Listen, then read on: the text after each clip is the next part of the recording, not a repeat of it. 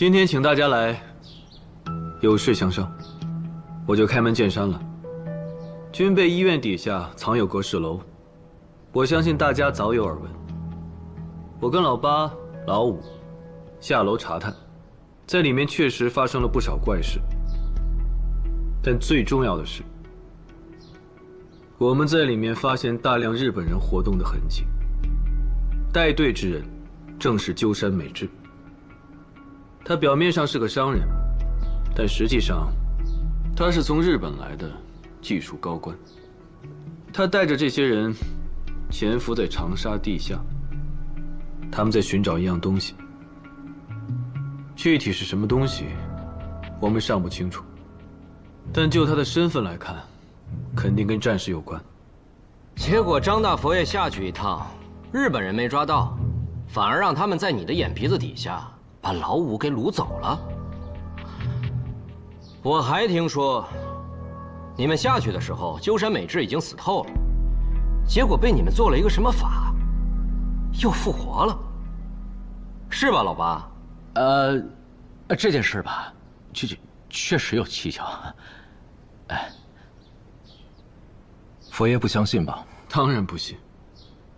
这一切都是诡计，只是我们暂时无法识破而已。死而复生，我也不信。不过我有一个更合理的推测。佛爷，你刚才说你是和老五、老八一起下去的，漏了一个吧？我怎么听说霍当家也参与了呢？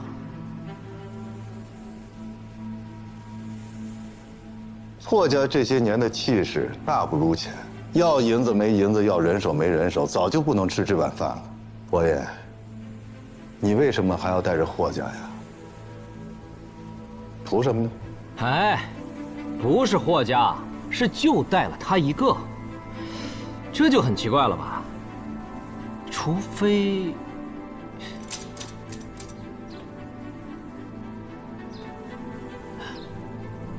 非老七是你的姘头，你为了帮他重振霍家，所以骗老五下地，合谋一起杀了他，再编出一个什么日本人死而复生的鬼把戏来糊弄我们。等事情过去了，再把老五的地盘分给老七。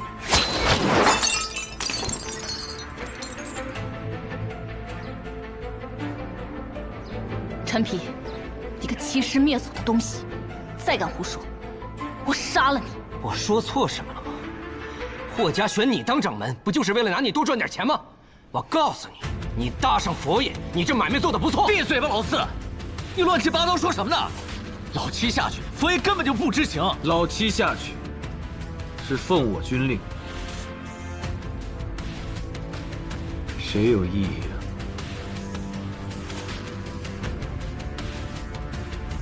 是我向佛爷举荐的。霍当家有一身倒吊下盐矿的好本事，在地下关键时候能救命。他能救命，那我……陈皮，够了。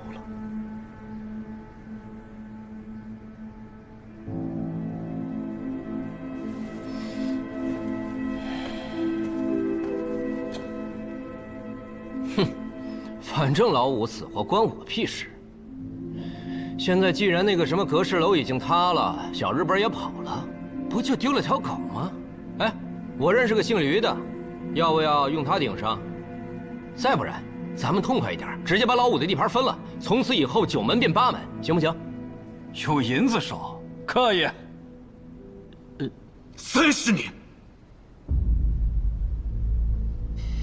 ，30年，八国大军打进北平，王爷贝勒们还在争权夺利。现在呢？现在到底谁还活着？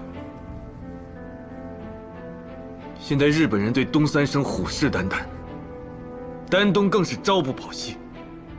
你们还奢望长沙能够独善其身吗？阁侍楼里，日本人潜伏了多年，老五被掳走了，这一切并非偶然，他们精心设计，背后肯定藏有巨大的阴谋。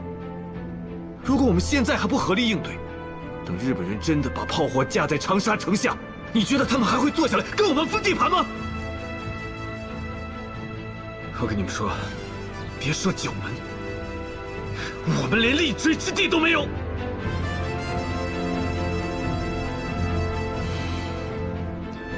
佛爷，你需要我们做些什么？现在大概率鸠山美智跟老五都不在长沙，我调不了城外的兵。我需要你们的商路、暗桩，还有外线都联合起来帮我查人。好，我们洪家会尽快派人搜查。我觉得日本人抓老五就是为了要做个人质。不可能，他们精心布局，引我们下楼就是为了老五。如果日本人的目标是老五，那老五到底有什么值得日本人如此大费周章呢？老五精通训犬、训鸟之术。老五训狗训鸟，多是用来传信寻物，但日本人没带走狗，也没带走鸟。难道他们要的是老五驯兽的本事？哼，怎么，日本人是要组一支狗军团还是鸟军团？老五家的狗虽凶猛，但离打仗还差得远。日本人到底想干什么？我知道了，老五他本来就是日本人的探子，他跟你一起下地，是为了去救那些日本人的，所以死而复生也是他搞的。绝不可能！我知道他们是怎么走的。佛爷说，阁氏楼就在军备医院的下面，这底下有一条地下暗河。如果他们不是从正门走，那唯一的可能就是走地下暗河。三爷对长沙的地下暗河了如指掌。我需要知道日本人的走向，劳烦三爷带路。好啊。为了这立锥之地，我可以陪佛爷走一趟。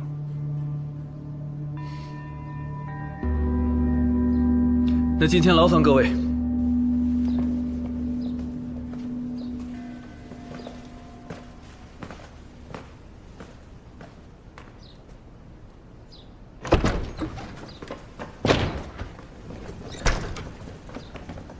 老七，你在院中稍后，我还有事请你帮忙。好。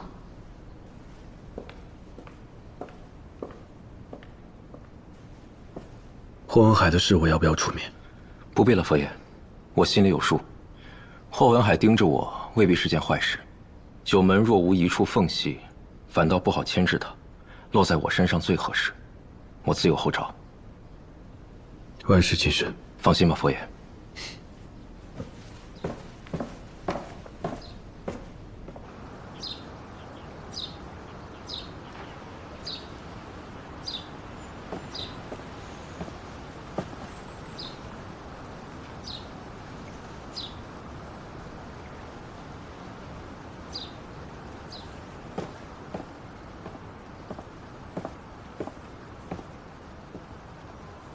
是谁指使你下阁氏楼？我们在底下发现有人一直在给日本人提供补给，这个人和派你下去的人应该是同一个。究竟是谁？是丁千岁。他让你做什么？他让我替他探路，沿途留下记号。我猜想，他也想下阁氏楼，只是后来我在底下发现了很多日本人的物资，其中有几样我一眼便可以认出，就是丁千岁之前委托霍家采办的。我也是那个时候才意识到，他早就投靠了日本人，也让霍家受到了牵连。你早于我们下水潭，你做了什么？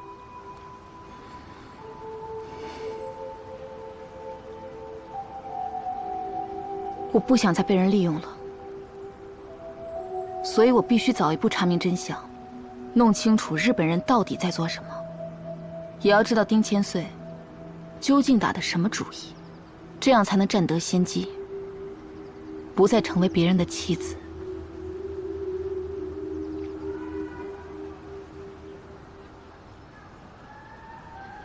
佛爷如果不相信我的话，可以去搜查霍家，或者也可以将我收押审问。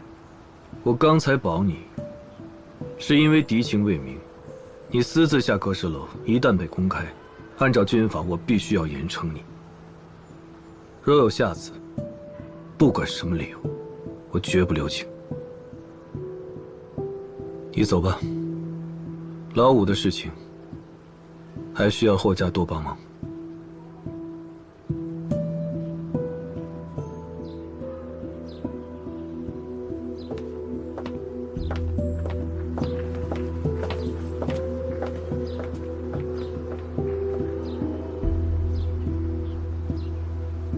有话直说。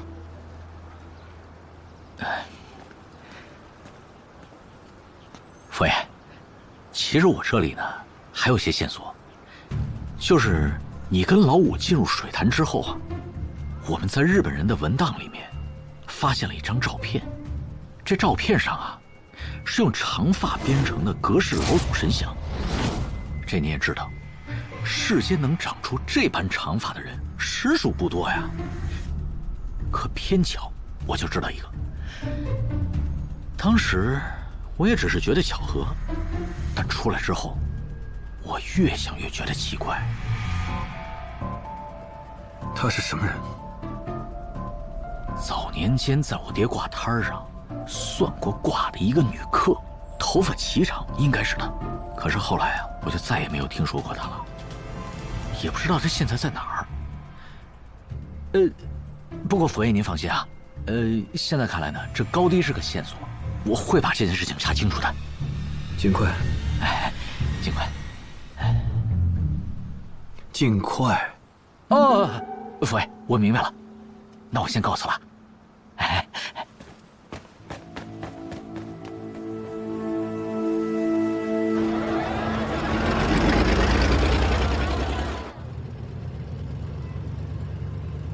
佛爷，看来真是丁千岁在搞鬼，可他不是个阉人吗？怎么会和日本人搭上关系？不只是日本人，他能够在长沙发家，背后主要靠的是美国人的暗中支持。怎么还有美国人的事？这个人的背景非常复杂，极有可能一手通日，一手通美，要动他，没那么容易。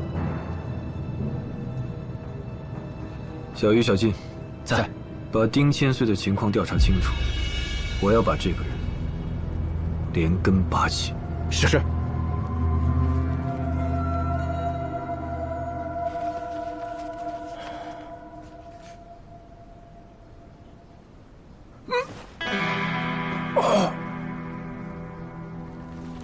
哟，霍长官醒了。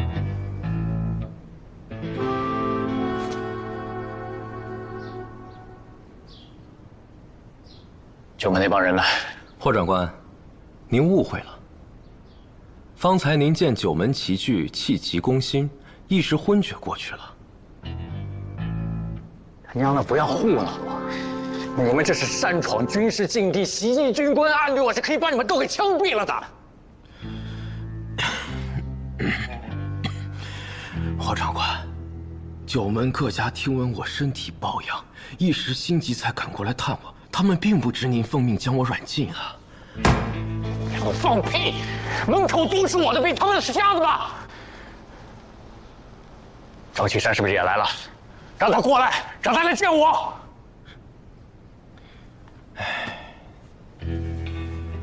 佛爷确实来过，见大家贸然闯入，也是当场呵斥，让他们各自回去，闭门思过了。佛爷原本也要追究那些守卫的失职之过，可又想，那毕竟是您的人，他也不便越权处置，所以特地让我带话，还请您自行发落。话已带到，说谢某身体不适，就先回去休息了。霍长官，近几日当少动些肝火，否则来日落下病根，那可就麻烦大了。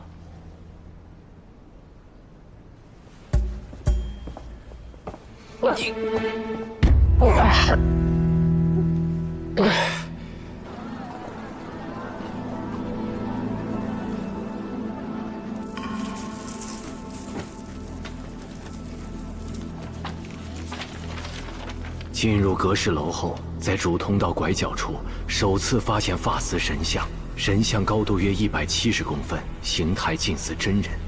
编织神像的发质在自然环境下极为罕见。一念苍生，一念命；一念苍生，一念命。再无遗憾，再无憾；再无遗憾，再无憾。一名江湖术士声称亲眼所见，该女子曾偶遇阁侍老祖传教，随即与其信众同行。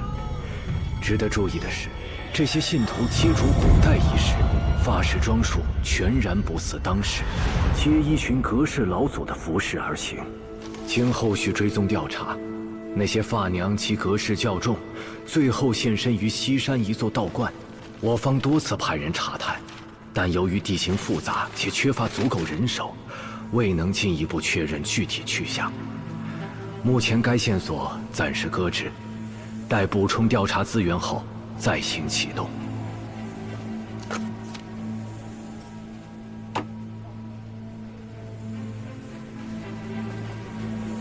这4劫已是定局，躲是躲不过去的。若我拼上这条命去查，或许能为整件事搏出一些生机。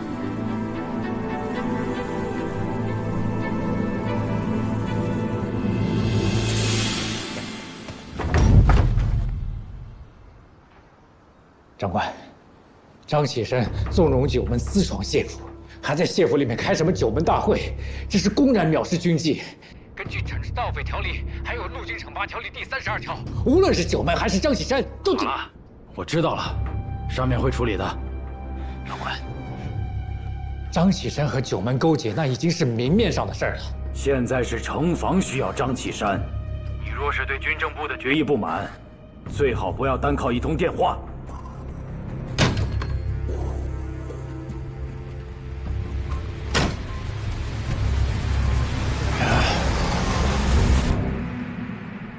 长官，霍文海又来电了，告张启山的状。军政部的意思是要肃清黑帮，可九门那摊子事儿，似乎总是下不了狠手。就是因为张启山吗？当年的头军是我亲手招的他，后来战场上是他将我从死人堆里背出来，救了我一命。我与启山的交情啊，不是3、2句话能讲清楚的。难道您打算放过九门？躲不过的。国事当前，这笔账终究是要清算干净了。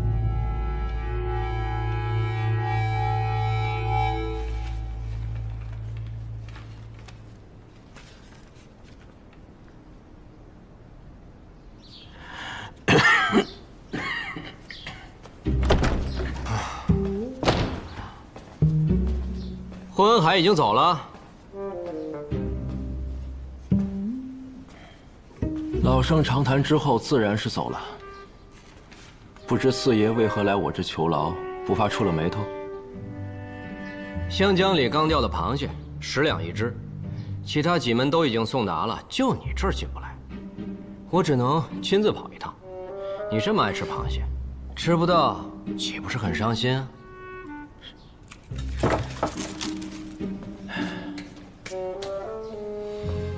当年你入九门的时候，和老三打的赌，你一直记得，所以年年都送螃蟹，一年也不落下。四爷守信，果然与旁人不同。那是自然，我这般讨人嫌的，要是没个特别拿得出手的长处，还怎么混饭吃？我陈皮答应过的事儿，天王老子来了也改不了。可你也不用造谣，我喜欢吃螃蟹吧？每年送来的时候都说我爱吃。该不会因为我姓谢，你就觉得我爱吃吧？爱吃不吃，哪儿那么多废话？困在这儿，不无聊吗？人到了一定年纪就知道，有时候能安稳坐着，已经是一种福气。你要是想出去，我可以想办法，只要不在长沙待着就行。哎，要不你跟着我干，保你过得比现在痛快。如果只是洗脱我的嫌疑，并不难。但只要我还是九门中人，早晚还是同样的结局。不是，我还以为九门里只有我知道，我们都不会有好下场的。九门能立得住，自然有它的道理，但这道理也不是永远都说得通。那时候世道乱，人心更乱，上面忙着打仗，底下人连口饭都吃不上。没了权力的约束，民间就自发生长出了替代性的秩序。九门不过是应运而生罢了。我们算不上什么好人，但至少让穷苦人有了条活路。现在，新的秩序已经建立，九门赖以生存的根基早已土崩瓦解。如今这世道，九门这种民间组织不仅多余，更是必须要铲除的威胁。老东西早晚都得完，有什么可留恋的？你不如先管好你自己，要么我帮你做条环海。老规矩，100文我就干。啊，谢家如果要退，也不可能自己一家全身而退。九门早就是一条绳上的蚂蚱，如果上面真容不下九门，必然是要斩草除根。所以才派霍文海来，霍文海也生在九门，对九门的底细摸得一清二楚。而他越想继续往上升，就越是要证明自己跟九门毫无瓜葛。他是不会手下留情的，他一定会想尽一切办法彻底除掉九门。军政部除掉九门，是个不可逆转的时代变化。一个霍文海不行，就10个；10个不行，就1000个、10000个。所以九门的结局早已注定，你、我都逃不掉。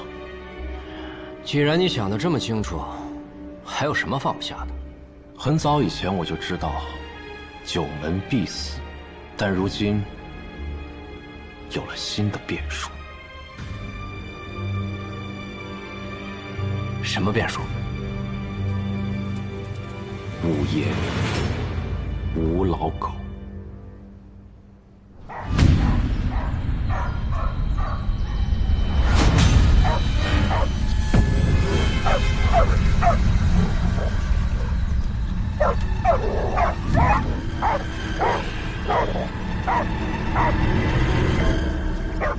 你醒了。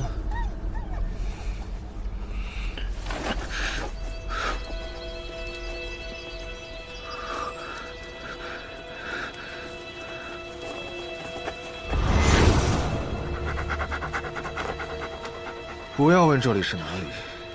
总而言之，你逃不掉。死而复活，你是人是鬼？这个世界上哪有死而复活？我亲眼看到的。那你猜，你有大把的时间猜猜，我们是怎么做到的？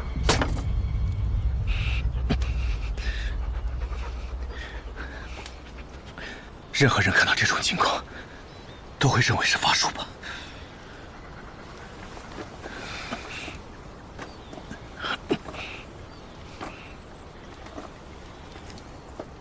是啊，这就是你们中国人伟大的地方。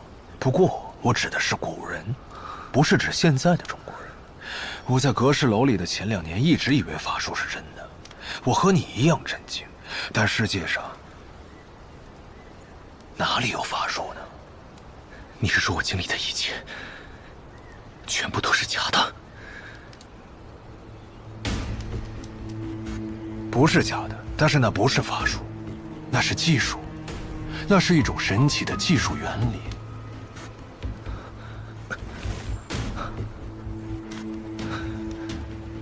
技术原理？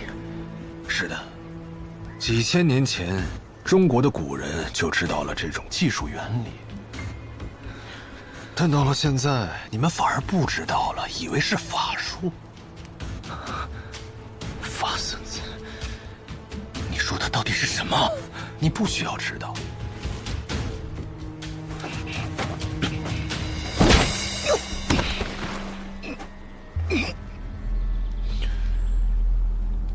起来，起来，起来，五爷，五爷，来，五爷，我请你到这儿来，是想请你帮我训练一种特殊的动物。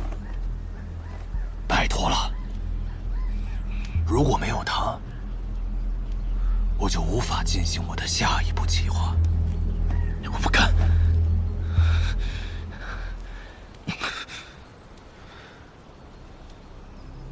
401部队现在在我的手中，就是张启山拜托你寻找的那个401部队。如果你不帮我，我就把他们一个一个全杀掉。到时候，你和张启山的约定就无法履行，你的夙愿也无法达成。军人上了战场，就准备好了赴死。我是土匪，我也一样。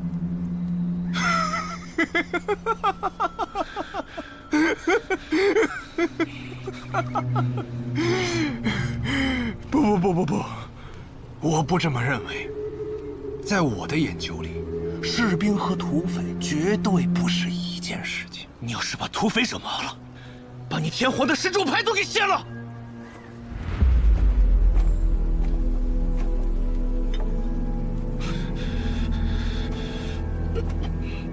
这样吧，五爷，先听我给你讲个故事，好解除你心中的一些疑惑。4年前，我潜入长沙阁氏楼，是为了探寻殷长生之秘。我被迫滞留地下，一困就是3年，直到你们当中的第一个蛀虫出现，事情才有了转机。我以为只要砸下足够的钱就能轻易摆平这种事，毕竟人全都是贪婪的。可我万万没想到，他们花了那么长的时间，竟然只找到了丁千岁。他又折腾了好一番功夫，才勉强撬开了霍家的口子。彼时我们已经到了快要饿死的份上，差一点就前功尽弃。丁千岁拿着我们提供的经费，开始买通霍家。霍家要想继续站在九门之列，那就得有人伸手相助。钱我有，路子我也能租，霍家也得为我出一份力。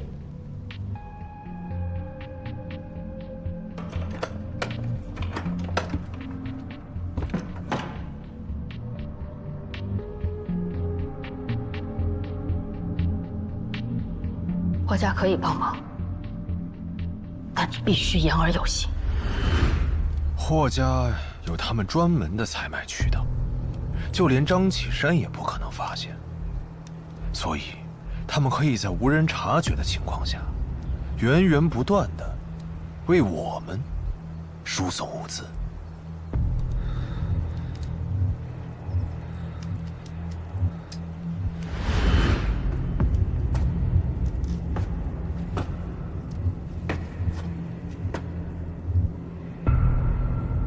而我在探查阁氏楼之际，发现山体上有一处裂缝，可与外界相通。虽不足以容人出入，但要做些别的事情，却绰绰有余。比如，让丁千岁把物资扔下来。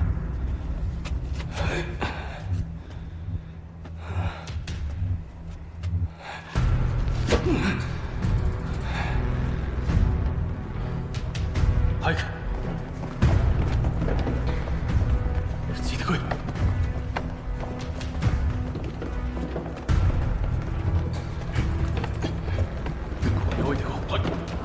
有了粮食之后，我们在地下的生活稳定下来。我知道自己短时间内难以离开，便潜心研究阁氏楼的秘密。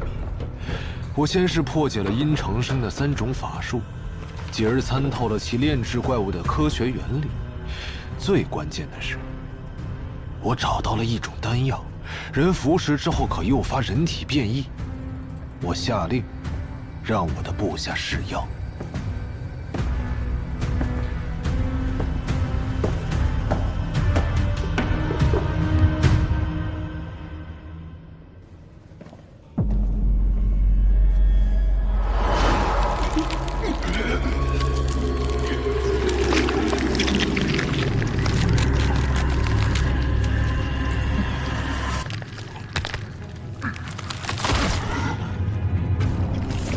由此，我们终于有了一个人可以攀爬悬崖，离开阁氏楼了。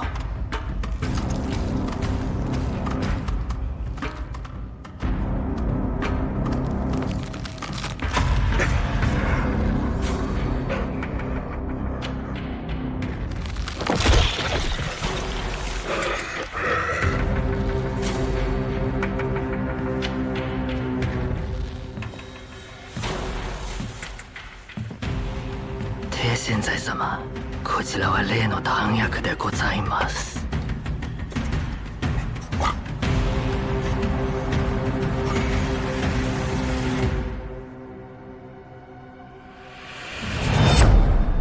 我在阁氏楼里整整困了3年，3年。我几乎参透了这栋楼里所有的秘密。所谓阁氏楼，不过是一个被精心设计的巨大骗局。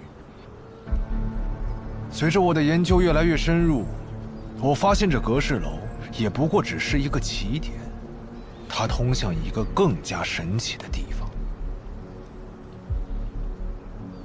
这里是不是只有通过地下暗河才能到达的地方？不愧是9门的五爷，啊，真聪明。是的，我们就是通过地下暗河，走了几百公里，才在一个隐秘的出口出来，来到此地。但此地也不是我们此行的最终目的地，要想到达那个地方，非你不可。所以我没办法，只能把你抓过来了。但是不能在长沙城动手，那样冒的风险很大。因此，你得让我自己送上门来。没错，我让丁千岁做了一块旧石碑，然后买通了401的几个人，让他们引诱部队去挖。他们在前面编故事，后面的人绝对会被吸引。其实年岁的药丸早就混在了泥土之中，只要他们动手，泥巴就会溅上身，他们就会中毒，就会变得痴迷呆傻。然后我再让我的人引诱他们下阁氏楼，诱惑张启山。终于，你来了。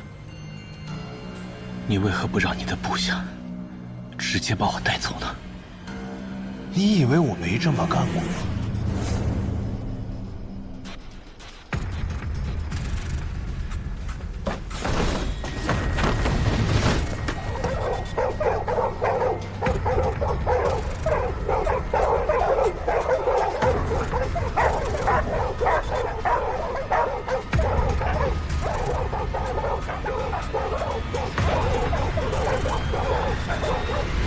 我深知你和张启山的能力，一旦阁氏楼暴露，我们就只有一次出手的机会，我只能勉强一搏。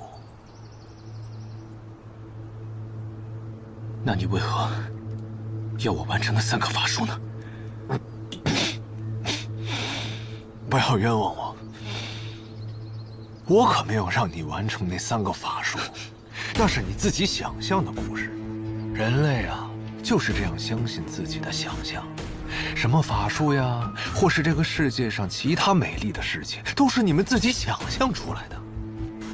看来我的判断全错了，你并没有逼我完成那3个法术，这都是我的臆想。你什么毛病？有3个法术吗？真的做过判断吗？真的有法术吗？什么意思？把话说清楚。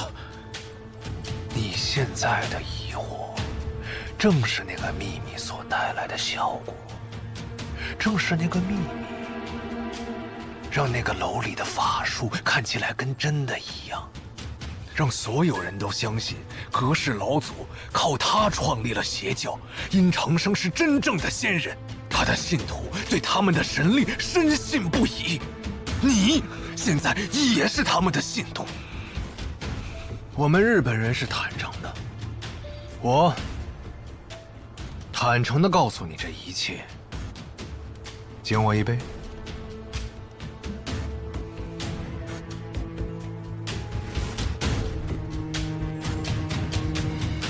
当然了，你也可以把它看作是胜利者的炫耀。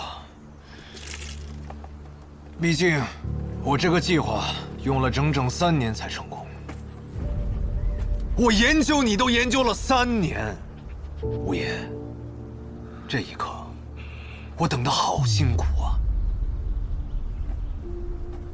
对了，所有一切霍家都有参与。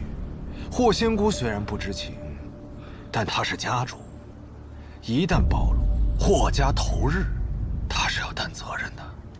如果你不帮我，霍仙姑不会死在日本人的手里，她会死在军政部锄奸队的手里。我知道你还想逃走，但事已至此了，你只能一边帮我训练那个动物，一边找机会逃走。好了，胡子，从明天开始吧，拜托了。儿子，孝顺爹好不好啊？嗯。孝顺爹，晚上爹给你好吃的。嗯。孝顺爹。说什么呢？带他出去玩吧，出去玩啊！去。嗯。好，出去玩啊！哎。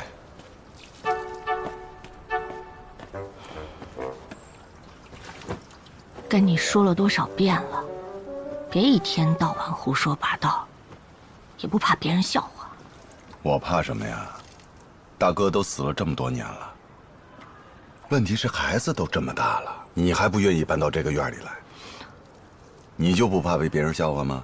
我不怕呀，我一个妇道人家，大门不出二门不迈的，我怕什么？你不一样，你可是9门的3当家。3当家怎么了？3当家也是人啊，我这条命就是棺材水里泡出来的，要不是你护着我，我早死在沟里了。这玩意你到底是咋想的，啊？你要是嫌我手脏，我可以金盆洗手。哎，不是说了和佛爷办事去吗？啊，还不赶紧收拾一下？走了。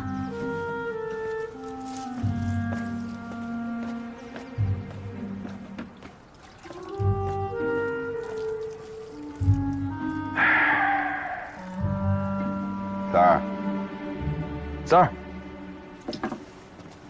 三爷，你过来。你说你嫂子……三爷，您不是要跟佛爷出门吗？我去收拾东西。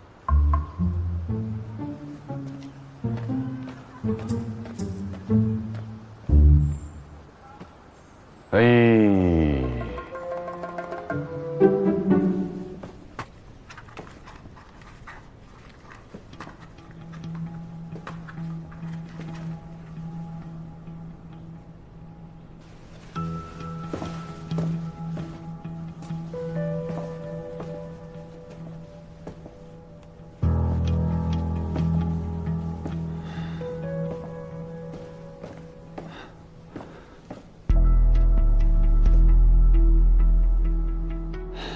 怎么会没有丁千岁的名册呢？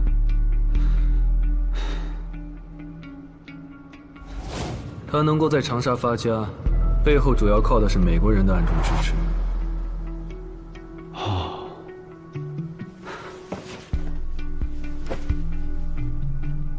去请三爷。是。佛爷，三爷已经到了，在门口要见您。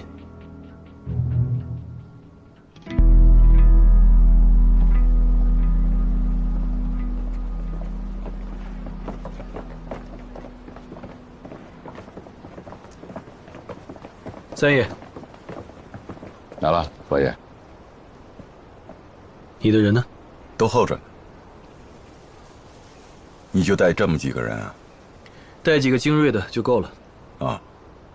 哎呦，我可是带了300个人呀。这么多？好像是有点多哈。要不这样，咱俩谁都不带，图个清静。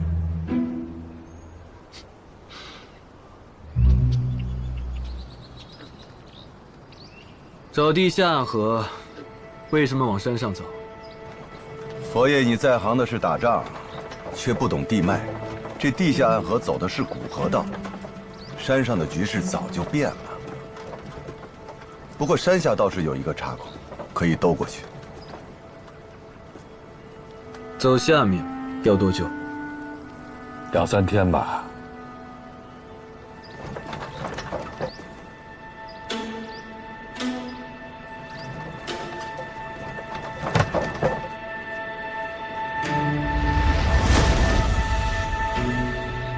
累了，在这儿歇会吧。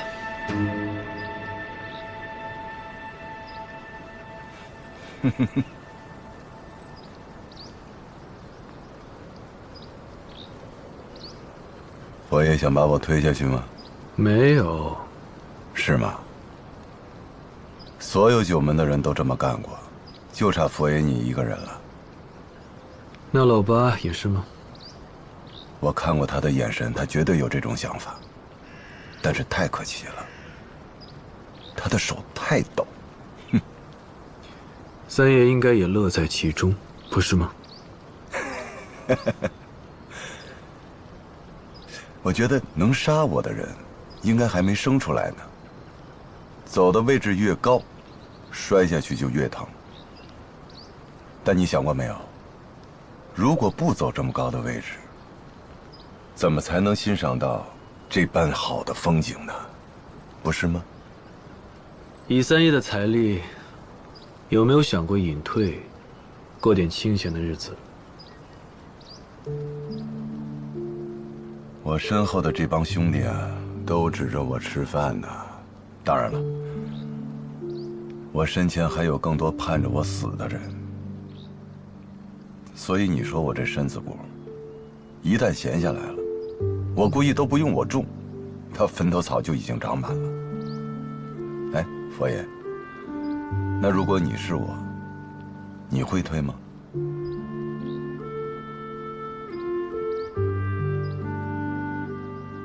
所以啊，别想那么多，而且想多了也没用。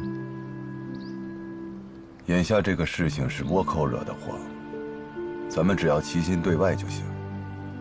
我估计日本人都没有想到，有朝一日，他会让我这么一个废人拦住了路。嗯，三爷不要妄自菲薄，在九门里，最纯粹的，一直都是三爷。我们或多或少都沾染了一些杂味，希望三爷可以一直保持住这份纯粹。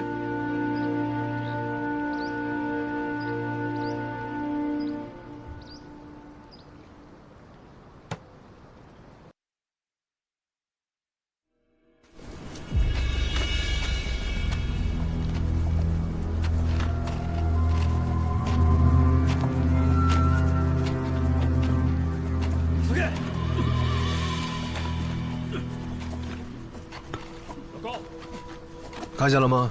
那下面有个地方，我们非常想进入，可是用尽了方法都无法成功。不过，有一种动物，它可以进入。这种动物非常的难抓，我们费尽心机，终于抓到了一只。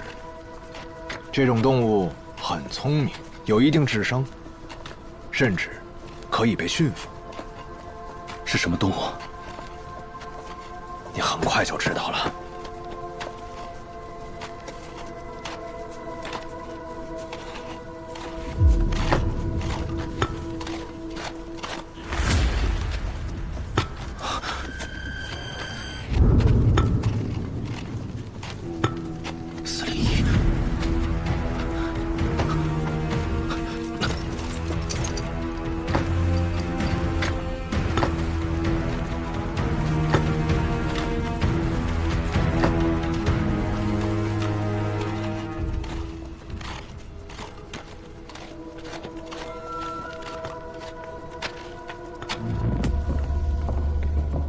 你只要能把这事做好，我就会把格式楼的科学原理告诉你。我掌握的秘密和要去的地方，比格式楼厉害得多。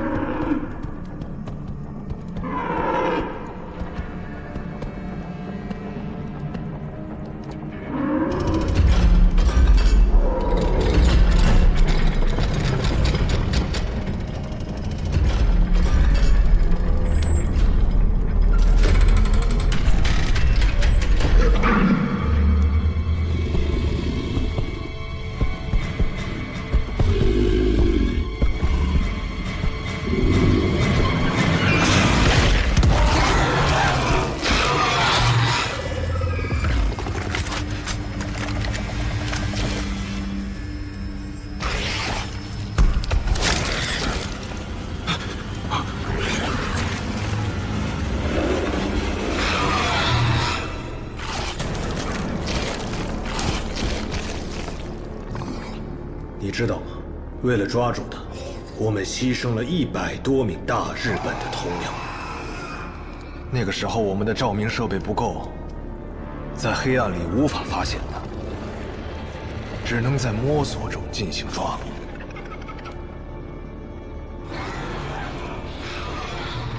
你有什么需要的，找田中局，他会立刻替你补齐装备。但如果你训不好，那就请不要再出来了。只要我驯服好了他，你就会放我离开吗？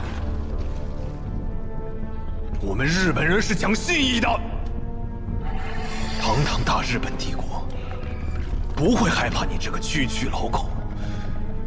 只要你能训好他，我就会放你离开。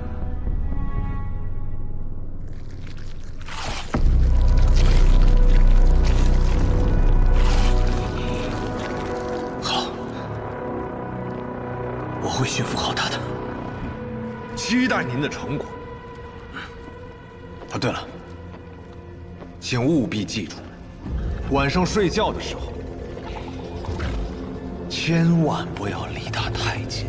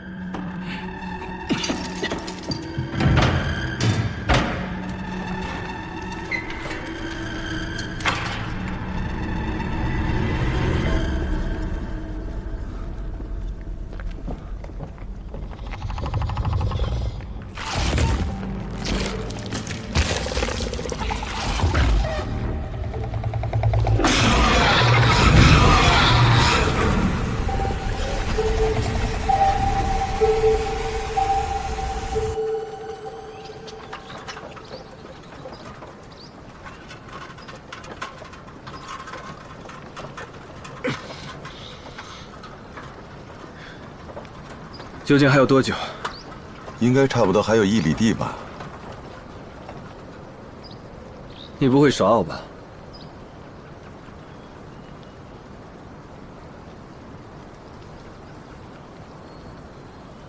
其实有件事情我没跟你说。什么事？我就是格式老祖。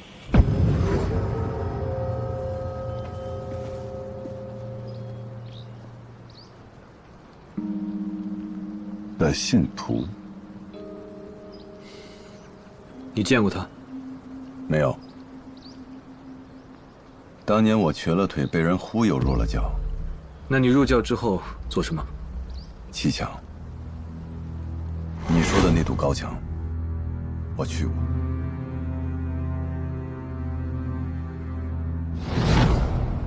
那栋楼的事情，你知道多少？其实什么都不知道，我只干了2天就走了。因为我当时意识到，那楼里肯定发生过什么大事，所以他们才要砌墙封锁整个楼。当然了，我也是因此才知道，阁氏楼下面有一条地下暗河。所以你对这个教尚未了解，你就走了？我不走干什么呀？再说了，阁氏老祖要真有那么大的本事，早该看出来那楼里要出事，还用得着我们去砌墙封锁整个楼吗？三爷果然迅速看透，难得。我腿虽然瘸，但是这儿不瘸。走吧。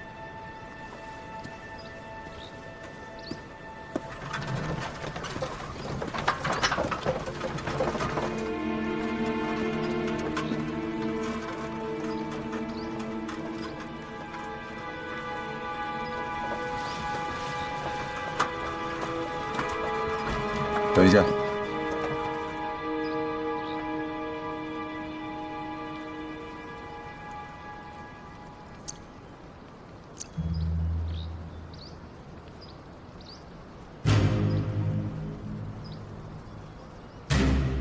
这边叶子上的露水多，潮汐重。走这边。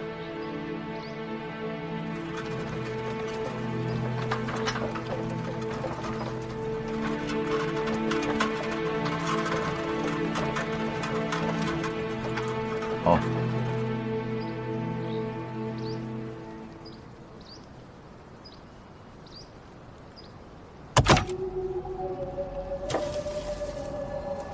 把它点燃，让烟走一走。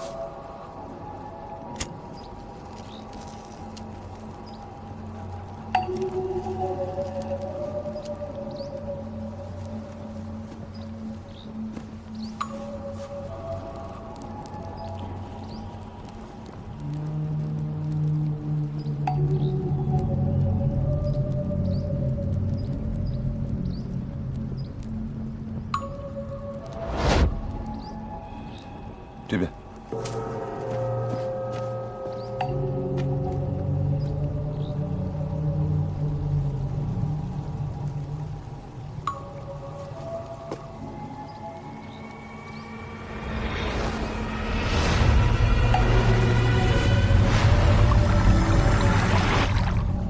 这里有水声，水流湍急，应该是地下暗河。那它应该就是阁氏楼下面这条了。但是日本人是不是从这儿走的，我可不敢说呀。这儿土松石散，如果要爆破，很有可能坍塌。三爷专门引路至此，应该有你的法子。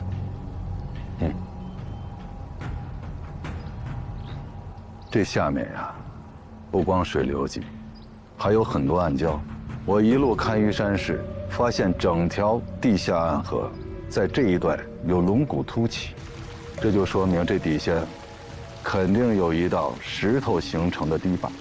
三爷不用下去，就了解地下暗河里面的情况，果然是老瓢把子。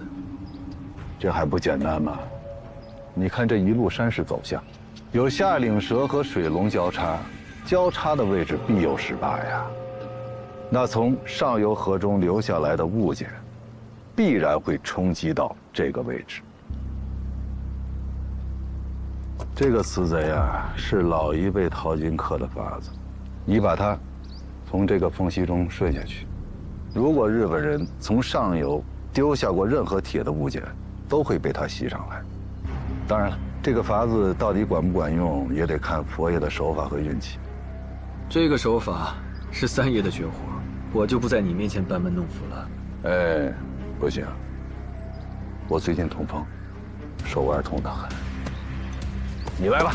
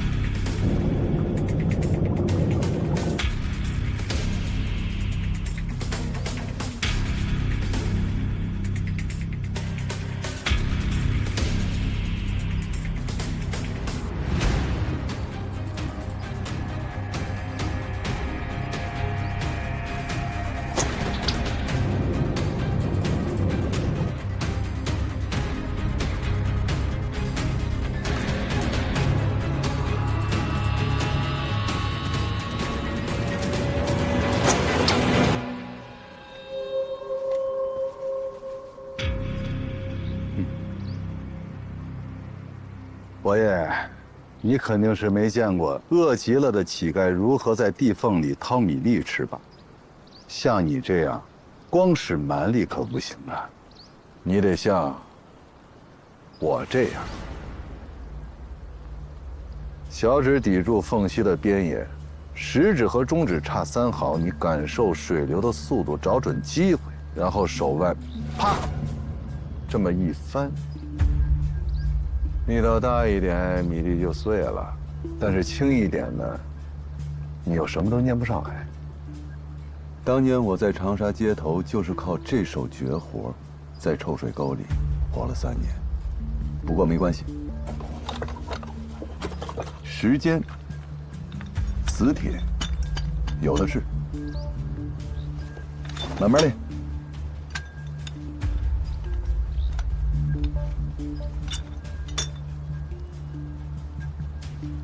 这个虽然是乞丐的绝活，但关键时刻能救命。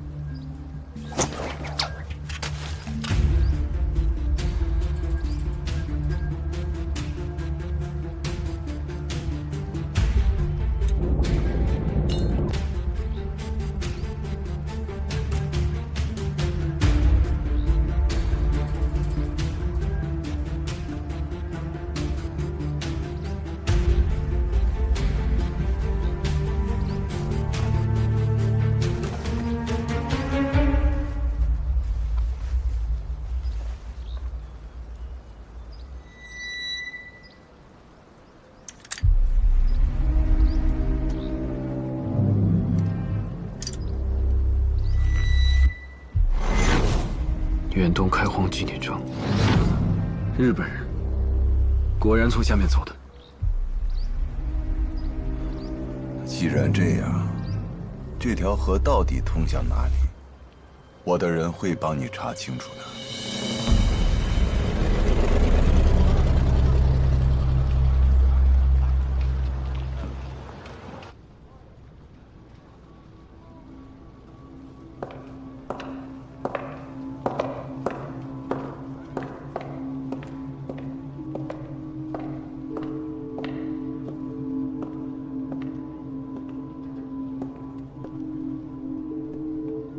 来了，怎么回来都不打声招呼？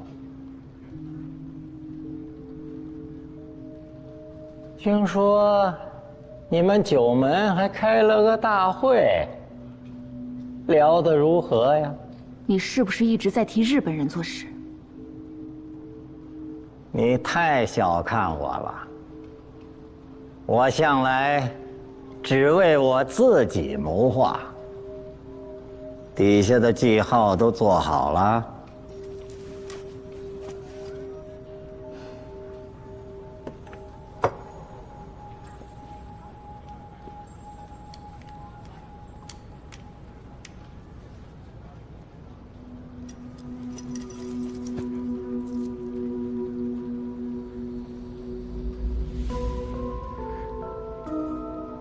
我当家果然厉害呀！居然能找到这个！那我就不要下去了。看来这的确是你想要的东西。这到底是什么？你自己带出来的，你不知道这是什么吗？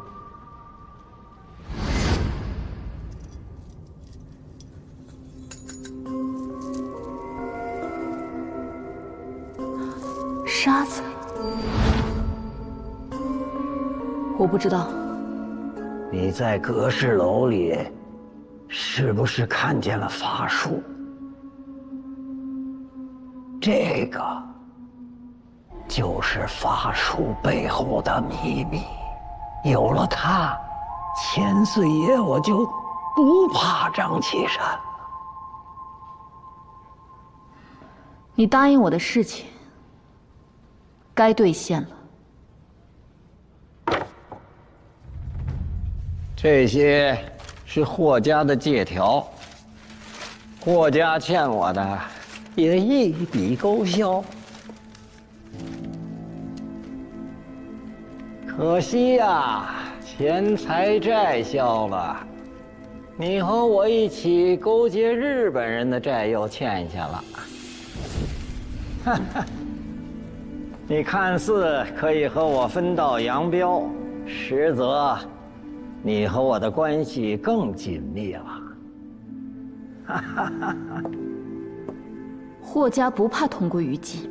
哎，没到那份儿上，勾结日本人，也未必都是坏下场。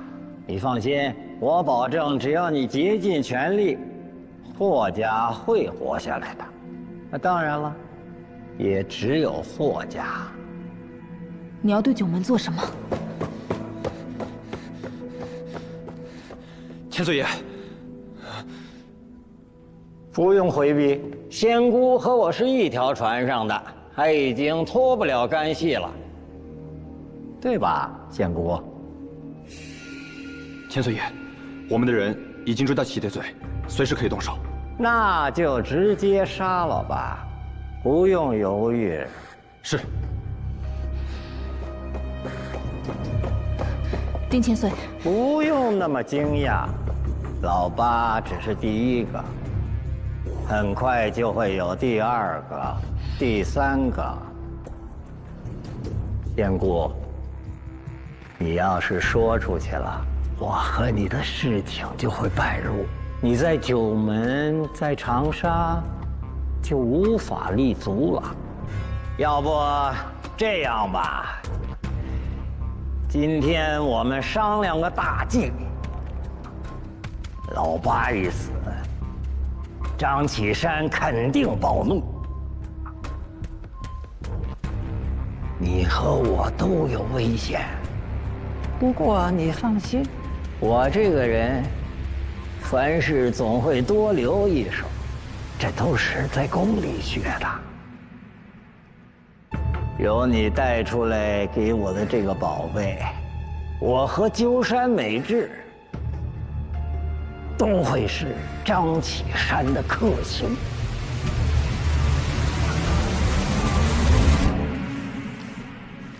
佛爷，丁千岁的底细，小静都查清楚了。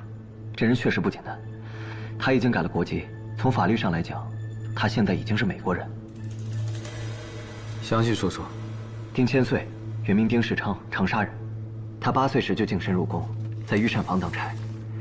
光绪年间，宫中有个比利时传教士，名叫约瑟夫·范德堡，他是专给慈禧太后进献西洋点心的。丁千岁想方设法巴结上这个人，靠着这层关系得了出宫采办的差事。13岁时，丁千岁跟着约瑟夫传教士到了上海，他先是投靠了比利时人，在法租界的教会，随后不久又搭上了美南长老会，混进了广慈医院当差。同年受洗，取教名塞缪尔丁，正式开始修读神学。然后他靠着教友特案申请了特别登记，在16岁时正式加入美国籍。他靠着这个身份再回宫，反倒更吃得开，所有人都要敬他3分。一个宫里的太监，摇身一变，变成了个美国人，绝对不是常人能办到的。后来清朝倒台，他立刻卷走宫里的银子，投靠美国人。42岁时，在美国人的安排下，他到了长沙，表面上是办洋行做生意，可暗地里，他就是在帮美国人倒账洗钱。不过美国人也不信任他，重要生意从不经他手，丁千岁无法从中获利，无奈暗中又攀上了日本人。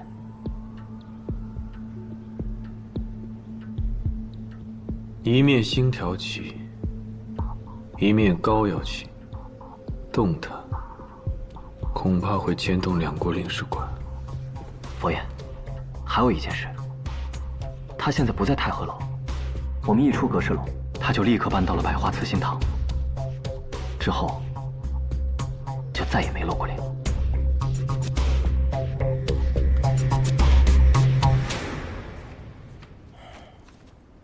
丁千岁肯定已经猜到我们查出他和日本人的关系，所以才躲起来了。现在若要动他，除非进领事馆抢人，这事一闹大，美国领事馆那边必定出头干涉，那么这件事情就会演变成外交事故。所以为什么我来找你？你来找我，怕不是我聪明，而是急着救吴老狗吧？你对吴老狗是否有所改观？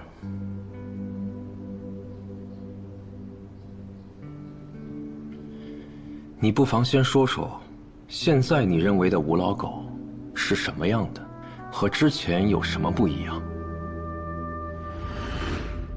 我想活下去，要有口热饭吃，要活得像个人啊！我再信你一次，你最好能抓住他。我信你还有1成的可能会保九门，我就赌你这1成。我帮你。有勇有谋，有赤子之心。虽然文化水平低了点，此番要动丁千岁，按照你以往的性格，绝对不会如此的冒进。你已经赞同我的想法了。五爷对九门很重要，确实很重要。所以，这事虽难，倒也不是不能做。首先，让他们觉得丁千岁已经是个废子，但这个废子还得有点利用价值。九爷，该怎么做？30年前，北平闹天花。死人堆在巷子口几天都没人收。如今虽然可以种牛痘预防，却未断绝。这种病一旦闹出来，谁都怕。教会绝不会再留人，一定会第一时间把他送去医院。据我所知，教会在长沙有自己的医院。没错，但不止一家。其中一家圣玛利亚医院归洋人管，另一个普济医院。名义上虽然也归属教会，但实则是地方官办。只要丁千岁被送去的是普济，人出了教会的地盘，就是咱们说了算了。要丁千岁真的得天花不容易，但是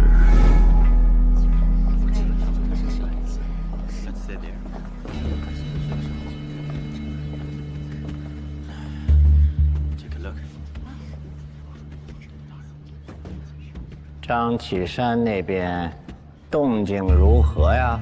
他已经派了好几拨人去府上探过，听说还查了您的户籍。知道我是美国人，他吃了一惊吧？如今他再想动我，也无计可施了。真想看看那张沮丧的脸儿。纸上涂的是麝香草乌软膏，味道神似米浆，一旦贴身，药性便会慢慢渗透，3、5日后起泡红肿，症状乍看与天花无异。什么人都能进我身呀？啊！要是张启山的人，是不是我已经死了？睁大你的狗眼！臭奴才！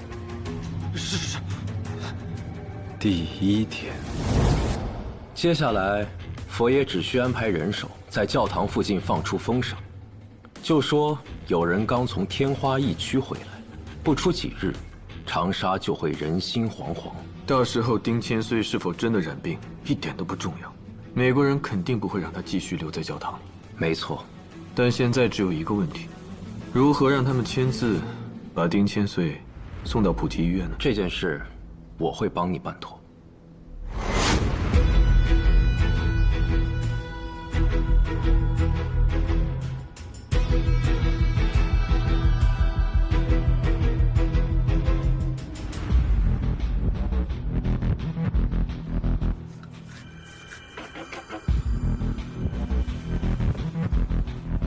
这是天花，这是天花！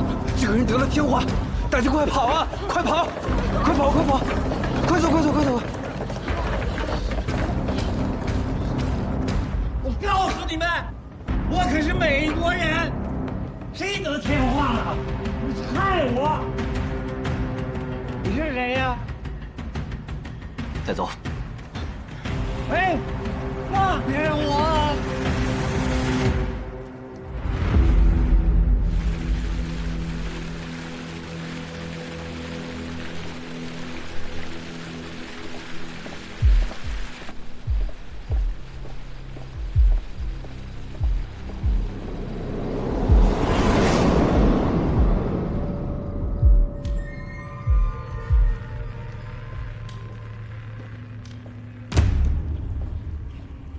张启山，你设立私狱，扣押美利坚公民，这是死人罪！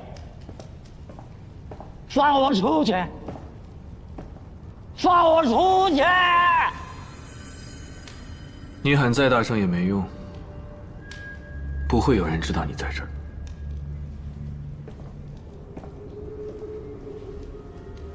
鸠山美枝到底跟你什么关系？他在阁师楼到底在干什么？为什么要抓吴老狗？他们现在在哪儿？说！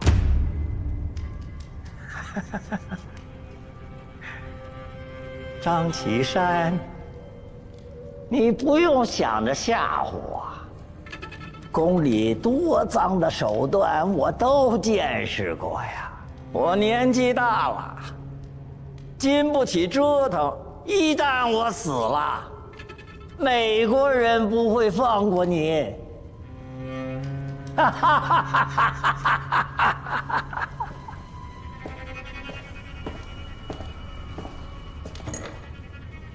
我老家有一种特殊的刑术，能一只手捏碎你的头骨。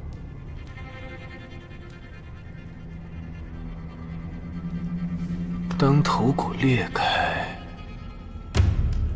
无论一个人的意志力有多强，他都承受不了这种痛苦。从这一刻开始，你会感觉骨头被一个巨大的铁钳夹住，你的脑袋就像不断被充气的气球一样，从内到外一直膨胀。接下来，你会听到啪嗒啪嗒的声音，这是你的血管一根一根在爆开。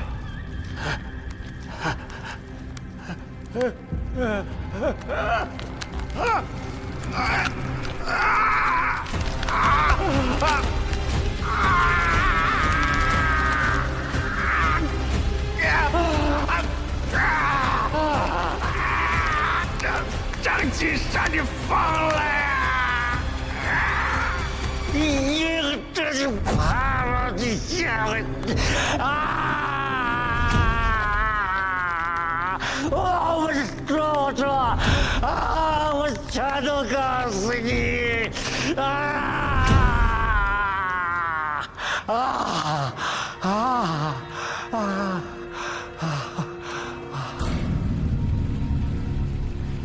我呀，原本不想和日本人牵扯，早年他们扶轻自重，打着中皇的旗号，结果呢，转头就逼朝廷割地赔款。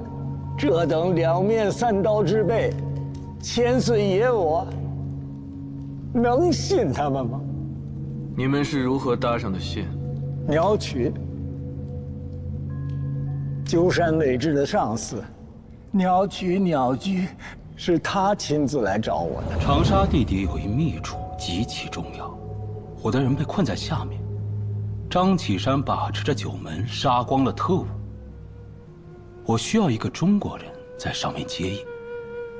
我是美国人，凭什么帮你呀？美国人，美国人对你们中国不过是贪图市场、攫取利润，你跟着他们不过是混口饭吃，永远也翻不了身。而我们大日本帝国要的是这块土地，这里迟早都是我们的。你若是现在帮我，日后便是人上人；否则，待局势定了，你仍旧是个跪着讨饭的奴才。我是一个不完整的男人，奴才。我做够了，想翻身啊！光凭洋人的一纸国籍不够，要做就得做真正的主子。我在日本人的帮助下，买下了太和楼，给鸠山运送物资。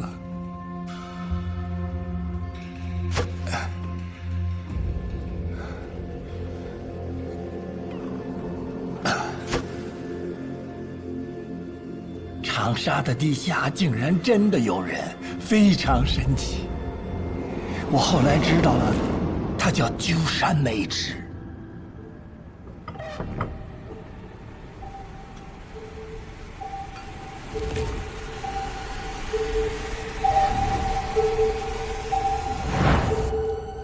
关于阁氏楼，鸠山还跟你说过什么？他不多言，从不解释。只发号施令，我听命行事而已。其实啊，你们也不必太在意那栋楼，那地方就是一个幌子罢了。鸠山真正要去的地方，从来都不是阁氏楼，是地下暗河的终点。你们知道地下河？你们是怎么知道的？终点在哪里？告诉我。湘西，我只知道那个地方大概在湘西。他们做了很多事，都是为了去那个地方。湘西到底有什么？难道还和阁氏老祖或者殷长生有关？鸠山到底想干嘛？我不知道啊，这些都是我分析出来的呀。我不傻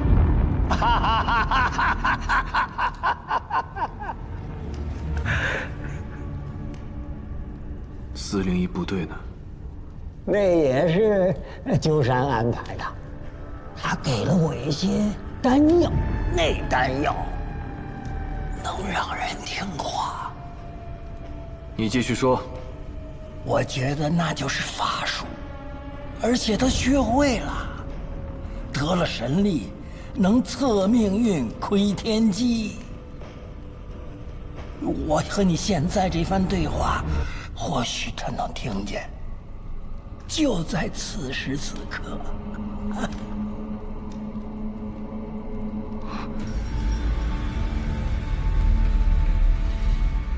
你知道的，肯定不止如此吧？和鸠山美智这么多年配合。我早就发现了，阁氏楼里有法术的原因，可他总说那不是法术，而是科学。去他的吧！法术的原理是什么？说出来。可以让你将功补过。张启山，你太高估你自己了。我既然知道法术是怎么回事，我就有能力倒转时空。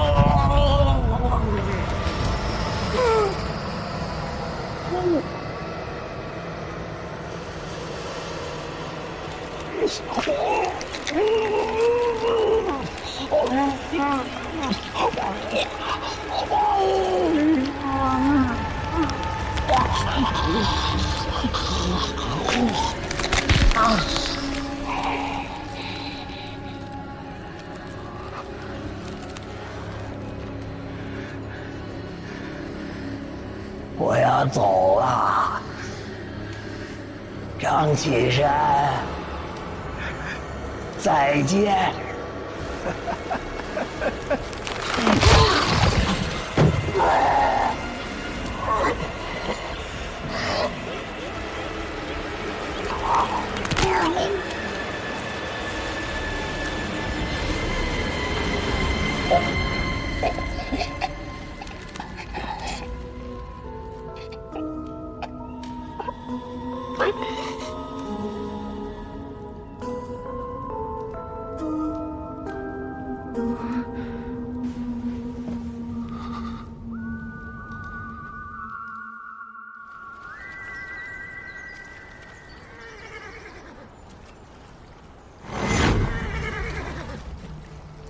哎，过来，过来，过来！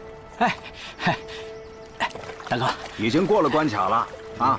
你现在应该告诉我，为什么要花钱混入我们商队？啊！哎呦，这如今世道这么乱，这土匪又横行，跟着你们走，能安全一些。你说这样的屁话，你以为我会相信吗？赶快滚！哎呦，大哥，这个，哎，我给你交个底儿吧。其实啊，因为我看你顺眼，啊，哈哈哈！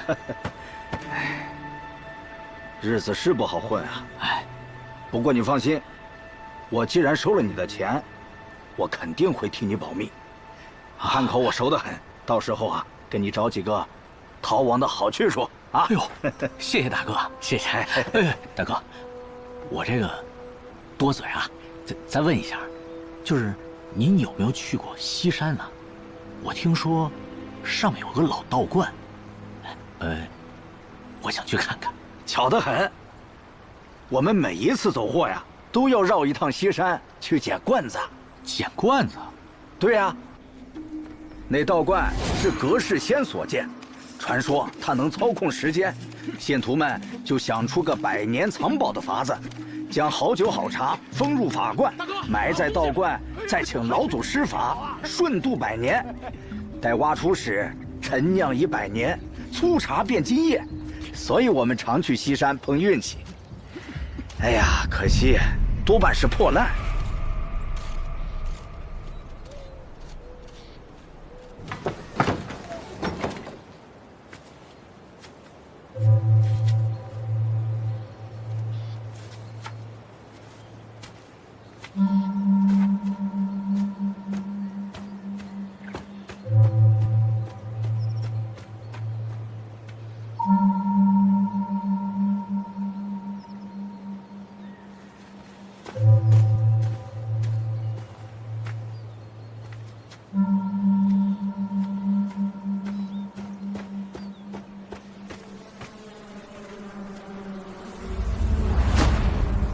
又来人了，您诸位好啊！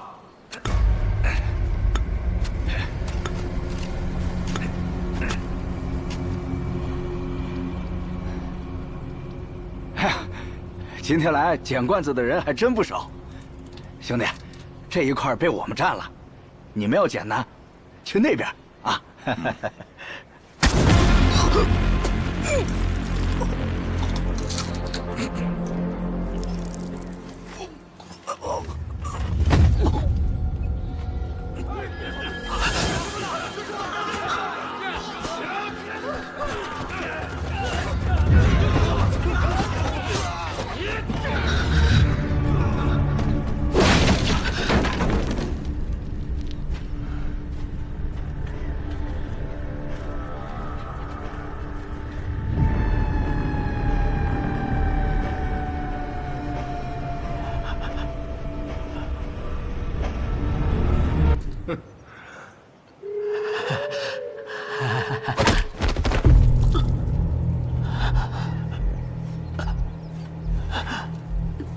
张启山，到底让你来这儿查什么？不如你现在就给自己算一卦，就算你怎么死的。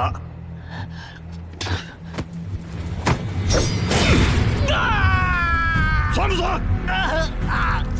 我算。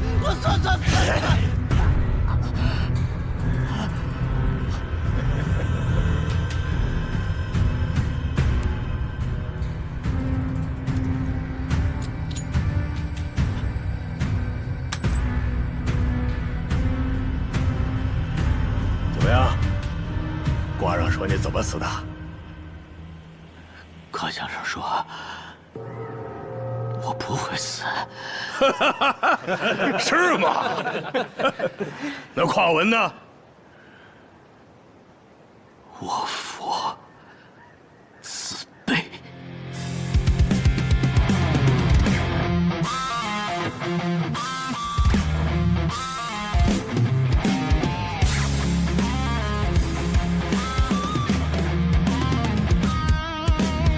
被乱世包围，烟火中巡回，时不准这方程式进退，江湖的倒影，天下的安危，要怎么做才不算有愧？宿命我无畏，尽处有山追，有一成不退，不悔不愧。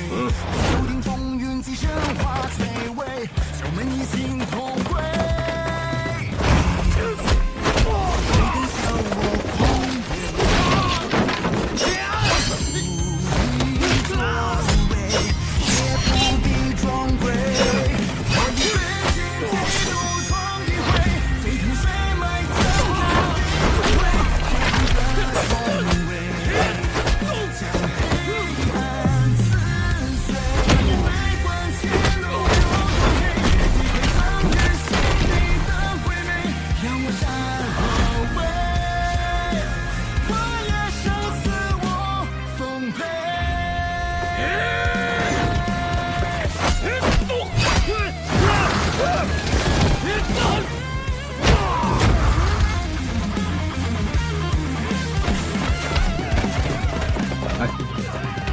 别去了，佛爷最近心情不好，让他发泄一下吧。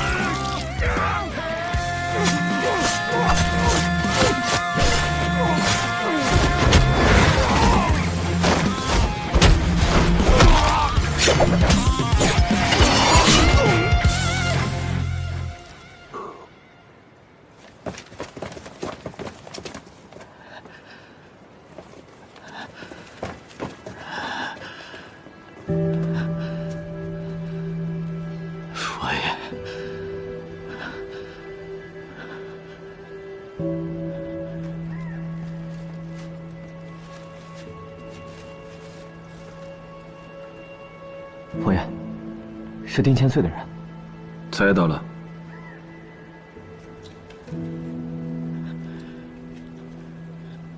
佛爷，疼死了。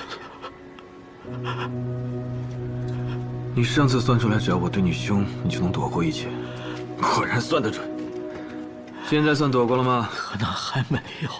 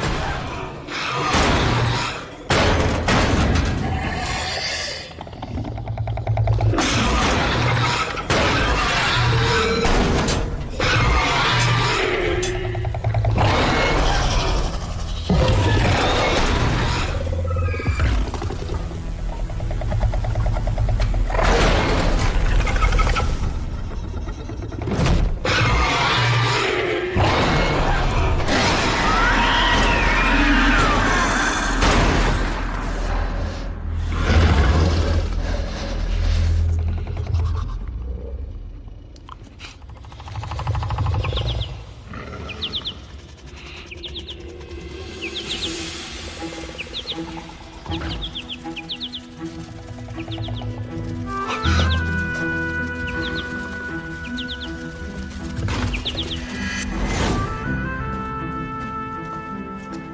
爷，阿图死了，你把我的小翠带上吧。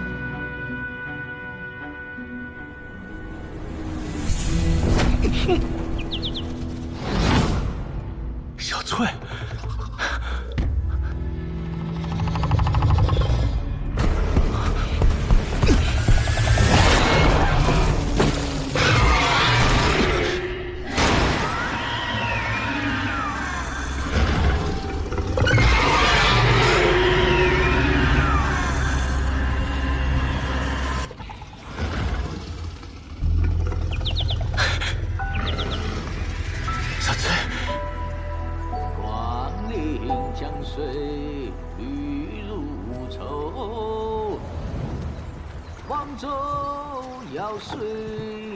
万点愁，莫问恩错。你今天心情不错啊，唱起了湘西小曲。既然大难不死，必定要放声高歌呀！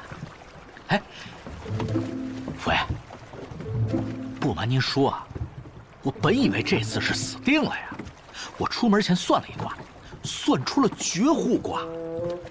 那你还是去死吧，啊！否则你奇门八算的招牌要砸了。砸不了，砸不了，因为啊，命设穷奇呀。这祖上说了，只要遇到身上没有穷奇之人，奇门八算本就是算不准的。所以舍身到这里，你到底查到了什么线索？还不说？哎，父爷，我不是这个意思，我是想说，好，我说。我看到庙里的法草啊，都是湘西的样式。法草在湘西多用在洞穴祭祀，只有在洞里得到的人，才会将法草带出传法。看来阁氏老祖不仅在长沙有阁氏楼，起码在湘西还有个洞啊。果然是湘西。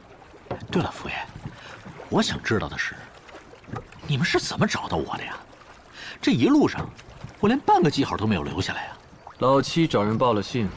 佛爷，进一步说话。 是姐姐让我来的，姐姐说七八爷的时间不多了，有个地方你必须马上去。哦，原来是老七心软，让小妹去报的信啊。说明你平日的人缘还不错，要是其他人，他未必会动恻隐之心。可是佛爷，这霍家平日里跟墙头草一般。 近几年又跟丁千岁走这么近，这明显就是等着看九门还是丁千岁，最后谁获得胜利。老七此次帮我，怕是对霍家不好交代吧？霍家虽然跟丁千岁合作，但老七的立场还在九门，他帮你是大义。今天的天气不错啊。是啊，天气不错。继续唱。 啊，佛爷，我就会这两句。好，我接着唱。哎，是要渡头护兵手。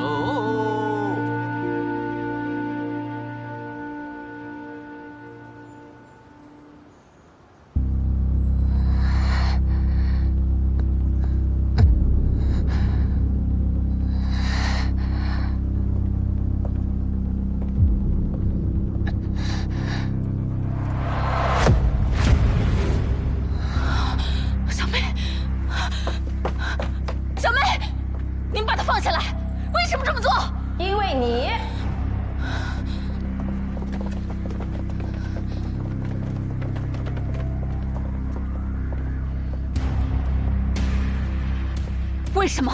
是你让他把齐铁嘴的去向告知的张启山。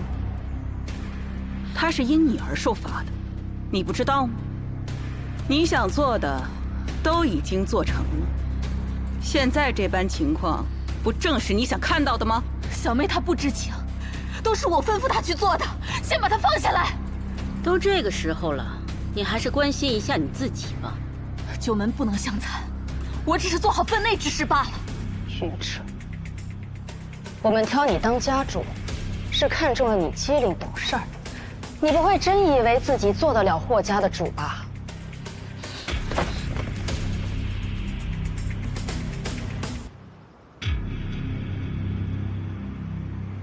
年年，我曾经跟你说过，只要你肯听丁千岁的话，你关心的所有人都能鸡犬升天。可你非要一意孤行啊！如今这局面，是你咎由自取，你知道吗？丁千岁已经死了，丁千岁的债务已经结清了，他现在的死活与我霍家何干？你怎么就看不透呢？人如其子，各有其命。丁千岁能走到今天的位置，是因为他身后的人看中了他，需要他来对抗九门。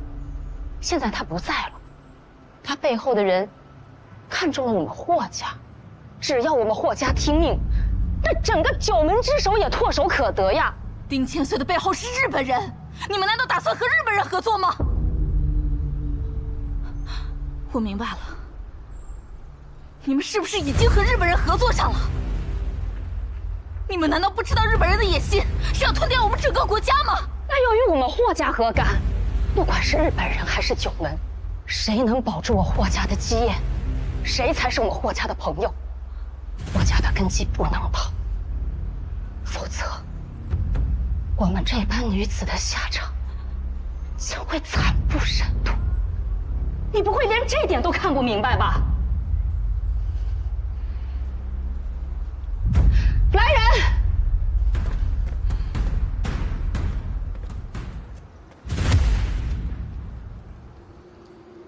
这是你的认罪书，你签了它，准备受罚吧。无论如何，霍家绝不能同日。掩耳盗铃！早在我们霍家选择帮丁千岁那一天起，整个霍家就已经没有退路了。签了吧，当家，请吧。我看你们谁敢！敬酒不吃吃罚酒。打！小梅，小梅！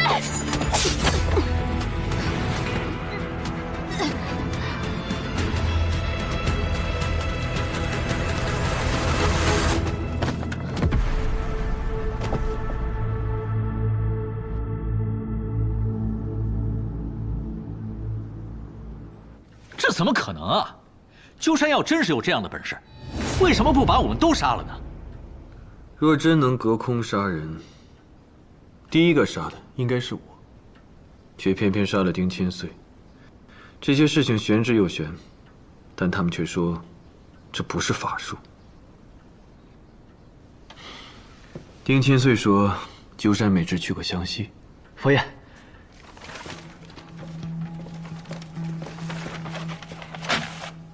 三爷那边传来消息，地下河的水脉就是沿着这条道走的，也是通到湘西。到湘西后分支太多，不好判断了。阁氏楼的发现足以让他为日本立下大功，还不满足？佛爷，湘西难道藏着更大的秘密？八爷啊，这就是丁千岁说的鸠山能够使用法术背后的秘密。你见过这东西吗？见你个头啊！画的这么难看，佛爷，这什么乱七八糟的东西嘛？这是金色的罐子，使用的时候会转动。我们得赶紧出发，罐子的来历只能交给九爷去处理了。可湘西范围那么大，我们怎么能够找到他们？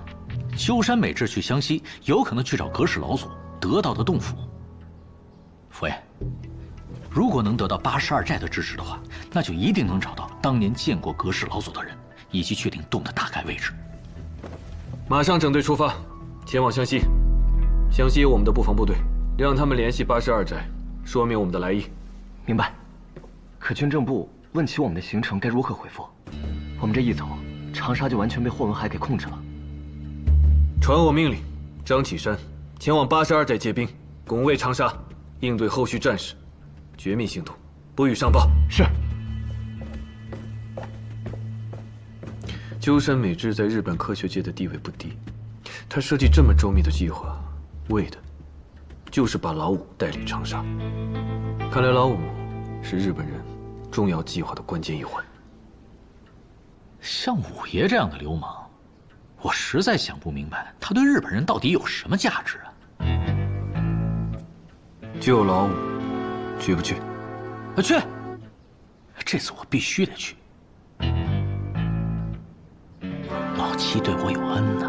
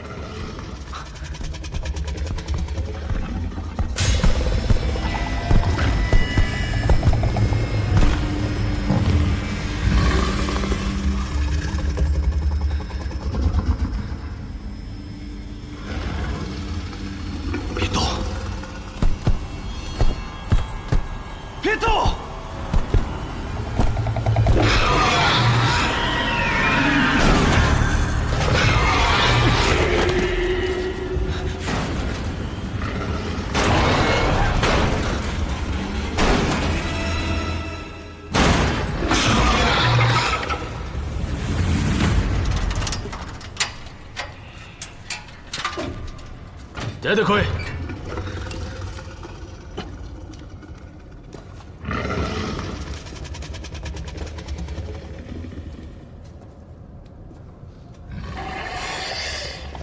吴藏，进展不妨再快一点。张启山肯定在拼命救你，不过他要找到这里，恐怕有一定难度的。你该不会对他还有期望吧？听说你和他不和这件事情，看来也是谣传了。可以。猜到了吧？你要是再不拿出点真本事来，这2名士兵就会成为他的食物。我本以为你们这些读过书的日本鬼子会耍什么新花样，没想到还是这套下三滥的把戏。对，就是这套把戏，在你们中国屡试不爽。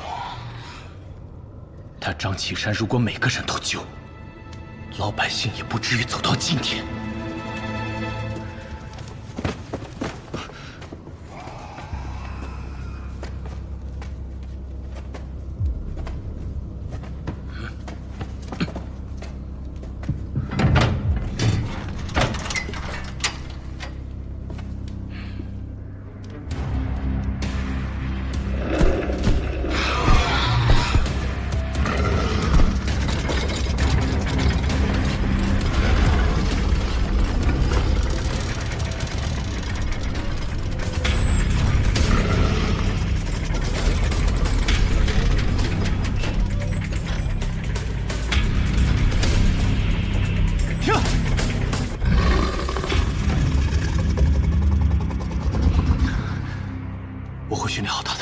多久？7天。5天。训练需要时间，只给你5天。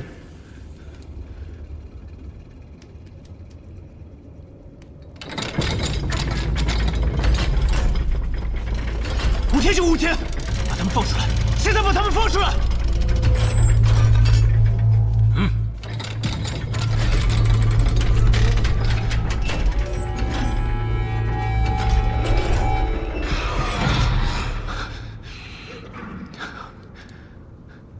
！5天之后，我要见到成果。等一下，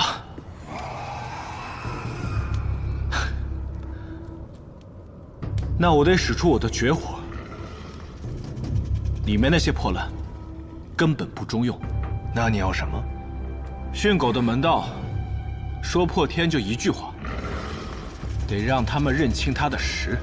即便是狼，闻到自己喜欢的食物，尾巴都得摇上3摇。所以，得先搞清楚这畜生到底喜欢吃什么，哪种食物？我哪知道？所以，得去你们逮他的地方找一找，那里或许会有很多线索，比如头发、脚印，甚至吃剩的骨头，都能了解他的习性。要驯兽，得从这畜生的根儿着手。哦，吴藏想出去，你还怕我跑了不成？自力 DK， 嘿，还要什么？我要做哨子，给我纸和笔。卡里诺尤托里尼。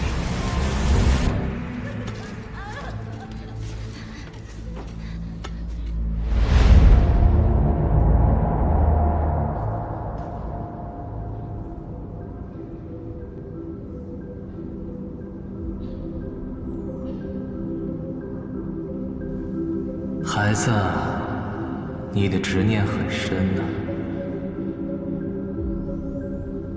来，我带你去看看你的前世。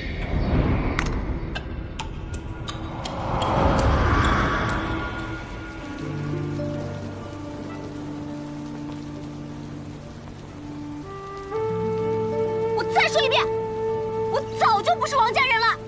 我自己的婚嫁大事，我自己做主，就是为了不和你们这群流氓纠缠，我才进的绣坊。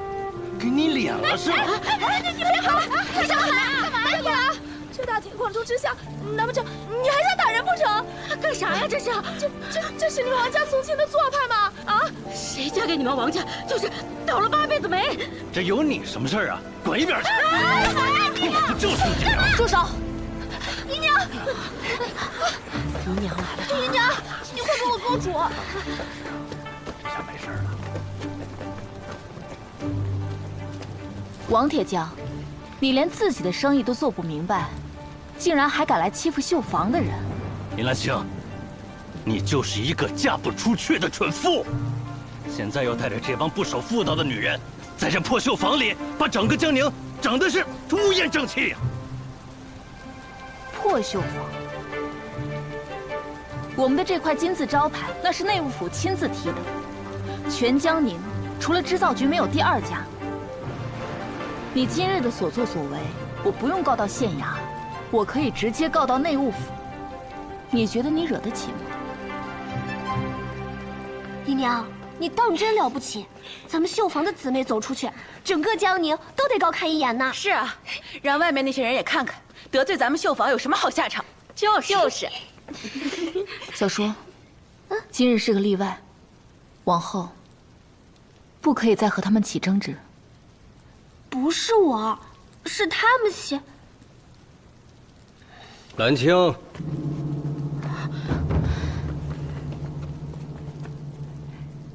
县令大人，免礼。你们先下去吧。县令大人，不知今日来还有何事？这个上面啊，派下来的加急文书。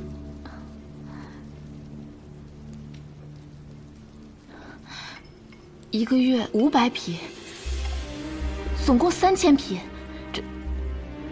这都赶得上织造局3场的岁贡了。也不知你们一家收到文书，从杭州到苏州，家家都摊派着100匹数额呢。县令大人，我们绣坊不过100余人，又都是首绣，这绣到死也绣不完呢。所谓登高跌重，你要抗旨不遵，声望没了，牌坊没了，还得被抄家。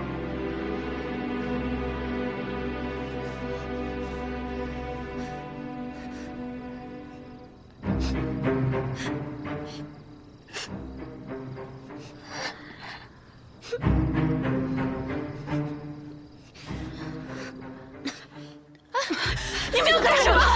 干什么？你们要干什么？老实点！放开我呀！家主，我们不是故意要逃的。是啊，家主，我们手也破了，眼睛也花了，我们对秀芳来说就是一个拖累。你就放我们一条生路吧。你们如果都逃了，剩下的人都会死。可我们再这样干下去，也都会累死的，当家的。你就放我们一条生路，家主，家主，放了我们吧，家主，求您了，家主。带着去。家主，你不能这样！家主，给我一条活路！家主，不能这样啊！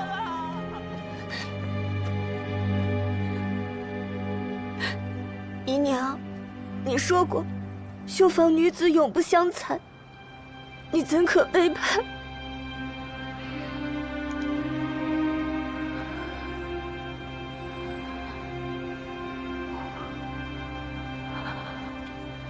我这也是无奈之举。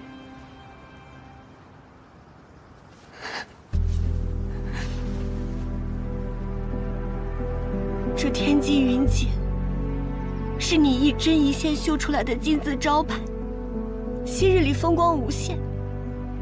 你说过，他会护我们周全，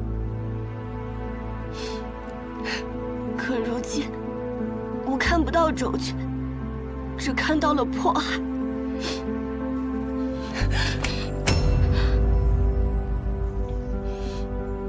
我们这群女子，在这个世道里讨生活，本就如同逆水行舟。如今在这绣坊里能安身立命，不被欺辱，全凭着我们这一手绣活儿。倘若绣坊倒了，招牌砸了，姐妹们转眼就会被宗亲强行拉去填房，或者再被卖为奴。我们现在能做的，就只能听命绣花，保住这块招牌，没有别的退路。被他人奴役和被绣坊奴役有何区别？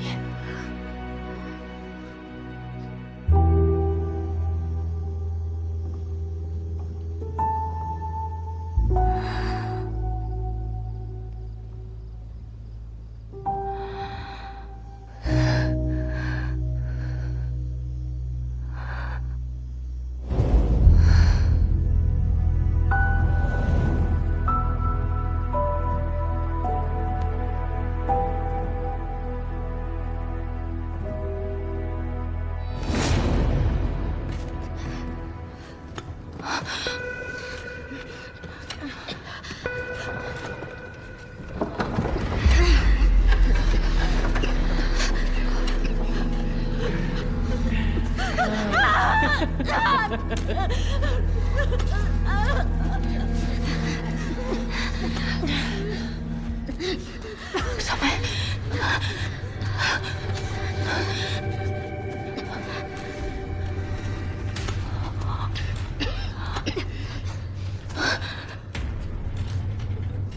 小梅，当家的。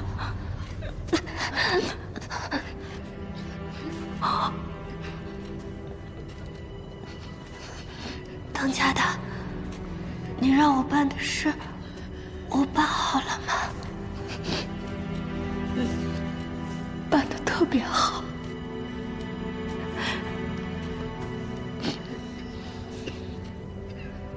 你放心，我一定会带你出去。行啊。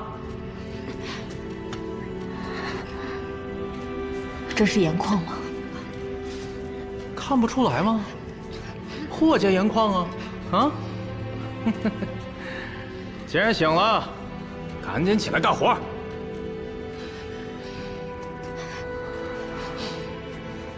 他现在伤得很重，能不能找个医生来先把他治好？使唤我？还以为你是霍当家呢，啊！想要医生，我告诉你，你的认罪书在矿上压着呢，你早被霍家除名，你是个死人了。今后这里就是你的阴曹地府，你以后就得听我们的了，啊！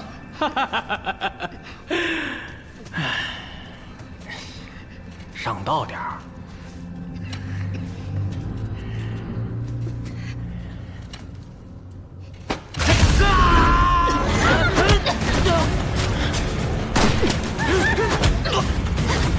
别动，不让我看到他！别动！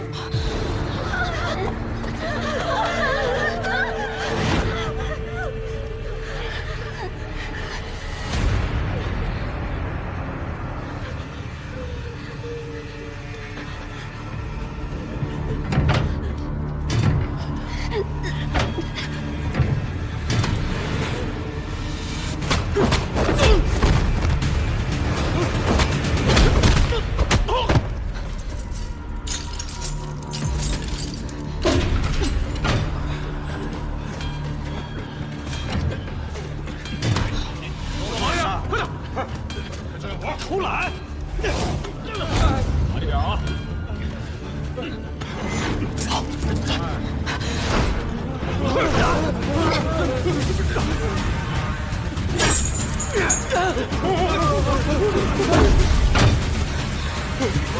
把门锁上，里面都是黑温病人，他死定了。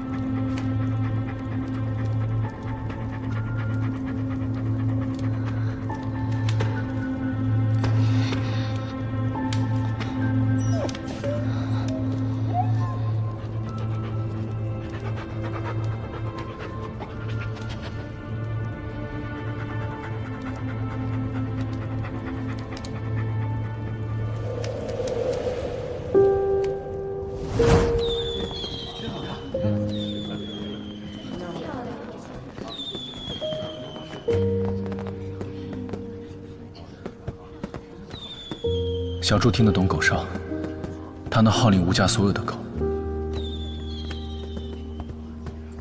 他会日夜躲在你身边，在你需要的时候出现。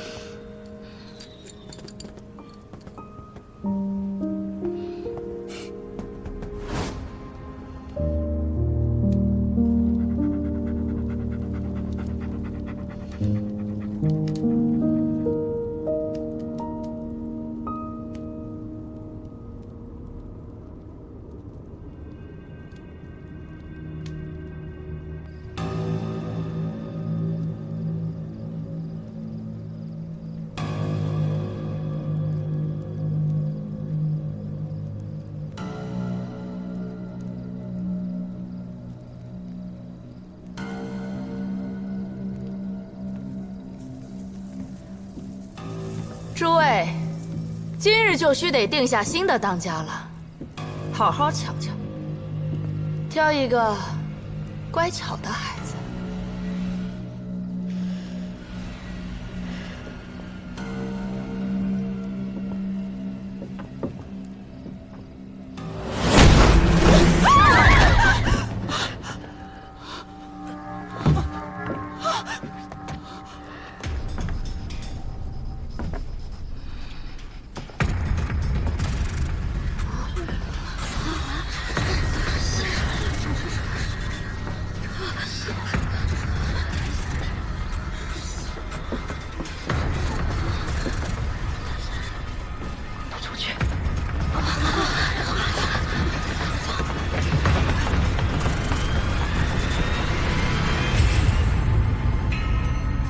小妹，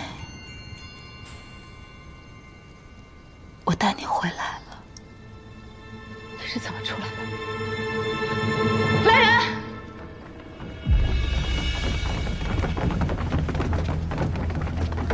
谁敢？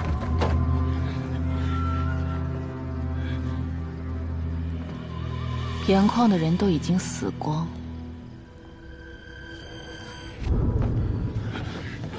你们若是想下去陪他们，就上来试试。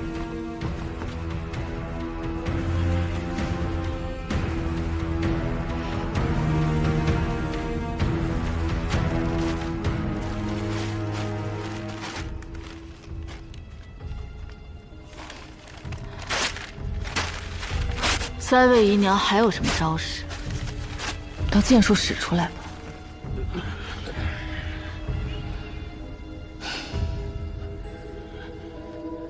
我拭目以待。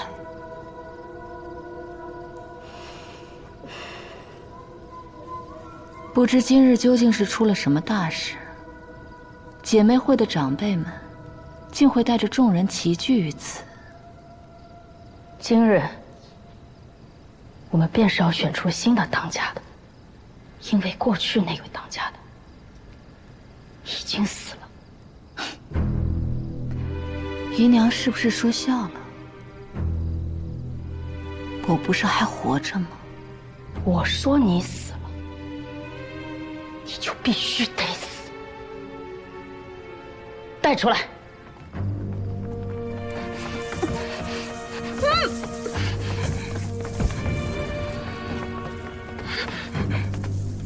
这可是跟你一起出生入死的好姐妹。他们俩一直在帮你，甚至你去了盐矿，还跪下来求我，想要我饶你一命。你总不希望他们今日便命丧于此吧？还有你母亲的牌位在哪儿？你就不想知道了？原来从你们让我当家开始，就一直在算计我。儿时对我的好，也都是假的。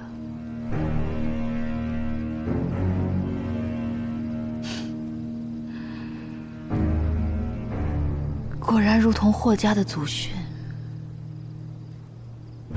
永不信旁人，永不为情奴。念念，到了此时，你终于学会了，可你也必须要做出选择。你是选择留下他们的命，还是你自己的命？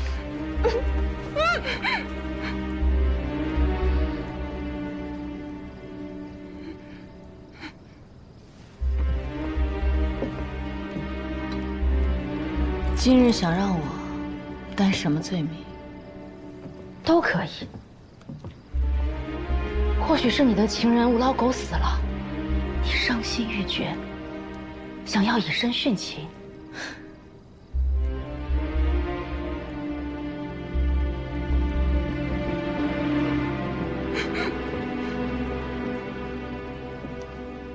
年年，喝了吧，喝下它，你娘的牌位会被妥善安置，你的姐妹们也能活。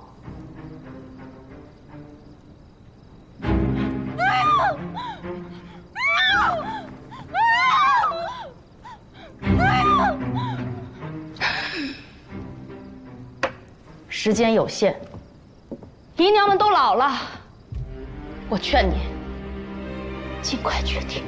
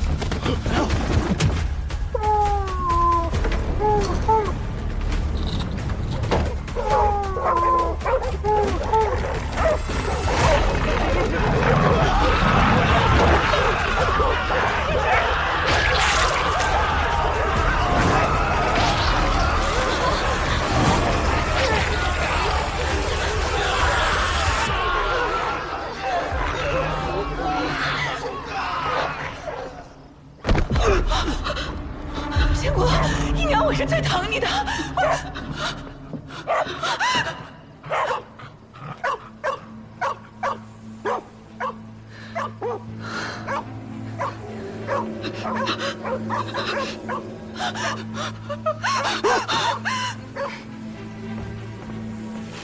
前日我看见后院在烧信，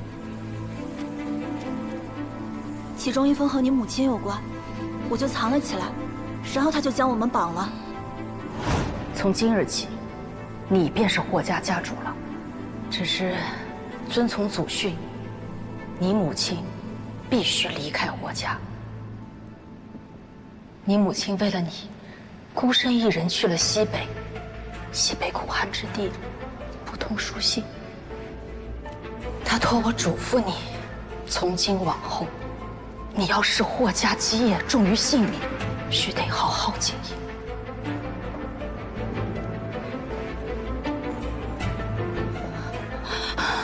年年，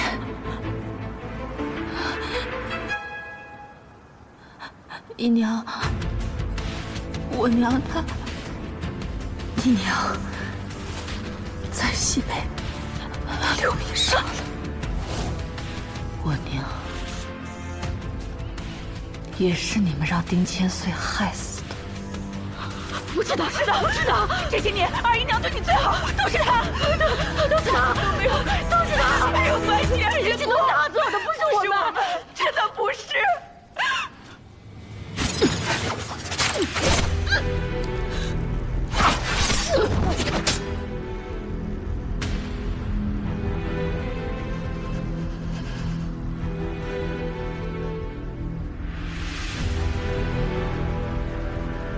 大姨娘，从今日起，霍家我接管。以后那些陈疴旧疮，我会一刀一刀的剜干净。我会让霍家换个活法，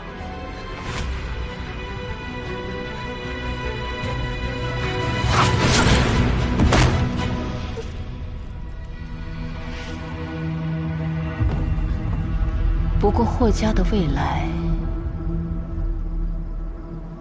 你看不到了。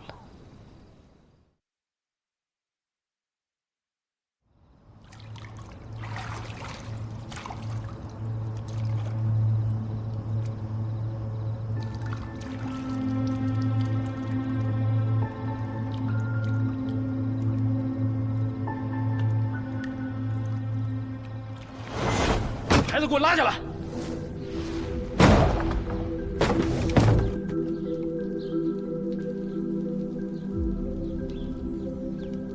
孩子，自己掌权的滋味如何？目睹着自己守护的姐妹被自己伤害，自己开办的绣坊就此衰败，亲眼看着这一辈子的心血变成碎片，被人践踏。是不是对自己很失望？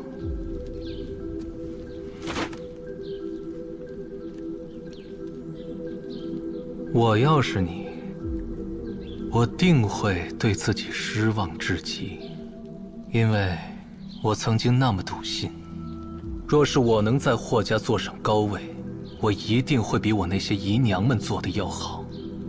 但事实却是，上辈子我就已经试过。结果，不仅我救不了任何一个人，最后还把自己变成了自己最憎恶的那种人。你是想说，就算是我当上了霍家的掌权者，也还是会重蹈覆辙，也会如同那些姨娘一样，伤害自己的同族姐妹，带领家族走向灭亡。事到如此，你们只能在悲惨的宿命里面循环往复，而你却改变不了什么。如果真的是这样，那就是这世道的错，是宿命的错。你不必再说了，如果这世道错了，那我就会去改变它，我绝不会再重蹈覆辙。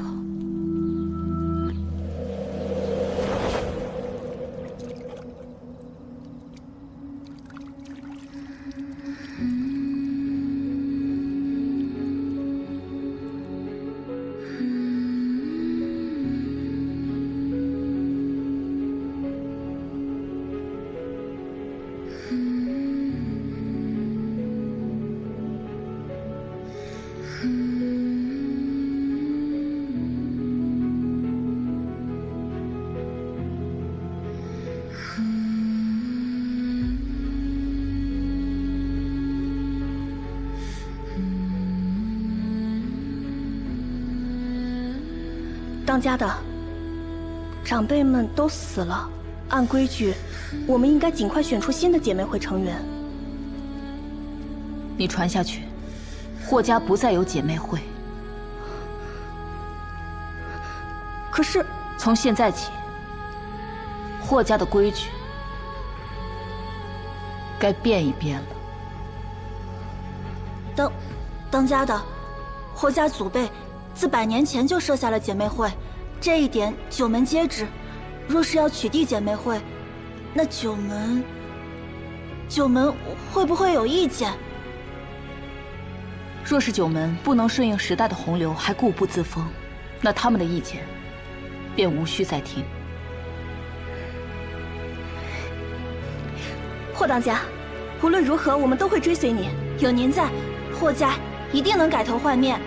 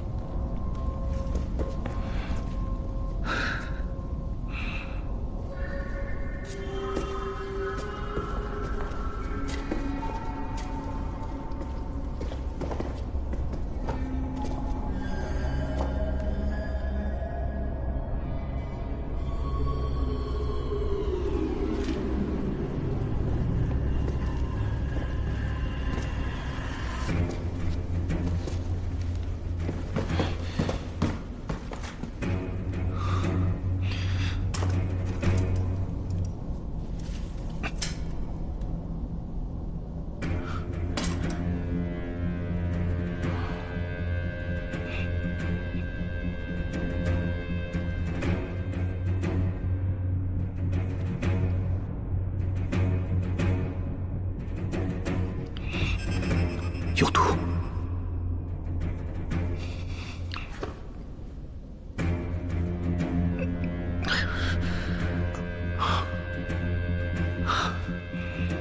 这种草跟罪过差不多，咬啄一下都跟喝醉酒似的，倒是可以拿来熏那畜生。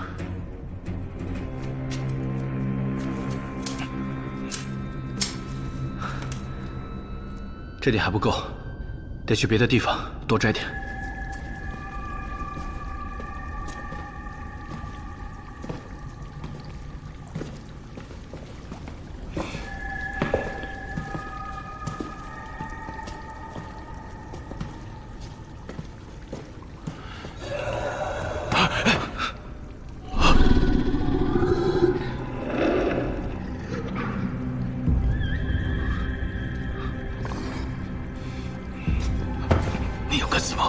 我自己去。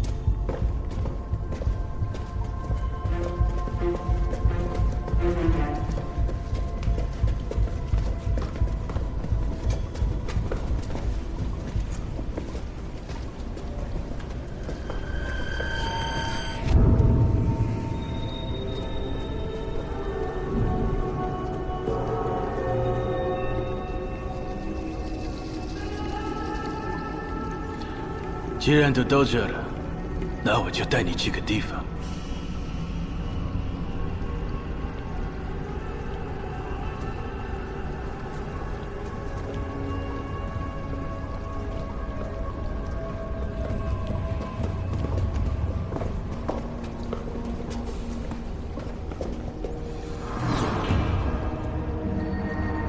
看见了吧？这是什么？我们在这个地方发现了干尸。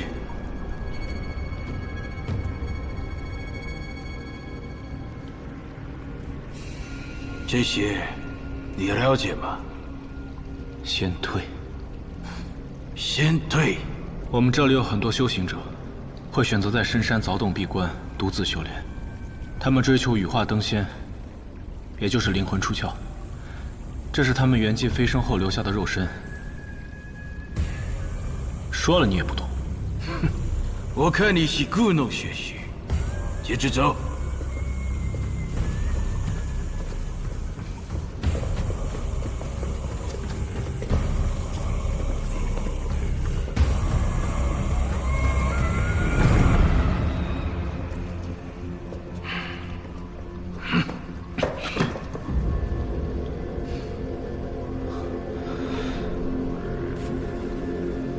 那些是什么？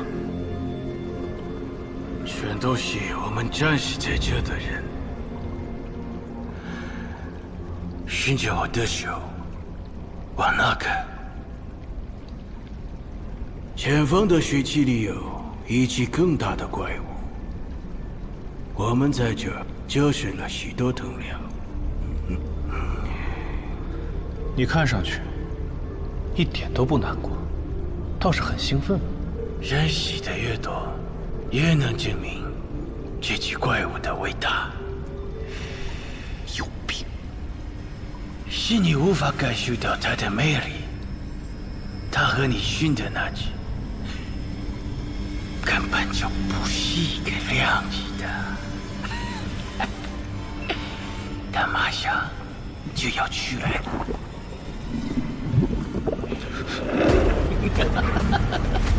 吴老高，你熏得了它吗？你熏得了它吗？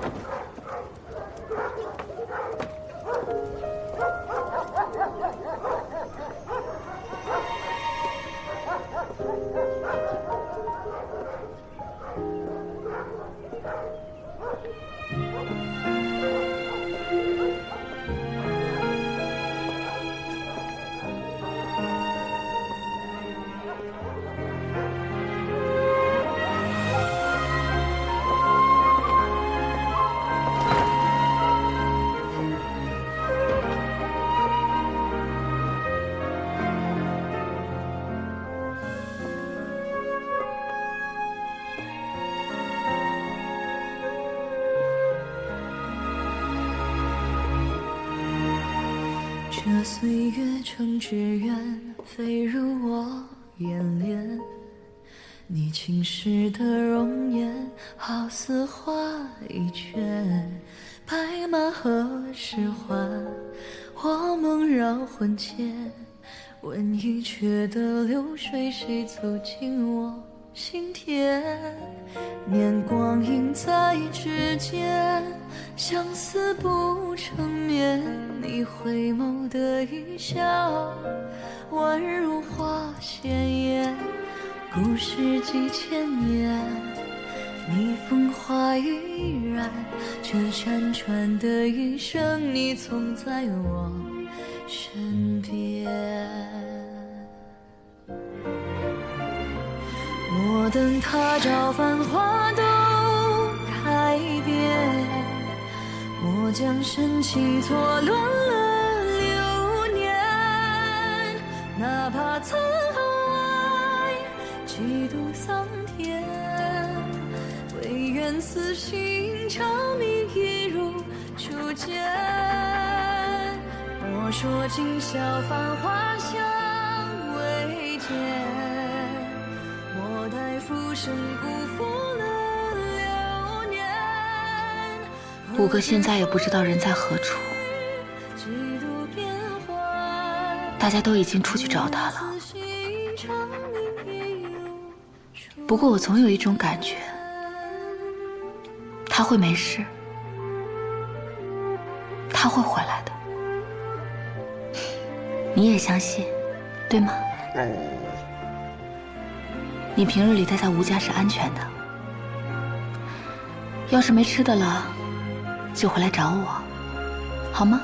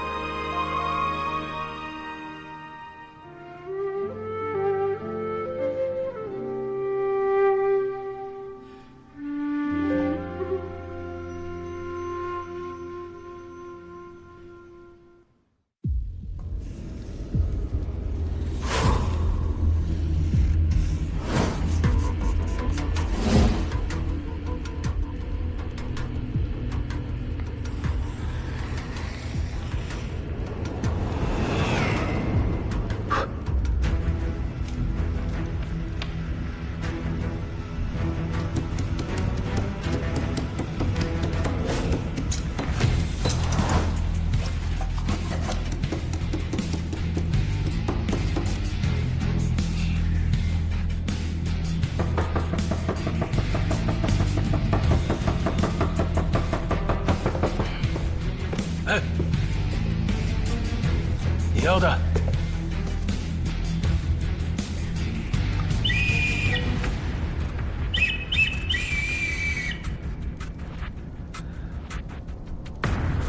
不对，重新烧。走。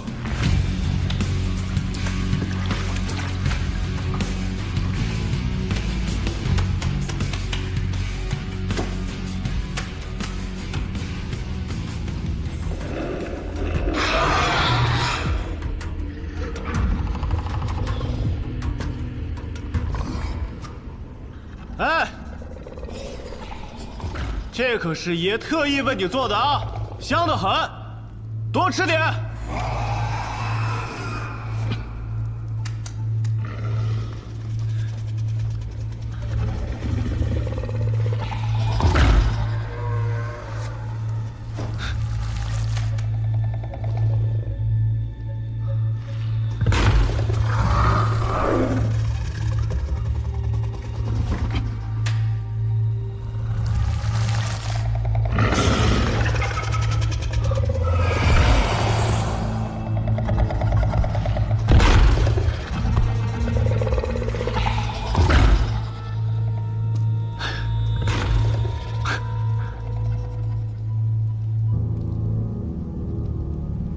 这草药有点意思。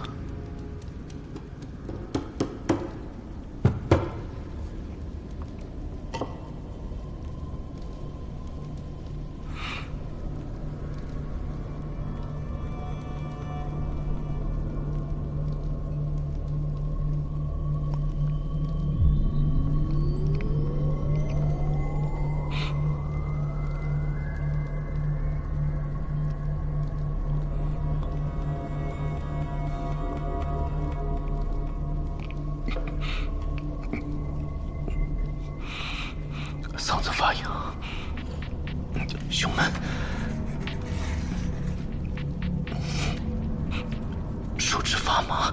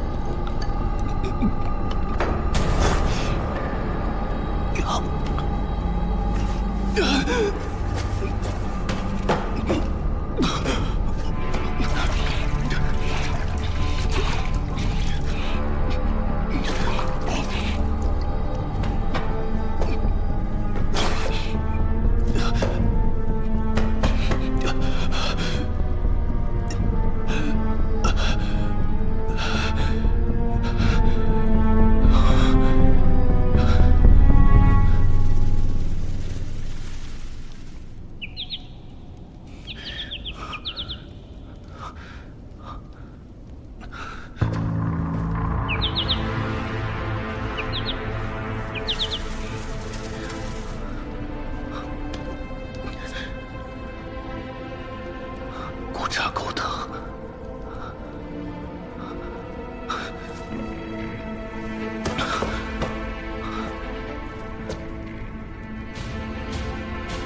这里是湘西。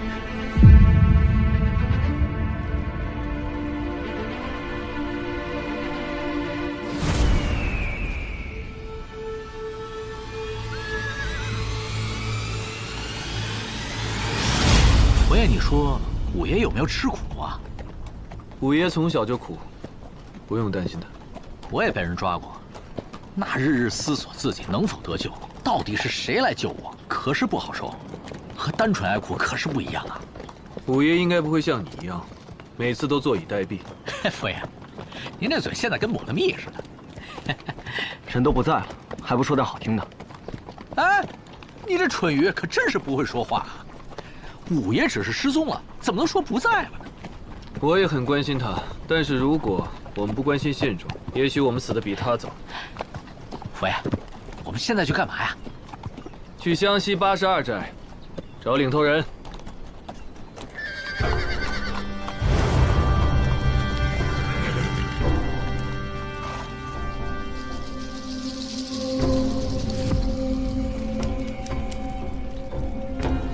嫂子，长沙布防官张启山前来拜见湘西82寨老把头。你们等等！哟呵，没想到佛爷在这深山老林里头还能说上话呀，厉害呀！这几年时局变幻莫测，军政部要我跟82寨接触，但这种人越少接触越好。为何呀？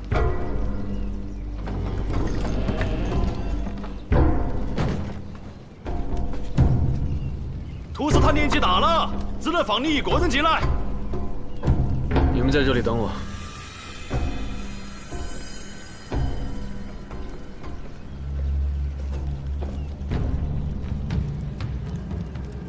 这老把头架势还挺大。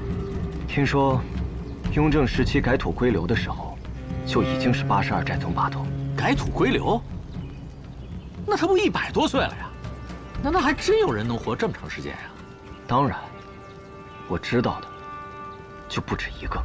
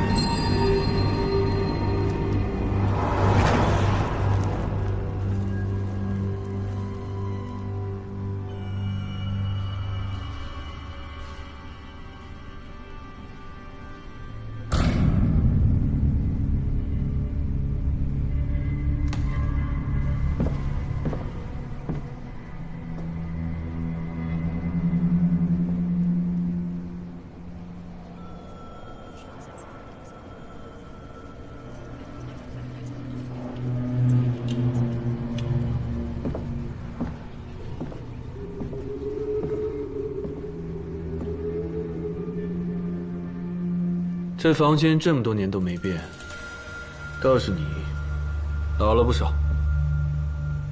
心太毒了，我以为你是来收我的阎罗王呢。你还是那么年轻啊！你的时辰还没有到，只有回答我几个问题，你才能死。我就是知道。你不是来探望我的，哎，啥事儿？直说。第一，最近日本人是不是来了湘西？第二，当年格氏老祖在湘西的一个洞里修法，你是否知道在哪个洞？第三，湘西有没有地方地下暗河能走，但走地面是走不到的？第一，日本人就在黑名山的深处啊，这是一座神山呐，一定要走路进去的。第二，你说的那个洞就在山里边。第三个问题，在山外边没有，在山里边。有没有？我答复不了你，因为没人可以从这座山里头活着出来呀。日本人不是进去了吗？黑门山在哪里？告诉我，怎么可以去黑门山？日本人怎么进去，我不知道。你是进不去的。因为里面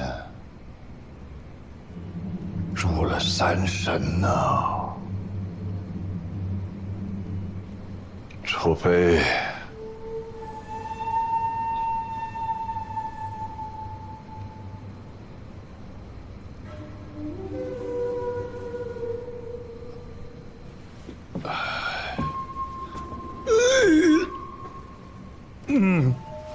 除非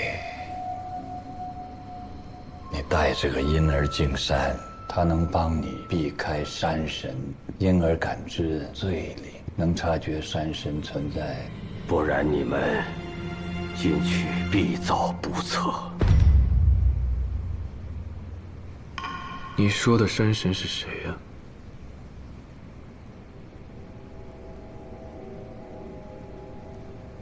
我们也没有见过山神呢。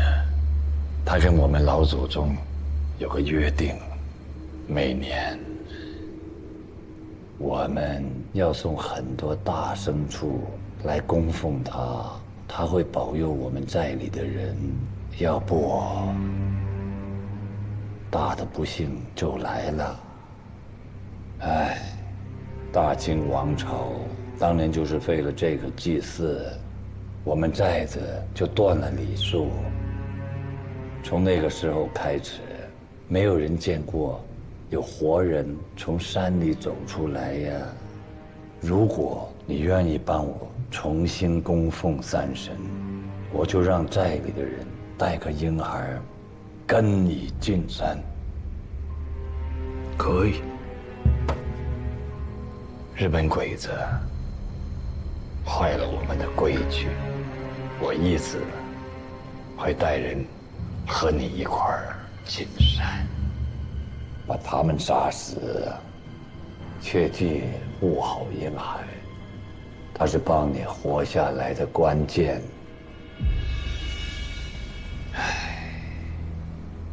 我也想跟你一块儿进山，如果能再年轻一点，能再活久一点，活得久也并非是什么好事情。认识你这么多年，也不知道你在养什么。但你看看你自己的气息，想要活得久，就不要再养了。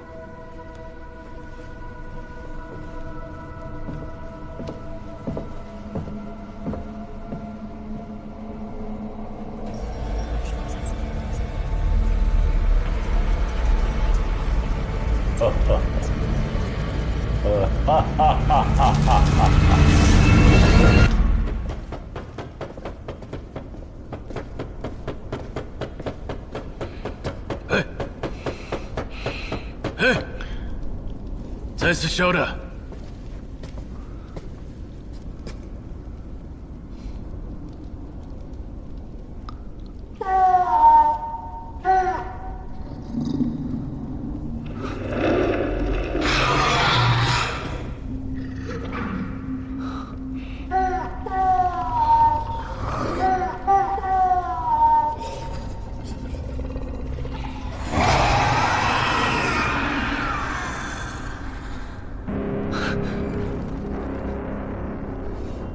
可以了，可以了。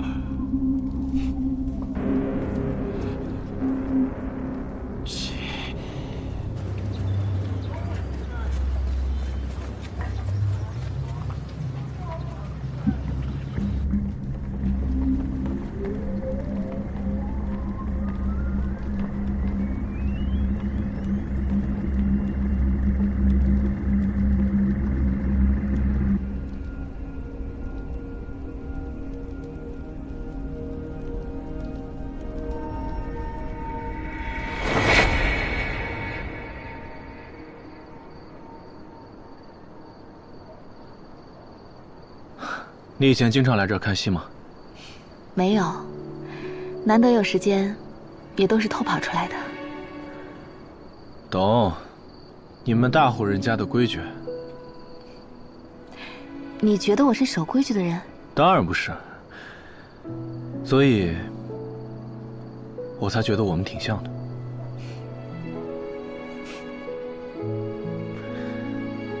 这戏已经散场喽，你不打算回去啊？我更喜欢曲终人散的时候。为何？彩云易散琉璃脆。这世间的事，大抵都逃不过一个凄凉的结局。今夜这么美好，也很快就会结束了。我得趁早习惯这件事情。我不这么认为。只要今夜的戏足够美丽，那在我心里就永不散场。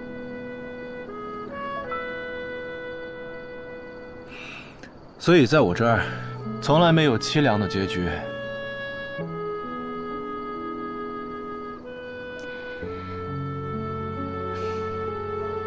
或许吧。你看，今夜的北斗七星如此璀璨，但愿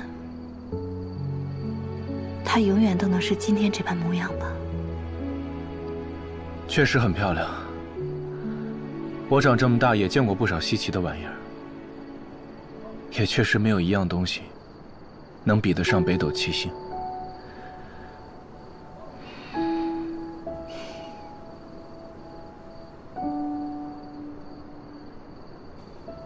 直到我遇见你那日，你替我打抱不平的样子，比星辰还美。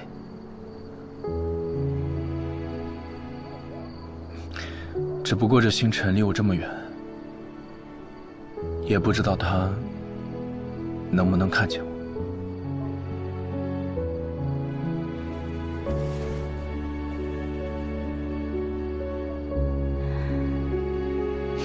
不管你在哪儿，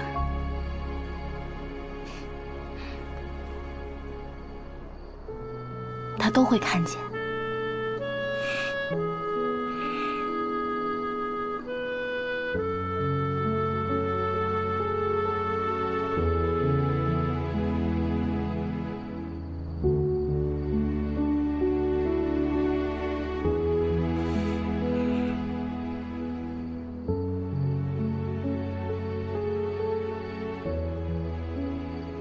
五哥，快逃出来！快逃出来！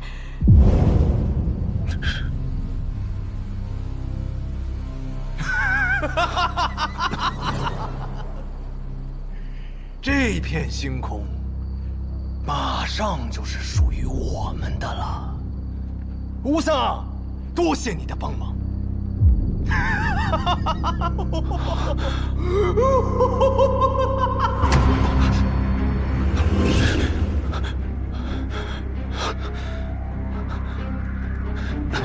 不行，我必须赶紧离开这里。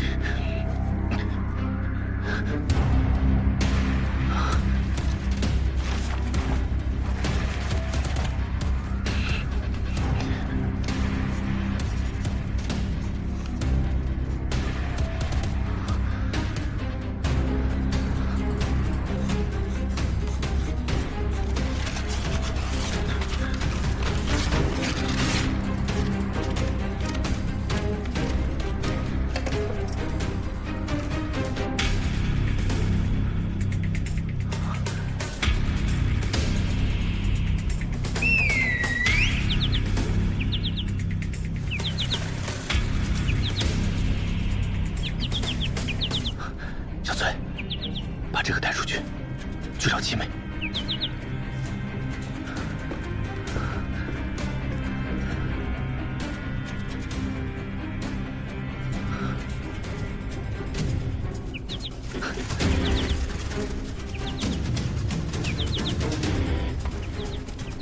七妹一定会找到我，一定会找到我。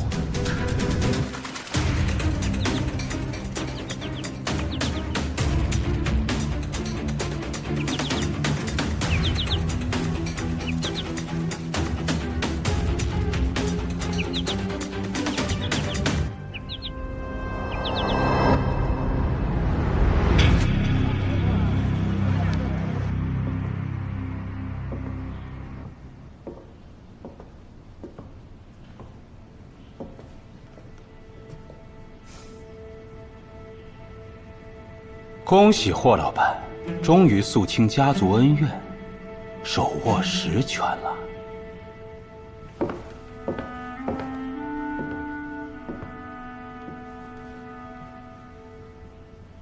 已经听说了，霍当家，你不喜欢日本人。长沙明明不准日本人入内，你们如此明目张胆，是怎么做到的？我们有国民政府特批文件。可以在长沙逗留12个小时。您看，这是瑞本商会之前对你们霍家投入的资金账目，这笔数目，你们现如今是没有能力偿还的。不过我们并不缺钱，我们只想继续跟霍家交朋友。听说您在矿上感染了黑瘟，以表诚意，我花重金采购了一批特效药，保证能药到病除。你们到底想做什么？霍当家，只要继续全力配合我们，霍家一定会成为9门之主。成为9门之主也不是什么有利的条件。霍家想要的也不只是这些。果然是爽快人。你放心，我们大日本帝国一向慷慨，不管你想要什么，我们都能满足你。合作愉快。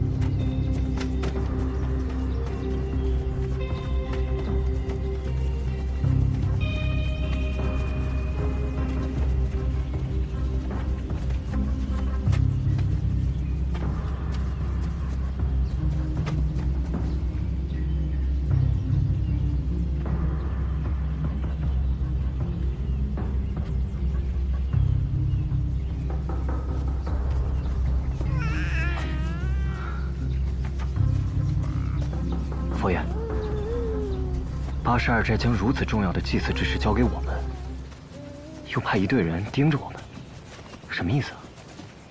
每次进黑门山，都是一行人进去，只有一个领头的出来。那我们这次进去，不就成了祭品吗？根本没想让我们活着出来。佛爷，那这地方可是大凶啊！每次都是大凶，大凶在哪儿？佛爷，湘西82寨曾与您交好，真会下如此杀手？环境恶劣，人心中的善恶就会失衡。老土司为了82寨的寨民，把他们当成必须要扛起来的担子。为了这些寨民，他什么都愿意做，不管对错。所以我们的命，自然也是可以被牺牲的。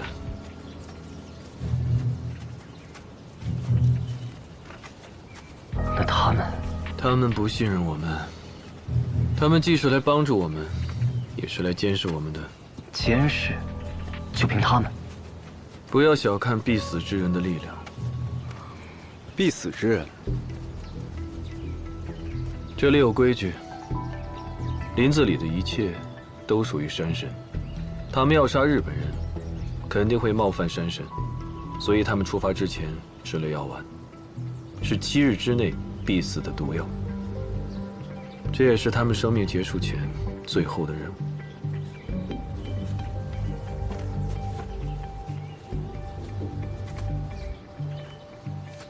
佛爷，这里的山神到底是什么东西？是我们此行的猎物，就把他和日本人一起干掉就好了。哎，佛爷，这正所谓知己知彼，方能百战百胜。您不能轻敌呀！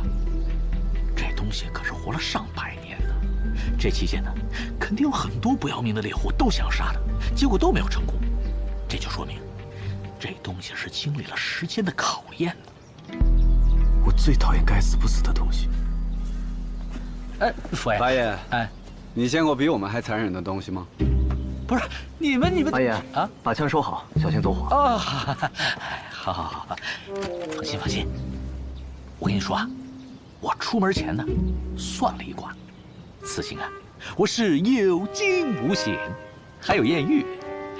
等回到黑卯寨，说不定就有美女垂青，我老齐家呀，香火也是续着。哎，听我说完啊！哎。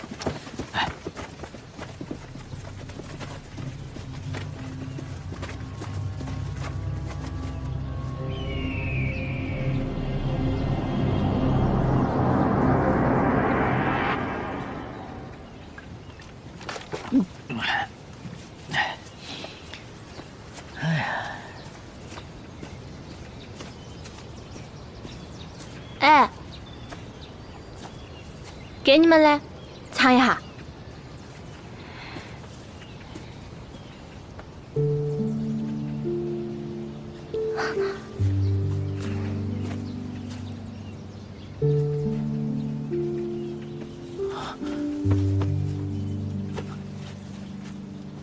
哎呦，真是好东西啊，佛爷，是他们湘西当地独有的。哎，快快快快，给兄弟们都拿下去，让大伙儿都尝尝啊！哎，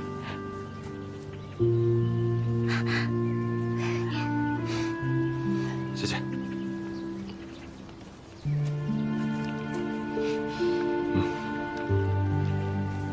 佛爷，你说有没有什么办法可以救救那些死士啊？救不了。湘西百毒，只有当地人能解。我救不了求死之人。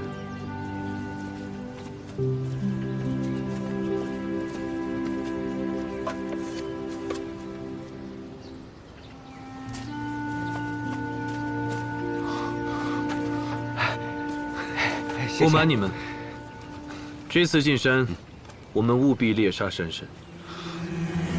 八字，杀山神，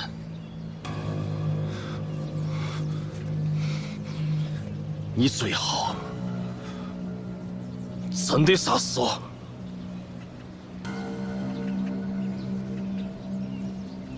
你不阻止我。 如果山神能被杀死，那他就不是山神，我们就不害怕。如果他杀死你们，死在山神手里，那是最好的归宿。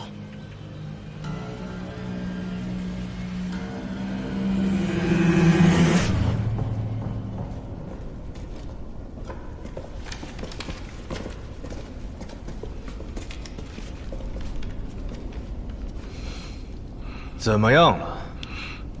训成了没有？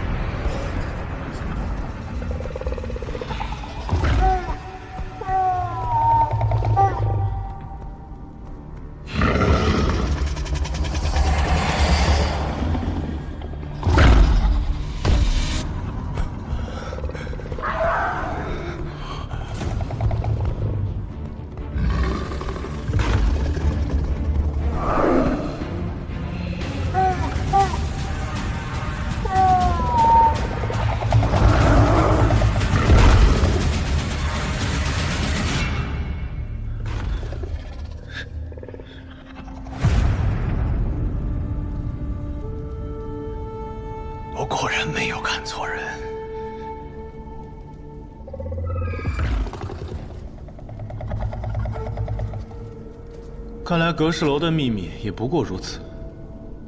你若真参透了，又何必惧怕一头怪兽呢？它不是怪兽，它叫翟娘娘。殷长生的残卷里早就有所记载，民间又称她为山神。你根本不懂这等生灵有多么的美丽，多么的神奇。接下来，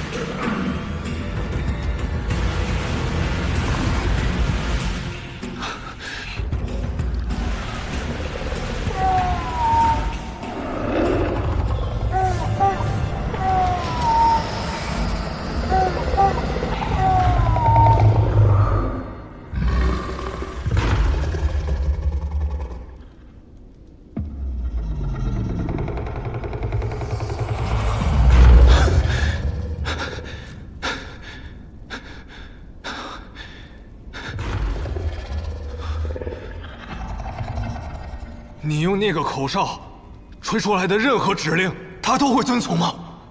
应该吧。所以你要去的地方，现在可以去了吧？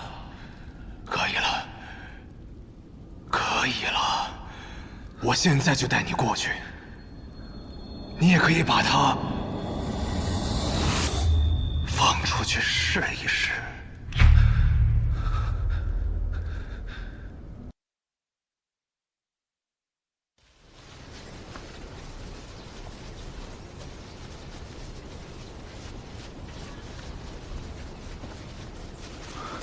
佛爷，你们来这里要找的是哪一个？一个故人，叫吴老狗，你认识吗？老九门第5门，吴老狗五爷你都不认识啊？吴老狗是哪一个？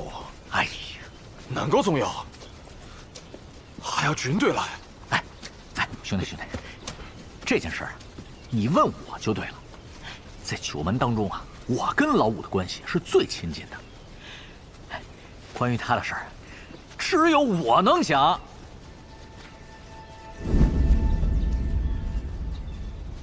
他虽然不比佛爷，但也是个传奇。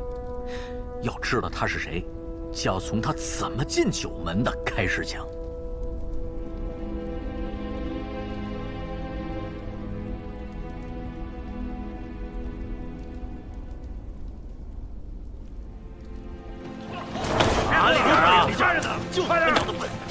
五爷早年被卖入矿坑，过着生不如死的生活。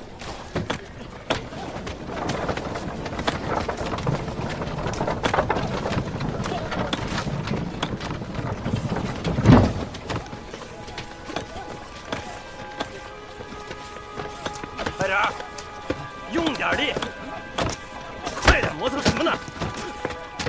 快点，快点！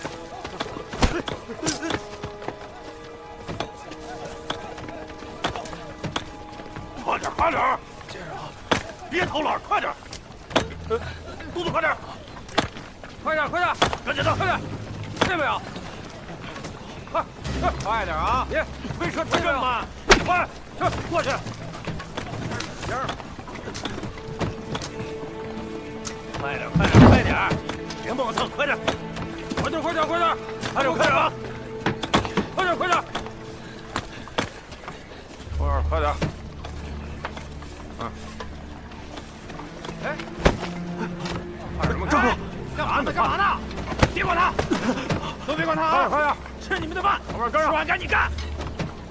快点吃！说你呢，贱！喝什么？快点！快吃！快吃！后被佛爷所救，吃完赶紧干活。从此寄希望于九门，希望九门可以主持公道。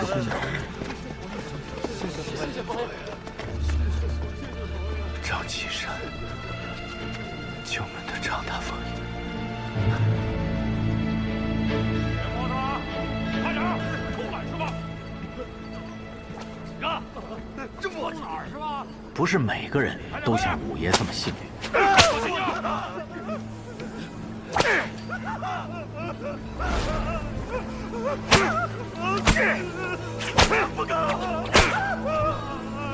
看见了吗？看见了吗？啊！谁偷懒谁装病，这就是下场。人呐，就是贱，打一顿比喂一顿记得牢。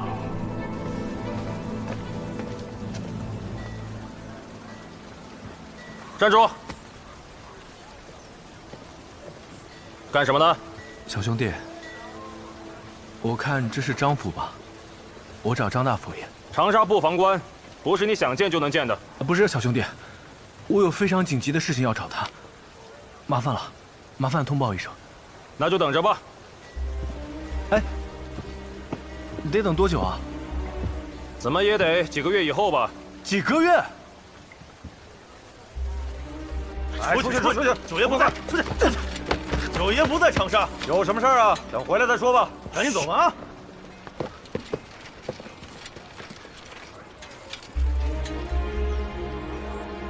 对。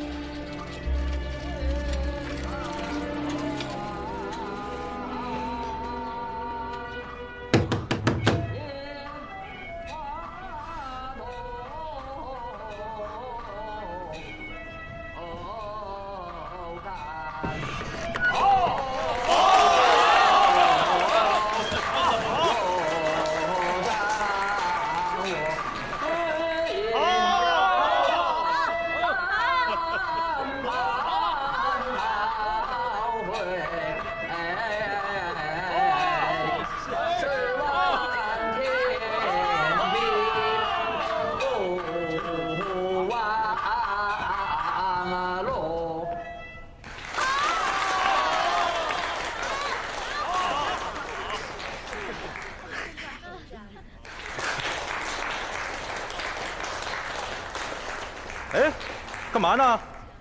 啊，我找九门的洪二爷，有急事相求。想见二爷的多了，你是哪位？九门二爷，岂是阿猫阿狗都能见的？出去！兄弟，我出去。当时这老五是四处求人，九爷、二爷都找了个遍，就是想进九门，想见佛爷一面。可奈何呀，他当时只是个小毛孩，又人微言轻，怎么可能见得到我们张大佛爷？走吧。哎，兄弟，我想的怎么样？好听啊！下回再接着跟你讲啊，下回听。哎，走吧。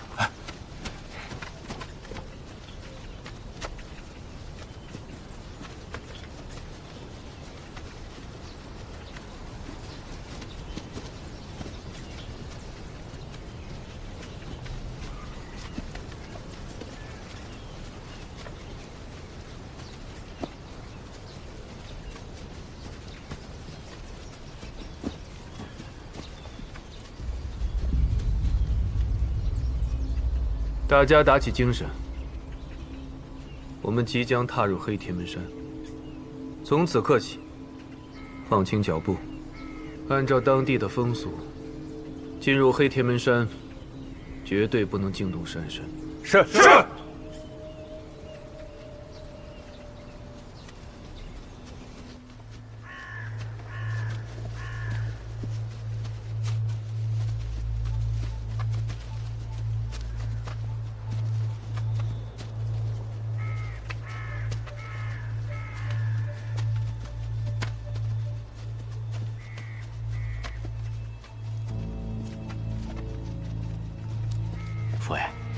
这里风水凶恶，大家小心啊！我们要进入山神地界了。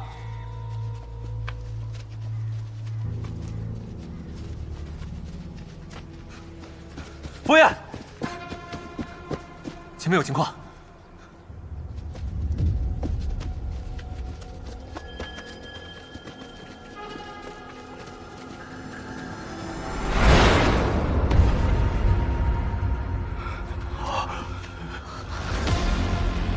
请进。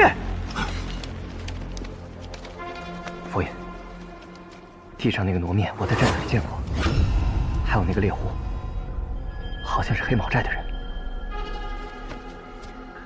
先把尸体放下来再说。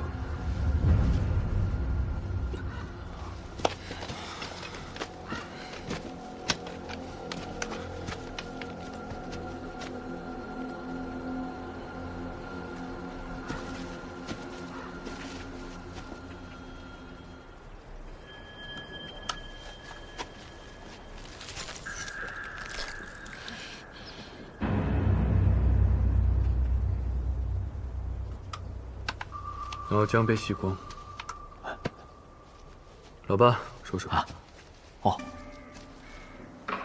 海内北京，讨犬如犬；清，食人从手使；穷奇壮如虎，有意食人从手使。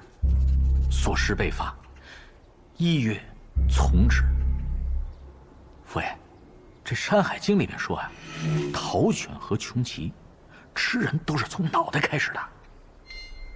什么意思？你是说我吃了他？不，我没那意思，我没那意思。有可能是讨犬吃的啊。哎，还有啊，在《聊斋》里面有一个怪物，只知道它外形如野狗，专食人的脑浆。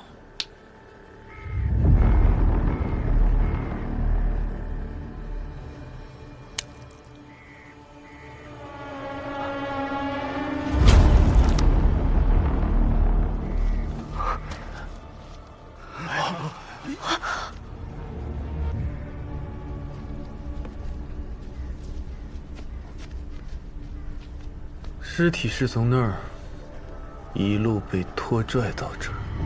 佛爷，佛爷，看这尸体被暴力拖拽过的痕迹，看来这东西力气很大呀。这就是山神，他就在附近。哎，我说，你见过山神吗？我没有见过山神，小时候听故事。吃脑子的是山神。哎呦，行，你别在这说了，我们这么多人，老虎来了都害怕。再说了，有我们家佛爷在这儿，什么东西敢靠近？哎，行，你说的有道理。就这样吧，我们改变一下策略。小鱼，让老八自己一个人走，作为诱饵，我们跟在后面。不是，佛爷，你不会拿着我的小命耍着玩的吧？啊？把带好的东西给他拴上。是。什么东西啊？张家的秘密武器，您一定会喜欢的。不是佛爷，你看我这人素衣挺好的，就不用再穿那。没事，有我在。不是佛爷，你再问题我……你不是会算吗？自己算算啊。哦，对，你说的有道理。哎，佛爷，这婴儿，这个婴儿极少哭，将来肯定不得了。保护好他，让兄弟们准备好。是。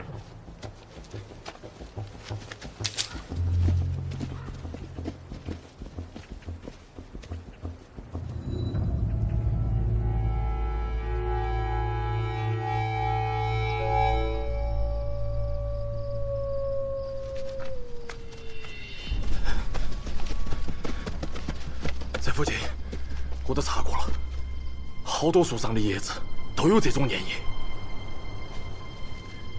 那就说明这个山神经常在这里活动。山神一般晚上出现，我们不能杀山神，只能帮你们到这边了。外乡人，祝愿你们好运。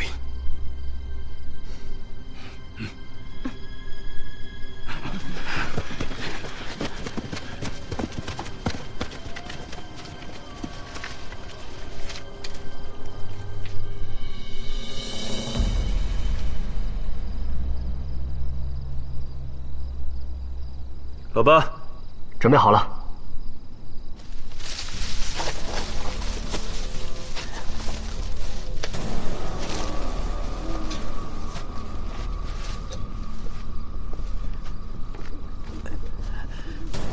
佛爷，佛爷，你是不是在啊？咱就出个事儿啊，佛爷！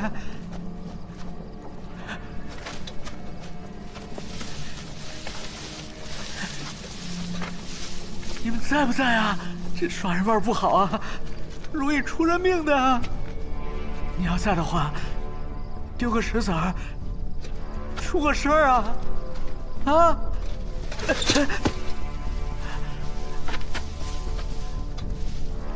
小姨副官，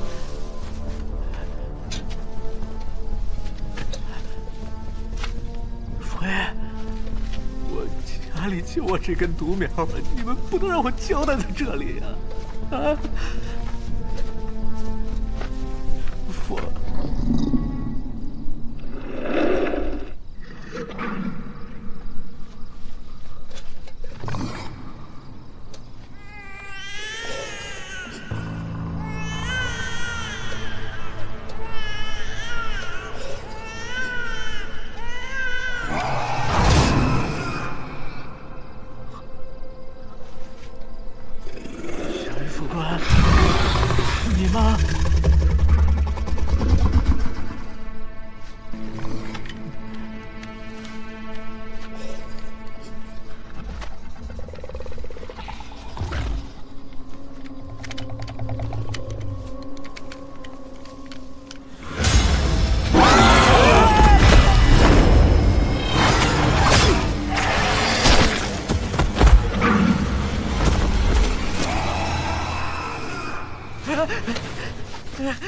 佛爷，佛爷，我就知道你不会丢下我一个人的。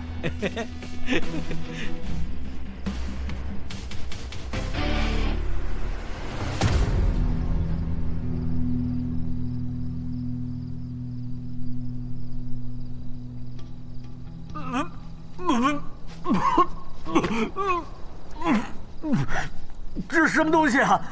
人皮吗？从那个怪物身上扒下来的。佛爷，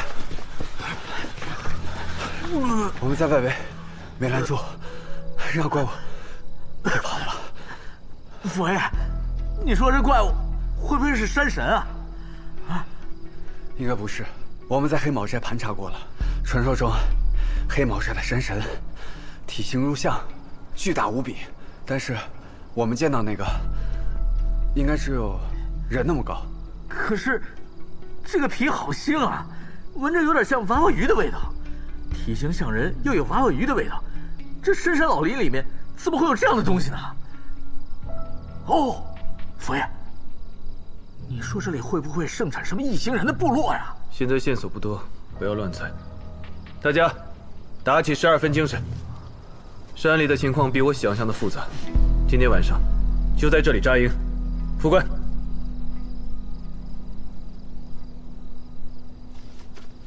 副官，臭鱼呢？所有人跟我走。是。哎，佛爷，佛爷，怎么又留我一个人呢？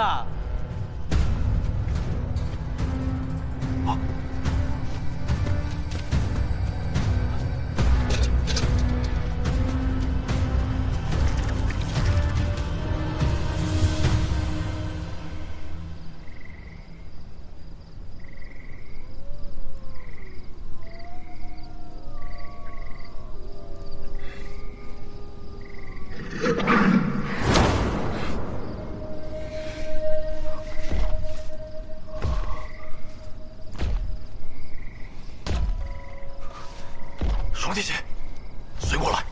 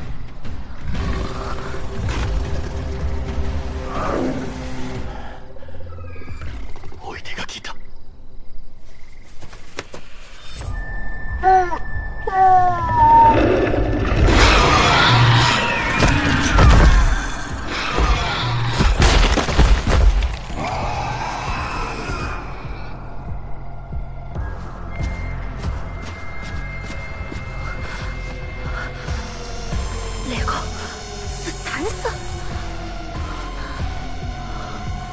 我们的任务是杀了日本人。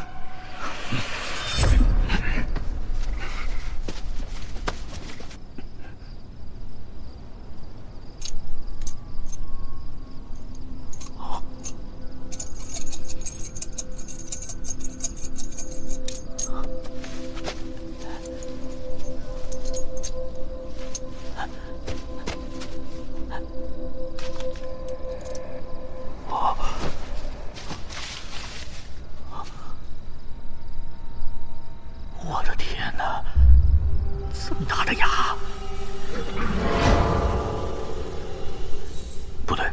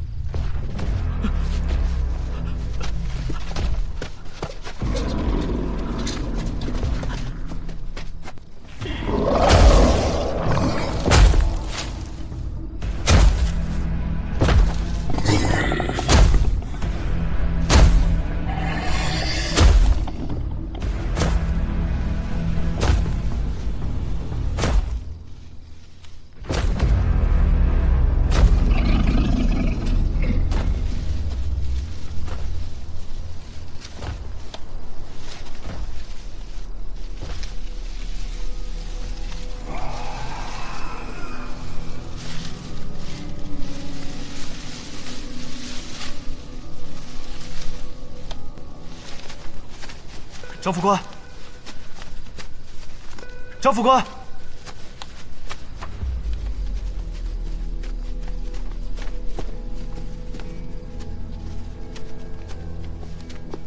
张副官，张副官，张副官，佛爷，有发现！佛爷，你看。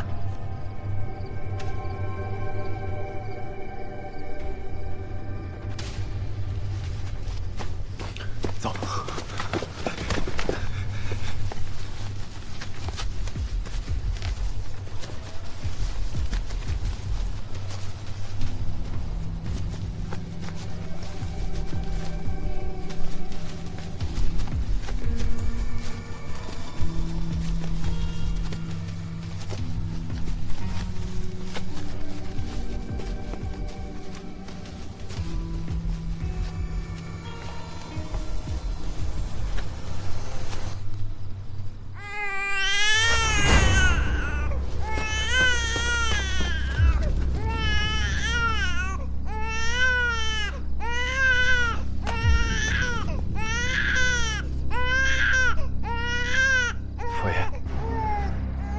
小鱼可他。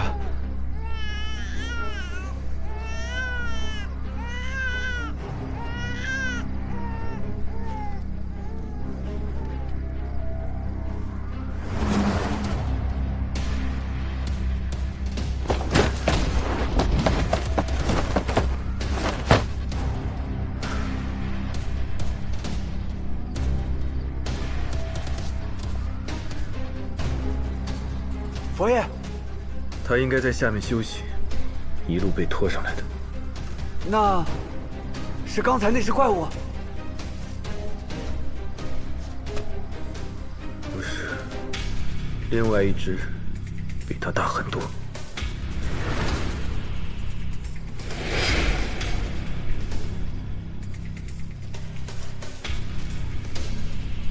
去了我们来的方向。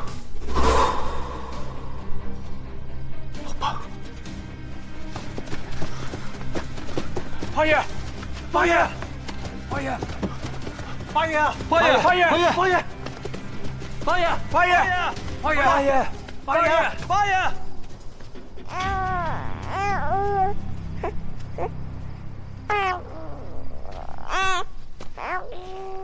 他在笑什么？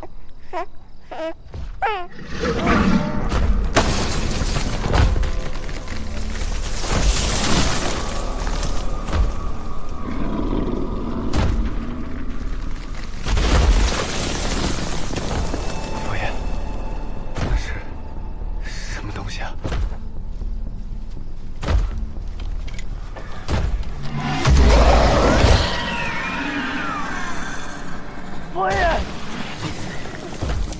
小鱼，不要开枪！不要开枪！他真的是山神！不能开枪！给我追！不要轻举妄动！佛爷，小鱼他，小鱼在他手里，我们只有一次机会。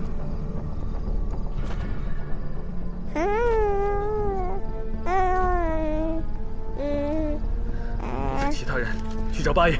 是。燕城、燕涛、张小丽、张小平，子弹上膛，跟我走。是。散开，抓紧找八爷。是。八爷，八爷，八爷，八爷，八爷，小金，八爷，小金，小金，八爷，是你吗？小金，八爷，吓死我了！小金，你怎么在这儿？小金，吓死我了！刚才有一个怪物，就这么大，你看，这是他的牙齿，吓死我了！哎，八爷，我们还是先走吧。出事了，出什么事了？小鱼副官被怪物抓走了。啊！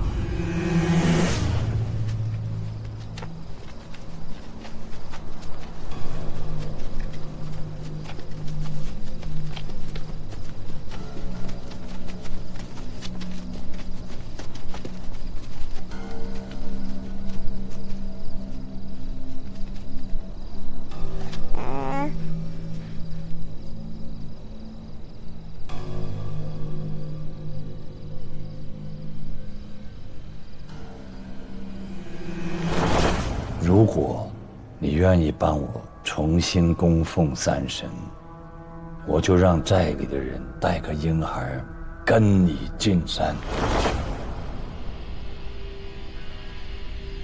这边走。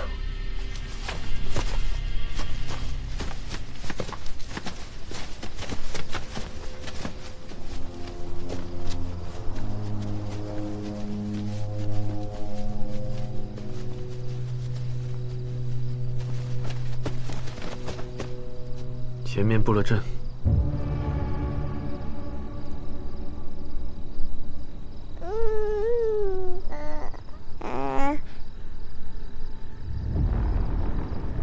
这里肯定有问题。如果那个东西出现，我对付他，你们救副官。万一真的遇到危险，把他藏在安全的地方。是。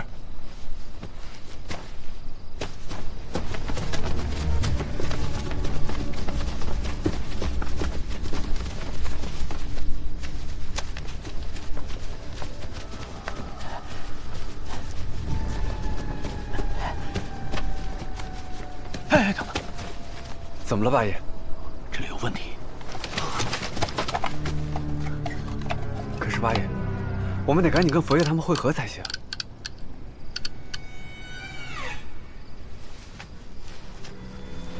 哎，八爷，小心副官，咱们还是听八爷的吧。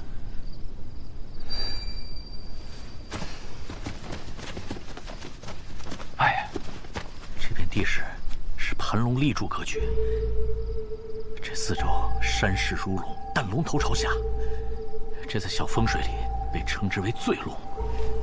你们看，那片树林之所以雾气这么重，就是因为像迷宫一样，把这条龙困死在了这里。这个地方一定是有东西。八爷，那既然有东西，要不我们先撤吧？不，再等等。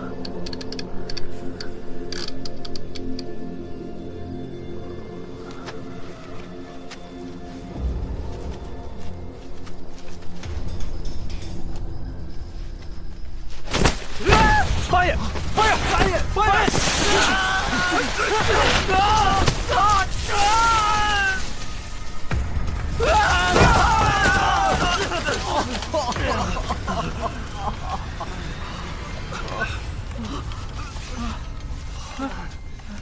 我眼睛呢？八爷，没事吧？我没事。来，起来。我的屁股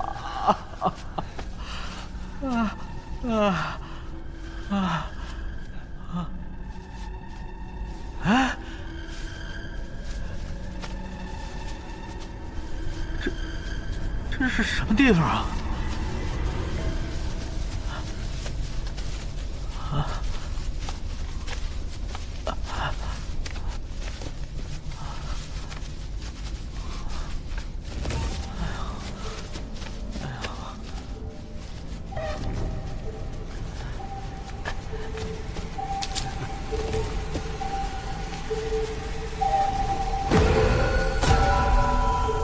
八爷，你看，哎，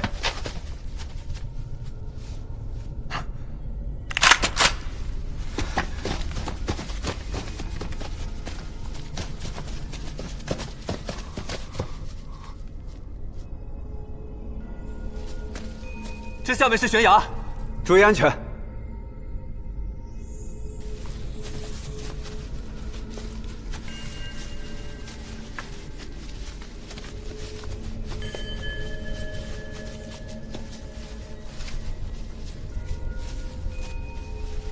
这东西看起来有年头了。八爷，您知道这是哪个朝代的吗？这箱子应该是黄檀木做的，是汉代左右，保存的这么完好啊！应该是之前封过蜡，做过防腐防潮的。但是这黄檀木的箱子，以前是东南夷进贡的贡品里面才看得到的。哎，怎么会被丢在这里呢？您要是不知道，我们就更不清楚了。这个藤蔓啊，我也没见过，你见过吗？没见过这么奇怪的。哎，看这里，这箱子上的孔洞，貌似是提前设计好的呀，预留出位置，好让藤蔓从里面长出来。那这就是个盆栽。这叫法宝箱，祖宗。就这？哎，行了行了，这箱子在这里啊，就是古人们拿来施法修行成仙用的。这么名贵的箱子，里边应该有很特殊的法宝。哎，开箱看看。八爷，这里面可能有危险。听你的还是听我的呀？啊，开箱。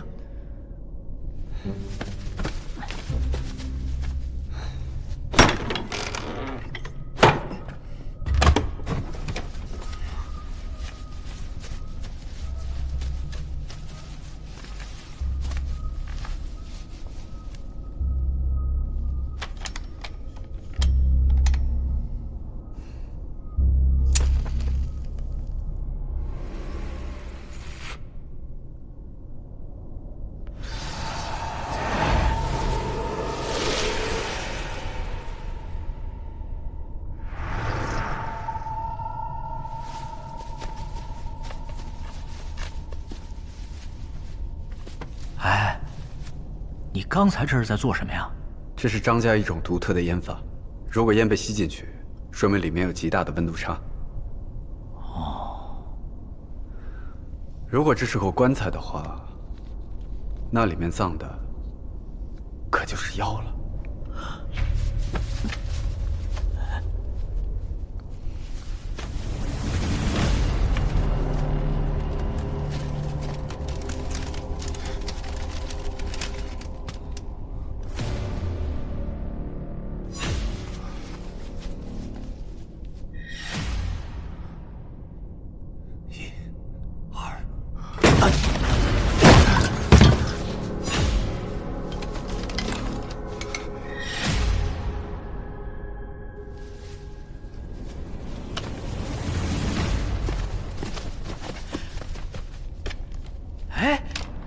法宝箱里面怎么会有个罐子？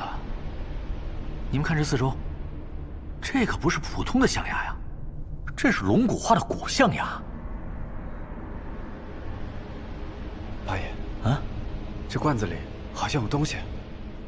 哎，来拿着。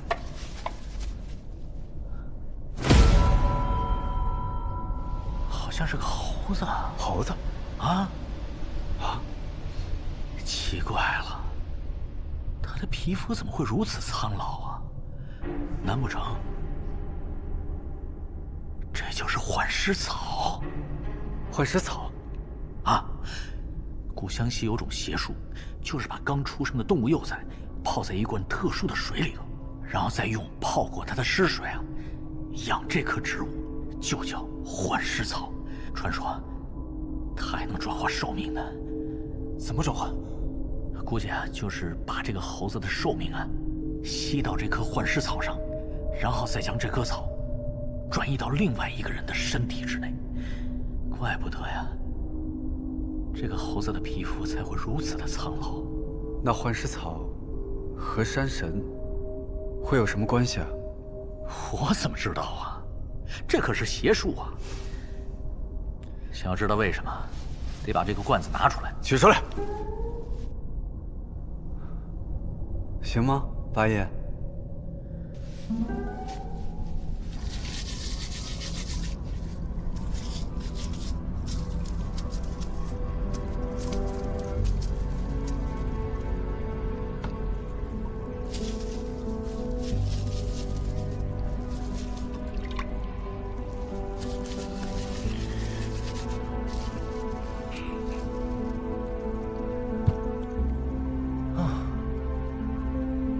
你说这东西要是喂给张启山吃，哼，说不定还能听我的话呢。嘿嘿，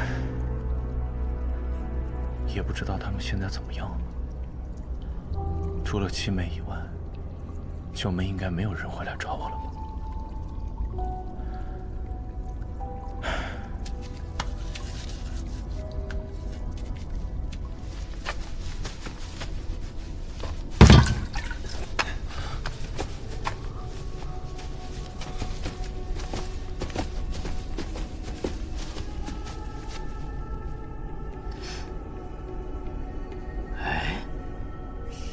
你们看，这个怪物跟我们刚才遇到的那个好像啊。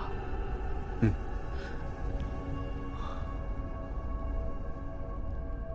哦，我想起来了，古湘西有一种传说，记载了当地有一个土姑娘，4人4鱼，生活在土里，以人为食。古时候，当地人把她称之为翟娘娘，就是这个东西啊。这就是翟娘娘啊。可是他为什么拖着一个箱子？哎，你们看，这片林子里边全是白骨，这就说明这林子里边有毒，人是进不去的，可是翟娘娘可以啊，所以人就躲在这个法宝箱里面，让翟娘娘拖着进去。躲在箱子里就能不中毒？根据壁画上的解释，人吃了这个幻尸草之后，是可以解毒的，但是呢，就是会快速的衰老。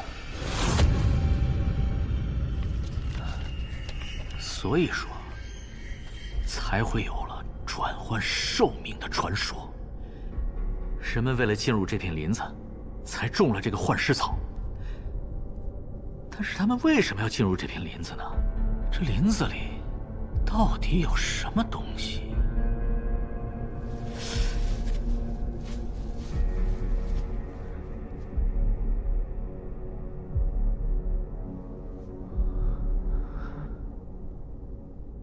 哎，你们看，这不是臭鱼提到的那个小金罐子吗？丁千岁吐出来的那个，原来他们就是靠这个东西恢复的青春呢。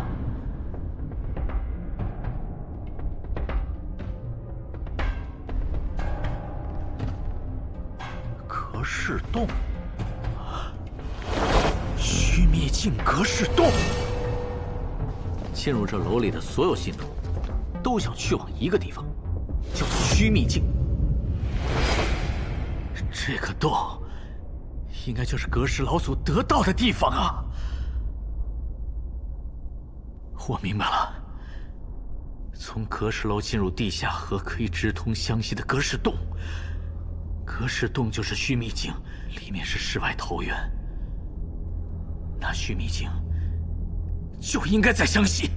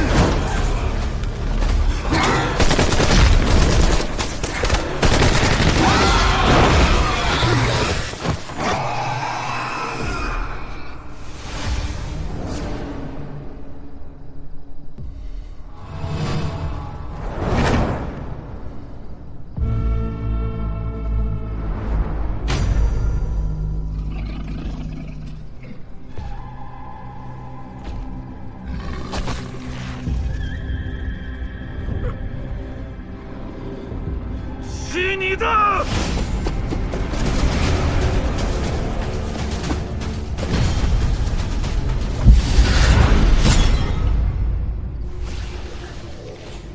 把他放下来！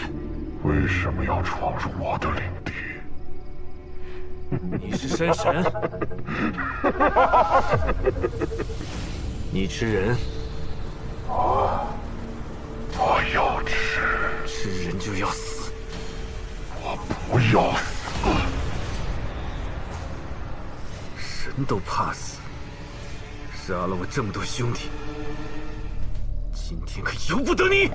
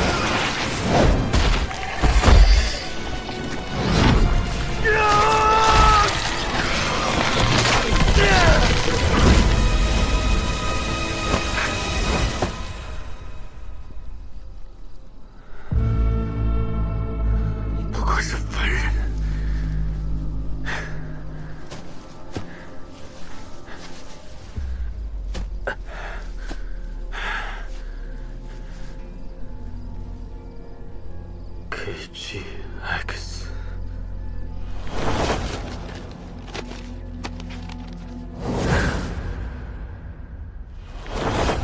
旧审美值的实验对象。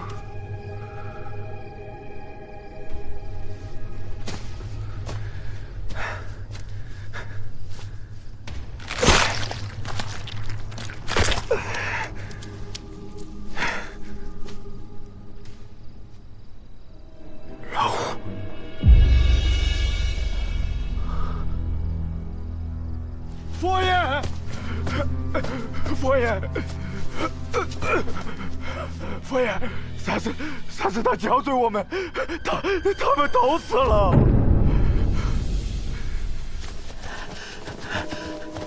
哎，望远镜给我。不妙，须弥镜应该就在那片瘴气的林子里。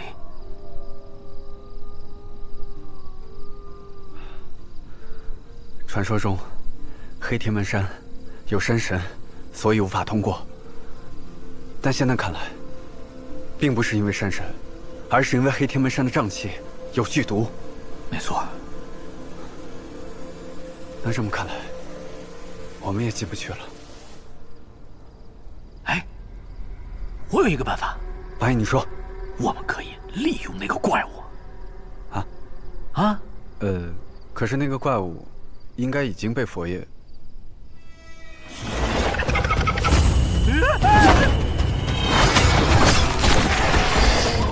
还有只小的，那只拖不动箱子吧？岂不是还要等它长大啊？佛爷！哎，八爷！佛爷留活口！八爷慢点。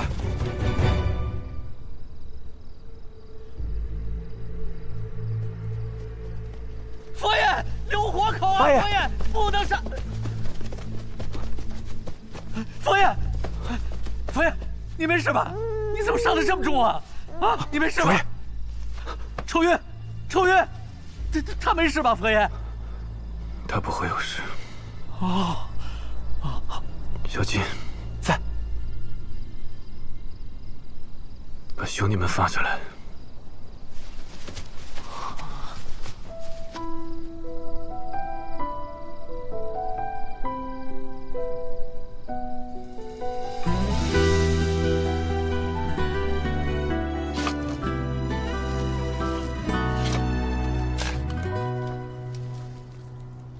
谁曾说的语言，在渐渐浮现，温如满纸人。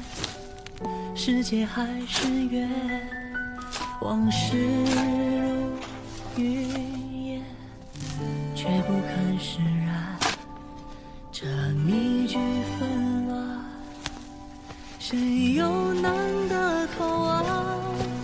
在寻常不过的道别，抬头似乎是艳阳天，或许是最后的并肩。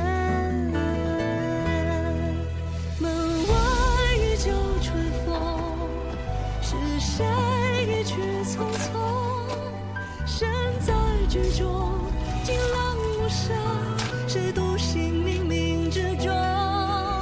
家国今夜的梦，曲中有谁在等？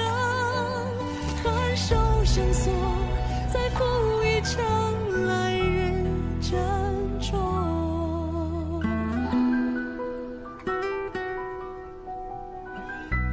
敬礼。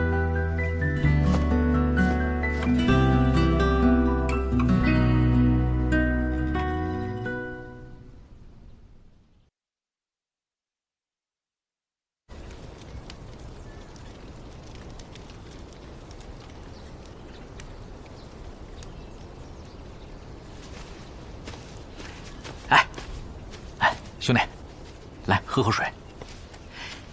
哎，你刚才说，你们看到了日本人带着翟娘娘，还能跟她沟通？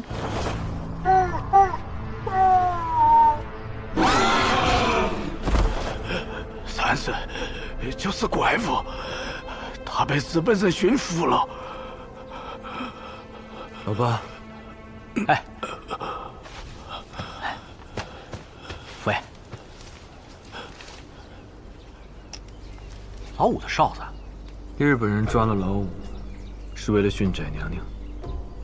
地下河通往不了须弥境的深处，那里还有毒气，日本人只能借助翟娘娘才能通过。这根据壁画上的线索，通往须弥境有2个条件。第一种呢，就是让翟娘娘带着进去，现在已经被你杀了。还有第2个条件，那就是吃幻尸草。可是有毒啊，只能拿着这个小金罐子来解毒。可问题来了，我们也没这小金罐子，不是吗？哎呀，老五啊，老五，你既然能驯服翟娘娘，怎么就不能让翟娘娘把日本都杀了呢？八爷，那翟娘娘又不是狗，怎么可能那么听话？五爷这会儿，想必也是自身难保。你呀，是太不了解老五，他这个人猴精猴精的，保住性命肯定是没问题，啊。哎，父爷，那我们接下来该怎么办呢？只能沿着须弥境的边缘查探，再找进去的办法。哦。哎，兄弟，接着聊啊。你刚才还说死而复生的那个日本兵是怎么回事啊？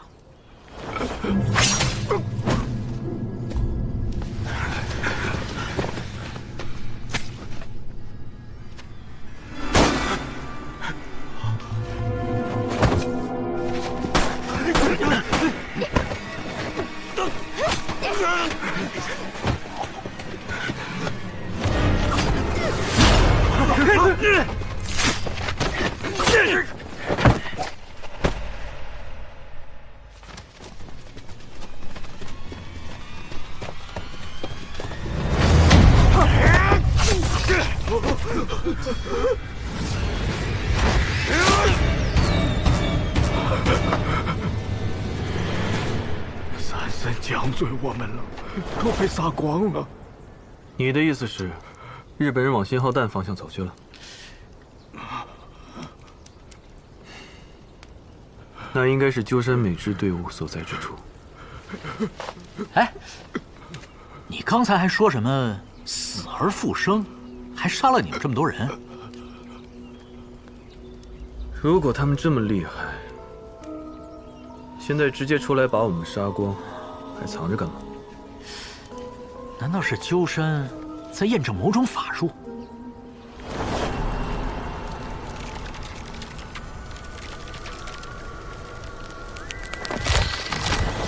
小金罐子，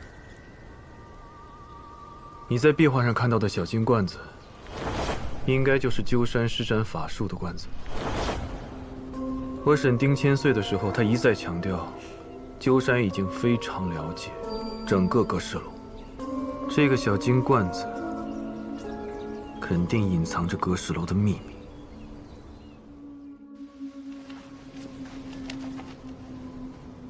哎，真是造化弄人呢。早知道这样，兄弟，我就把吴老狗的故事都给你讲全了呀。佛爷，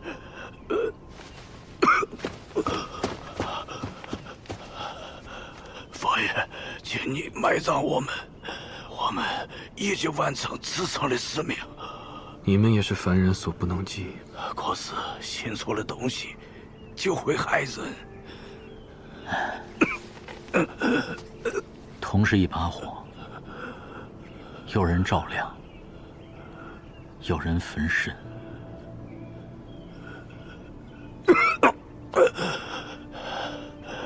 你们是了不起的勇士，谢谢你啊！你们也是英雄。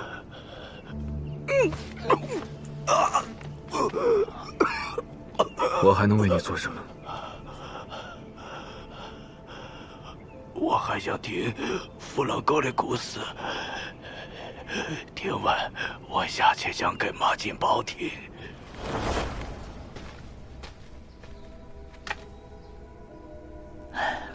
那几年，长沙饥荒，难民四起，拉帮结派，偷抢粮食，狗五爷也未能幸免。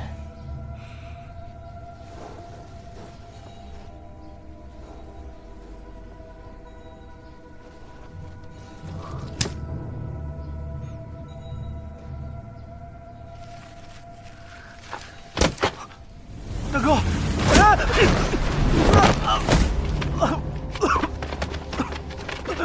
大哥，这人我认识，是城里的一个小流氓，专门坑咱们这些下九流。各位大哥，给口饭吃呗！兔崽子，敢偷我们的饭费，给我打死！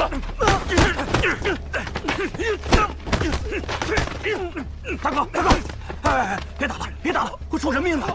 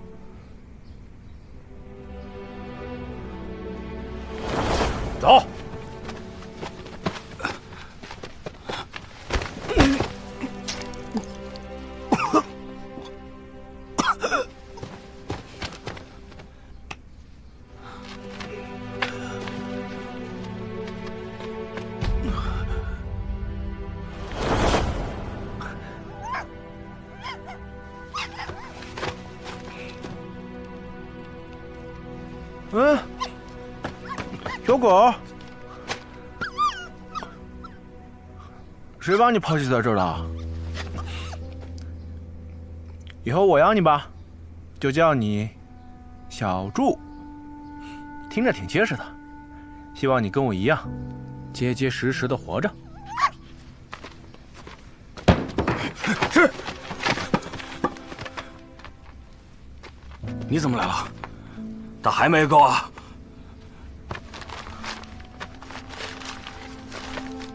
吃了吧，我不喜欢欠别人的。你不救你自己，没人会救你的。天上的神仙看不到我们这些凡人。吃。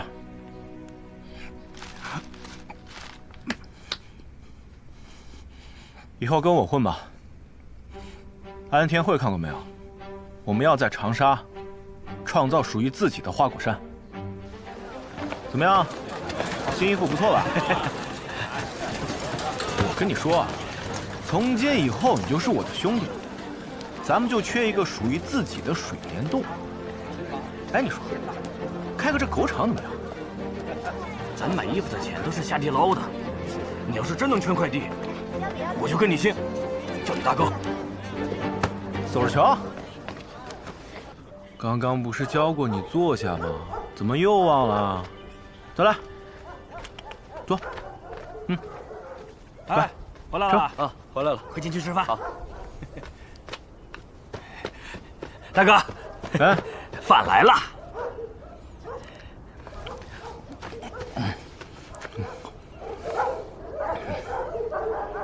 你说咱们这个狗场盘下来有些时日，怎么就是没人来了？生意确实不好做。你说有没有可能，就是人家压根就不知道咱们是干嘛的呀？你瞎呀？这不是很明显的吗？卖护卫犬啊！可这些狗都是你捡回来的，都没训练过呀。有道理。小柱，赶紧吃啊！吃饱了就开始练翻跟头，每天1万次。1万次？你别笑，你也得练习打拳，每天1万次。1万次？我让你训狗，又没让你训我，1000次行不行？你这身子骨得练硬起来，得像我这样啊，才没人敢欺负咱们。我跟你说啊，我掐指一算，咱们这狗场以后不得了了，迟早得红火起来。到时候人一多狗一多，这馒头里面夹的可全都是肉，想加几层加几层。行，你说啥我都信。欢迎爷下次光临。哎呀，爷，您小心。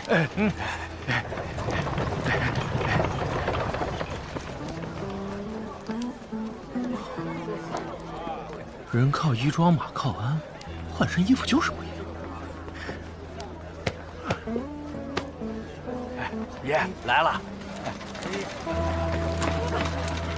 老板，老板，救救我们呐！走走走走走。求求你行行好吗？求求你，世道不公，当官的不管，老天爷不管。老板，求求你了！老板给我吃的，求求你了，老板！求求你给我吃的。老板，老板，给他们下面，面钱我付了。哎，谢谢大爷，谢谢大爷！大伙吃饱了之后跟我走，我给你们安家。谢谢大爷，谢谢大爷，谢谢大爷！什么破酒，什么破神仙，你们不救的人，老子来救！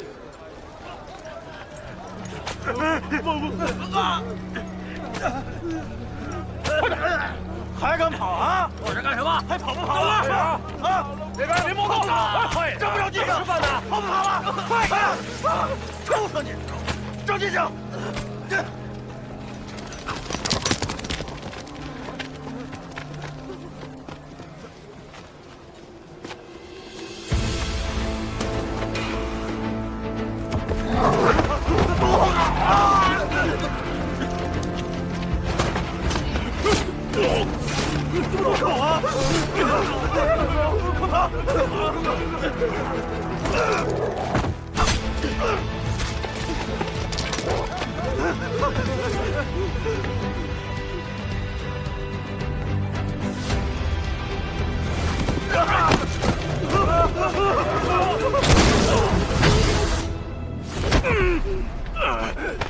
你们这些臭洋口子，知道爷爷我是谁吗？你不就是九门的五爷吗？把人都放了，契约交出来，老子今天就饶你一命。你们算什么东西，也敢得罪九门？你们九门当家的为非作歹，张大佛爷就不管管吗？大哥，天高皇帝远，听说九门上千号人，张启善哪晓得这些破事儿？那咱们就替他们管教管教。你们敢！哎，大哥，我听说九门有个规矩，谁打败了那一家的当家人，谁就能取代他的位置。就凭你们也能取代我的位置？杀了人，老子还能替老百姓做件好事，还能赚个名声地位。那成语怎么说来着？一鸡两吃，一举两下。你们找死！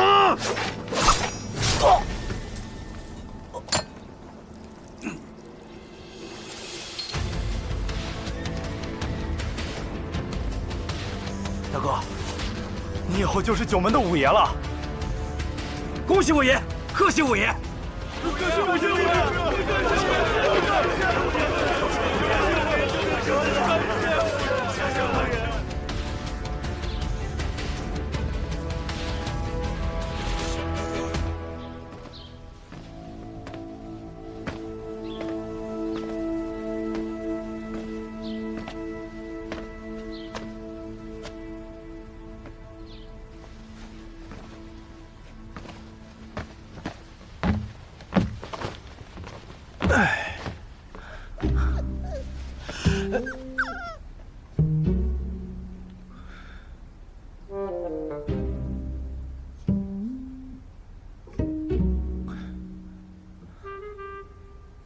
在下吴老狗，开狗场的，以后就是你们九门的老五。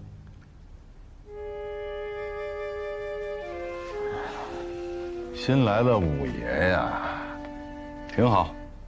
佛爷还没到，你可以在这个椅子上多坐一会儿。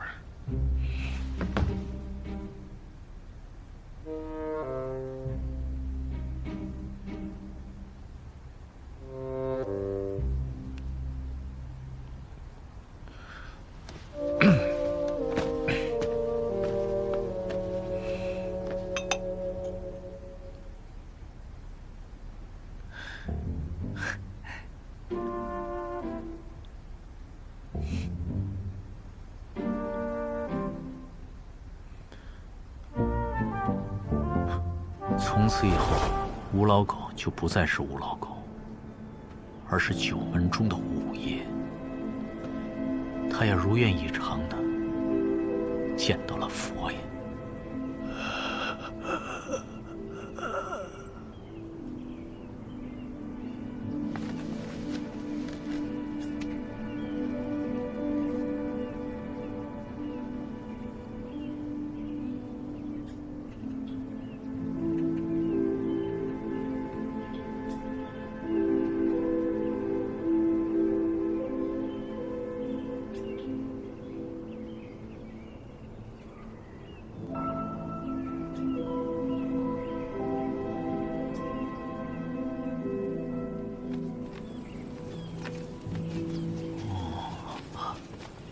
哎，佛爷，你看，这婴儿在这荒郊野岭都能睡得这么香，是不是也太奇怪了？一路以来，这个婴儿似乎在主动地指引我们，好像背后有人操控他一样。你怎么看？我说出来你可不能骂我啊！说，我觉得啊，这婴儿又能看见怪物，他还能有成人的表情，有没有可能他不是个婴儿啊？什么意思？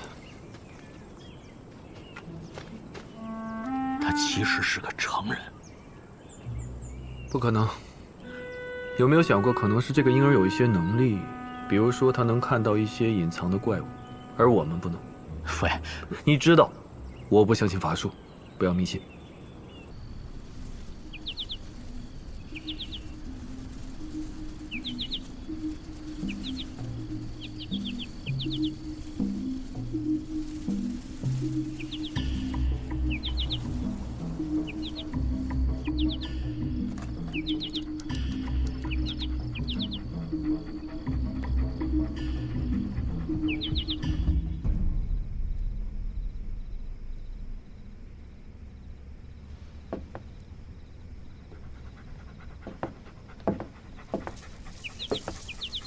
小柱，你怎么来了？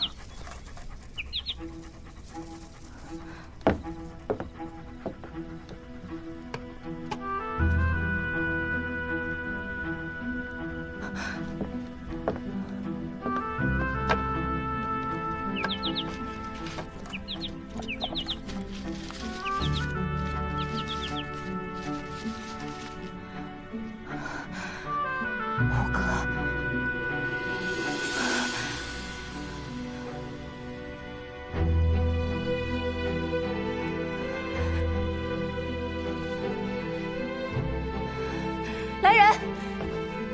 当家的，准备人手，去湘西救人。救人？人在湘西何处啊？还不清楚，应该是有河流的地方，但湘西河流众多，去了才知道。霍家刚刚安定，事务杂乱，人手也不够啊。不如我去找九门的人来帮忙。可信得过我的人太少了，不管派谁去，都难免会被发现。要是被日本人发现，情况就糟了。那怎么办啊？九门中还有一个人是我真正相信的，看来我只能去一趟北平，找新月饭店。老八啊，哎，在想什么？哎，我在担心臭鱼呢。你说他伤得这么重，什么时候才能恢复啊？还有啊，在深山里边野兽这么多，就留小静一个人照顾他，会不会出什么事儿啊？他是张家人，血脉异于常人，伤口恢复得快，不用担心。哦，我怎么把这事儿给忘了？对。你不仅是想说这个事情吧？知我者还得是佛爷呀！我是想啊，这鸠山如果铤而走险，从阁室楼直接到地面上，那结果会是怎么样？丁千岁掩护他能出得了长沙城吗？他肯定出不了城关。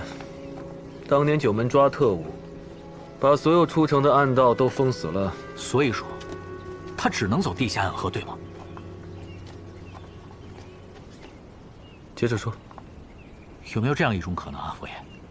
鸠山走地下河，就是为了避开山神，也就是翟娘娘。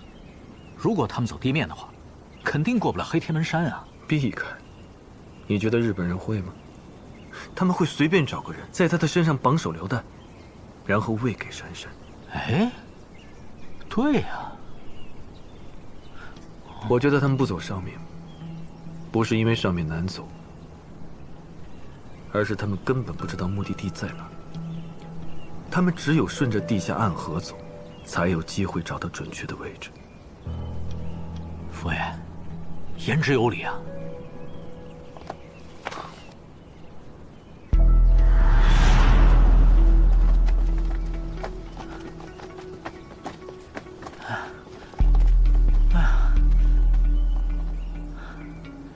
佛爷，鸠山就在那个山里面吧？这黑天门山的后面，都是一群无名的小山。可这么多山，我们怎么找啊？白天看烟，晚上看风。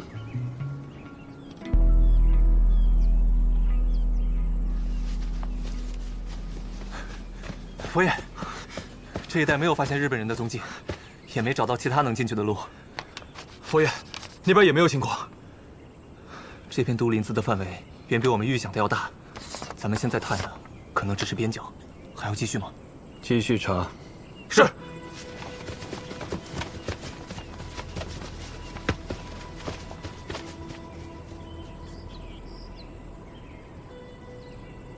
只要鸠山来过，肯定留下痕迹。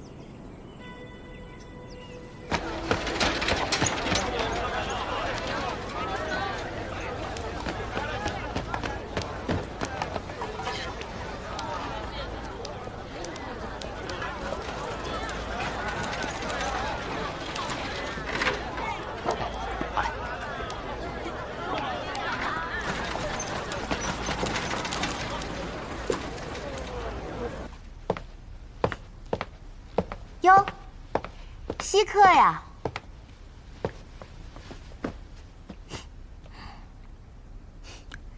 尹小姐，霍当家不远千里来到北平，是不是长沙出了什么大事？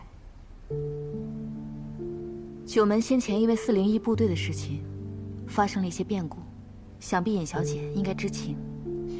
我听我夫君说过了，九门老五被日本人带走，他们追到湘西去了。我在长沙掌握了一些重要的消息，不过没有门路传给佛爷。此番前来也是想请尹小姐帮忙，不知你能否联系到佛爷，请他即刻返回长沙。你怎么知道我能联系上他？佛爷对你情深意重，不管他在哪儿，一定会想办法与你取得联系。况且，佛爷就算无视所有人的消息，也一定不会无视你的。霍当家，我能问你个问题吗？你和吴老狗到底是什么关系啊？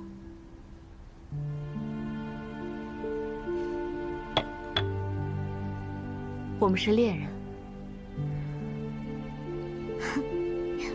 没想到你肯跟我说实话。既是求你相助，自然应当诚恳相待。你嘴上说诚恳相待，但是你既然要我夫君放弃寻找吴老狗回到长沙，想必是有了他的消息。那你为何不直说？这件事情的确是有难言之隐。不过此番前来求你相助，我已经做好了万全的打算，绝对不会让你和佛爷陷入不利的局面。不过先说好啊，我们只帮你找夫君。多谢。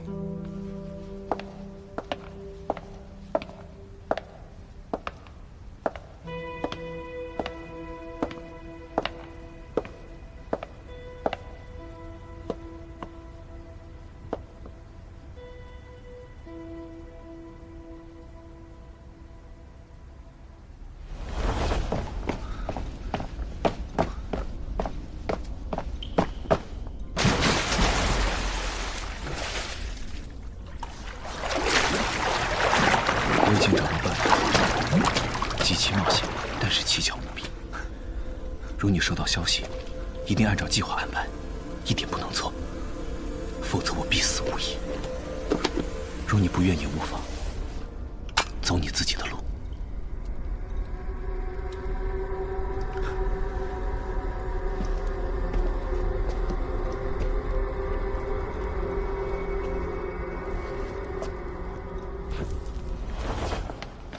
霍当家，您是迷路了吗？我是你们家小姐尹新月的朋友，刚才与她吃了饭，便想着四处转转，散散身上的酒气。霍当家，你有所不知，这里是新月饭店内庭，很多东西都是保密的，外人不得进入。我送你出去。听闻新月饭店的拍卖事宜是由内廷的大朝凤负责的，他精通算法，经营手段也十分高明。可否带我去见见他？我想和你们大朝凤谈笔生意。我有一条可靠的消息，说湘西那边很快就会流出一批价值不菲的仙退，只是这仙退的位置复杂隐蔽，只有像新月饭店这样的大东家肯投入人力和财力才能找到。不过这批仙退实属奸货，若是你们下了场，定是稳赚不赔。不知你们可否听过长沙霍家债台高筑的传闻？传闻不假，我今日前来，也是想替霍家多搏条出路。这2张支票便是我的诚意，我愿意将它抵押在新月饭店。若是你们根据我的消息找到了仙退，需返我10倍价钱；如若没有找到，这笔钱也不必返还。霍当家，还是请吧。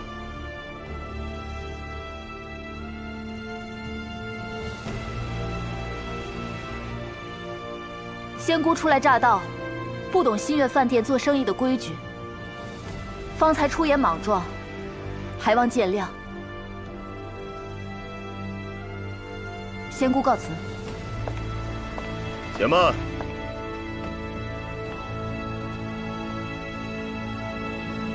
霍当家如此恳切，是我们新月饭店怠慢了。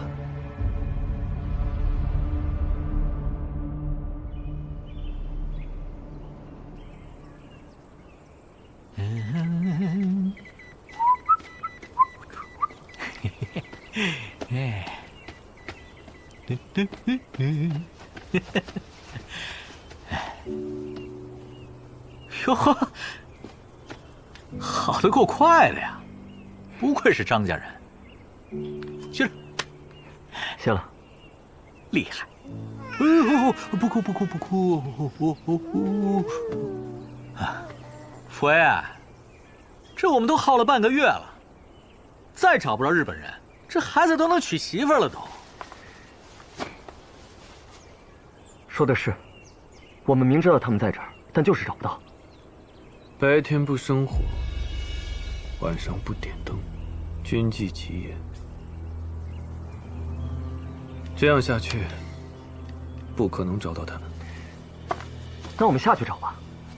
不行，我们人太少了，就算一个人找一个山头，找完这里起码也得3年。要不这样，佛爷，来把孩子抱着。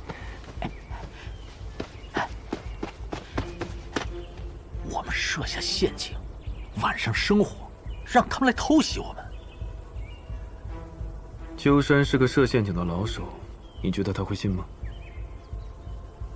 也对啊，那你说怎么办呢？再这么下去，鸠山的计划就要实现了呀。派人留守在这儿，回长沙，继续挖阁室楼。要走地下河呀？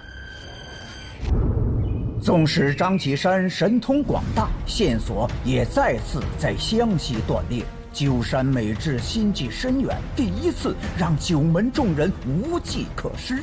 然而，众人不知道的是，另一场巨大的机缘正在吴老狗的设计下悄然展开。湘西水脉众多，受霍仙姑的情报，新月饭店在湘西的探子收买82寨，探查所有水系，终于在西江的一条小河上，等来了这个巨大的机缘。捞上来。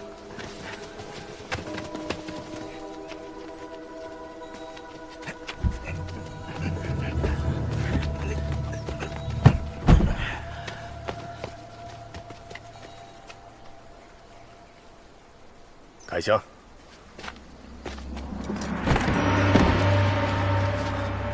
是先退。带回去。是。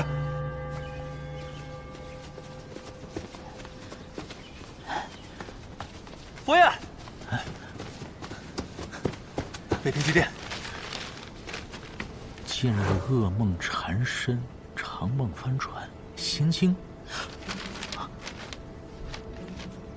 我想吃长沙的桂花酥，给我买。佛爷，这是不是嫂子出什么事儿了？他应该没事，这是他的暗语啊。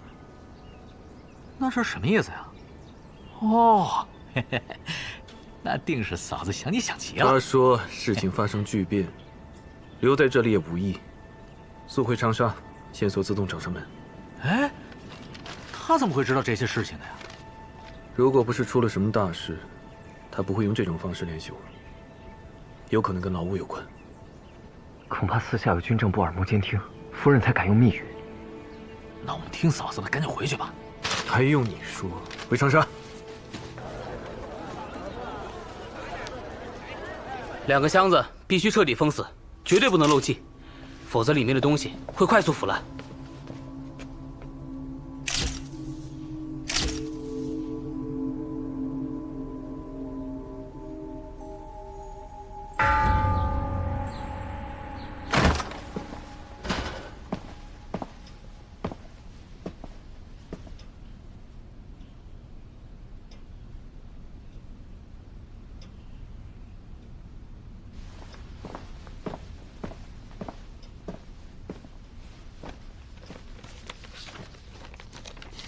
回电报平安，否则给你戴绿帽子。新月饭店已成多方势力角力之所，霍仙姑有情报与你，必见速见。小心！发电报8273北平。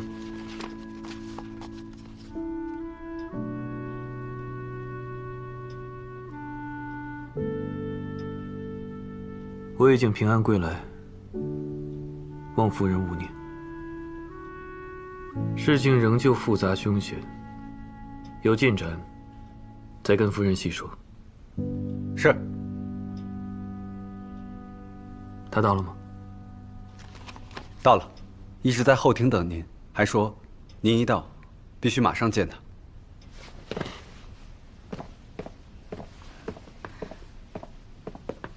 佛爷收到电报，便从深山赶过来，我很意外。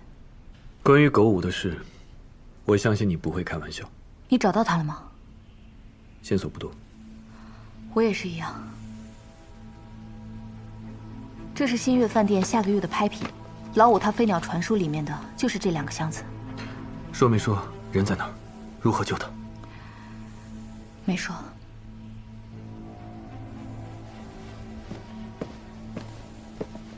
五哥说，这2个箱子是找到他的关键。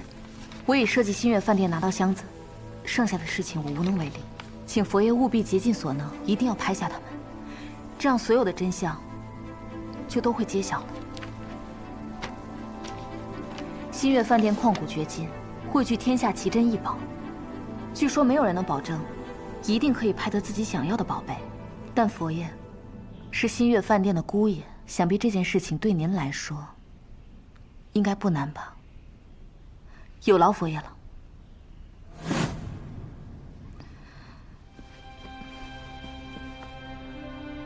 本来我和老五的关系在这儿，我肯定是要和佛爷一起去的。但霍家现在刚刚遭逢巨变，我这边也是千头万绪的，就不给佛爷添麻烦了。你需要帮忙吗？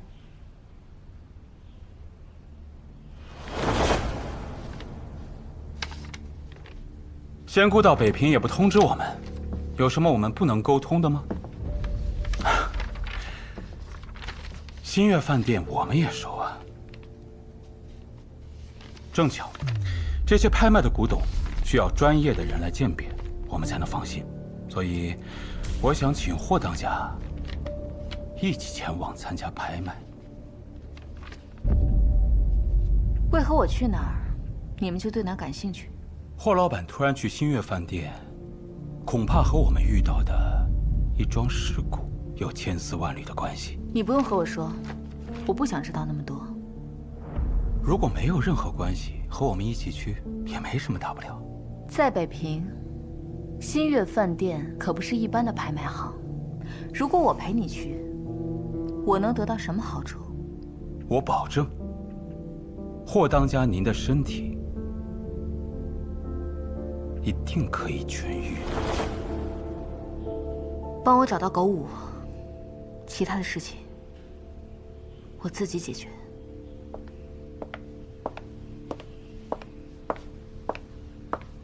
来人，把八爷请来。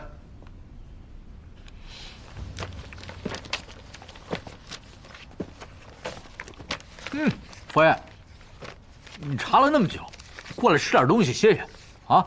还是八爷心大，胃口这么好。先吃饱了再说，现在还没到最绝望的时候。我们要是先倒下了，那怎么救五爷啊？啊？新月饭店的拍卖品038、039号，是2具具有仙退的法宝箱。老八，你给我看看，这是不是湘西一带的东西？没错。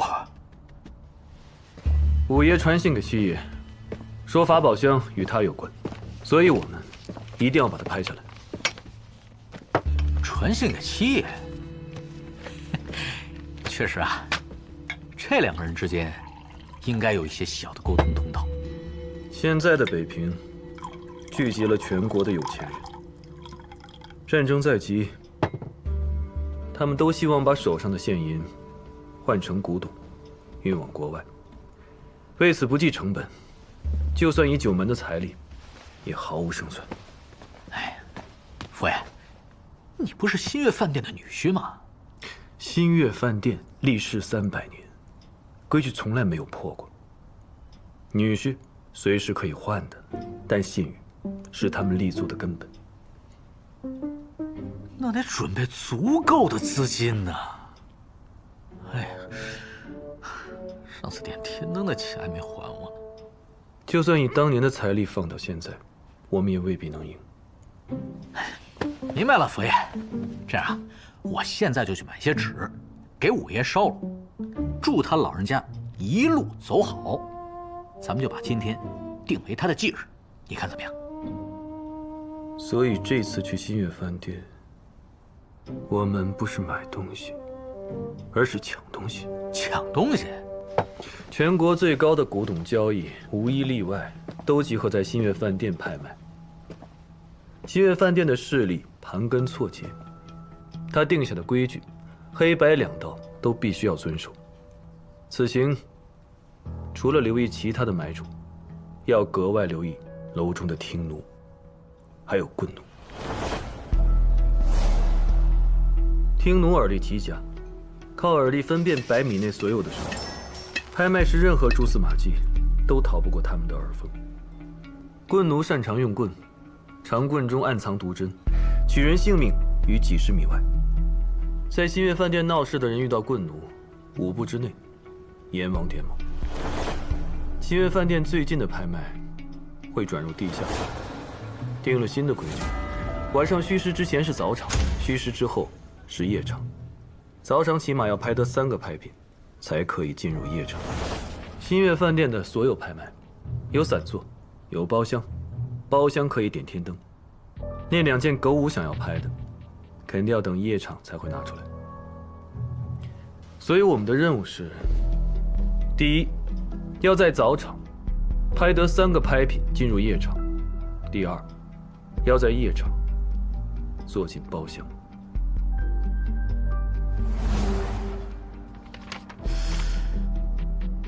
那怎么才能坐到包厢里面呢？如今的北平达官显贵这么多，就算是把我们9门齐聚，也很有可能只是坐在散客的位置上，很丢人的，佛爷。进包厢的规矩很简单，就是验资。你带的钱够了，你就能进包厢。哦，我明白了。也就是说，我们帮佛爷您筹一笔钱，你一个人坐包厢，我们坐散座。不是，一个包厢可以进2个人，我们起码需要2个包厢。一个包厢负责把拍卖场炒热，吸引听奴的注意力；另外一个包厢我们要偷棺材、抢棺材、绑架岳父，做一切可以拿到棺材，并且让佛爷您恢复单身的事情。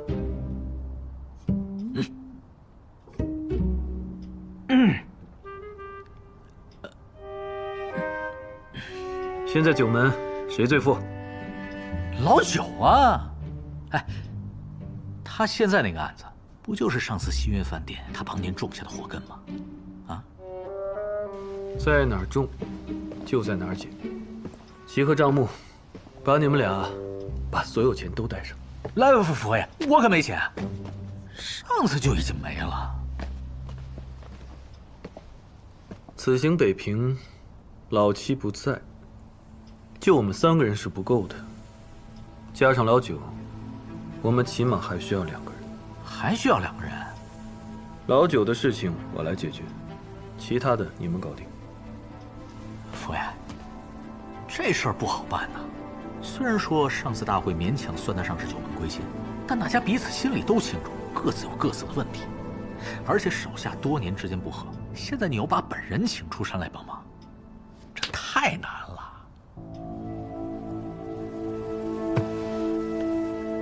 我相信9门有自己的血性。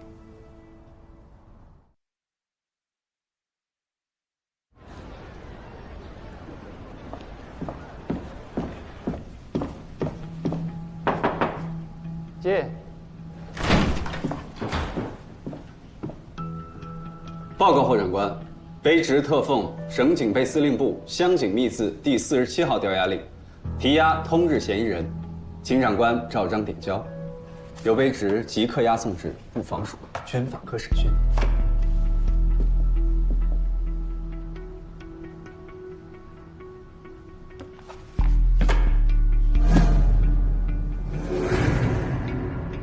启山费了不少心思啊。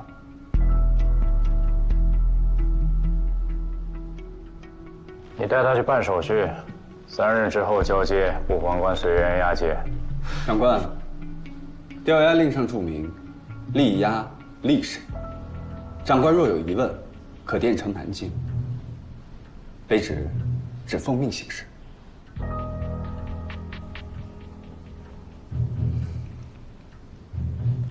带他去提人。是。多谢长官配合。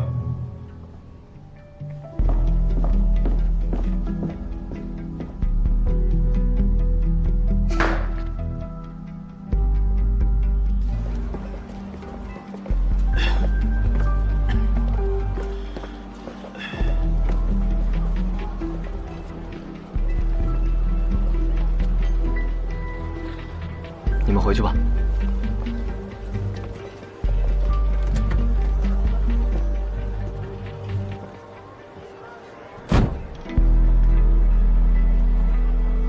九爷，委屈你了。佛爷让我来接你。佛爷那边到底什么情况？我们准备动身去北平。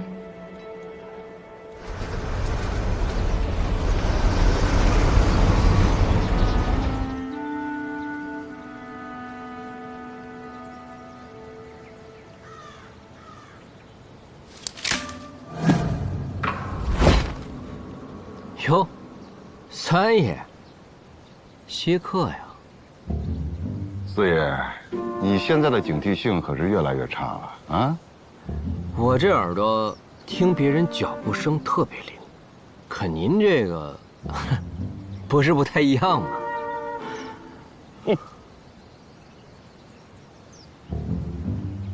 给。什么意思？佛爷北平缺人手。三爷您怎么成了张大佛爷的走狗了？怎么，李家没了？您要改姓张啊？佛爷说的话你也听到了，日本人来了，我不希望这儿有任何变化。我要让这个地方继续太平。我就说，你们这些拖家带口的真他妈麻烦！老子光棍一条，说走就走。长沙变不变的，关老子屁事！你可以说走就走，但你师娘呢？2年了，你连炷香都不能上吧？我是想上的，我又不知道2月红把我师娘埋哪儿了，我怎么上啊？我知道。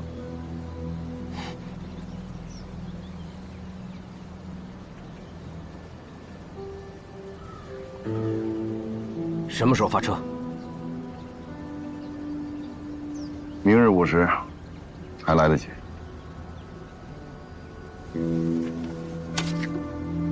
去哪儿啊？我去捞点螃蟹。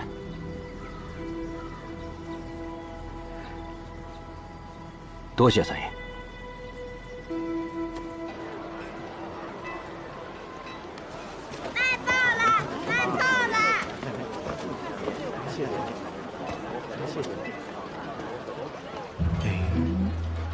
滚开！六爷，这是我专程给您带来的上好的汾酒啊，30年陈酿，您不尝尝吗？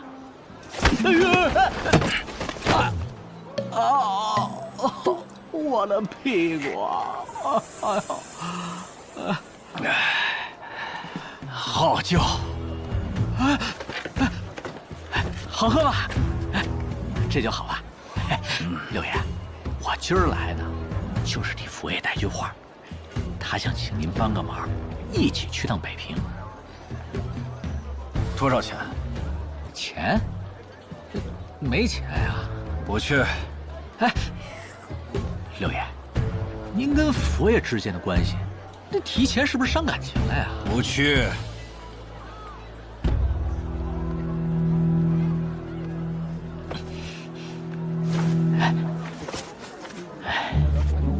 六爷，就这么多了。老爸，你这生意也不行啊。这点银子不够喝2顿酒的。哎，六爷，您收了我的钱，就代表去了啊？那也不去。那你还给我，我的六爷啊！虽然说咱们平日里不常来往，但是咱们九门中人做事是绝不会负了自己的血性的呀。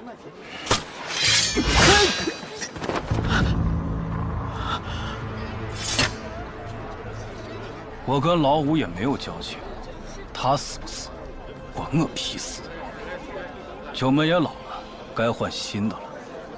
他死了，我可以推荐新的当家。六爷，是不是听不懂人话？再敢跟着的话，断的就不是你的围巾了。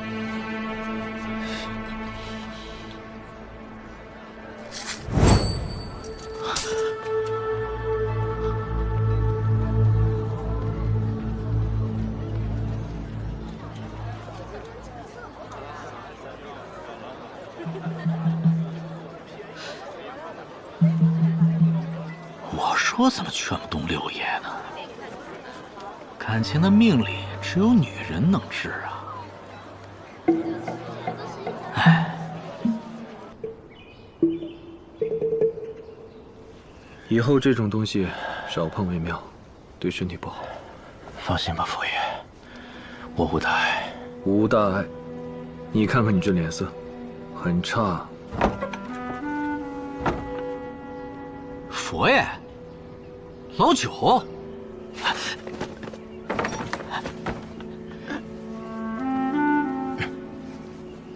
你们怎么过来了？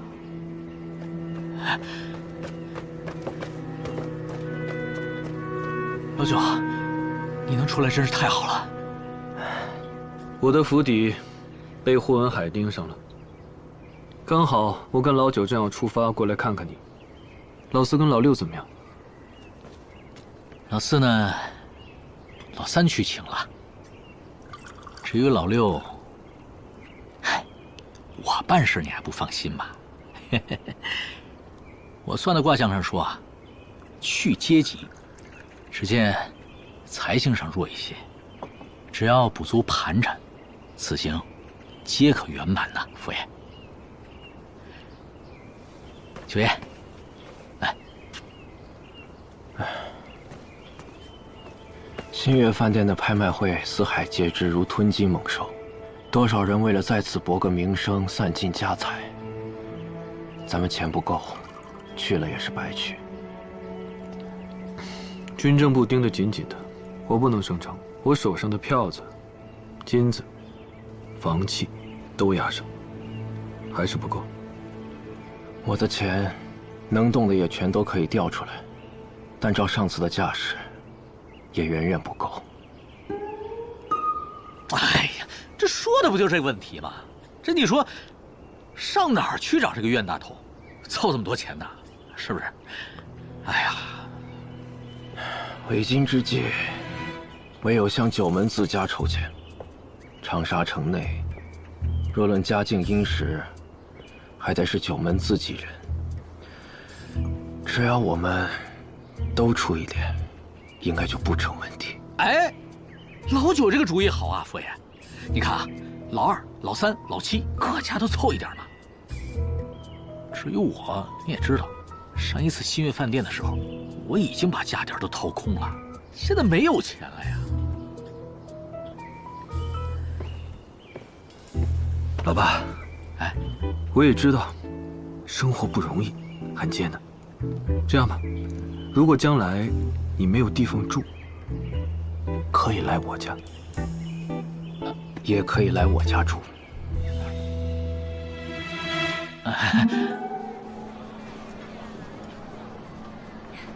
也有些日子没来了，就是啊，都想不过。有点时间了啊！快进来，快进来。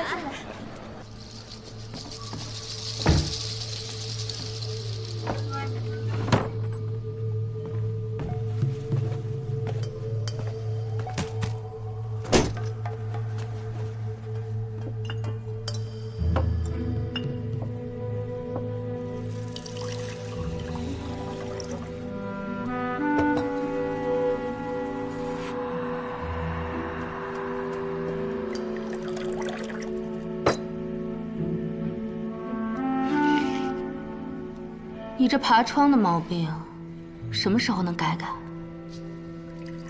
走正门要给钱，老子好不容易讨了钱，给了他们怎么给你啊？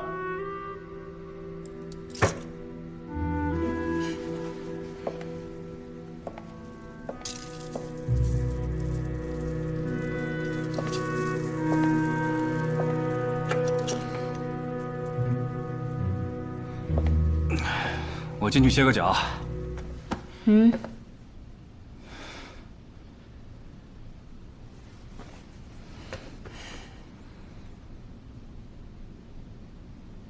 拿了钱不让进，是要翻脸了是吗？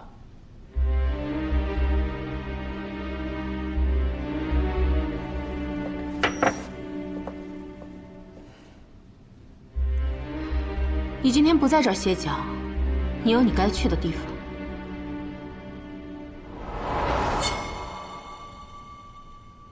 那个算卦的是不是来找你了？干嘛去？砍人！长沙街上会算卦的成堆，你砍得过来？八爷的卦，向来都不乱说。他说你去，你就该去。他的卦准不准，关我屁事！可这次不是私事，五爷的事，那座怪楼，还有底下的日本人，要真像他说的那样，这回怕是整个长沙都得遭殃。那关我屁事！现在世道这么乱，老子也懒得管。那往后你也不用来了。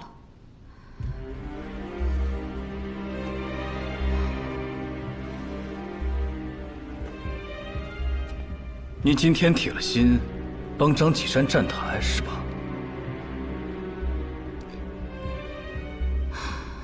都是这世道给逼的，谁也没有办法。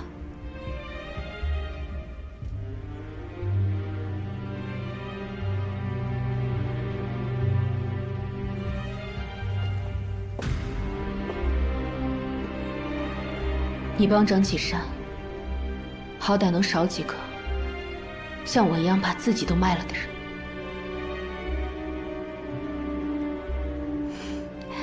你要能回来，咱们就走，走多远都行。到时候我就不在这儿，我在家等你。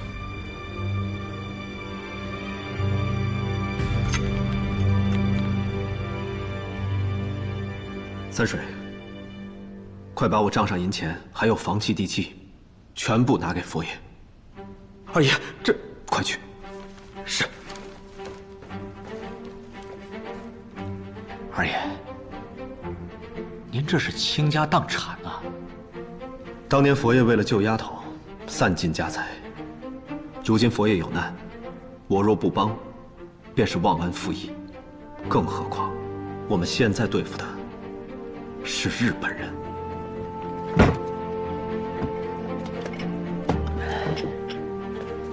八爷，哎，哦，三爷，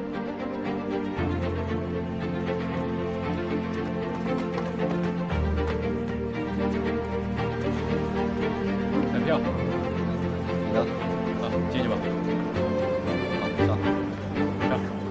佛爷，虽然我们这次凑了194万大洋，但此去新月饭店，如果出现其他差池，恐怕也不一定够用。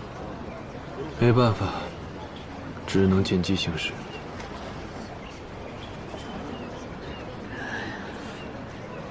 老八，哎，人呢？哦，路上，马上来。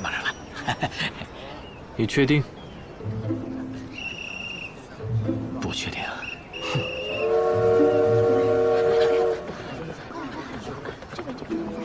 人各有志，没办法强求。老八办事什么时候靠谱过？老死！佛爷，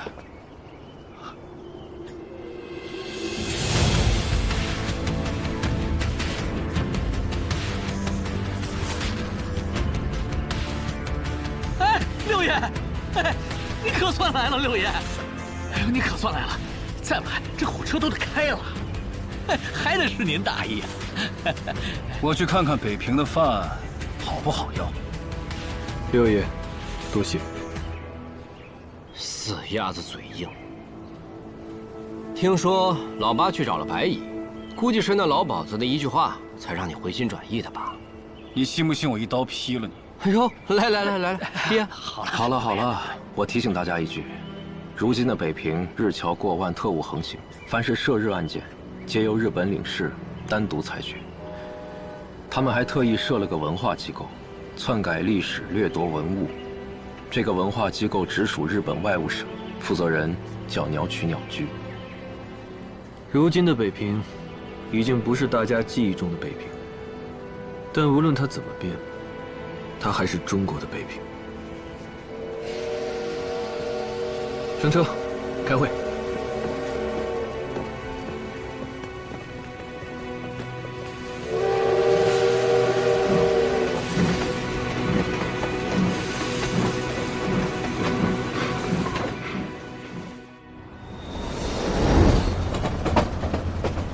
如今的北平，日本的势力已深入深土。新月饭店为了避嫌，所有的拍卖都尊用军事委员会的常理，这样日本人就无法插手，闹出事端。所以请柬啊，才显得如此重要。夫人传话，第一封请柬是在《亚和月刊》的总编梁本才身上。《亚和月刊》是日本人资助的伪刊，梁本才是搞古董研究的。日本人正是利用他的身份，把咱们中国的古董运往东洋。我和佛爷伪装成满铁特务的身份，以调查他受贿为名，没收他的请柬，并且勒令他原地待命，不得与外界联系。倘若他不信抵抗呢？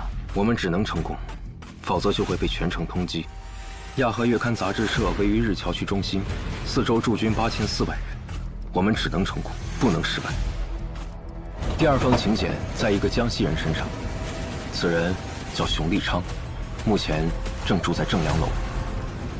此事，老四、老六，你们来负责。必须要拿到请柬，替换他的身份。佛爷，你们都分配好任务了，我跟臭鱼干点啥呀？你们直接取钱，咱们分开行动。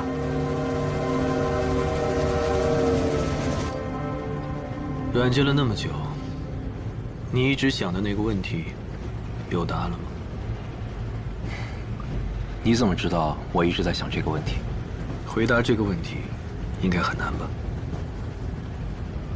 是啊，我一直在想，时代在巨变，九门存续了那么久，未来该何去何从？想不想听我的答案？不管九门未来是好是坏。在这个变化的过程中，每个人无非两种结局。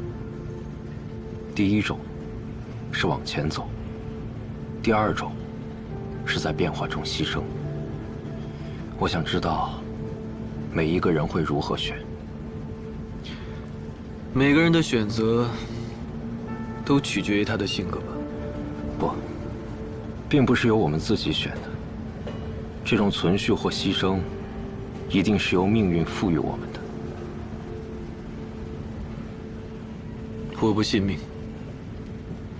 老八不是说过吗？我的命算不准。其实我倒不担心那些牺牲自己的人。我们这个民族，永远不缺少那些勇于牺牲自己的人。在这片土地上，历史无数次证明了，那些敢于侵犯我们的人，总是会低估我们的血性和牺牲。但我却更担心那些往前走的人。往前走的人，背负了那么多的牺牲，他们会很孤独，很孤独。路走久了，就不会觉得孤独了。万一战争开始，我永远站在城防前线，绝不撤退。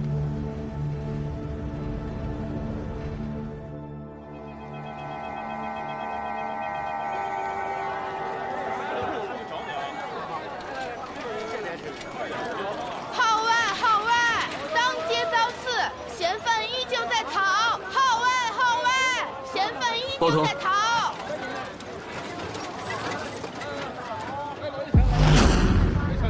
号外，号外！高等法院审庭长按计划行事。嫌犯依旧在逃。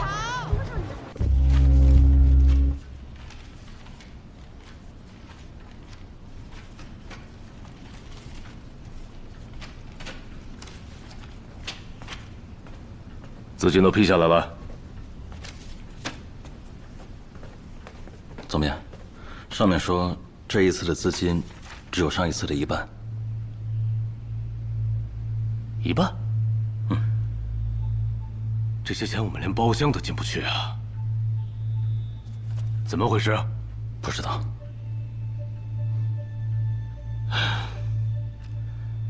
是不是他们找到替他们拍卖的新人了？这些日本人性情不定，朝令夕改，让我们怎么做事啊？怎么样？会不会是上一批货，我们动的手脚被发现了？他们动个屁！如果被发现了，你我还有命吗？出去！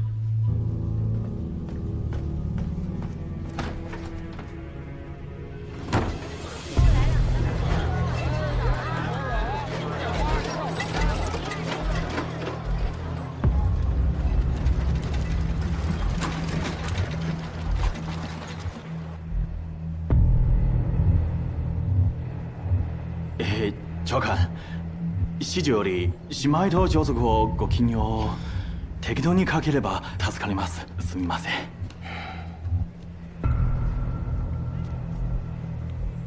おい、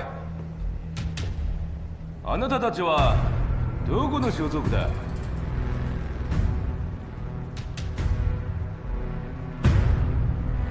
こから来たの聞いてるんだけど聞こえねえのか？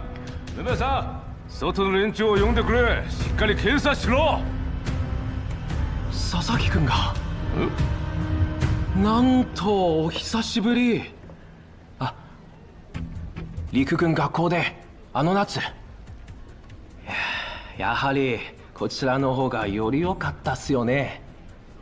我らは天津で運転セルのことね、もう大変だよ。石炭補給くらいの細かいことでも報告書を書き事ばかりしているんだよ。あ、そう、これキャメル、記者で結構打てる。へえ、お前いいな。なかなかできるやつじゃん。あ、申し訳ありません。そうか、知り合いの人で、こちらは調査部の山本長官です。はじめまして、山本長官。実はこちらはちょっと用事があるって、ある種類のコピーを感謝の方に送っている途中なので。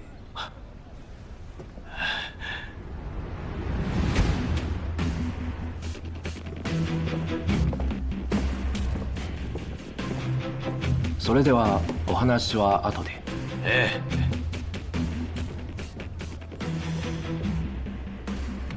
え。あいつは誰だ？全く思い出せねえな。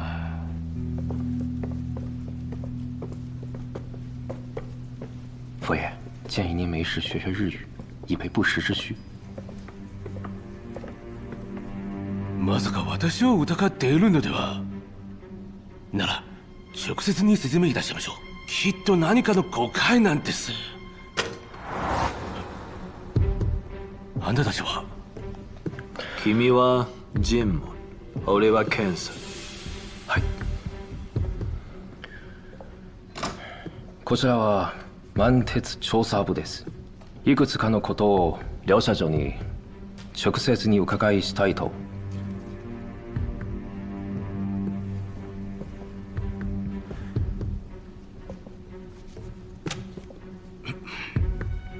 諸会長は？それがなければ面会はできません。私は日本ギグの法人代表であり、社内事務に対する独立承持権を持っています。それを触るな。帝国の財産です。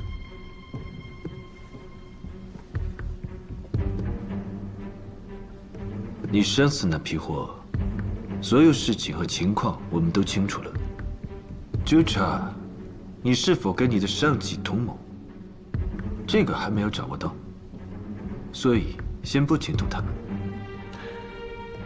我不知道你们指的是什么。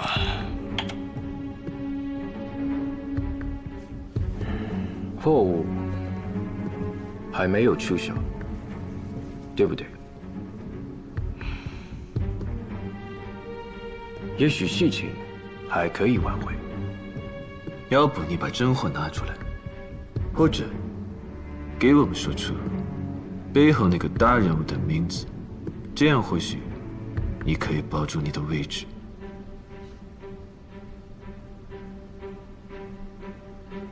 真的吗？嗯。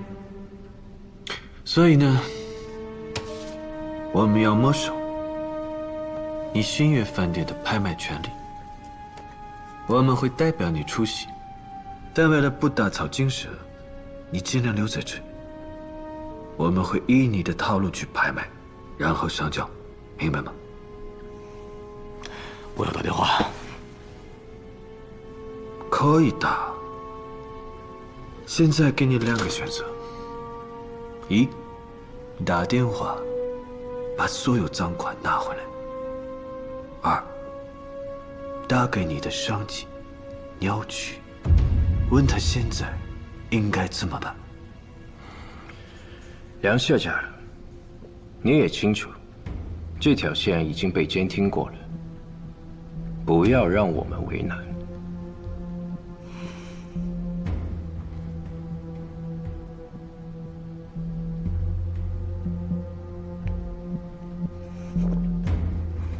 好，就按高家说的办。还要麻烦你一件事情，想征用一下你楼下的车。啊，没问题。还有你的衣服。哎，当心烫啊，慢点儿。好嘞。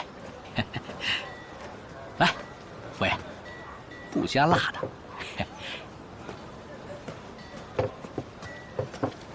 哎呀。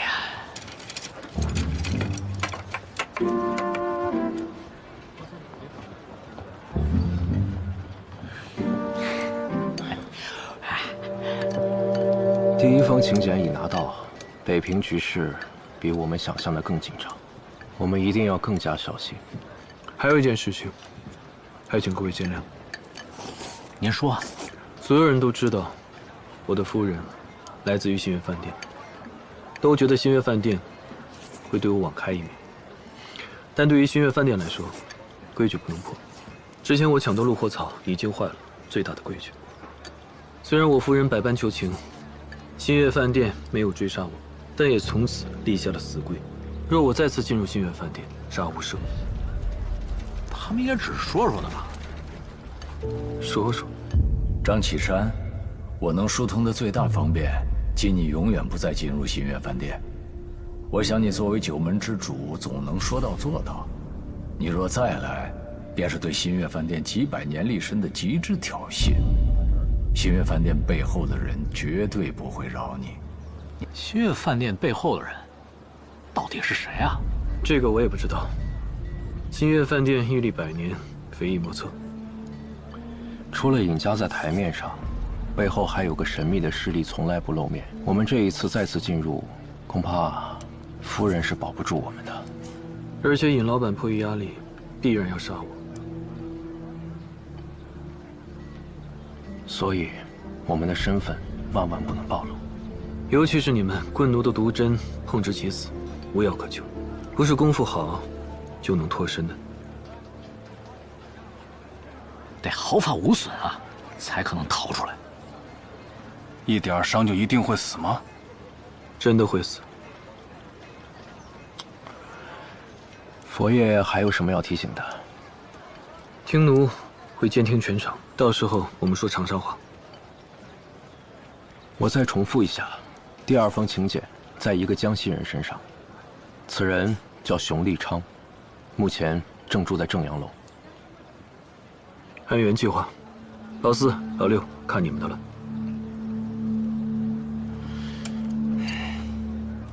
不得已，千万不要杀人。佛爷，我一个人去取钱就行了，让臭鱼去帮46吧。按原计划不变，我们去改衣服。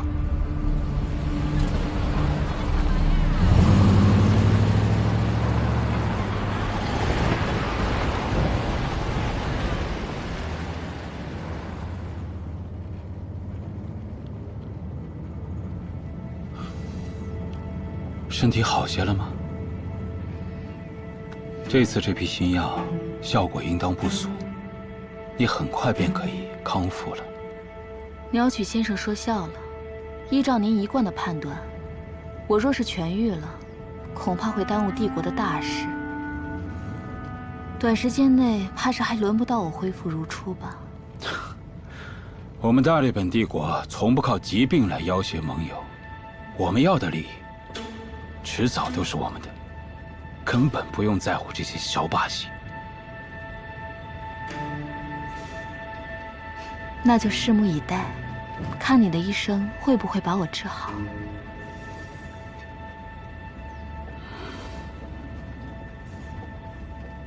你知道的，我对你的关心，从不只是公事公办而已。您就不怕惹麻烦吗？贵国对待公私不分的军人，可向来不宽容。若真因此受罚，我也是自愿的。我听过太多男人说这句话，我不需要带着自我感动的可怜。我们之间，还是简单一点好。好，就简单一点。我治好你，之后你的选择与我无关。我只是不想你死在这种病上。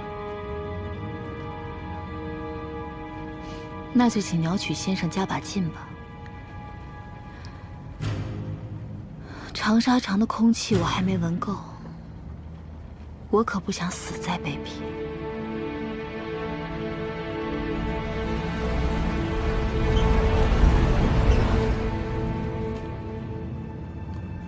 长官，半节里为什么突然请您喝茶？无事不登三宝殿。这张启山前脚刚提审谢九，他后脚，半节里的请柬就放到了我的桌上。天下间没有那么巧的事。你查到没有？张启山把谢九提哪儿去了？刚收到消息，我们的人查到谢九去了北平。另外，张启山这几天也不在长沙。还有一件事，北平新月饭店马上要开一场拍卖会。张启山、谢九、新月饭店。张启山总不能是提着谢九只是去参加一场拍卖会。不管他们在谋划什么，半节里这个时候找我，一定跟他们在北平要干的事儿有关。长官，咱们还去吗？去，当然得去。半节里平日里就是一个自扫门前雪的独狼，那这回如果是肯为了张启山约我，我还真得看看他葫芦里面到底卖的什么药。我跟你说啊，你就把我跟你说的这些，你跟那个老板，你去复述一遍，这笔大买卖保准能成。真能行？真能行，你听我的。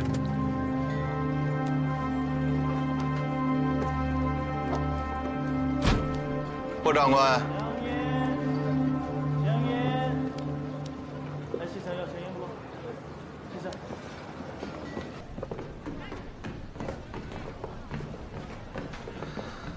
霍长官，楼上请。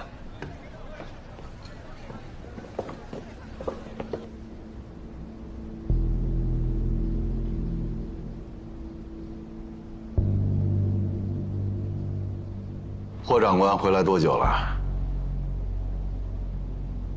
三爷神通广大，我踏进长沙城那一刻，您不就知道了？你回来这么久，都没去霍家看一看呀？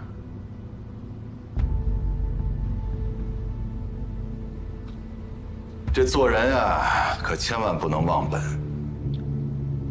找我到底什么事儿？没事儿，就是找你叙叙旧。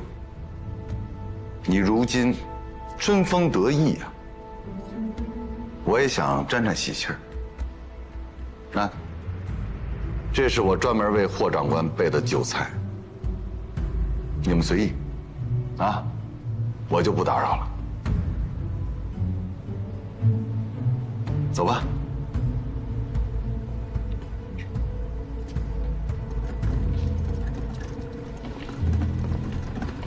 哦，对了，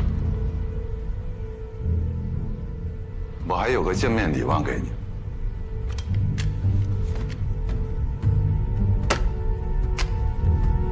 收好。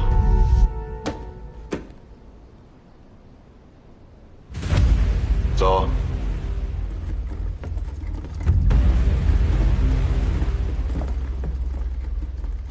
长官，这饭咱还吃吗？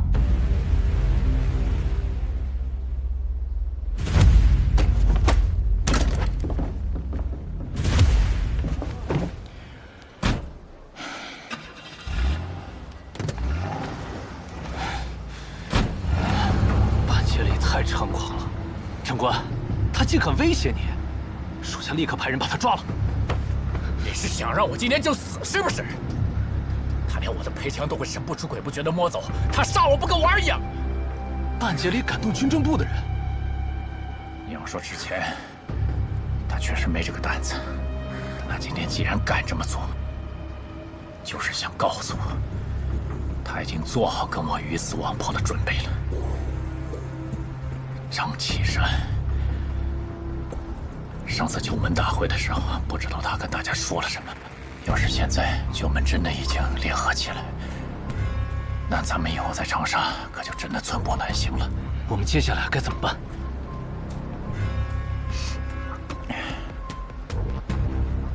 北平的事不能管了，半剑离肯定会盯着我们，正好让他们以为我们认栽了，麻痹他们一下。但是。我们也不能坐以待毙。既然现在九门可能已经拧成了一股绳儿，那我们就需要另外一把刀，一把能把这根绳割断的快刀。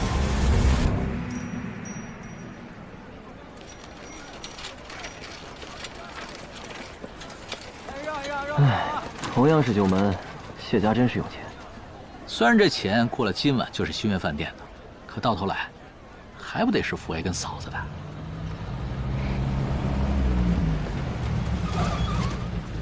佛爷，您怎么能开车呢？哎呦，丢脸呐！快下来！哎呦，佛爷，你这有问题吗？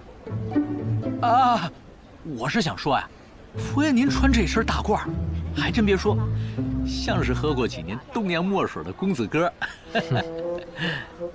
阿爷啊，您就算穿上黄大褂，最多就像二爷戏园子里那跑龙套的。嘿。臭元，你在北平可是什么都没有学会，学会狗眼看人低了是吧？上车。佛爷，你们家这司机啊，早就该换了，别到时候他把人家给咬了，您老人家还得赔膏药钱。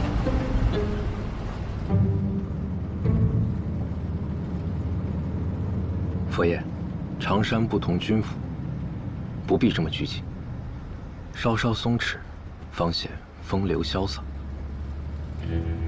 你还说我，老九，你平常谨慎周密，看来今天你心不静。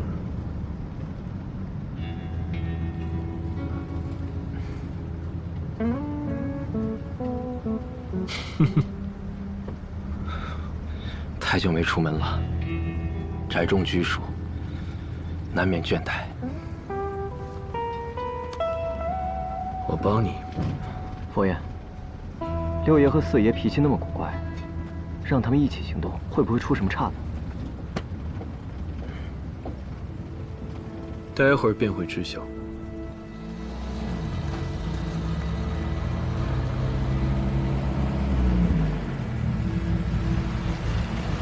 你好，廖雪涵。谢谢。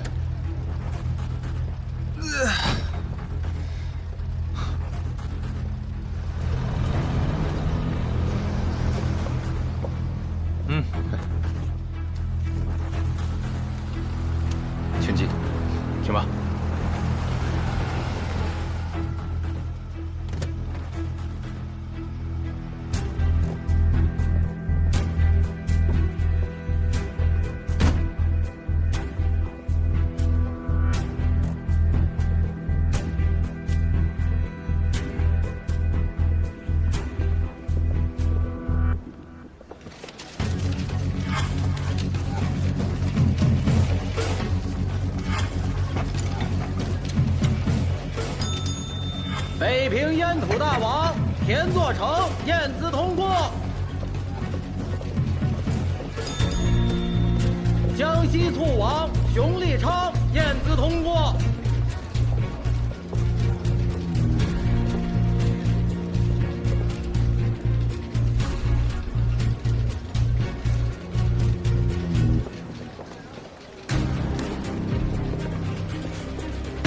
你好。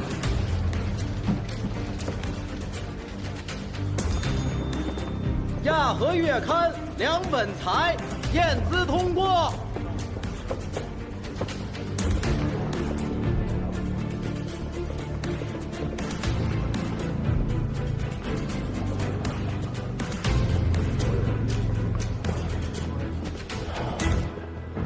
国力跟新月饭店几乎一模一样。虽然是军事委员会，但整个楼的内部都是从新月饭店撤卸过来的。那如果遇到战事，这座楼可不可以移动到其他省份啊？如何撤卸和捐派，那只有很少数人晓得到。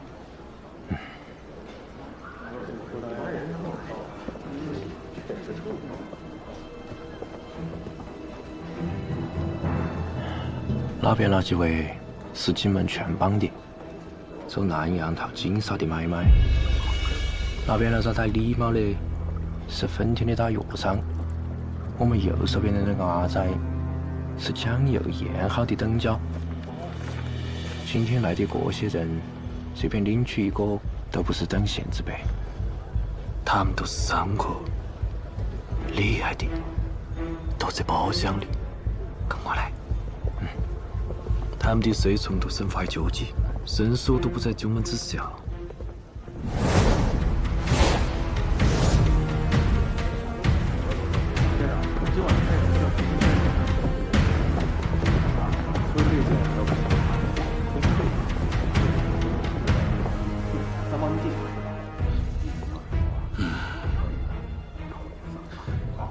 今日拍品，听说有许多难得一见的稀世珍品。霍老板尽管挑选，不用替我生气。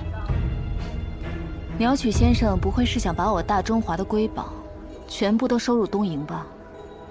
霍老板误会了，我们帝国一直秉持着亚洲友谊的理念。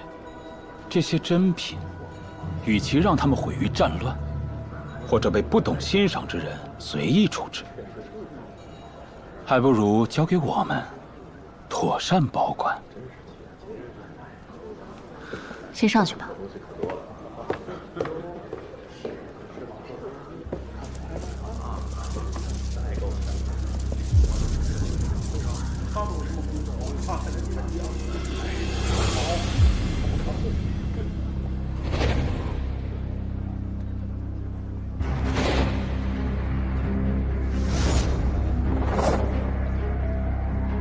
梁总编，这是您的资金兑换的金条，拍卖结束后余款可换回银票。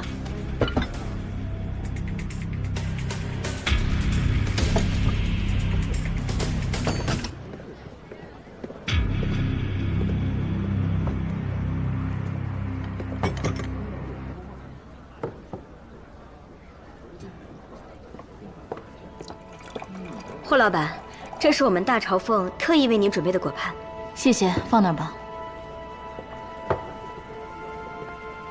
鸟取先生，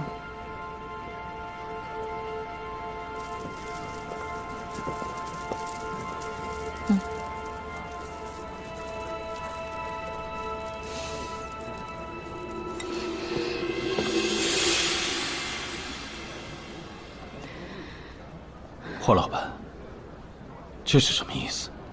我是你请来的顾问，不是女伴。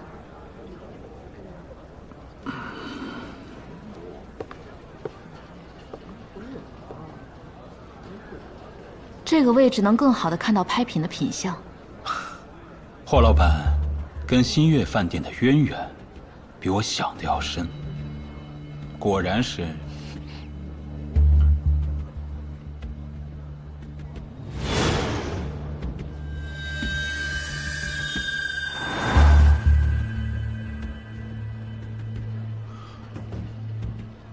今天的拍卖，除了我们之外，还有一组人，就是亚和月刊的总编梁本才。为了避免资金浪费，需要制定策略。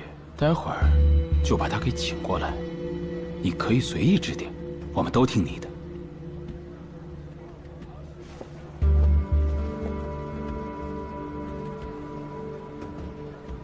国立收费森严，没得一个人可以前去晚登，希望他过子时候顺利一些。梁先生，1号包厢的鸟取鸟居先生，请您过去一叙。他有新的朋友介绍给您认识。鸟取先生，他今天为什么会在这儿？这个我们就不太清楚了。今天出门没看黄历，鸟取鸟居居然也在。他要见你，我们现在只能离开。你讲，有没有一种可能，鸟取鸟居没见过梁本才？梁本才只是个微刊物的主编，地位卑微，真有可能他们根本没见过。万一见过嘞？如果他们真的见过面，我只能杀到鸟取鸟居，在军事委员会杀到一茬日本高官，虚外交的问题。我不想让新月饭店牵连在其中，所有后果我一力承担。看来让你走应该不行了。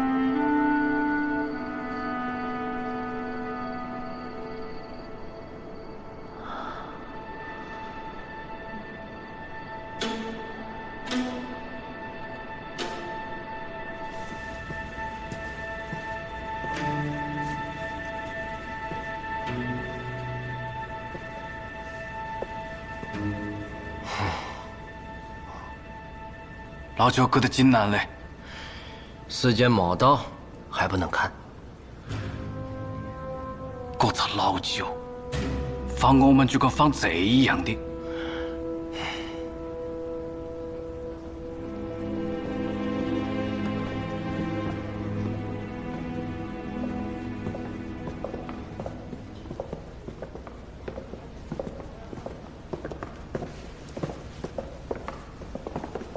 偷偷的开除。本日は相手で加えの至りです。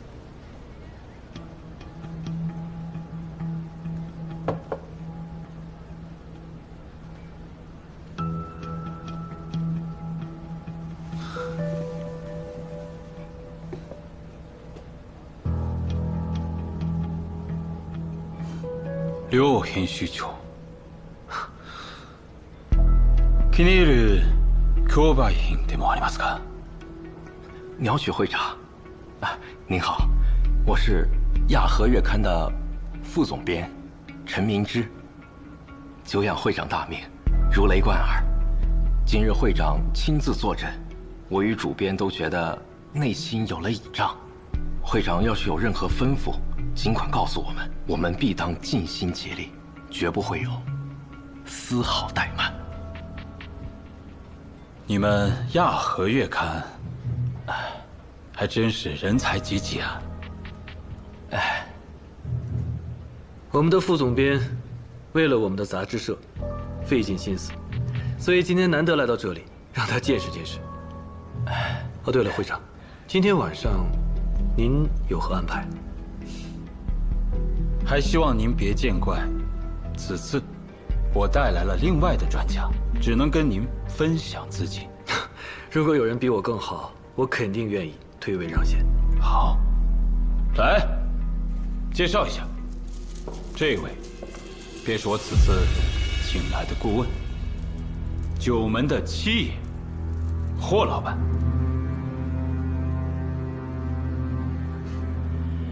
梁总编，久仰。您和我之前的一位故人，还有些相似呢。那看来我们真有缘分。好了，拍卖会快要开始了，我来说一下今天的计划吧。我不希望我们2个包厢之间产生正面竞争，彼此抬价，对谁都没有好处。所以，凡是我们举牌的货物，梁主编您就不要参与了。明白。若是我们没有追牌，梁主编您可自行斟酌，自由竞价。我们包厢外面的窗帘上若是插了花束，便是我们要拍之物；若是没有，那便是你们的机会。放心，我们肯定不会搅乱会场的安排。合作愉快。合作愉快。那我们先走了。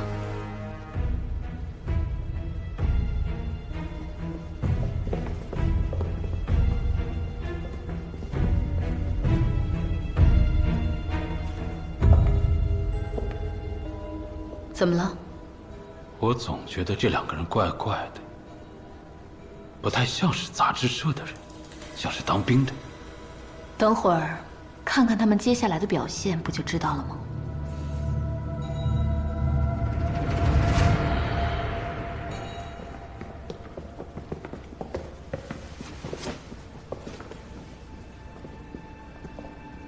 绕起来国里没有操劝我们，想必是为了老五而来。他应该会帮我们，就怕去到老五，他有更复杂的原因。事到如今只能随机应变的。我相信就没人底线，他半个九门都在新月饭店的。要是曲目之时，九门只剩2门头。希望老四老老正常一点。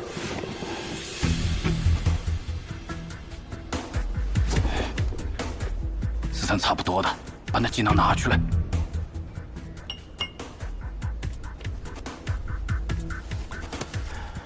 哎，你个老就讲的，想跟他咋大一发的，真他娘啰嗦！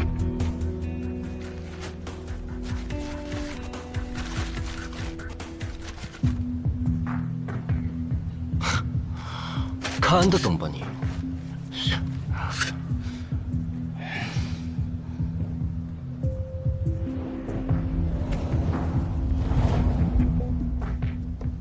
新月饭店的拍卖会，一般情况，来者都不是有固定想买的东西，都是有钱人过来淘宝贝的。在拍卖法宝箱之前，需要人为的抬高前面所有拍品的价格。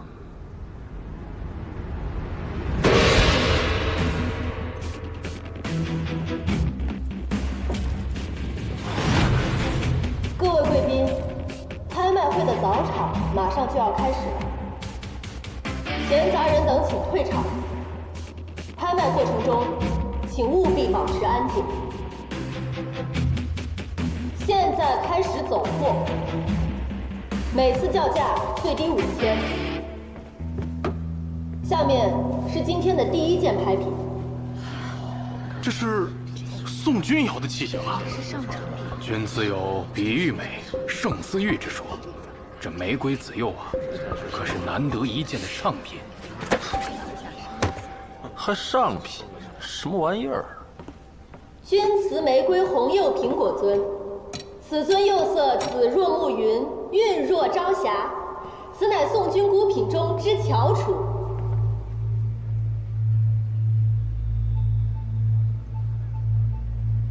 霍老板，这件拍品如何呀？釉色虽美，但火候不佳，确实不是凡品。第1轮叫价开始。1万。11号桌出价1万。6万。6号包房出价6万。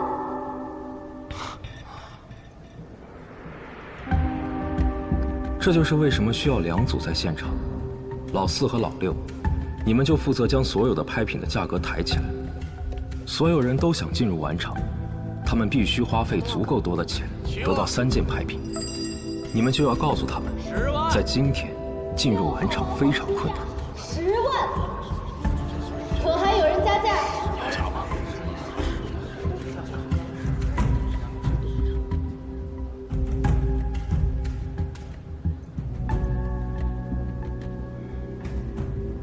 ？10万5千。11号桌出价10万5千，10万5千1次，10万5千2次，10万5千3次，成交！恭喜这位宾客拍得今日的第1件拍品，让我们一起恭喜11号桌贵宾。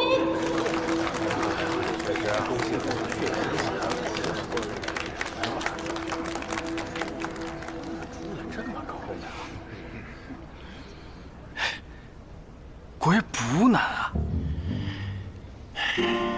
这台价是不难。等过星月饭店经验丰富，我们几番操作之后，所有的竞拍对手和星月饭店都会开始怀疑我们故意做托、恶意抬价。到时候我们抬到没人跟，自个就会吃瘪。老舅不是讲的，我们不用去晚场，只要把下面这些人的银子过好干部就行了。下把我来缴啊！你根本听不懂啊！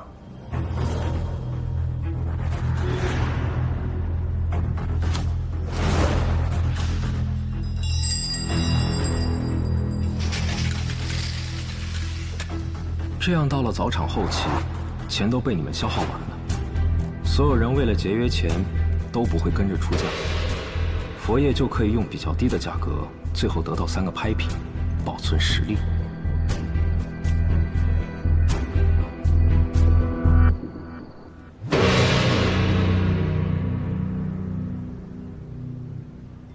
诸位，早场已经结束，凡拍得3件珍宝者，请稍事歇息。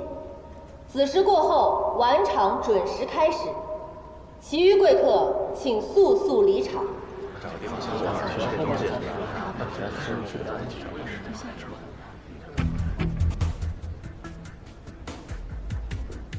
那个包房的人一直在抬价，好像是在帮。我去净个手。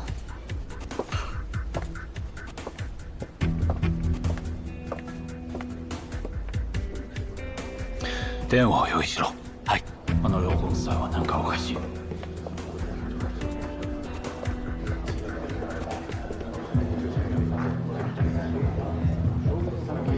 今儿这货价抬的也忒高了。有什么办法？不拍满3件，晚场进不去呀。5号包厢那家伙拍得倒便宜。挂炉烤鸭，云腿月华酥，姜汁花椒炖翅。您稍等。佛爷，现在距离子时大概还有1个小时，中场休息，包房的客人会互相请教，正是我们了解完整对手的时候。我们现在的身份是罕见，交流起来恐怕会有障碍吧？你身份确实不方便，这件事情我可以做。明天待的吗？待的。小心点。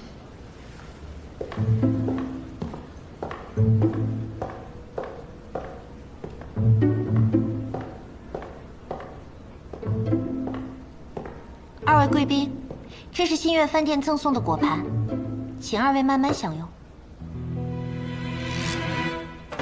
梁总编，我家小姐说了，今晚拍卖会的内容有几处细节，需要与您当面商议，还请您移步至会客厅。我现在就去。那就劳烦陈副总编去吧。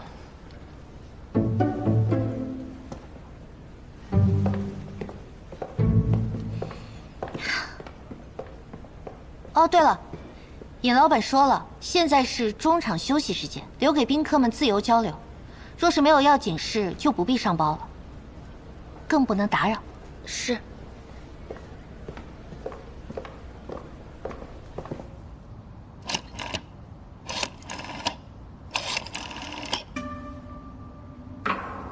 你好，请问您要接哪里？帮我接亚和月刊杂技社。好的，您稍等。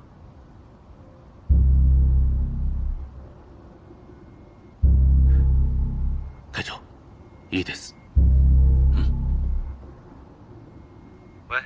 喂，请问你找哪位？我是东邦文化事业总会北平事务所的岸本总一。岸本大人有何吩咐啊？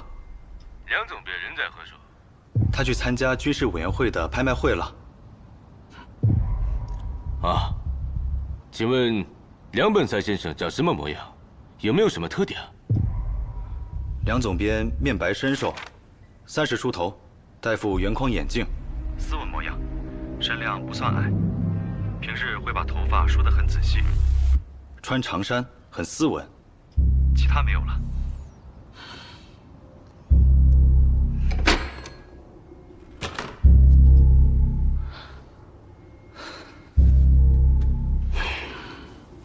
全く役に立てない。もうこの話だけではそれが本人がどうか判断できない。寮の知り合いの人を探し、ここへ連れてくれ。席に紛れ。はい。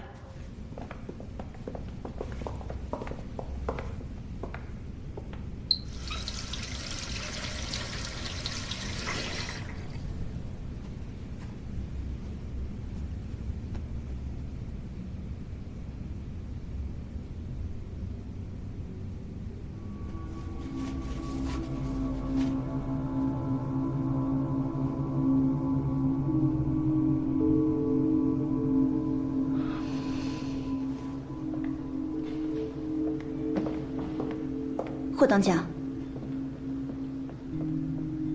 新月饭店的尹老板想请您喝杯茶。我可以不去吗？自然是可以。不过，霍当家，今天来了这么多客人，我家老板只约了您，您就不想知道为什么吗？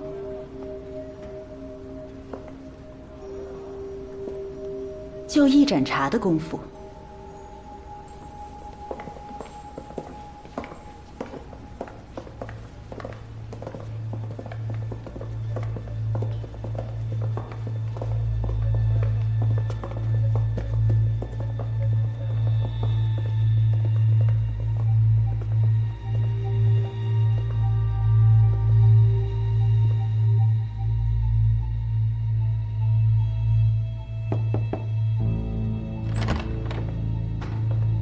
尹老板，请。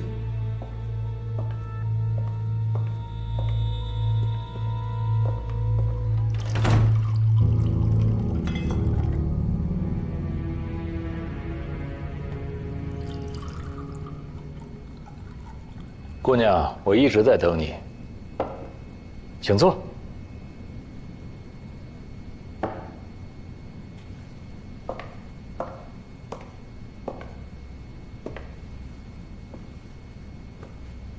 尹老板神龙见首不见尾，今日竟然主动要求见我，不知是为了何事？找你来是为了感谢你，因为你提供的情报，在不久之前，我们得到了一批古董。九门和新月饭店之间的合作关系是九门拿到古董到新月饭店来拍卖，但是这一次不同了，是你直接提供了线索，所以。这20万是应该付给你的酬劳，请姑娘收下。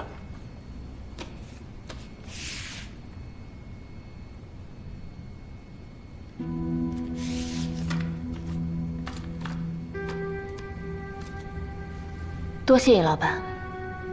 哎，等等，姑娘，茶还没喝呢，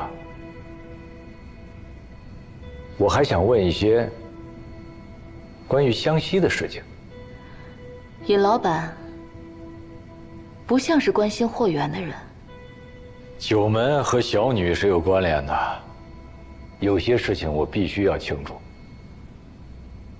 这件事只和我个人有关，与九门无关。尹老板问错问题了。湘西那边到底有什么？我的情报只到这里。九门计划拍下那2只法宝箱，没错吧？您早就知道我的计策，那为什么当时不阻拦？我是个生意人，只对结果有兴趣。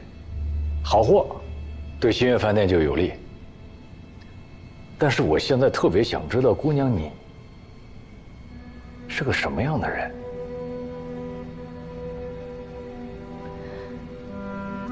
人往往最难了解的便是自己。或许我们也从未真正的了解过自己。我无法告诉您事情的全部，我想您也不会在乎的。我只能说，此举是为了救人。你为什么和日本人一起来的呢？因为这一次是为了救我自己。那看样子你和你身边的人有很多麻烦。即便是危机四伏，你依然可以利用新月饭店做局，很有胆识。我只是不想再被事情推着走了。那姑娘，你可以掌控全局吗？我曾经也这样想。我原本以为掌控了全局，就能让所有的事情回到正轨，但后来发生的一些事情让我明白，有时候错并不在于个人。可能对于一个人来说，这一生最重要的就是选定一条正确的道路，因为在这样的一条道路上，人才不会迷失自己。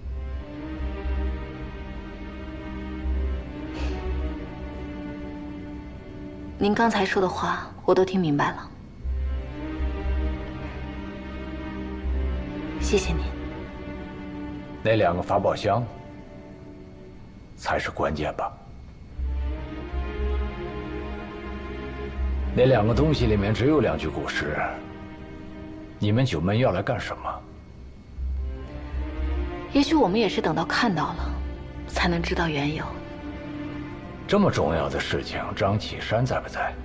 如果他在，我只能违背我女儿的意愿，替虚苑饭店的股东将他销售，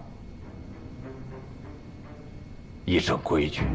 尹老板如果真想他死，不是只需要出去看看，他不就无所遁形了吗？我现在能做的就是不出去。不出去，他来或者没来，是否尊重新月饭店，就无从考证了。而且我还想和姑娘说一些我能说的。2楼包厢里就有新月饭店背后的人物。新月饭店背后还有别的人物？有啊，是谁我不能告诉你。能背地里控制着新月饭店的人，岂是普通人？尹老板还是关心女婿的。我今天就算想包庇，都很难。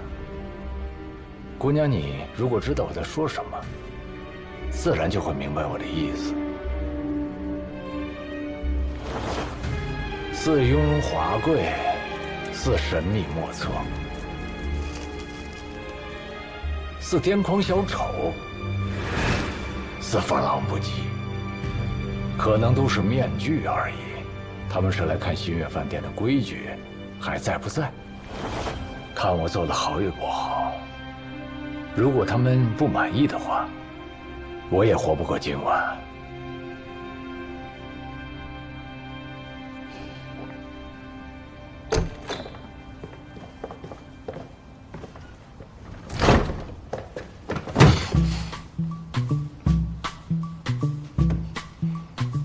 说，想我没有？嘘，你放心吧，我夫君今天不会出现在新月饭店的。那你不怕尹老板知道吗？知道又怎么样？我是新月饭店的大小姐，我偷个情，他管不了。那你需要几个情郎啊？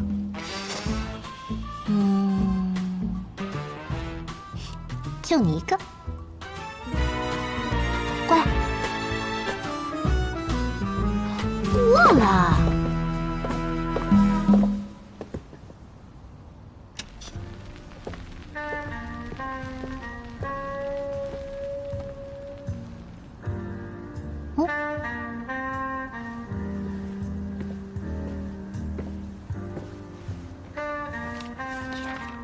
这是我给你弄的，参加拍卖会客人的验资情况。喏，其中有一个人呢是新月饭店背后的人，我爹都惹不起。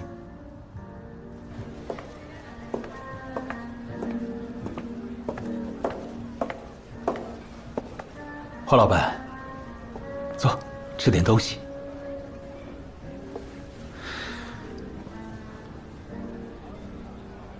来，尝尝。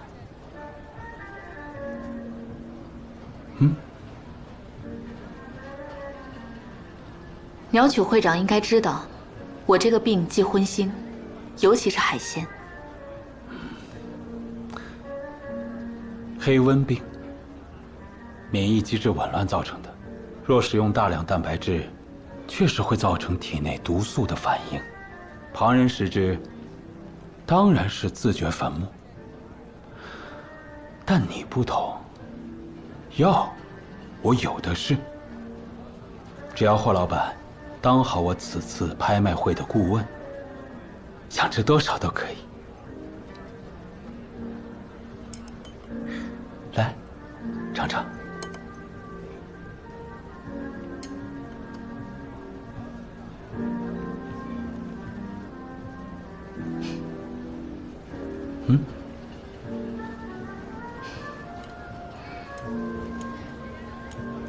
多谢鸟曲会长。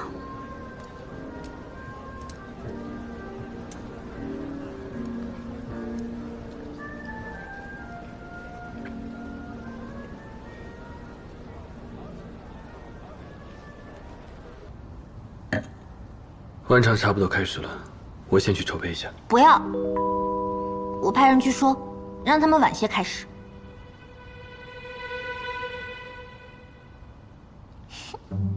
行了，我逗你的。正事要紧，快去吧。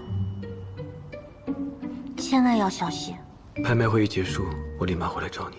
那你的副总编怎么办？那只能暂时抛下他。那我就在这里等我的梁总编满载而归。哎，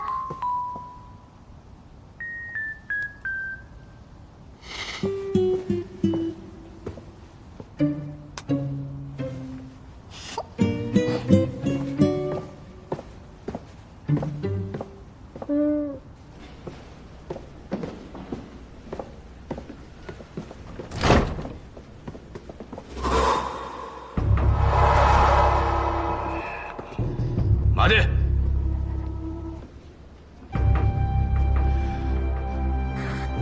両分祭？お前は一体何をした？てめえ俺の問題は聞こえねえのか？え？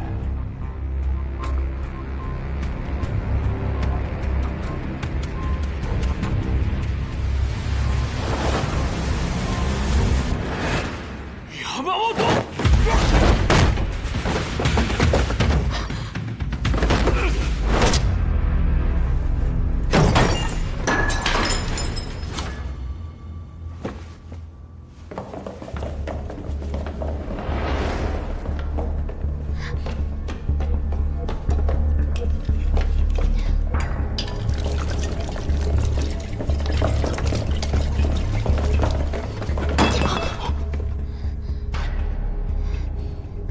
梁本才，你太过分了！这种醉鬼敢往我屋子里带，以后我们俩一刀两断！你别想再踏进屋子半步，给我滚！小姐，你没事吧？你们俩干嘛？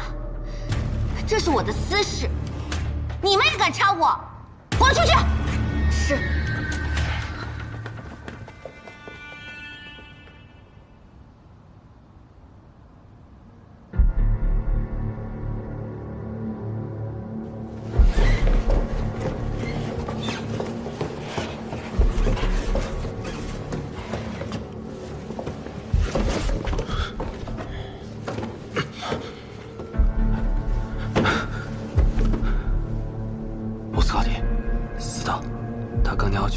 让他过来找凉拌菜，估计发现我们有问题的。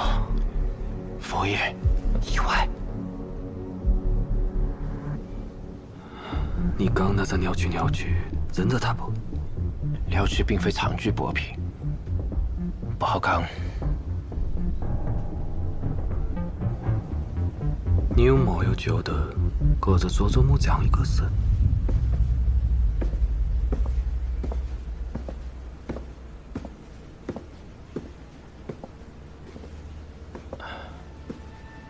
鸟取会长，佐佐木君到了，说是您叫他来的，但是他喝得非常醉，我实在是劝不过来啊。他在哪儿？啊，我带您去。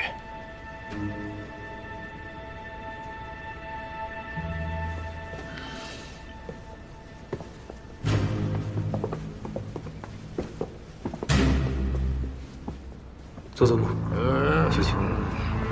佐佐木，佐佐木，快醒醒！在这边。会长。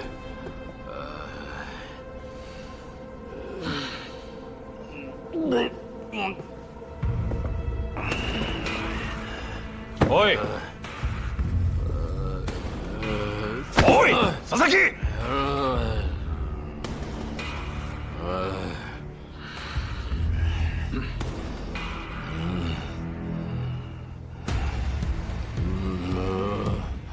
等他醒，让他给我滚回驻屯局，自己领取处分。是。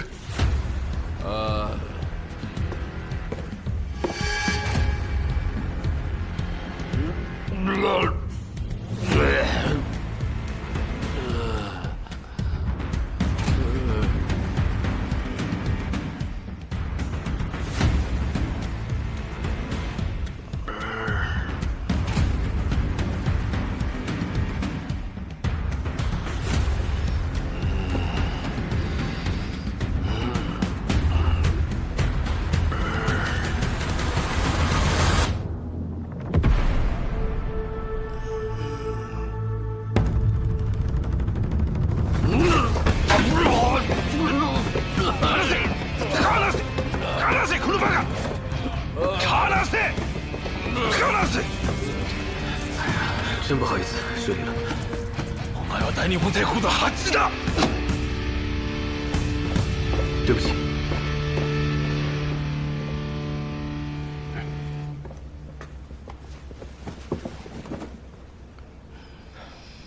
他走了。走的。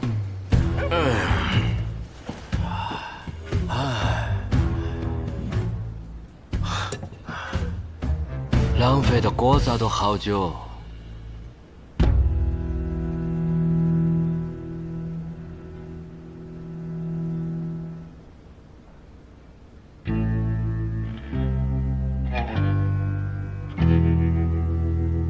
是有点僵哦，难怪我看陈皮头咸得很。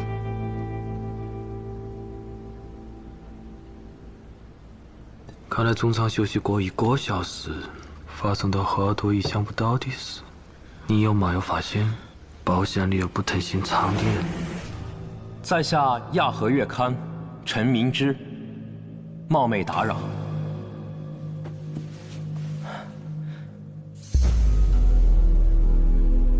是你？嘘，没想到会在国内碰到古人。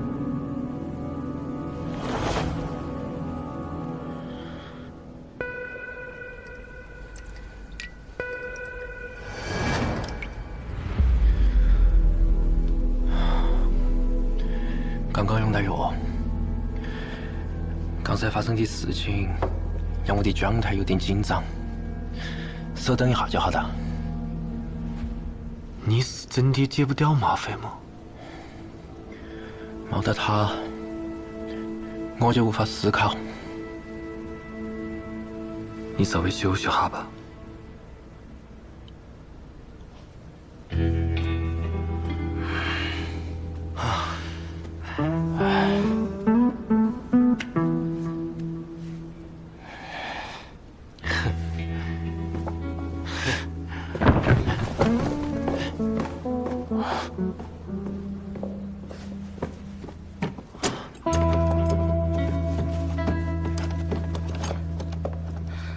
两位贵客，你们早场只拍得1件货物，按新月饭店的规矩，是不能继续再参加晚场拍卖的。什么？只拍得1件就不让进晚场？这谁定的破规矩？我可从来没有听你们谁说过。我们东家花了这么多银子买下这间包间，说好了整场都能做的，这一来就让人给撵下去，哪有这样的道理？来，你看看啊，白瞎我们整了这么多钱，就等着晚场用呢。您先别生气，我话还没说完呢。你们都是早场的包厢贵客，花了大价钱，若是愿意随我一步到散座去，依然可以围观我们晚场的拍卖，只是无法再举牌了。这不是抹我们东家的面子吗？把我们从这儿赶下去，我东家丢不起这人，去不了，去不了。哎，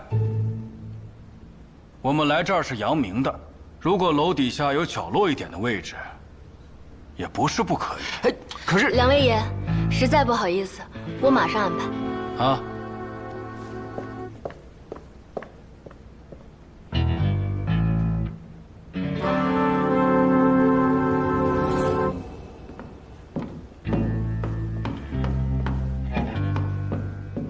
给留好包房的人安排个醒目的座位，这些人来路不明，不在视线范围内，恐怕会有问题。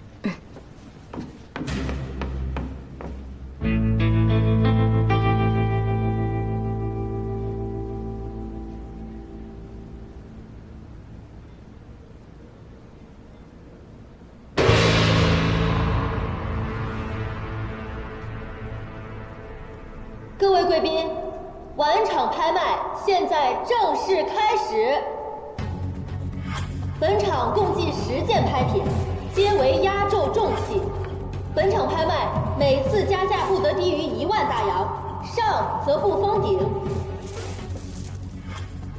下面便是本场第1件拍品——汉代玉卧羊。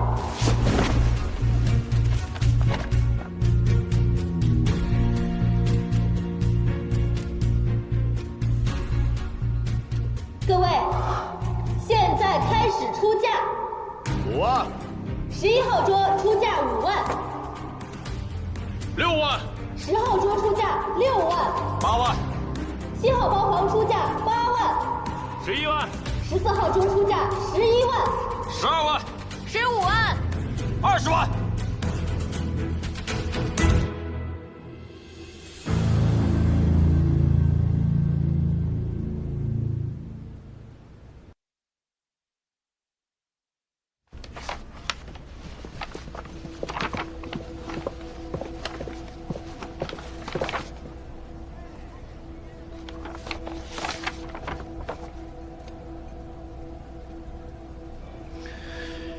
和平只剩最后2件了。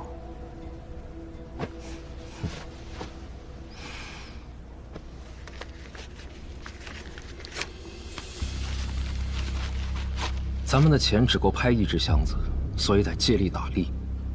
头1只必须让中国人拍下。田作成，他是暴发户，根基浅，性子急。他最怕别人不把他当回事，更受不了被人踩在头上。你们只要装成是南方来的烟土商，说话比他还横，钱撒得比他更猛。一旦他觉得自己地位被撼动，一定会急眼。我们必须确保由他拍得法宝箱之一，这样等箱子运出北平，你们便可半路接下。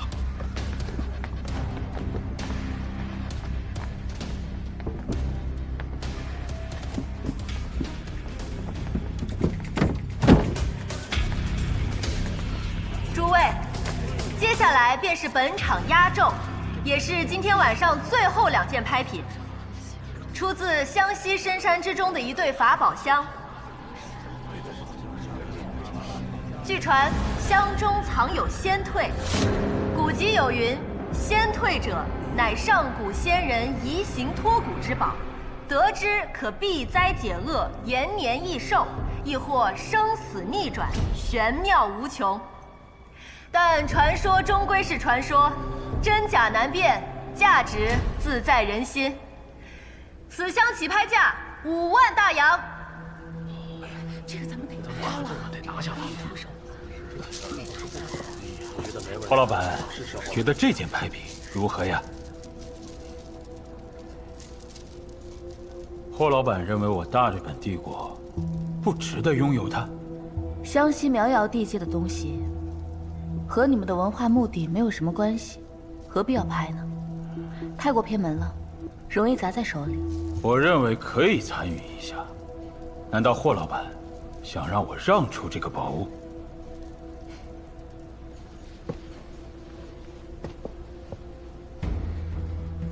你是不是有什么事瞒着我？你这样，我还怎么做你的顾问？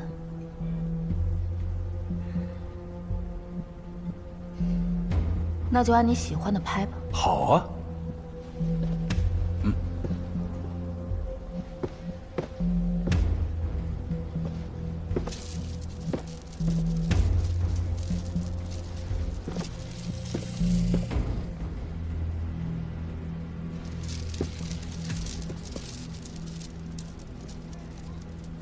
现在竞价开始。10万。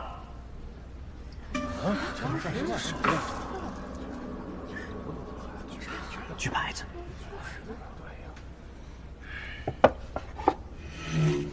10万。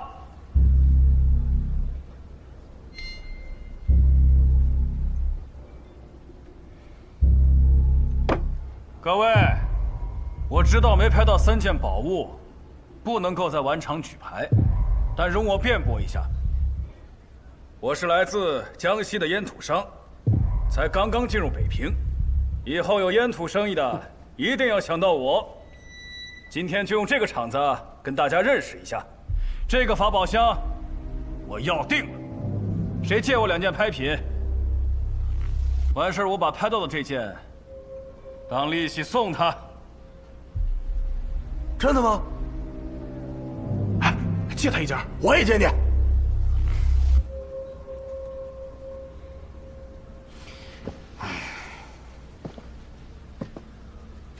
我们呀，资金充足，希望楼上包房的各位不要点天灯，给我们散台的诸位一些机会。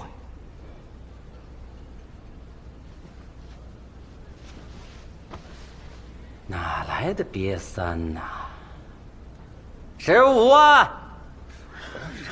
2号包房出价15万。17万。1号包房出价17万。20万。13号桌出价20万。25万。1号包房出价25万。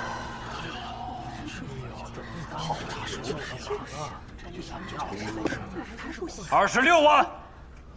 这位贵宾，您的资金已经到达上限，请问是不是要动用您箱子里的钱？我让人帮您拿去验资。全部身家都拿出来了。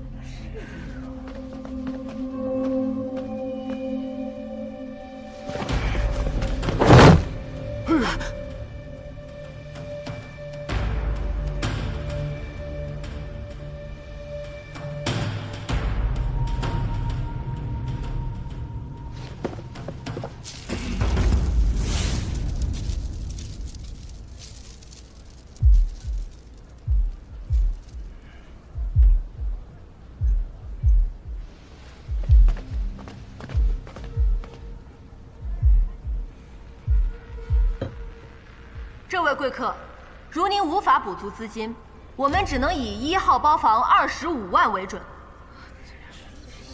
25万1次，还有人出价吗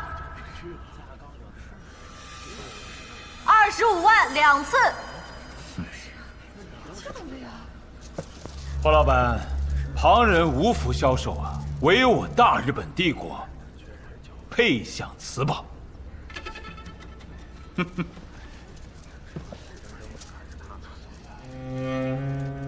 25万。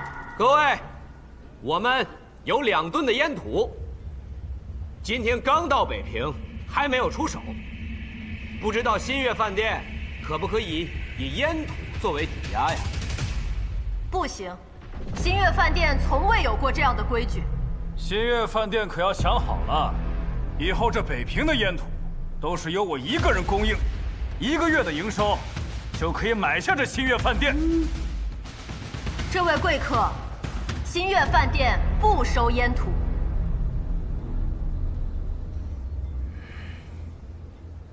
各位，你们要不要烟土？我今天就豁出去了。我有2吨上好的烟土作为抵押，如果在场的哪个朋友够义气，借给我钱，我就按100大洋1斤兑现，但只限于在这场。各位想清楚了，过了这个村儿，就没有这个店了。100大洋，这烟土如今在市面上，就算是普通货色，也得卖200大洋啊！对呀，这等于半价，这也太便宜了。谢家，北平烟土紧张，他这个价格简直跟白送的一样。哎，你们要不要？要啊，要啊，谁不要？要啊！东家使不得呀！如果真这么干的话，那北平的烟草商会说我们以本伤人的。哎，很快就没有北平的烟土商了，只要吸上我这个，就不会再选其他家了。各位，别再磨叽了啊！需要货的直接把钱给我送过来。我也要。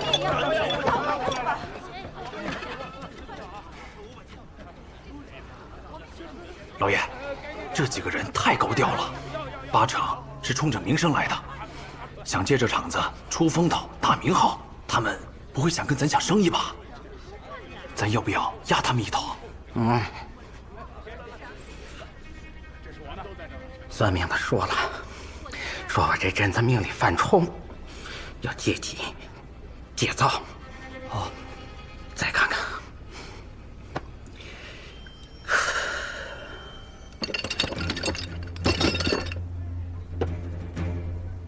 30万。13号桌30万。这位江西的朋友，感觉你不像是过来买宝的，像是过来抢地盘的。风水轮流转，我有主，该让位的就得让位。这个声势可不小啊，就不知道你是否真的可以掏出真金白银来。毕竟你的钱都是借来的。当然了，现在世道艰难，我们本地的烟土商也未必能够筹出这么大的巨款。我才不像你们这些北平的烟土商，吆喝的震天响，动不动什么烟土皇帝、烟土大王。其实兜里不就那几吊碎银吗？我今天把话撂这儿，北平这锅烟土迟早得改姓熊。以后在北平，我就是大爷。今天这个法宝箱我要定了，35万。2号包房出价35万。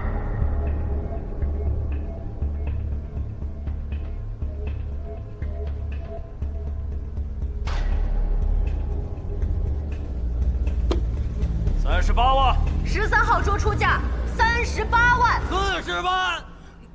43万。45万。郝老板，47万。现在我们该如何行事？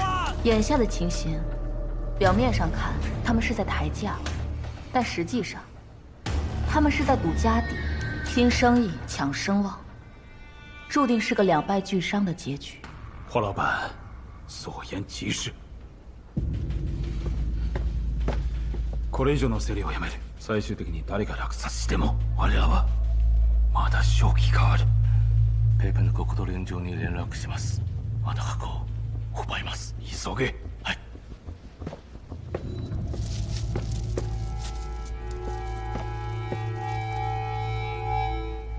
我出价60万。2号包房出价60万，60万一次，60万第2次，60万第3次。价高者得，恭喜田老板得此喜宝。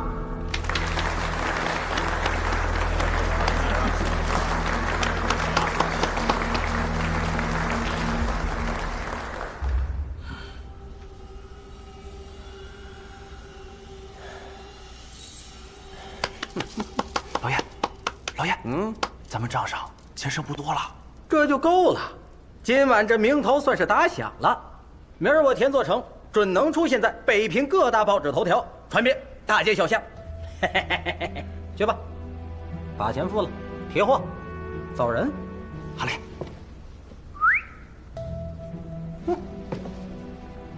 把钱还了，咱们走。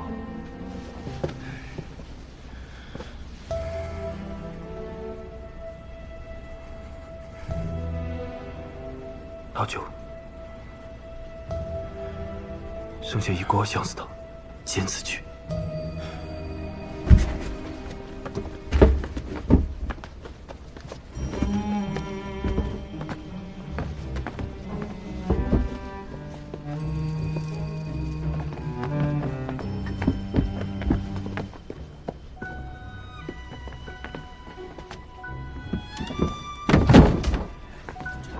这是今日最后一件拍品。这个除了颜色和方才那只几乎一样，怕是又要拍出天价了。此香之中藏有仙退，世间罕见，千载难逢。若错过今宵，纵使富可敌国，也未必能再得见。望诸位抓住最后机会，竞拍现在开始。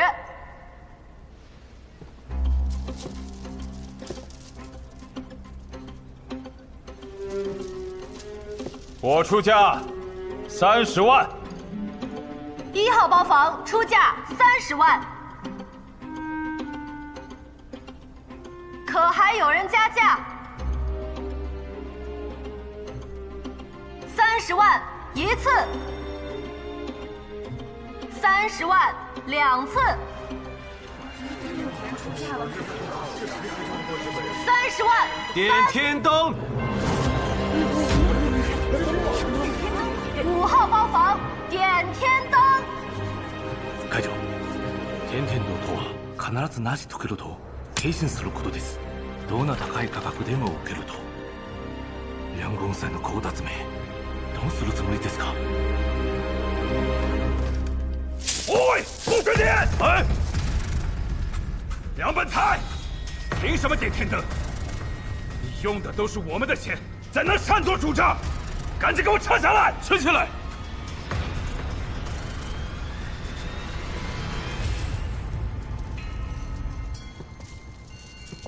鸟取鸟居会长，这仙退是我中华先贤遗宝，绝对不可以让日本人据为己有，流落异邦。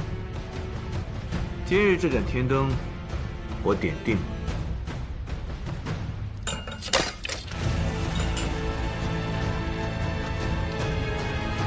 立刻冻结他所有资金，1分钱都不能再动！嘿，请便，我们验资用的钱，不是贵国的资金。此房验资银号确系本地民间账户，与日方并无关联。バカ野郎！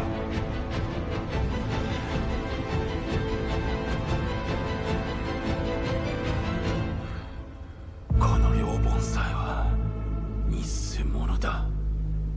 全ての式を確認し、この墓はぜひ競り落とす。はい。梁本才，不是亚和月刊的总编吗？那杂志是日本人出的钱，平日里替日本人张罗了不少见不得人的事儿。今儿个怎么倒过来和他们杠上了？是啊，亚和月刊是日资出版，这一点我从不否认。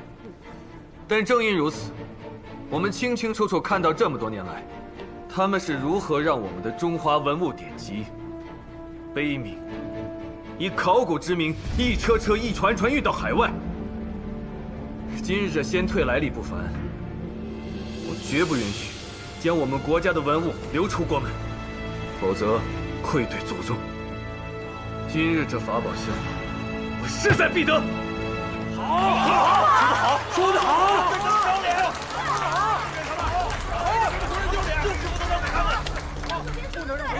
说得好。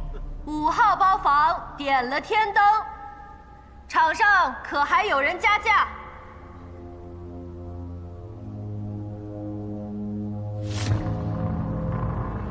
既无人加价，那此法宝便归良。点天灯。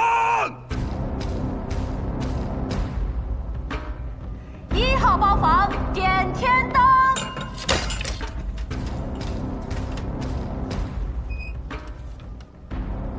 我倒要看看，你有多少钱，如此势在必得。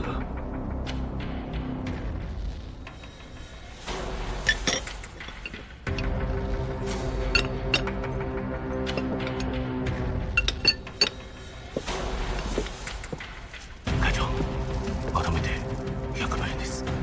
はい。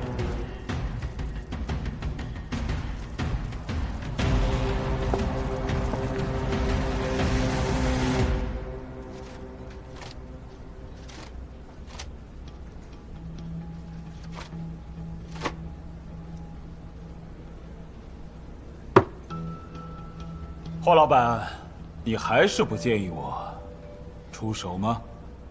这买东西花的是你自己的钱，只要你心仪，随便拍哪一件都可以。况且这已经是最后一件，竞拍结束之后就能给我所有的药吗？当然可以。里面的仙退到底有什么用啊？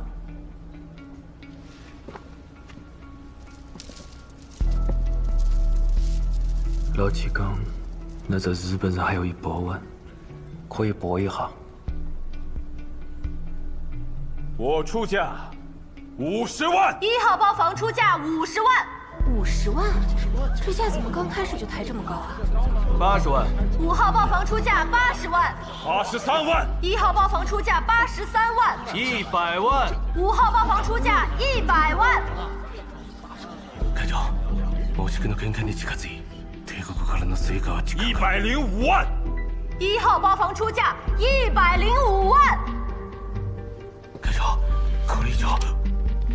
俺自分の資金はまだ十分にある。つけろ。はい。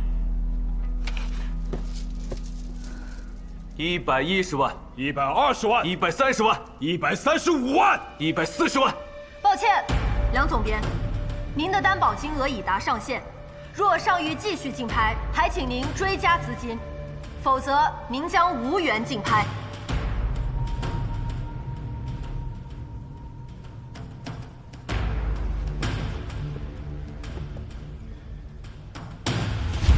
想想办法。梁先生，我这有5万，我借给你。我这有3万。我这有7万。我这也有。我也有5万。我有8万。我这也有。我借给你。我们都借给你。我也借。我们都借。借给你。拍卖讲的是规矩，若是有人当众借资助拍，坏了规矩，我日方一定会逐一清算。要付出多大代价，诸位心里最好清楚。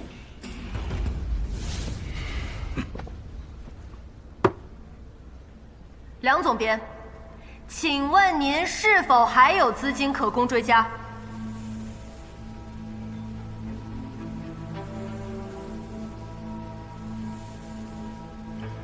自称早场那些破品啊！拍卖师，早上拍的拍品，能否当做底资？既然是新月饭店拍出去的东西，那自然是有品级保障的。我们可以按底价回收。明白。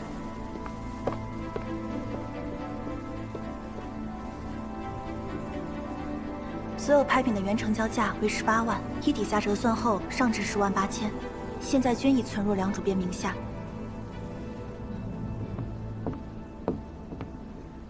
梁总编注资完成，竞拍继续。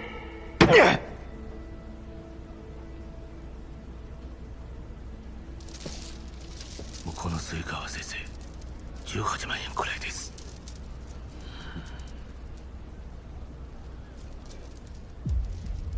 我出价160万。1号包房出价160万。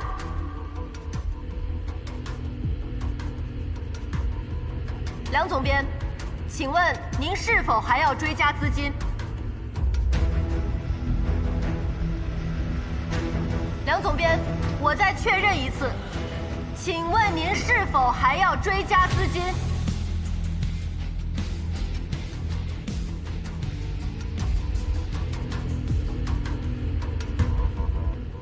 今日的拍品我一件也不喜欢，全部折抵入账，算在梁总编名下。好的，小姐。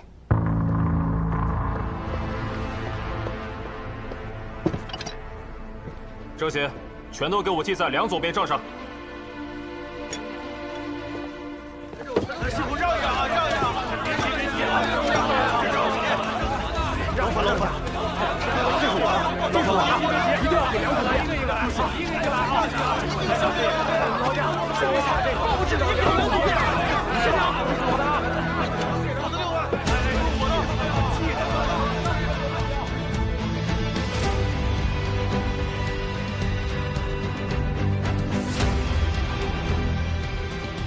不用再等了，没人出价，可以成交了。请稍等片刻，梁总编还有一些账目需要核查。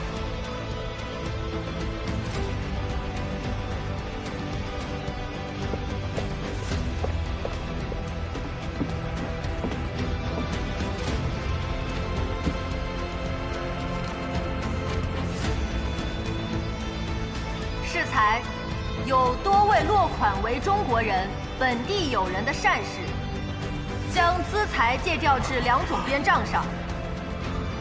梁总编，您的资金已充足，可继续竞拍。ヤスに手を貸したのは一体誰だ？お前今すぐ調査しろ。会長、ここの資金記録の調査権限はおそらく。我出价165万。5号包房出价165万。170万。180万。190万。200万。210万。220万。230万。245万。双方同时出价245万。两位，是否还要继续加注？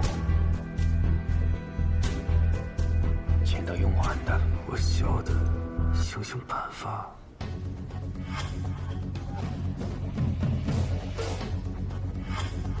我这儿还有20万。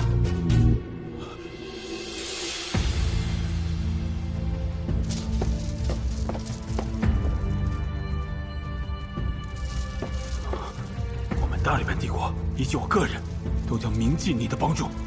你放心，解药我很快给你拿过来，你便可以痊愈了。多谢。新月饭店需要验资，我送下去。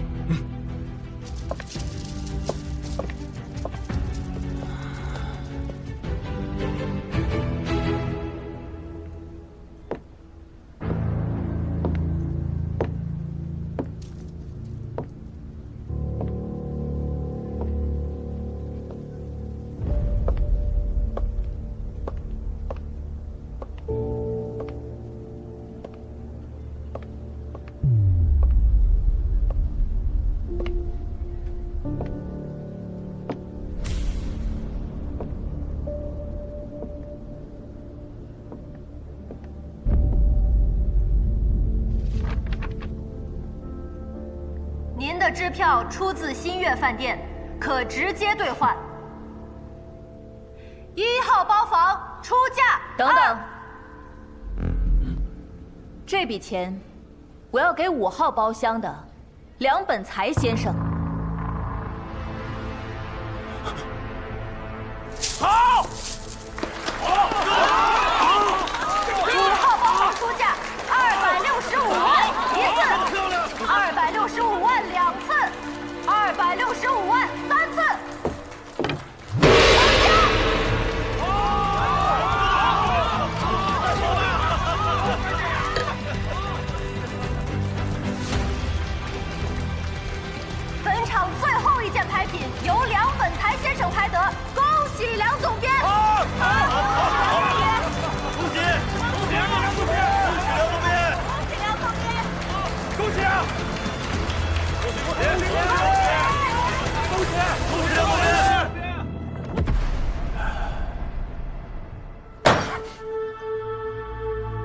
我が薬がなければ今月内は必ず死ぬ。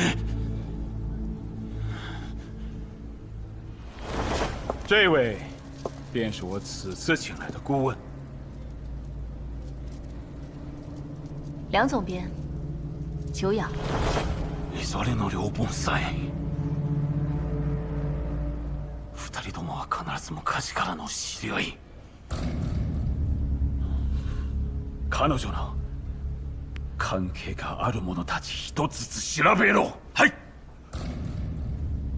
先ほど会社の奴らに我々も大変騙された。そう、畜生は畜生め。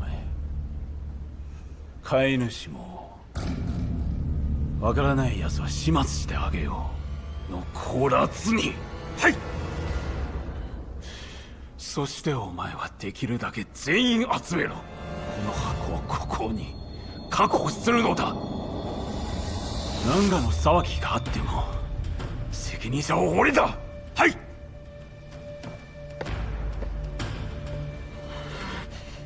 鸟取先生，我们一向主张维持两国的友好，这其中您看是不是有什么误会？是不是有误会？我们说了才算。我要求你们立即封锁现场，扣押所有相关人员。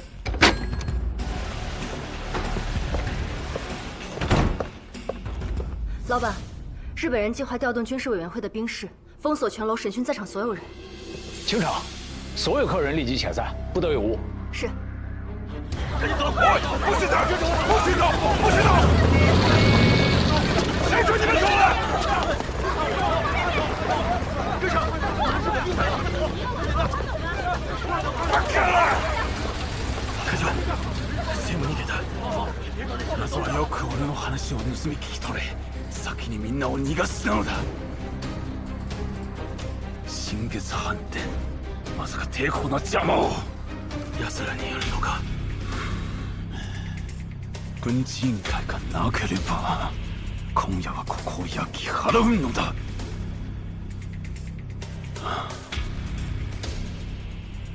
一旦帰ろう。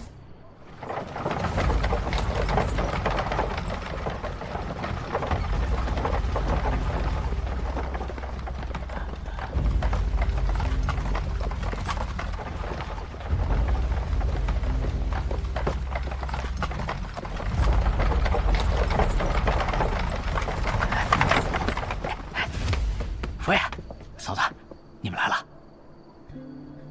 小姐，我们只能送到这里了。新月饭店是中立机构，按规矩不能过问货物去向。日本人不会就此收手，我得回去帮忙善后。你那边会不会有事？你不用担心我。新月饭店成立100年，什么风浪没有见过，我们自有办法应对。倒是你们带那么大个家伙出城，千万别被发现了，知道吗？放心，我心里有数。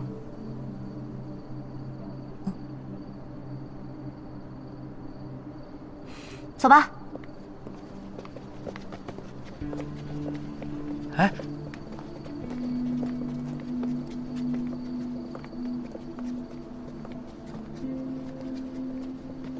哎，佛爷，老七他应该是有难言之隐。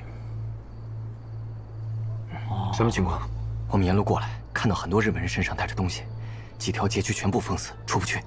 啊，佛爷，那我们怎么办？硬闯。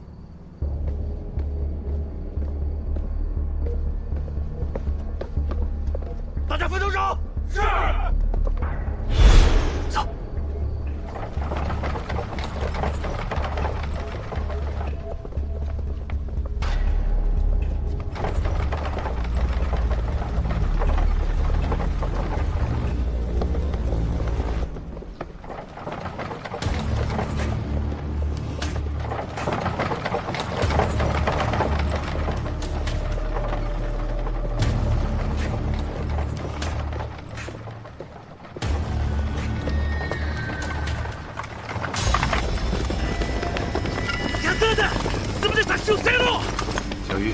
带老八老九退回去，快！是。都别走！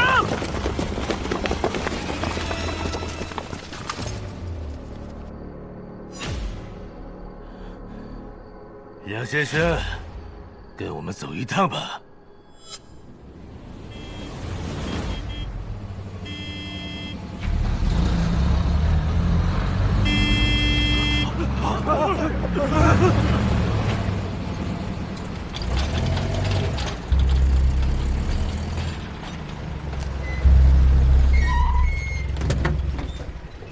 梁先生，好久不见，请上车吧，我送你们去火车站。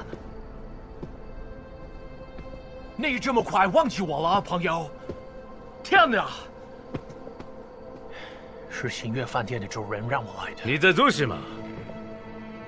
请你让开，我们正在执行公务。梁先生是我们美国商会邀请的专家，有同行函在身呢。啊？今晚他是美国的客人，不归你们管。对，不归你们管。他们是罪犯。煽动民意，挑衅帝国，他们必须得留下。你最好看清楚，这车是美国领事馆车。你若拦车抓人，就是干涉美国事务。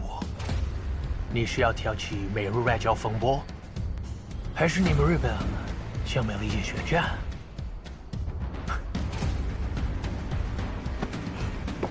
请上车。你们也上车。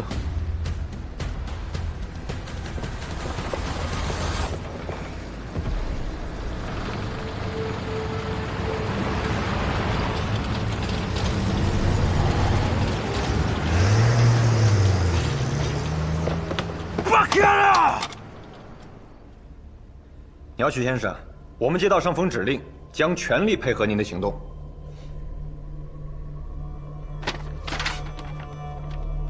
人都已经跑光了，你们来还有什么用？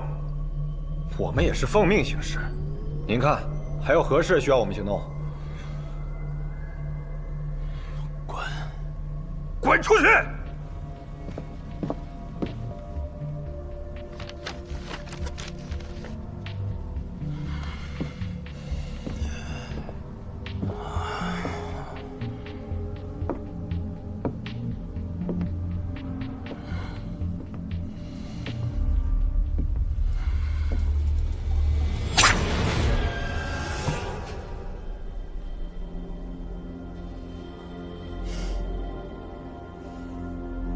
我就知道你会回来的，因为你的病只有我能治。把药给我。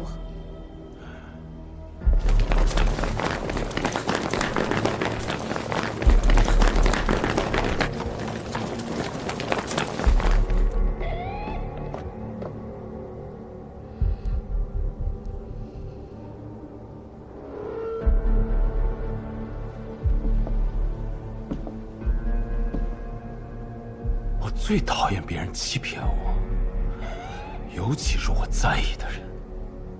你会有很多时间慢慢的了解，欺骗我到底是什么下场。来人呐，把他给我押下去，我要亲自审问。等等。都清场了，你怎么还留在这儿？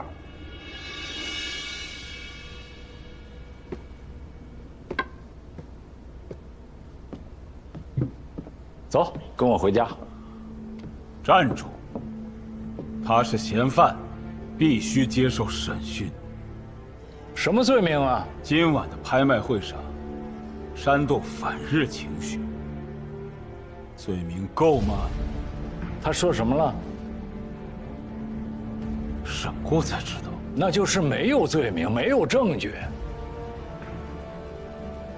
他是新月饭店的员工，没参加这场拍卖会。他不在你的清查范围内。我有执行令，有权扣押所有可疑之人。你们新月饭店这是要包庇吗？你说包庇就包庇了？我告诉你，她不但是新月饭店的员工，她还是我的干女儿，所以我不会允许任何人随意的欺负她。所有的人都知道。我这个新月饭店是中央政府指定合作的商号，受军政部的保护。你这张纸没用。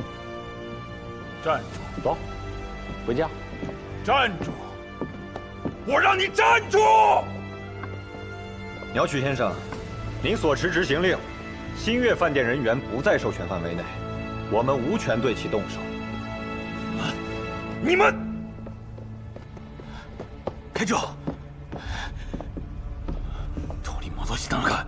箱も両分祭もアメリカ商会の者たちに連れ去られた。くそ！なぜアメリカ人まで？奴らは一体何者？もういいこの箱は。まだ不明ですが、命令は出しております。何としても高須よ。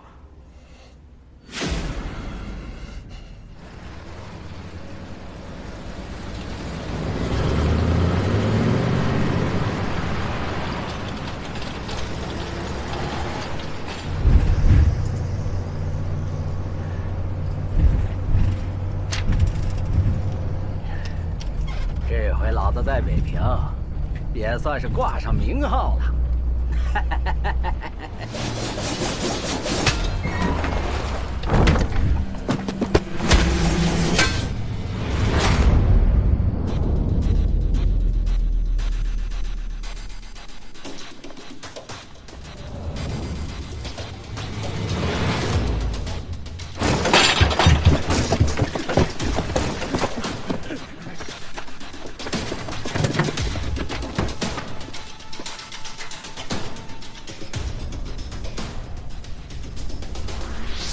想要从此路过，留下买路财。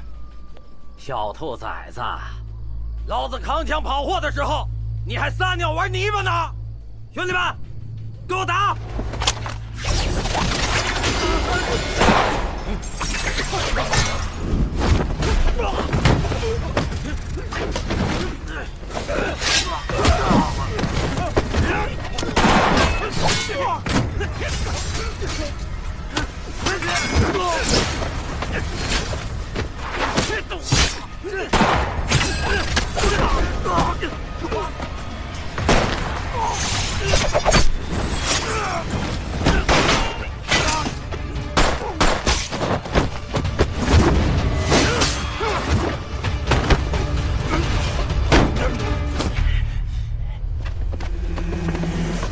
田老板，黑狗熊，我就说嘛，我前脚刚从拍卖行出来，你后脚就来劫道，兄弟们，把他给我废了，死了算我的！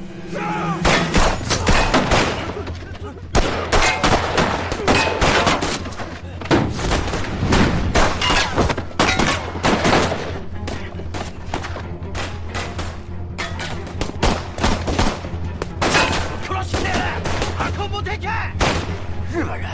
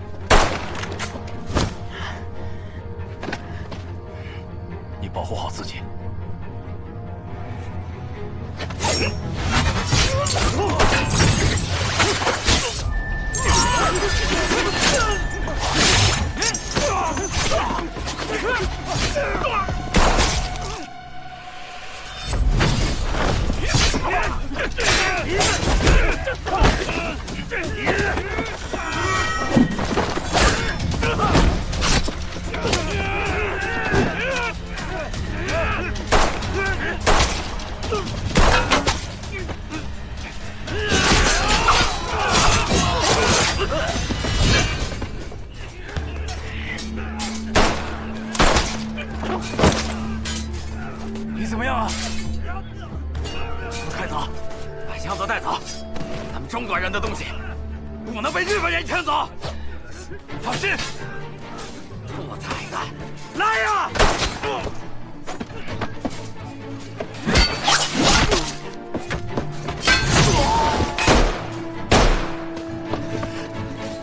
老板，这抢不过，这走吧。走个屁！这里是中国，该走的是他们。去，帮他们抢箱子，打日本人。老板，可是，快去！是。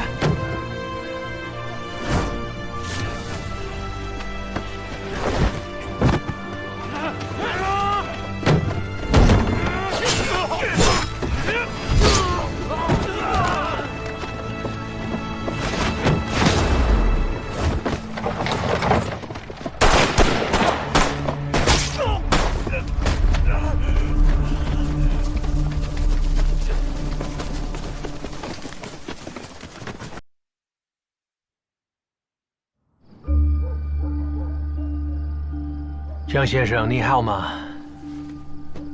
没想到时隔几年，在这里遇见。你还记得我？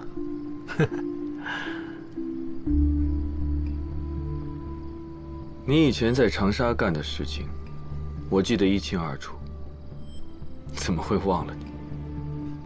你知道，今时不同往日啊。你和尹老板是一家人。我也是来和尹老板谈生意的，这是缘分。江兄，不如和我交朋友，对如今的你更有利。朋友重情，商人重利。裘德考先生是个商人，你出手相助，肯定是来跟我谈生意的吧？做生意与交朋友并不冲突。你看，我们美国人在中国建了大学、医院、报馆，这都是我们愿意与中国交好的诚意。中国需要朋友，而不是主人。我们只想和你们合作互惠。我是做古玩洋行生意的，看中了湘潭到岳阳一带的老楚墓，我想独家经营这条线。宝物若能顺利出境，既能让中国珍宝名扬海外，也能换回真金白银，皆大欢喜。时代变了，你也要跟着变化才行。举步不前是会挨打的。出卖祖先这种生意，干不了。守住根脉，中国人才永远是中国人。这一点谁也改变不了。更何况，我们的子孙后代都在看着我们，是个中国人，都不会做这个生意。也许让你理解，确实有点难度。根脉这两个字，说了你也不会懂。送我去火车站。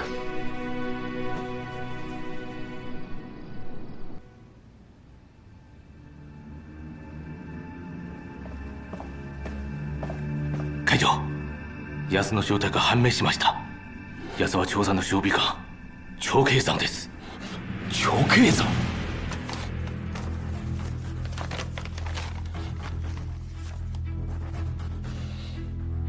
変装して別府の帳場に潜入したと。これは職務放棄、軍権全焼、軍馬会にかけるべきだ。南京方面に連絡を取れ。ちゃんとした説明をしてくれ。はい。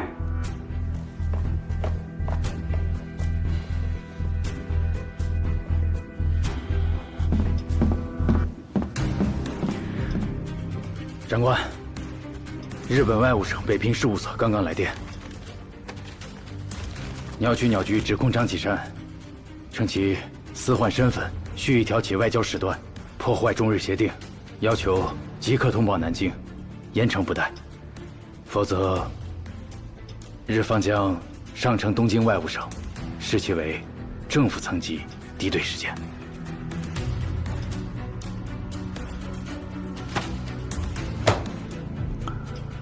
这个事情或许还有转机，先不用上报。是。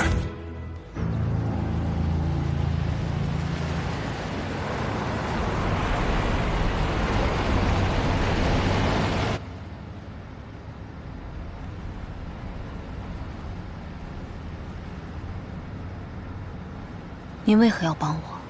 怕麻烦。你要是被鸟取抓住了，这件麻烦的事情就会变得非常麻烦。想过没有？假如你真的抢到了药，这件事情会就此了结吗？按照鸟取鸟居的脾气，他不会放过我的。是我太心急了。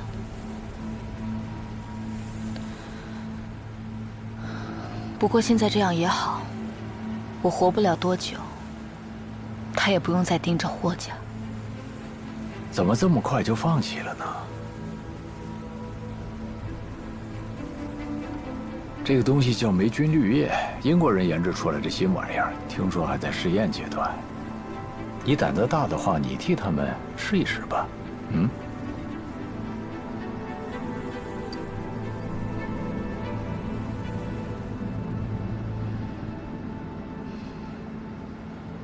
您到底为什么帮我？我若是死了，这件事情反倒能更平静地解决，不是吗？如果一件事情要靠一个姑娘的死来解决，那新月饭店趁早关门也罢。您是个生意人，做事只看结果。没错，但是你是我见过为数不多的明知自己命不长久，却依然能够仰望前路的人。你知道吗？在这个世界上，大多数人都在找一条活路，很少有人知道自己活着是为什么。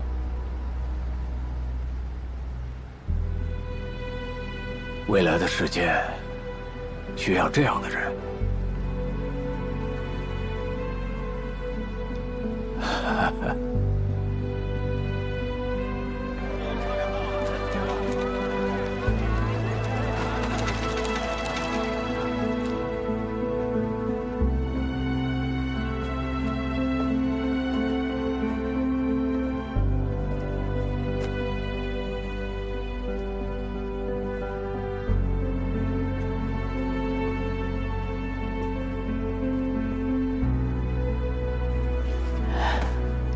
哎，佛爷，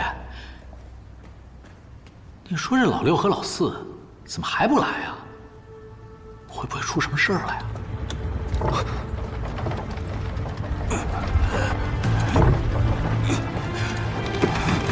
哎，老六，老六，你没事吧？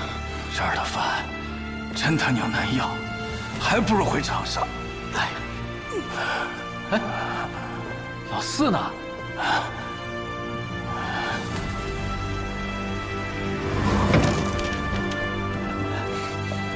老四！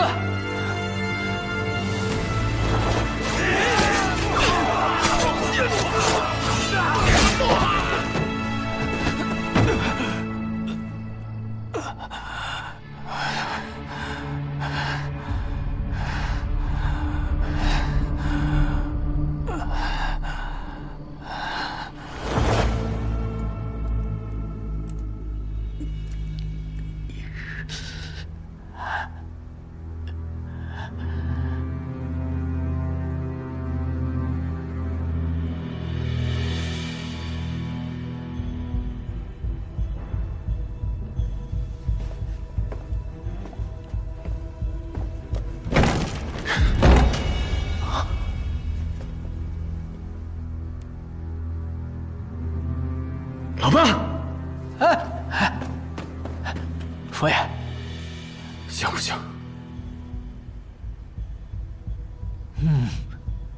有点像。会不会是？有可能。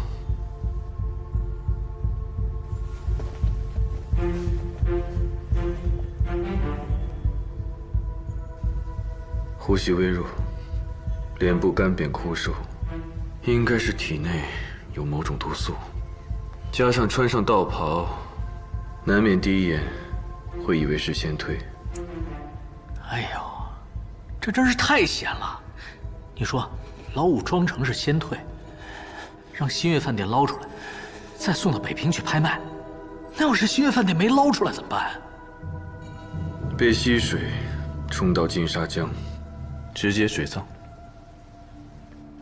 我想他大概猜到了这一点，只能把命豁出去。他在赌他自己能否被捞上来，也在赌我们能否找到他。风险如此之大，要么是五爷活不下去了，冒死一搏；要么就是有一定要从那里出来的理由。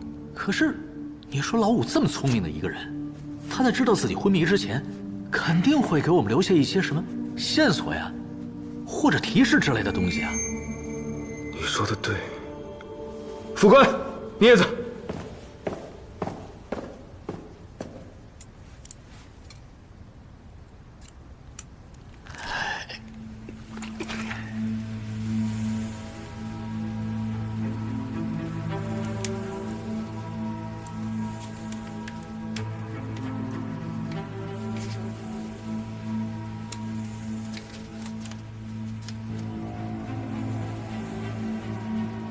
确实是老五画的。这画的是个表盘。哦，我知道了，老五想表达的意思是跟时间有关。可是，到底是什么时间呢？日本人把五爷抓去，他又冒死逃出，怕是日本人已经有所行动。他或许是想告诉我们，时间不多了。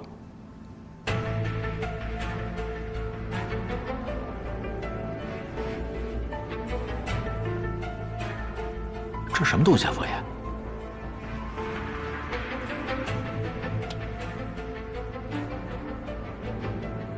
哦，我知道了，这东西的，哎，佛爷，佛爷，这不是你怎么给他吃下去了？要出事怎么办啊？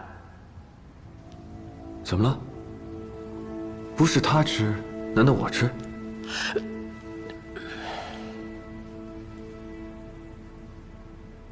他在箱子里起码有多日，正常人早就死了，我们得找医生。五爷肯定是用了特殊手段，找医生应该没用啊。他现在如此虚弱，是因为我们没有想到是他自己在里面，都怪我们太过于从容了。这次可能要害死他了。归西之法要求环境稳定，我还是懂一些恢复、维护的办法。刚才丹药吃下去，如果药效在，五爷现在应该已经在恢复了。我不信，啊，我放心不下。哎呀，你煞气太重啊！离远一点，我肯定能治好他。我江湖百晓生专治疑难杂症，用八角磨粉配烧酒，即可催发药性。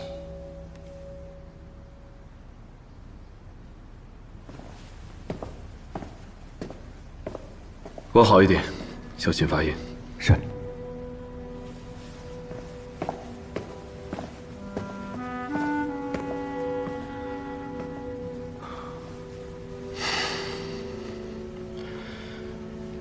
五爷还没醒过来。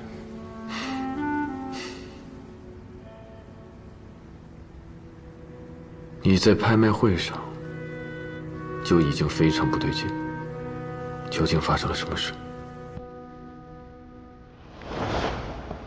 好多年没见到。是的啊。如今，我该称呼一声罗长官的。今天是来做么子更改？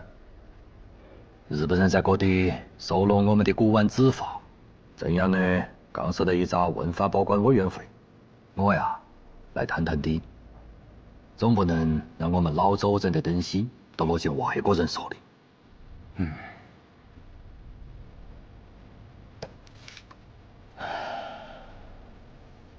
陈明之，都是你。是不喜欢之前的名字吗？莫警长，我晓得你是和老张一道来的，他是身不由己，信势所迫。我过车来报平，更半是次要的，主要是想见见古人。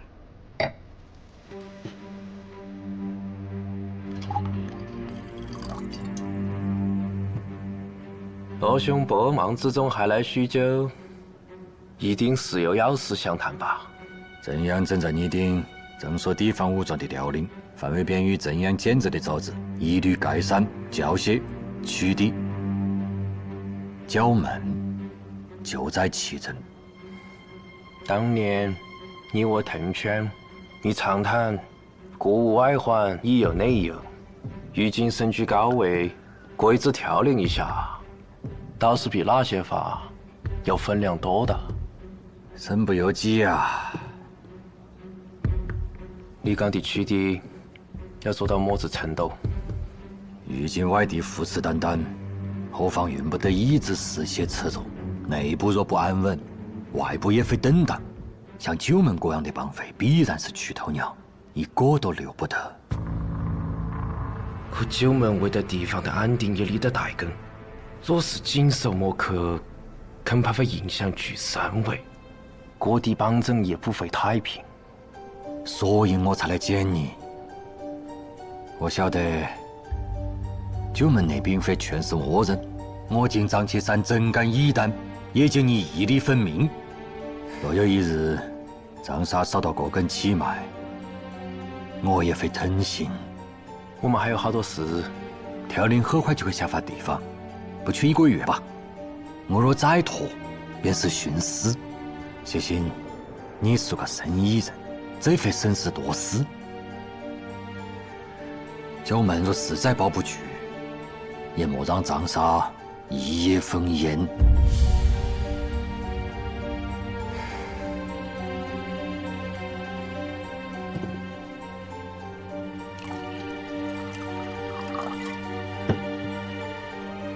1个月也够我备一副棺材。老邢，今日之行，切莫记下的，我只会给你一个满意的交代。愿你我各杯，不是诀别酒，只是烟瘾犯了。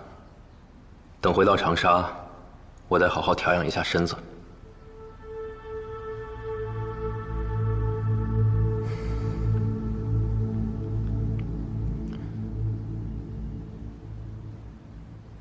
回去之后，还得委屈你到府上一趟。你被诬陷通敌的事情，我得花点时间帮你处理。有人帮我处理了。在新月饭店的时候，碰到一个故人，军政部的高官，他说会帮我处理。等回到长沙，我就是无罪之身。哪个高官？我认识吗？我读书时的友人，你不认识。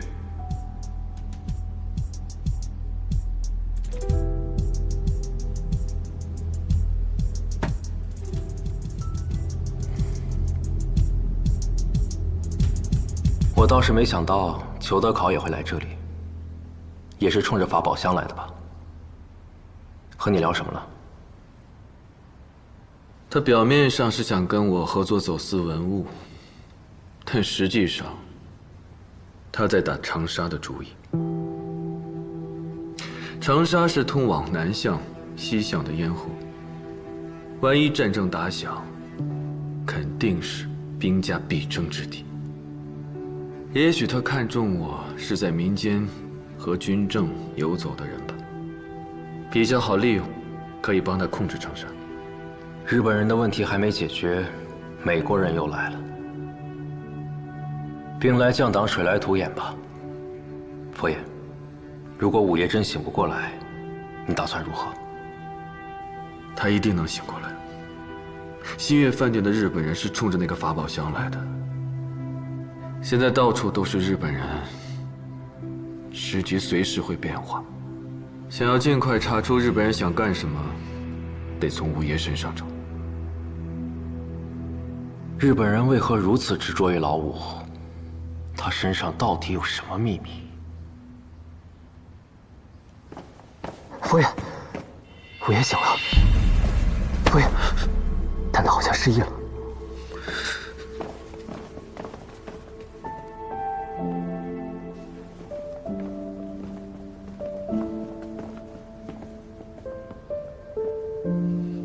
老五，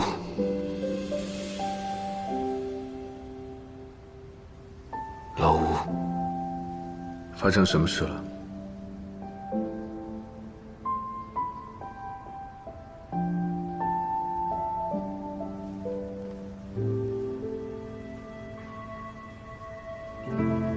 究竟发生了什么事？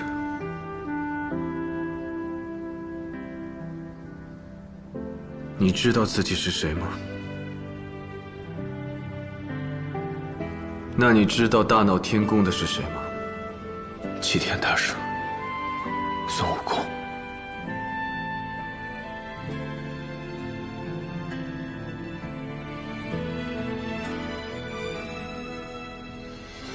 你是谁？我又是谁？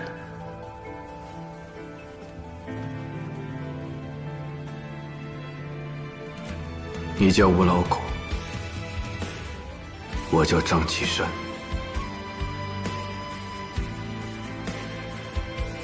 我带你回家。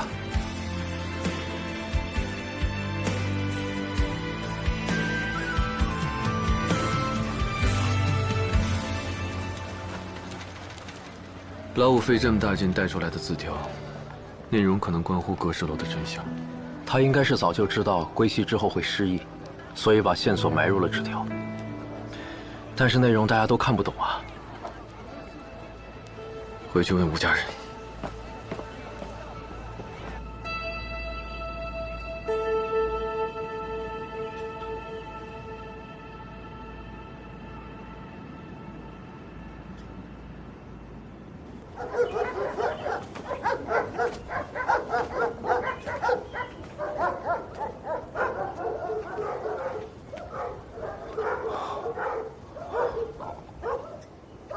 这是我家。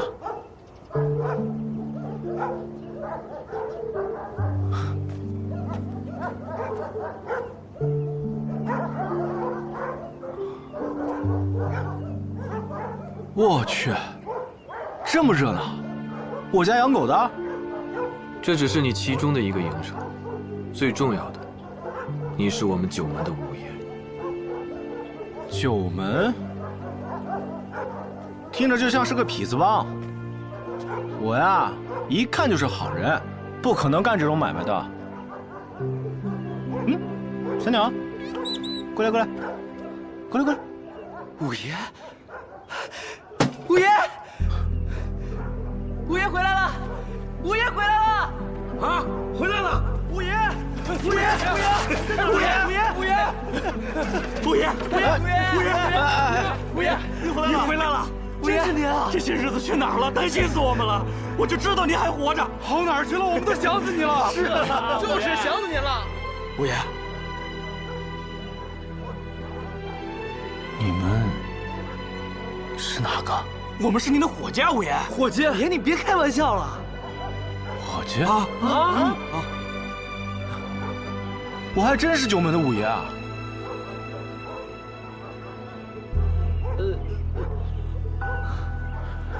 佛爷，我们五爷怎么了？不认识我们了？他失忆了。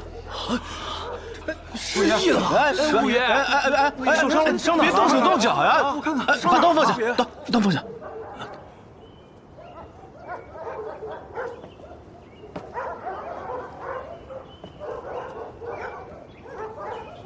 有记起什么吗？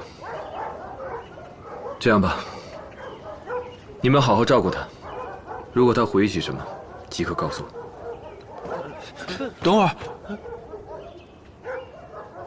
这几个土匪啊，一看就不是什么好人。你们家当官的吧？家里肯定疏他。我去你那儿住。五爷，五爷，您去哪儿啊？这才是您的家呀！对啊。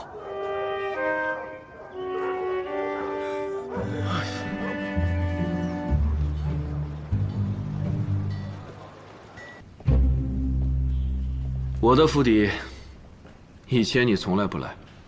这么好的地方，为什么不来啊？这里都是兵，你可能觉得不安全吧？哼，没跟我说实话吧？没关系，时间久了，我应该能猜出来。以后你就住这儿了。佛爷，生活用品已经按五爷的喜好准备好了。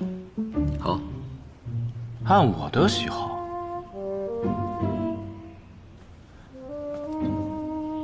我们以前很熟吗？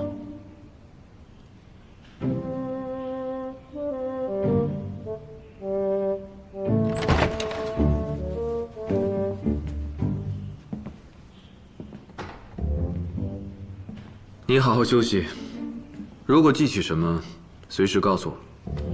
明天我去各地找医生，看有没有医治的办法。嗯。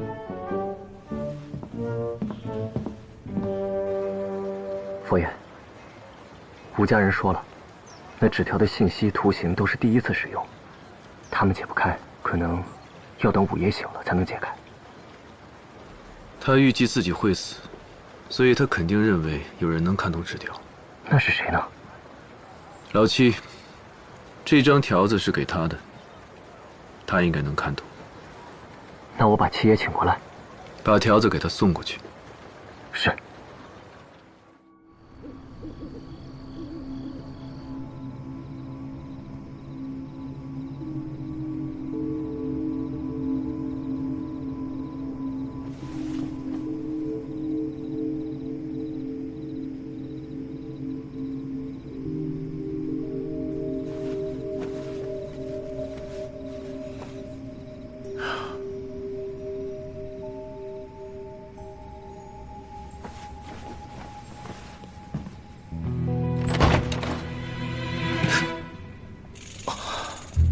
五爷，睡不着，起来走走，不会挨枪子儿吧？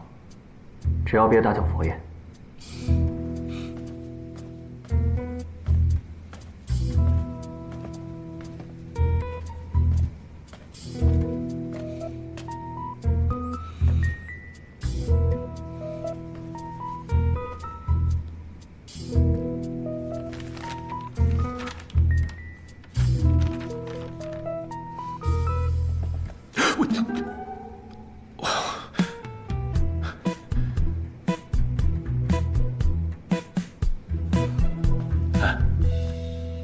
你们家佛爷不信任我，对吧？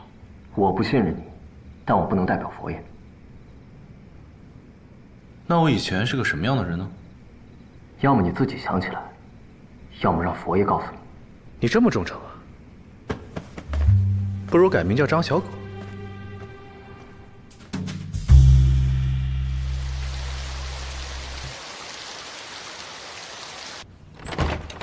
佛爷，霍当家求见。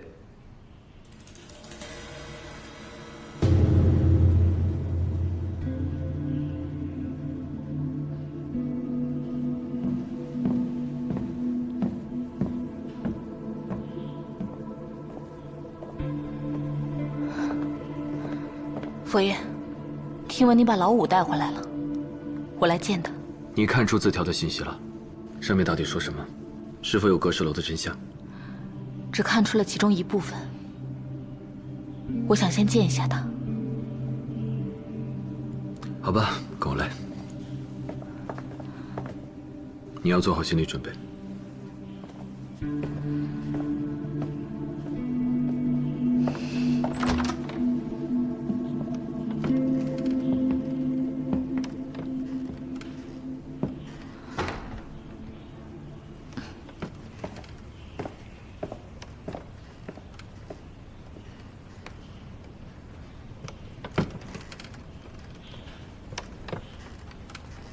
五哥，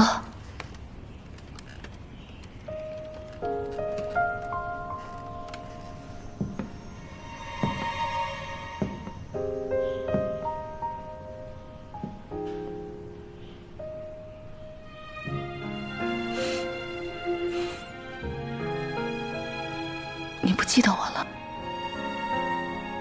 你谁啊？我是老七。你也是九门的？我最近失忆了。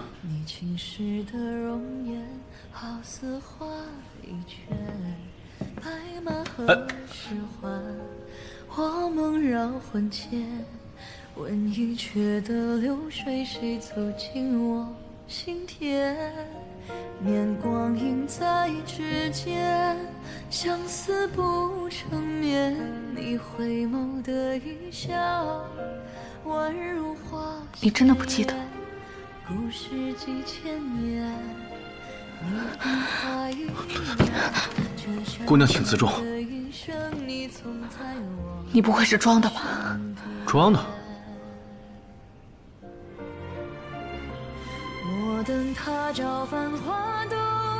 你对我真的那么重要吗？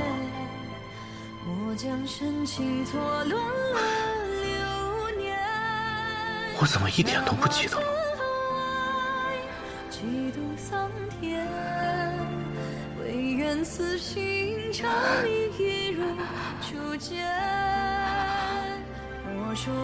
或许。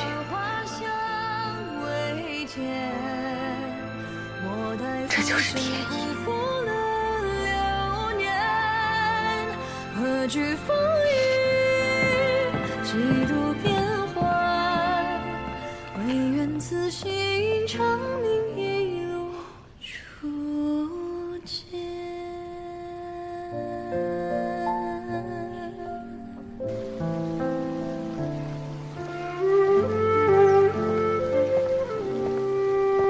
佛爷。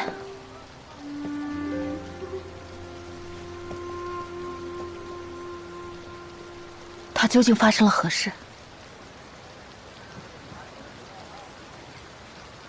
我在法宝箱里发现了他，他扮成仙退，躺在里面。唯一能够确定的是，他从阁舍楼消失之后，发生了非常重要的事情，而这个事情跟401的事情有关。你那边呢？见了他之后，可确定了什么信息？佛爷，我只看出这是地图，别的还不清楚。还能继续解读吗？纸条中的答案肯定和他的经历有关，但和他一起的人，除了我还有您。所以佛爷，你恐怕也需要和我一起想。我又不懂他，要猜出他的答案，只能靠你。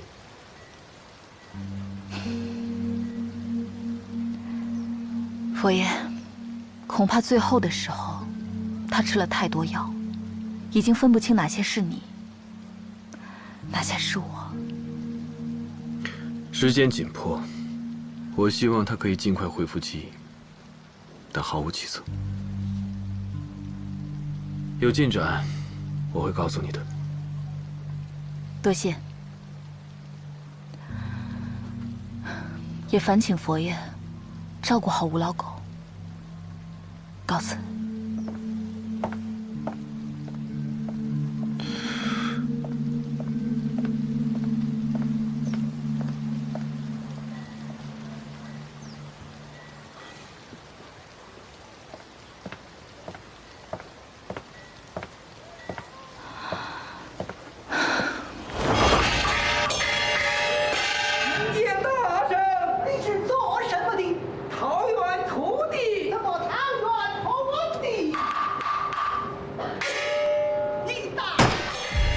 停下来！唱的什么呀？啊，这唱的什么呀？就这样还敢卖票呢？有没有管事的？管事的！当家的，这是谁啊？钱庄的冯老板，仗着家里有几个钱，成天里就是惹是生非。冯老板，西园里的人都把他当瘟神。唱批了！跪下！跪跪下，跪下，这事儿就算过去了。今儿是我们园子的不对，在这儿给各位请罪了。你再给自个儿几个嘴巴子，带响的那种。你不来是吧？你不来，我帮你来。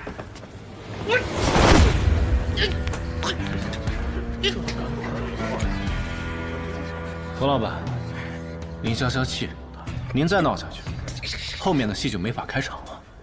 谁呀？谁呀？给我松开！关你什么事儿啊？我就是个粗人，没什么文化。您消消气。哼，不懂我的规矩是吧？行，那我就好好教教你什么叫规矩。规矩。你，哟，你还敢瞪我是不是？行，我让你瞪我，我教教你啊，什么叫规矩？谁？到底是谁？知道我是谁吗？啊！你敢打我？你给我出来！出来！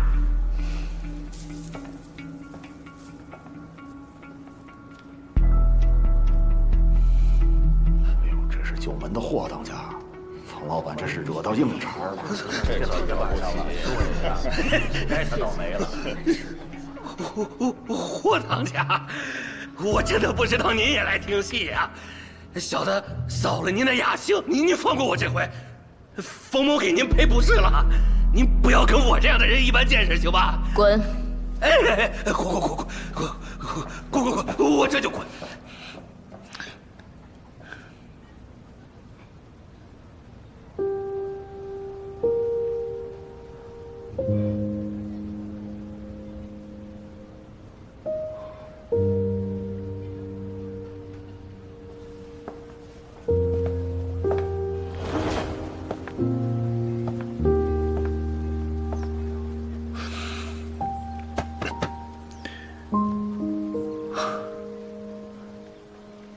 到底是谁啊？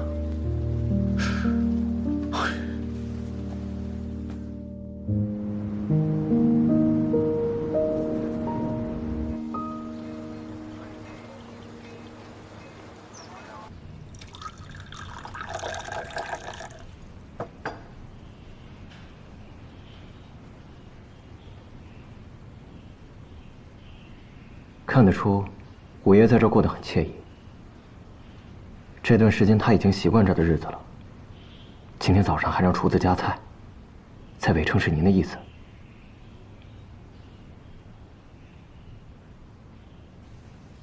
记忆没恢复，本性恢复了。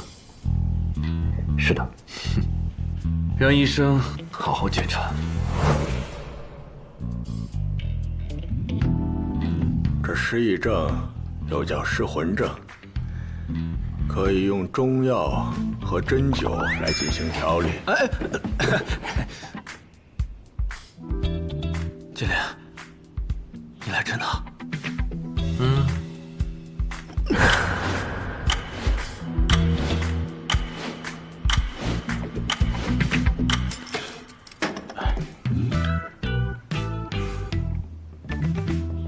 佛爷，可以试一试情景重现法。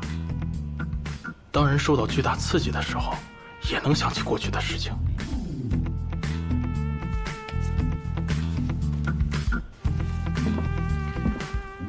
你有记起来什么吗？没有，我不想记起来。那你介意我增加强度吗？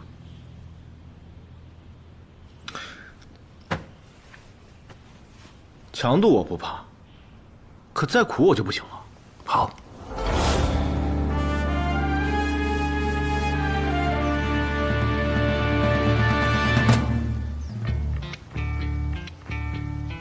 你说，我以前只绑了根绳子，然后从比这还高的地方跳下去，我会不会摔死啊？不会。我是不是得罪过你啊？没有。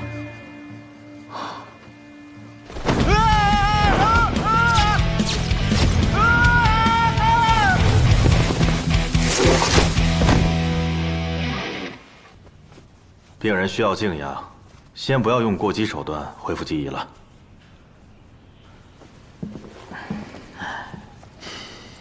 辛苦。张启山，我们到底是什么关系？挚友。在九门当中呢，你们俩的关系是最好的，你一直帮着佛爷，所以呢，他这次义不容辞，特别想帮助你恢复记忆，是不是佛爷啊？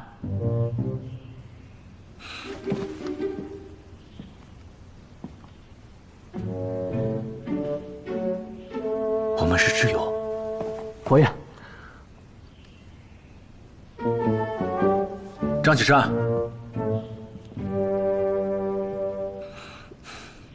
如果你是真心想帮我，我可以配合你，但就一点，别再整我了。好好休息。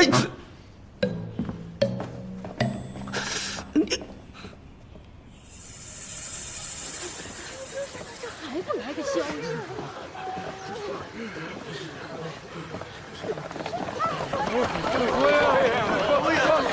佛爷，这些都是401的家眷。佛爷，我丈夫呢？佛爷，佛爷陪舞呢？我丈夫呢？他怎么还不回家呀？佛爷，我家远航是死是活，你给我句回话。佛爷，您得说句话呀！我们不要抚恤，我们只想知道真相，你别骗我们。佛爷，从东北出来的时候，你可是答应过我们呀，咱张家人活有良知，死有全尸啊！是啊，佛爷，佛爷，你告诉我们真相。佛爷，你实话告诉我们，他们是不是已经死了？佛爷，就告诉我们。大家安静，听佛爷说。401部队在执行一个非常艰难，但又非常光荣的保密行动。再过一段时间，他们会回来的。要保密呀！佛爷，那老婆子不问了，不问了。各位，你们愿意相信我，再等一段时间吗？佛爷，老婆子一家子的命都是你救的，我当然相信你。我相信，我们都相信佛爷，我们都相信佛爷。既然大家都相信佛爷，那就回去等消息吧。好，我们都回去，我们不打扰佛爷处理公事。佛爷您保重，佛爷保重。回家。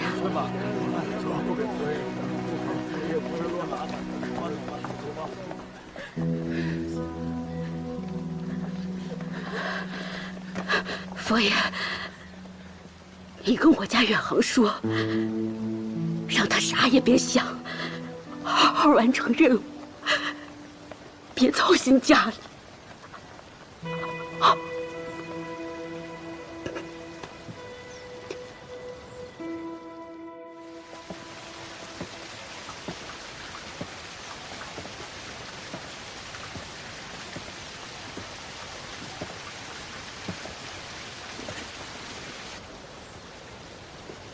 你说，你不介意增加强度？对。我是问的医生。医生说，人受到巨大的刺激，比较容易想起失去的东西。所以接下来，我会用比较过激的方法，希望你恢复记忆，可以吗？这能算什么强度啊？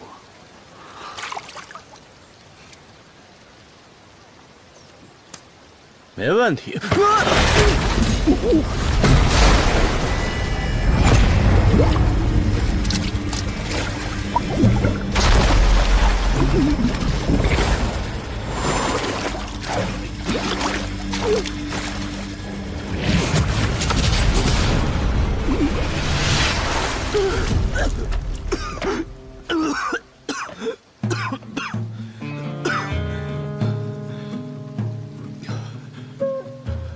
有记是什么吗？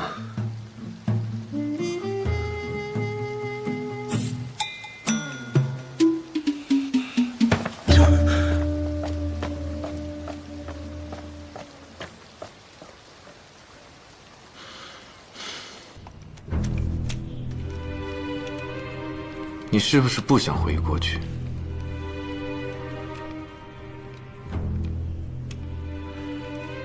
不想。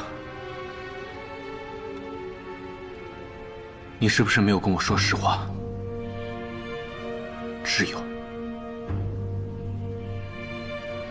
我们过去一定有些误会吧？是你对，还是我对？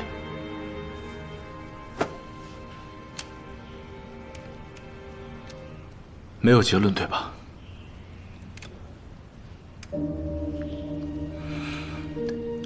那我知道我们为什么关系不好了。其实我现在挺开心的，想不起来也没事。为了大局，我可以牺牲一切，而你不是，所以终究我们成为不了朋友。来人，过去。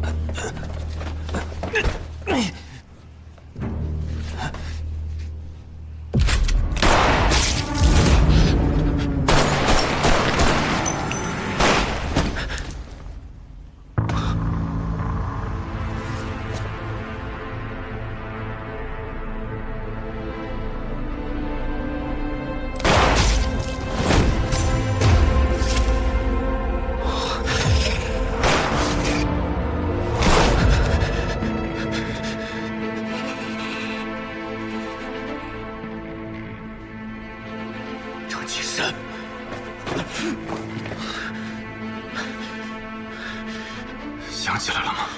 五爷，五爷，快，帮我解开！五爷，我们也是没办法。五爷，我知道您会原谅我的，我们也是为了。五爷，五爷，我真的不是故意帮张家人，我真的不是故意要帮张家人的。哎呀，五爷，我不是故意。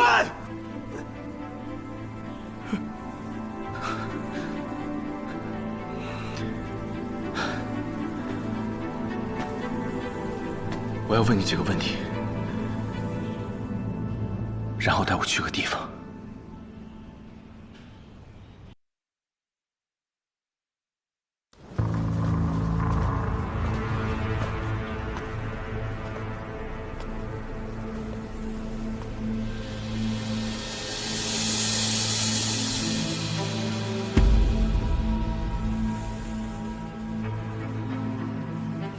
老五，你让我带你来这儿，是想起什么了吗？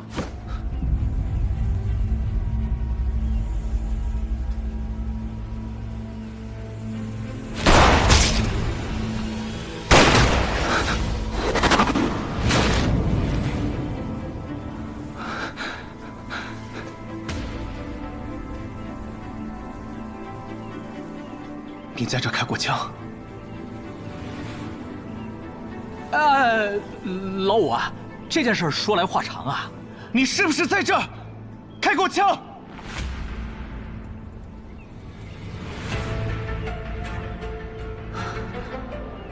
把枪拿出来，再开一次。怎么？怕我想起来吗？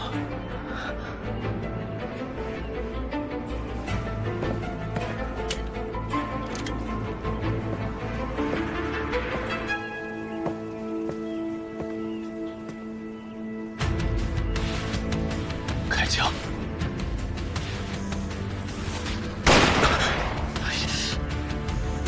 再开！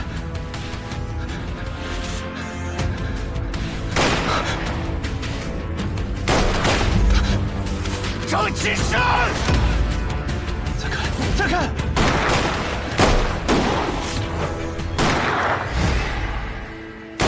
再开枪！再开！再开！再开！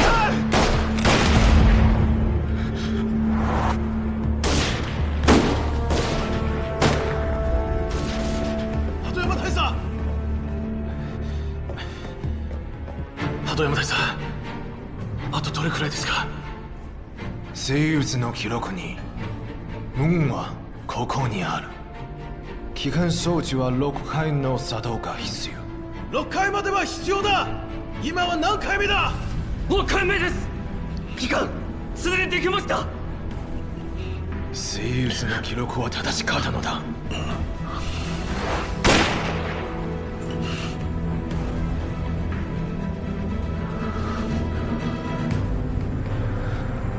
出発。はい。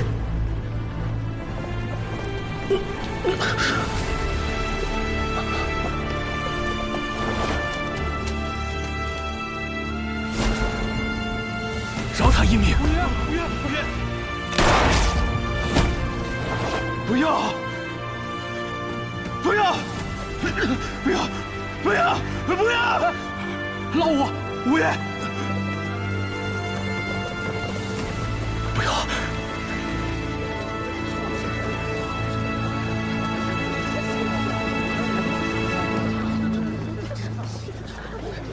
不要！不要！这干什么呀？这是？你是想起什么了吗？我想起，我觉得我的心很痛，我很难受。我还看到了日本人，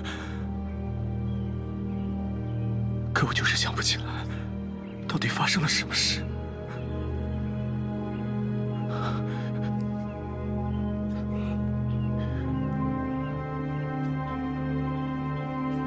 你能让我试试吗？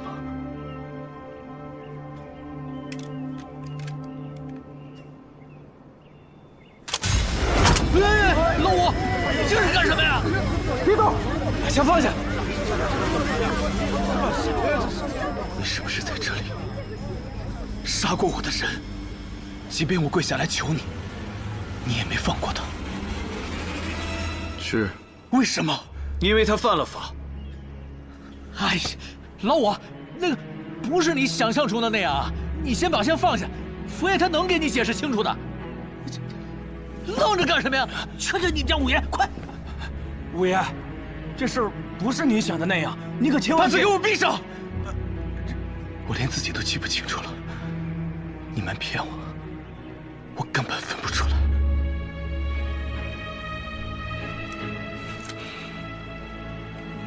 你可以骗得过一个人，骗得过2个人，但你骗不了全城的人。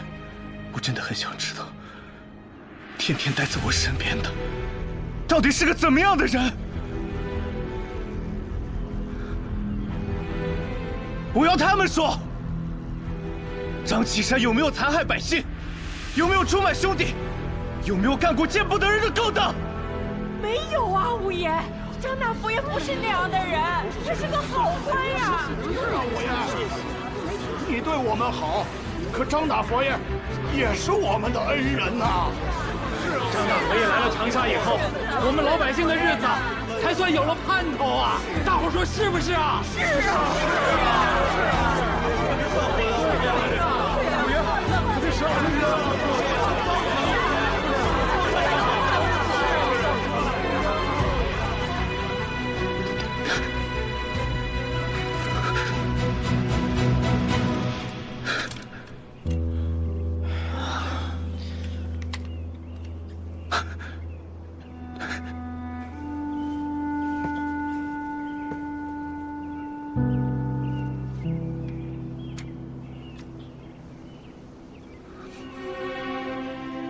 你想知道当年的事，我都可以告诉你。不用了，我只要确认你没有滥杀无辜就够了。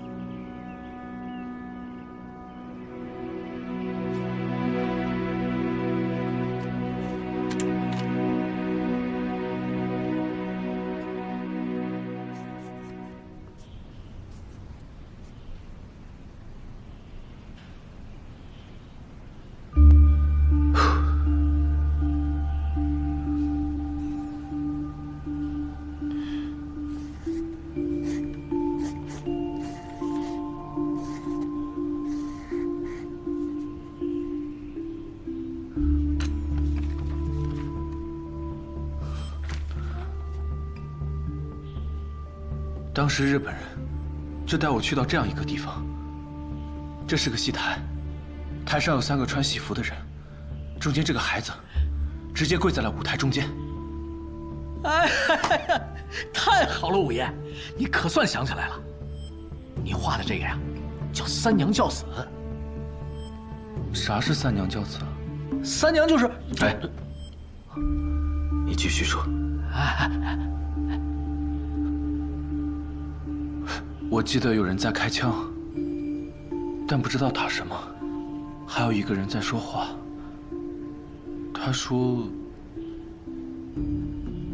：“Those look, those look, those zoka, those zoka， 啥意思啊，五爷？我也不知道，但说的应该不是中国话。但他说 look 的时候，有个门就打开了，然后他就带着我去到一个河边，不对，不是河边，他不在外头，但我能听到水的声音。地下暗河。五爷，没错，鸠山走的就是地下暗河。可是，他们是从哪儿下去的呢？难不成是从三娘教子那里直接下去的呀？你刚才说的 “look”， 再说一遍。“those look”， 大声一点。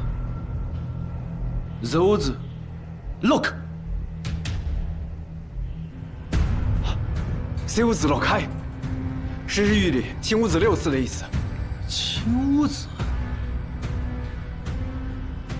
哦，我想起来了，鸠山美智的报告里提到过，他当年在研究青屋子的时候才发现的阁式楼，是不是戏台的摆法？可我们已经摆对了3次，难道还要我们再摆3次啊？哎呀，不可能！这戏台的摆法，死活就3次，绝对不会有错的。鸠山美智知道的远比咱们要多，大概率是研究青乌子所得。若真如此，那去地下暗河的方法也有可能跟青乌子有关。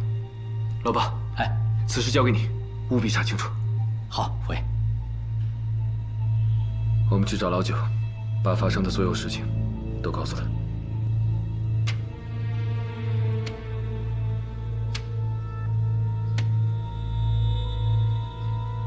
现在可以确定的是，从三娘教子的戏台往下走，就是通往地下暗河的入口。而这条地下暗河呢，正是鸠山美智通往须弥境的通道。我们来讨论一下具体的行动计划。父爷，我不是想着唱反调啊，就是咱们在制定计划之前啊，是不是先捋一捋须弥境的情况，咱心里也好有个底儿，不是？说，大家是否还记得，丁千岁明明是关在佛爷宅子底下百丈深的密室里，可为什么鸠山能隔空将手从他胸口穿出，将其杀死？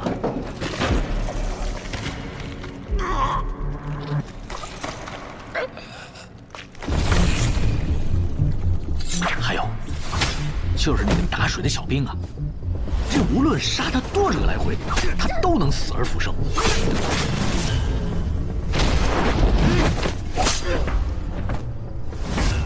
再者，就是佛爷您杀死了那个翟娘娘。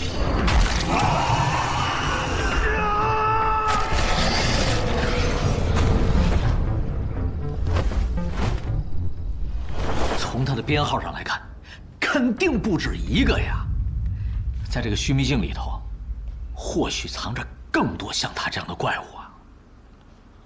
老八说的没错，这些手段不管是隔空杀人，还是不死之人，应该都是鸠山进入须弥境之后才学会的，否则在阁式楼时，他早对你们下手了。哎，对，就是这个意思。须弥境啊，凶险万分，而阁式楼呢，可能是鸠山美智给我们布的一个开胃菜，吊我们胃口呢。那既然是开胃菜，我们说一下主菜吧。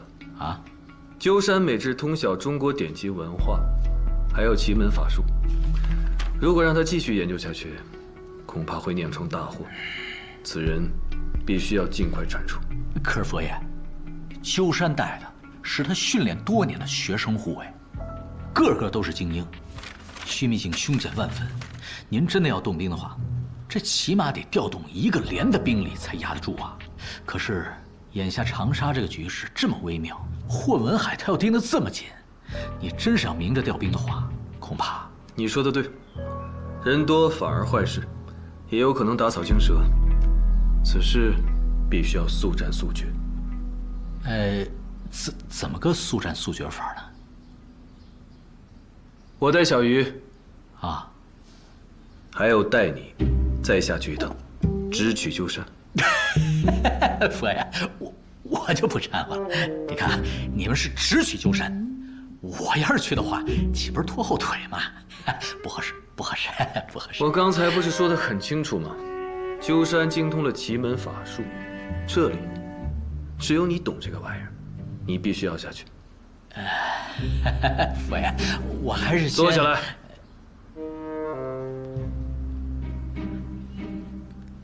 哎，佛爷，你看这样行不行？我们可以飞鸟传书啊！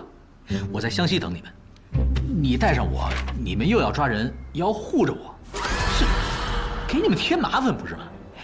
我还是不去了。我去。老五啊，你这时候你逞什么？这个怪物，我好像见过。你对这个怪物有印象？我虽然现在想不起来，但我脑海里应该是见过他的。鸠山美智在阁室楼下了这么大的一个局，就是为了抓你。而且你有一个很厉害的本领，就是驯兽。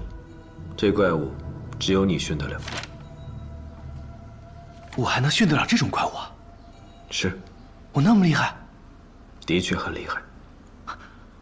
怪不得，怪不得你散尽家财还要把我捞回来，算你识货。哎，老五，这散的是人家九爷的家财，你胡说什么呀？无法，为了九门，佛爷这个面子必须给。佛爷，既然这怪物是我驯的，那我便是这件事情的关键了，那我更得去了。你不能去。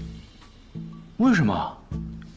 我不能一边应战一边护着你啊。护我？你连老爸都护得了，凭什么不能护我呀？再说了，我有手有脚的，我自己能保护好自己。不能去。你技艺全失，你待在家里休养。这件事情跟我脱不了干系，你自己都说了，既然这怪物是我驯的，如果日本人真的拿去害人的话，那跟我亲手杀人有什么区别？再说了，我也能感觉到，我脑子里有很多画面，虽然现在想不起来，但只要回去了，我肯定能恢复记忆的。我必须去。有道理。那也不能去。你，哼！哎呀，老五，哎呀，佛爷，这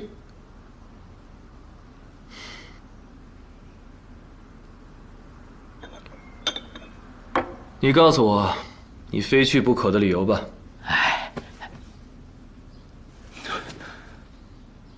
我想像你一样，护住全城的百姓。你张启山能做到的事情，我吴老狗一样可以。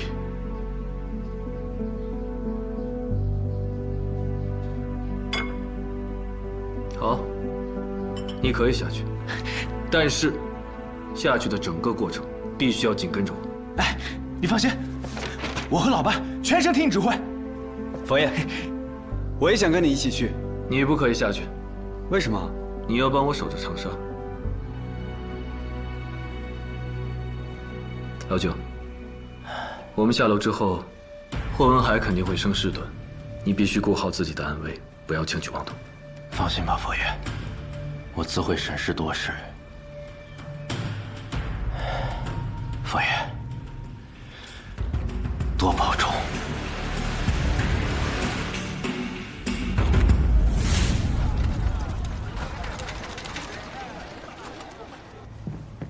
佛爷，就在里面。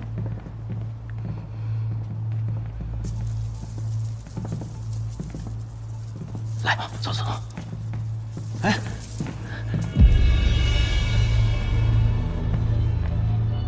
我去，好深啊！佛爷，这井就是丁千岁当初给日本人运送货物的通道。下面窄缝前几周已经凿开，可以直通阁师楼。阿武，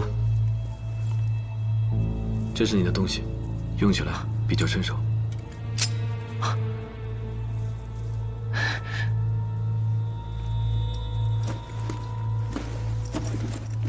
都是我的。等一下下降距离很长，速度很快，你要当心跟紧我。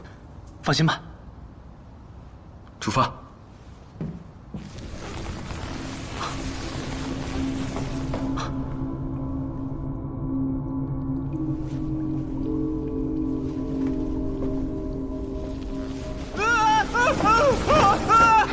德西，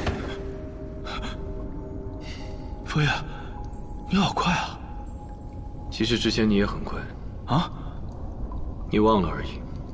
啊，当真想快点把记忆找回来。凿开之后已经搜索数次，什么都没有发现。这就是阁师楼啊！这里发生过坍塌，情况不明，你要小心。啊，我明白，我跟紧你。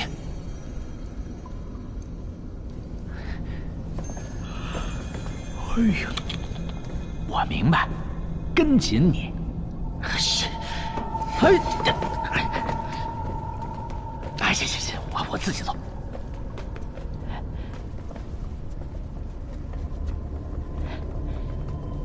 佛爷，我已经查过古籍了，这戏台确实要摆6次，先呢要摆对3次，再摆错3次，这通往地下的暗河呀才能打开。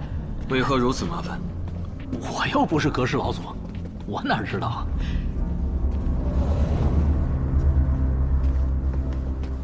佛爷，这取的是李家的5张算筹，3筹3注，错中有正，正中藏错。我们之前已经摆了3对2错，是不是这次一旦摆错，彭乔就会出现？没错。你们在门口等着，我带五爷再回一次。哎，你上回跟我说过，彭剧跟彭志，这回轮到彭乔的话，那这彭乔到底是什么玩意儿？等一下你就知道了。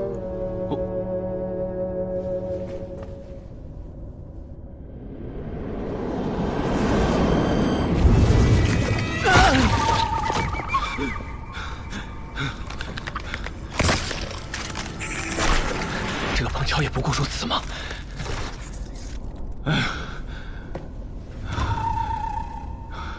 你现在有没有记起什么来？我的好挚友，明明你能帮我解决，非得让我自己来。这下回，我要是真想不起来，你就别再逼我了，否则还没到须弥境呢，就先死在你的手里。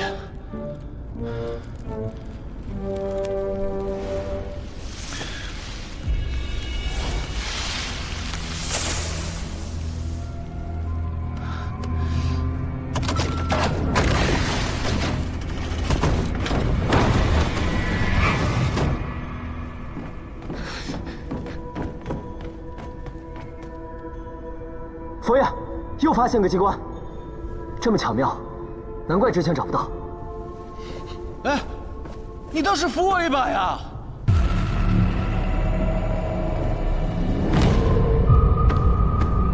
出发。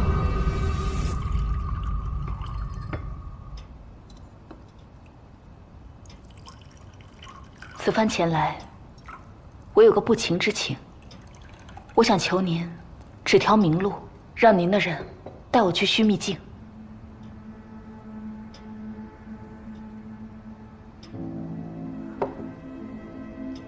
九门的五爷当初从湘西地下河逃出时，是新月饭店的人负责捞起来的。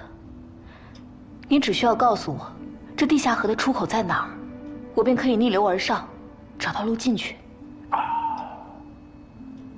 那可是一条死路啊，姑娘，别再想了。那条河呢，我的人去探过，非常危险，不仅错综复杂，暗流汹涌，这地下河里边还藏了一头巨兽。如果你……我绝不会因为危险就放弃。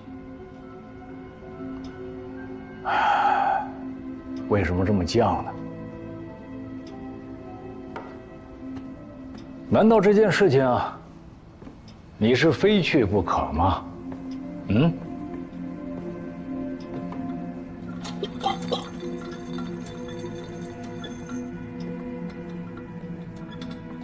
不敢瞒您，最初和佛爷下阁事楼的时候，不过是为了替霍家还债，所以才不得不做了丁千岁的探子，替丁千岁办事。本以为这只是一场交易，没想到下去之后发生了太多的事。佛爷他们有他们的经历，我也有我自己的遭遇。此番他们下须秘境，仍旧是为了解决此事。所以我不能袖手旁观。况且，我还知道一些事，或许对他们很重要。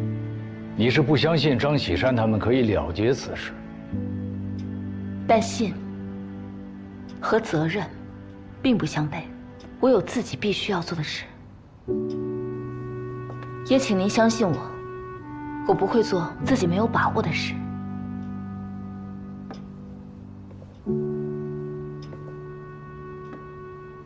你跟我的亲闺女很像，都有自己的想法，也都不愿意听我的。人嘛，自己的路总该自己去走。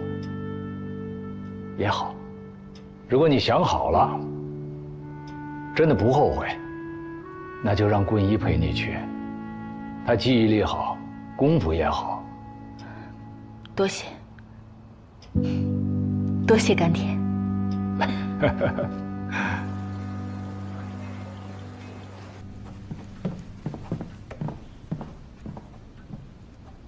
霍长官，有事找我。张文书，向你传达军政部急电：长沙城内邪教滋事，危及百姓，城防告急。原布防长官张启山擅离职守。现责令警备团团长许仁庆暂代其职，专办此案。这是军政部下发的调令。邪教滋事，长官，这么大的事儿，之前连一句口信也没有，就要直接换防，而且我们也没有收到任何的通报啊。是啊，出了那么大的事儿，你们长官人呢？难不成要我们等到邪教分子放火烧了城，再来慢悠悠的求着你们换防？你们最近事务繁杂，多辛苦了，我也是都看在眼里。好不容易找了个机会，让你们兄弟撤下来歇一歇，透口气。辛苦你，把工作交接一下。请容我确认一下。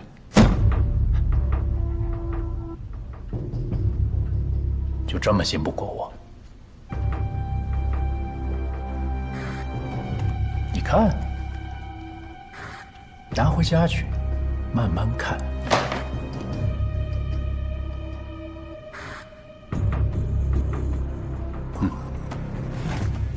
张启山的办公场所需要刑场，你带人过去，懂事点儿，别让张家兵累着了。是。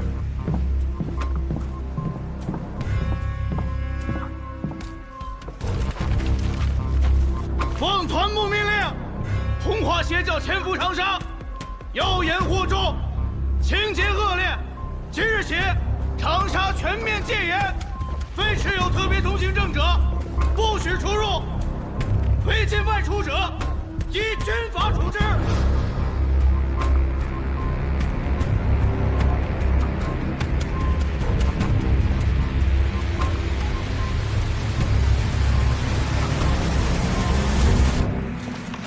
出事了，长沙要更换临时布防，许仁庆接手。看来这霍文海想趁佛爷不在的时候生事。你们听好，我需要你们去做些事情。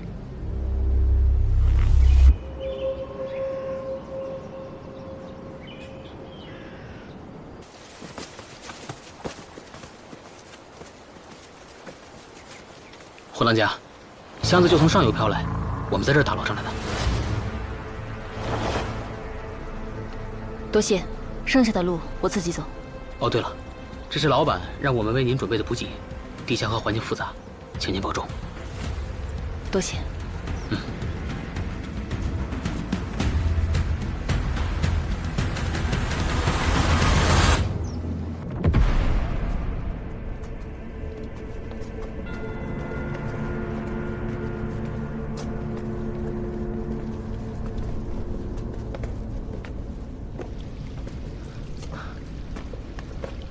小心！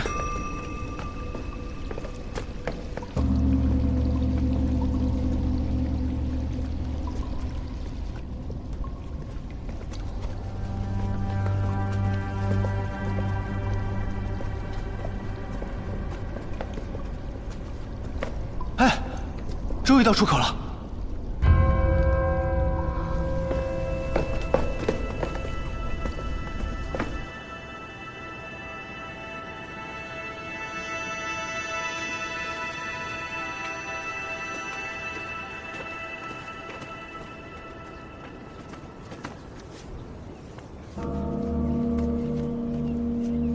佛爷，地表草丛发现大量拖拽和踩踏痕迹，当初日本人应该就是由此穿出，位置无误。这里是通往须弥境的要道，按理说应该会有重兵把守。鸠山美智心思缜密，他知道老五逃出来了，肯定会猜到我会亲自来。但这里空无一人，恐怕是引我们入局，大家一定要小心。哎，佛爷，要不？ 我跟五爷先回地下河等你们的消息啊！不行，不行。鸠山美智早就猜到我们入山了，从现在开始，大家不要擅自离队。小鱼，盯紧他。是，我跟着你。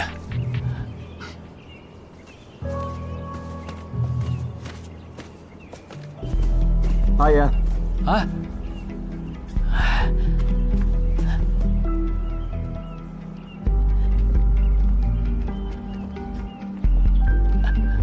佛爷，你说这山里头会不会有翟娘娘啊？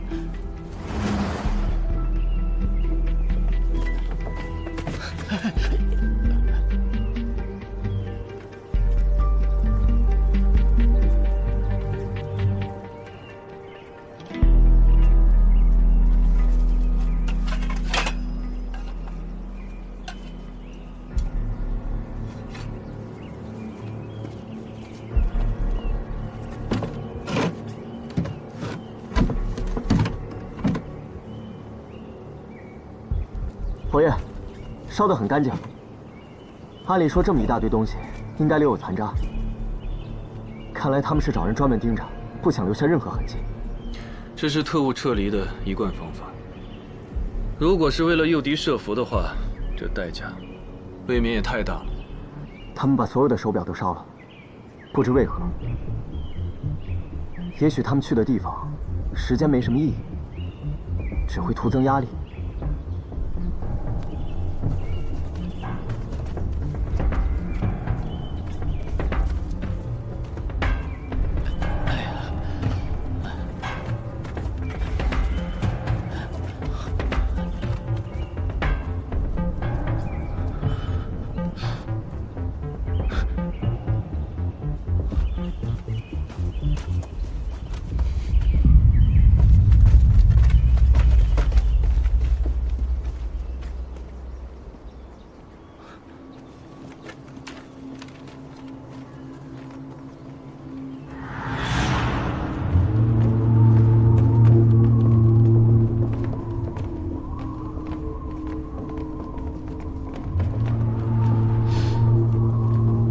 这洞里怎么像有个大钟啊？这是岩层中气流发出的声音。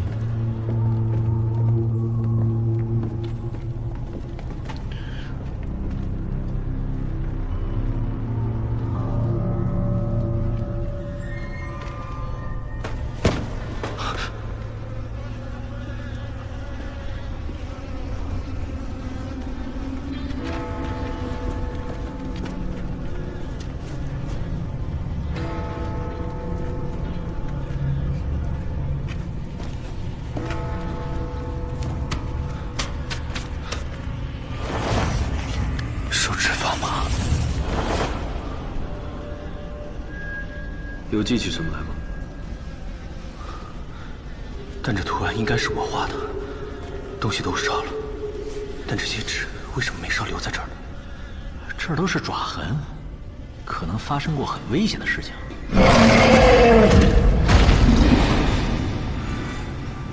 这是我待的地方。佛爷，是条死路。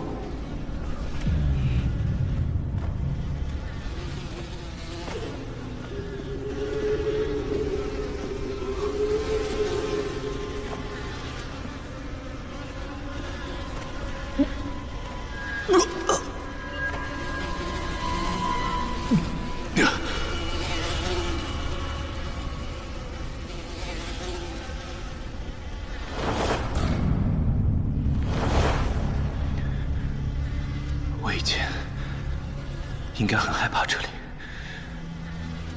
这里到底藏了什么东西？应该是跟我上次杀的东西一样。鸠山美智应该是让你在这里驯服翟娘娘。啊！我们在湘西的时候已经发现，日本人掌握了如何训练翟娘娘的方法。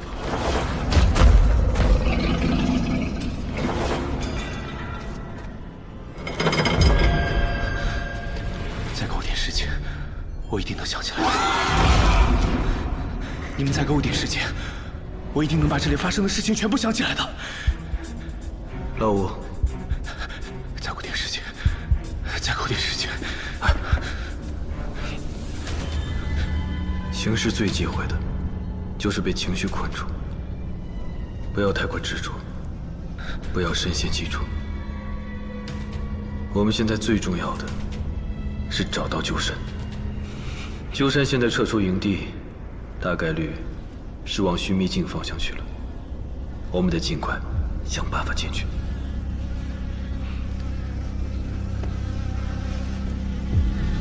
我一定会想起来的。走。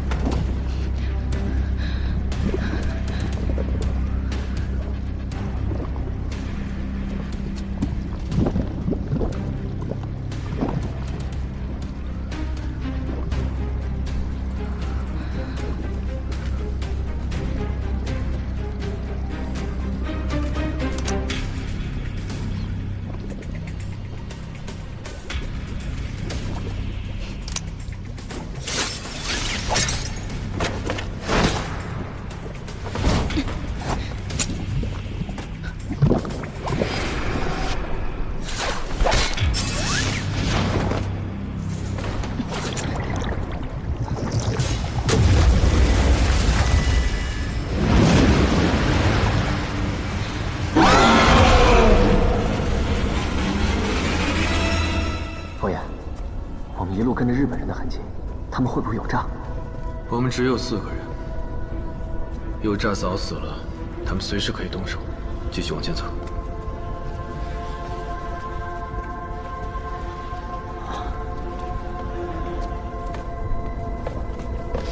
到这里就没有苍蝇了，够邪门的。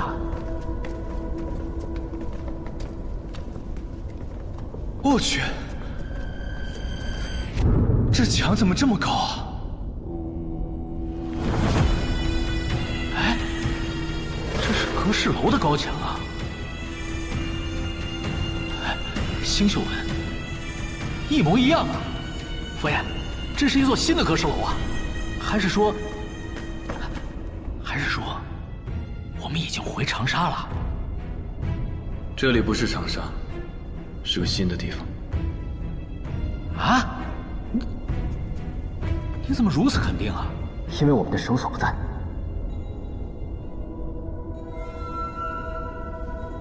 哦，也对啊。哎，佛爷，你就这么进去了？这是日本人的地盘。佛爷，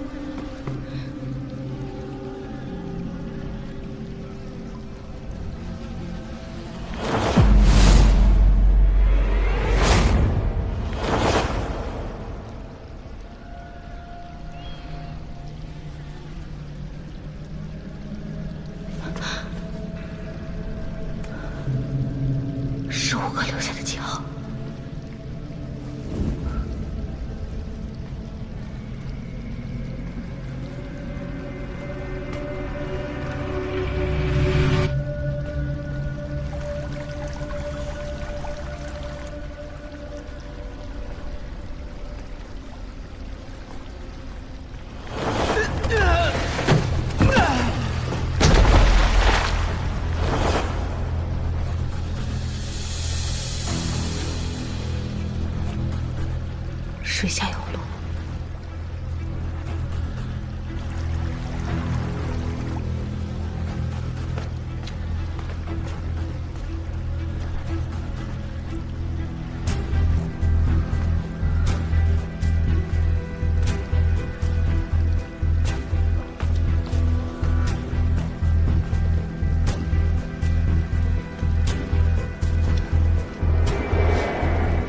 五哥的暗号应该是进去的方向，看来从水下能过去。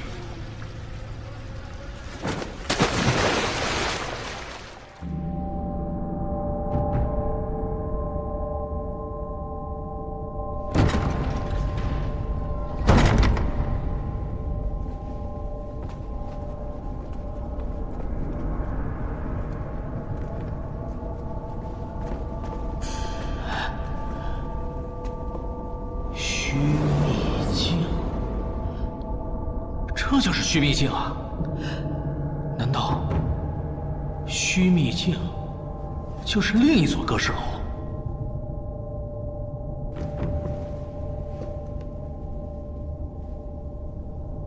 这不对呀！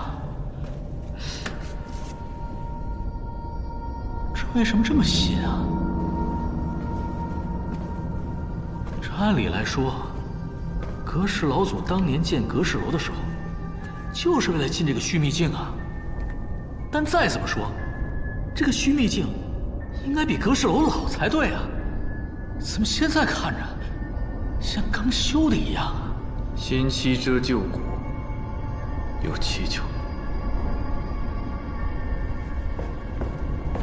佛爷，四周墙面全部封死，没有暗道，也没发现机关。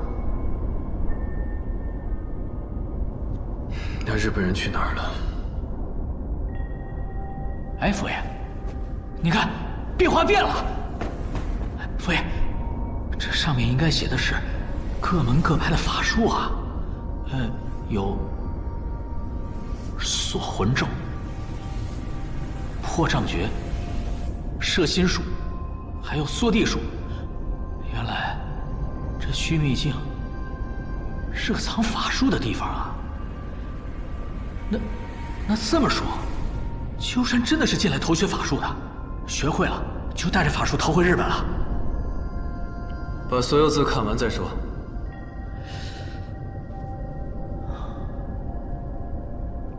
佛爷，我好像知道这里为什么没有路了。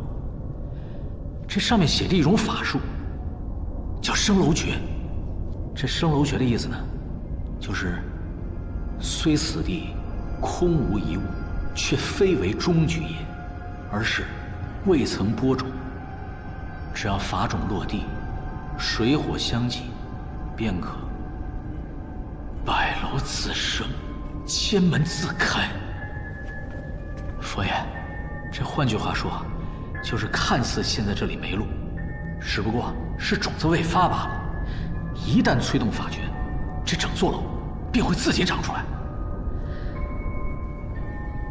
哎，这难道这楼是在等人播种啊？种哪个？这上面没写办法呀。但是播种的话，无非就是下种、浇水。可问题是，哎，这种哪儿啊？种子又是什么呀？啊？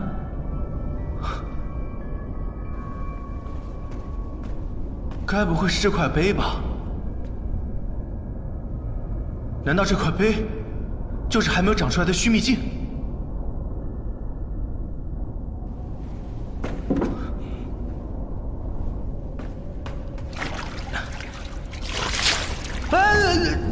老五啊，咱们在这种地方行事，还是小心为上啊。那你说怎么种？这要种葫芦的话，3天就能抽出芽尖，可要把整座楼给种出来，岂不是得等3年了？这是法术，咱不能按照阳间的日子来算的。反正我觉得呀，这石碑肯定不是种子。那你说怎么种？既然要生根发芽，往外抽枝，那你们觉得会不会，这整个空间才是真正的种子？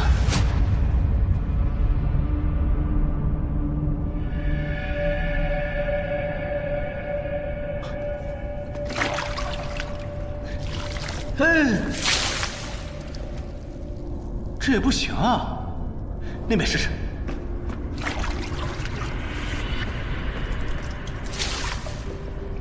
佛爷，咱们真要在这种楼吗？让他们试试也无妨。关键是日本人肯定来过这儿。可这儿都是封死的，他们是怎么进去的？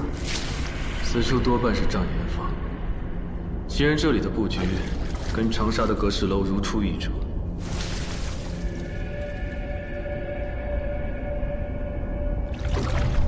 那就按照之前廊道的位置，把这里挖了。是。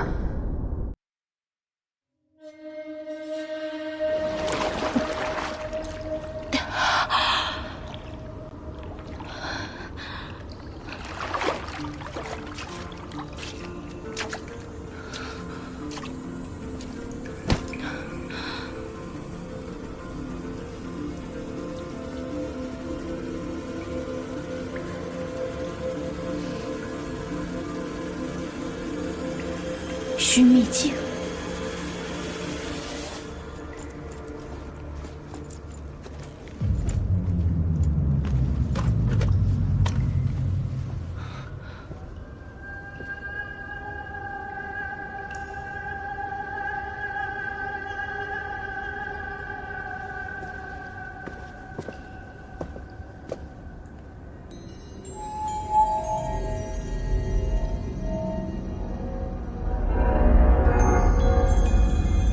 难道这是牵牛花的种子？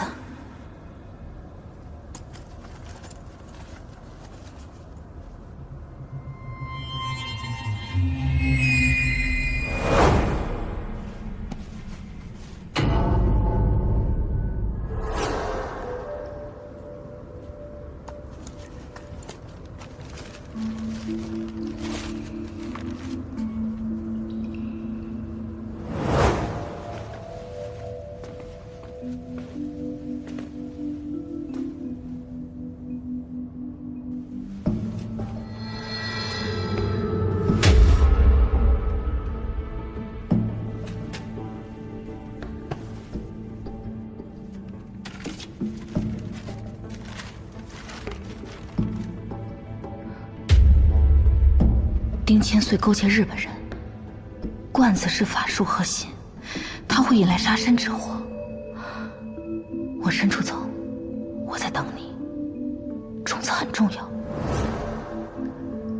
请务必相信你自己。难道是要把这个种子种出来？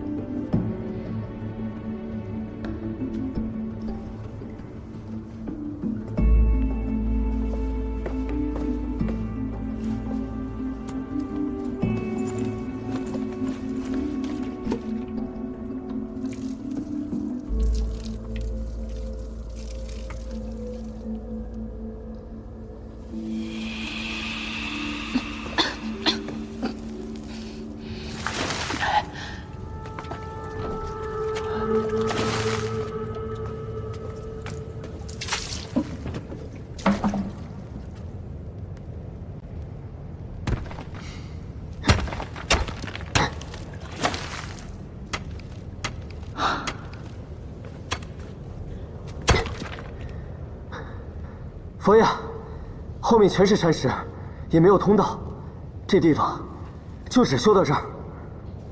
都说雨水肥，米水壮，该不会是我们用的水不对吧？也有道理啊。但是五爷，你说的那是种庄稼，这可是种楼，它不一样的。哎呀，这到底要用什么样的水呢？哎，老爸，啊，借手用。哎，干嘛？疼啊！老我，哎呀，你疯了！试吧，说的都是这么讲的。我的天啊！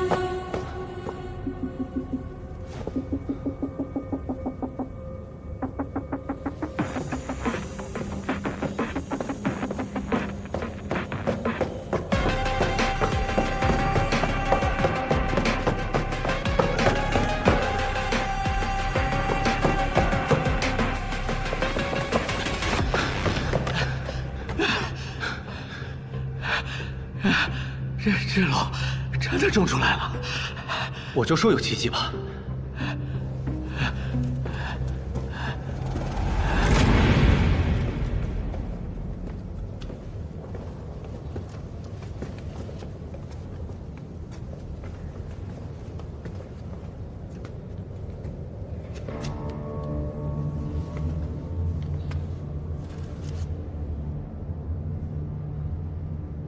一点灰都没有，这样研法会做得这么真，像是新砌出来的。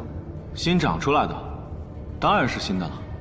幸亏你们把我带下来了，不然这楼你们未必种得出来。张岐山，你现在信了吧？没关系，你就当做是你对吧？哎，佛爷。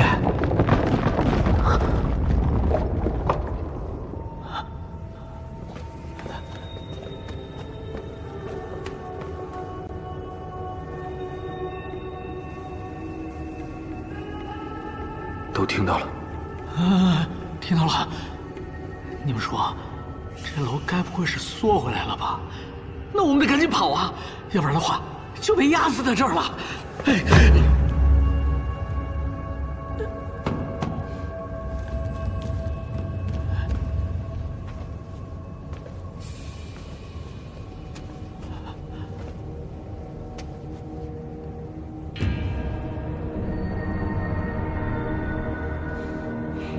佛爷，这后头还有空间。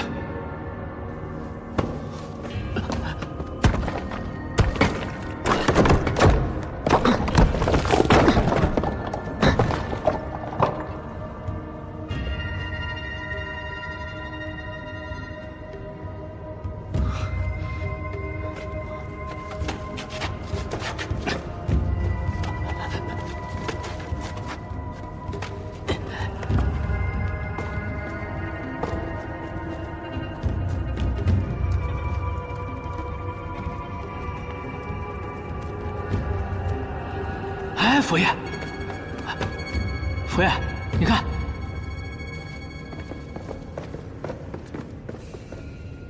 这不是殷长生修的那个大鬼地宫的廊道吗？但是位置不对啊，两个廊道不可能挨着呀。这个楼还在长。小鱼，继续擦枪。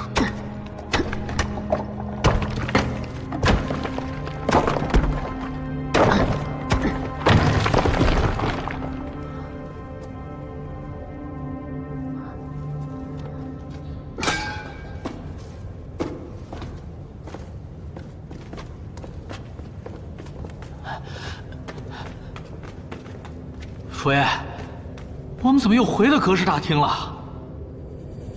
不是同一个地方啊？啊，对啊，这墙上的法诀也没有了。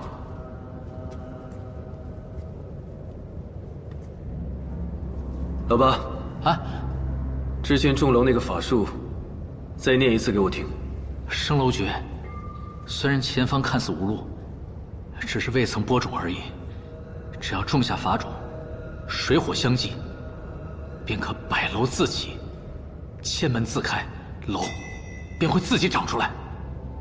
我懂了，法术中的百楼，其实并不是一种夸张，而是真的100座楼。我们种了100座楼。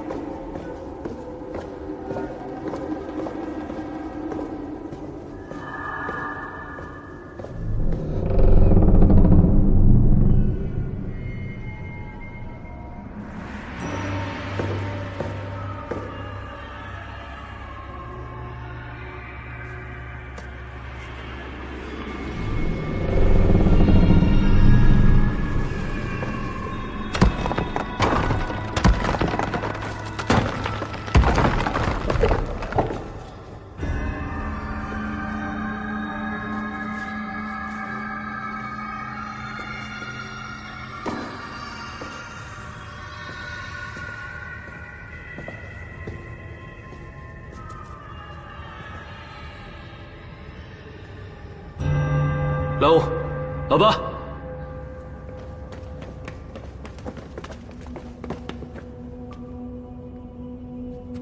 佛爷，这好像是鸠山美智。他就是鸠山美智。这画谁画上去的？这画怎么在这里呢？画风出自于东洋派，应该是日本人自己画上去的。佛爷，这画画在这里，可是大有讲究啊！你还记不记得，我们之前见过的法术里面有一个叫通灵感悟的？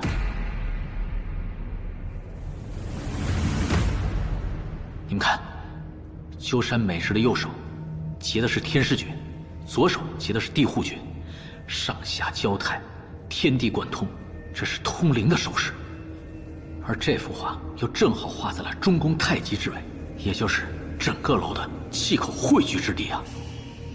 所以说这幅画，它根本就不是画，而是鸠山在做法。鸠山是在用通灵感悟的法术，和这座楼，或者说和这100个楼长成的东西，在沟通啊。他跟这座楼在沟通，难道是跟着楼在学法术？现在不宜过多的猜测，把人抓到最为重要。既然鸠山把画留在这儿，代表着他肯定来过，我们就从这里开始追寻他的踪迹吧。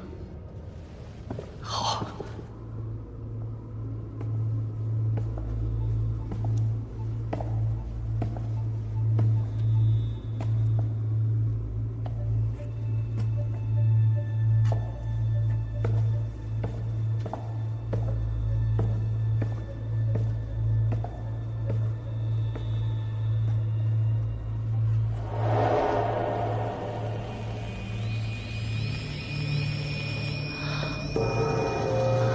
你终于来了。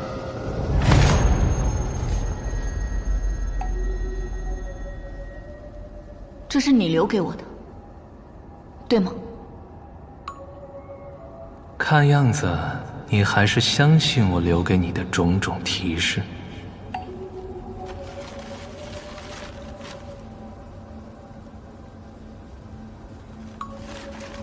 你说这罐子会招来杀身之祸，我便把它交给了丁千岁，看他会不会死。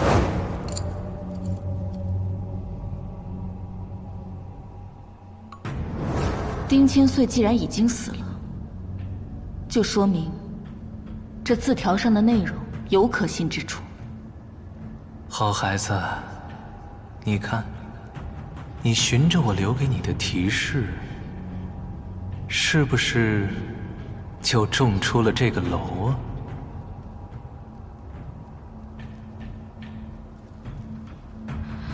这不是真相。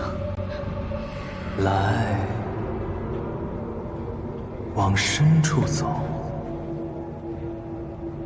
我在等你。你让我到这儿来，究竟是为了什么？我是为了让你记起一切。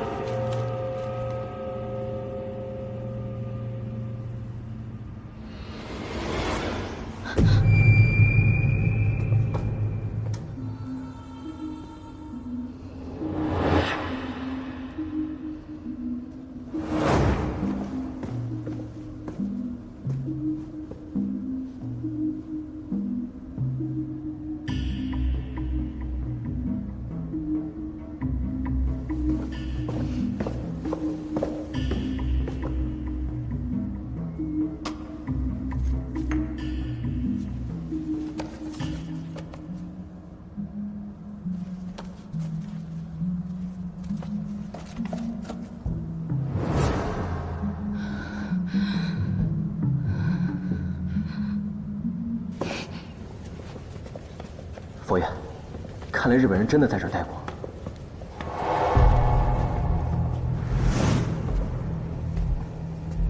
佛爷，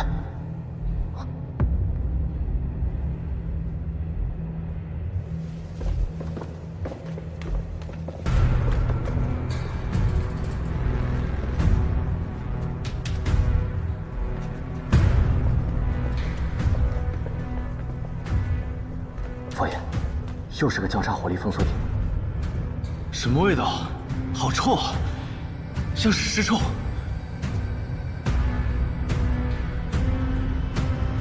小鱼，你跟我进去，你们俩留在这儿。哎，我跟老八留在这儿。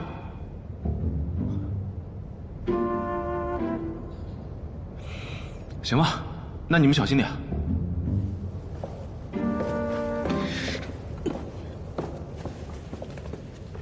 去那搜一下。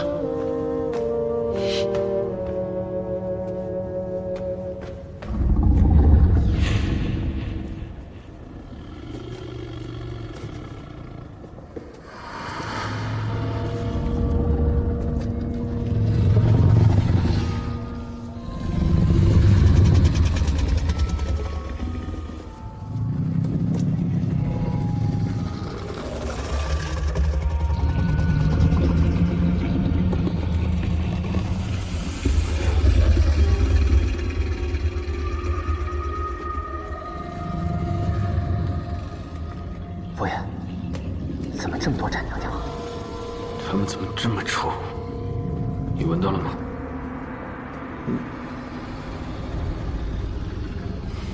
我。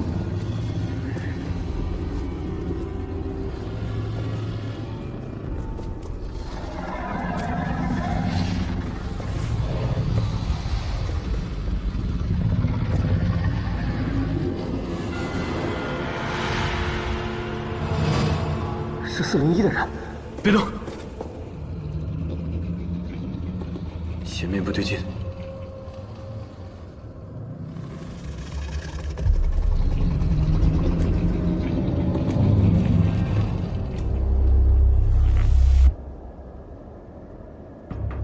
只有2种可能：一，屋里有毒；二，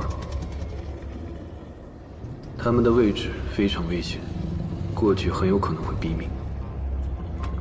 日本人一向讲究什么英灵归位，这么多日本士兵躺在这儿，他们没有收尸，就只有一种可能：他们收不了尸。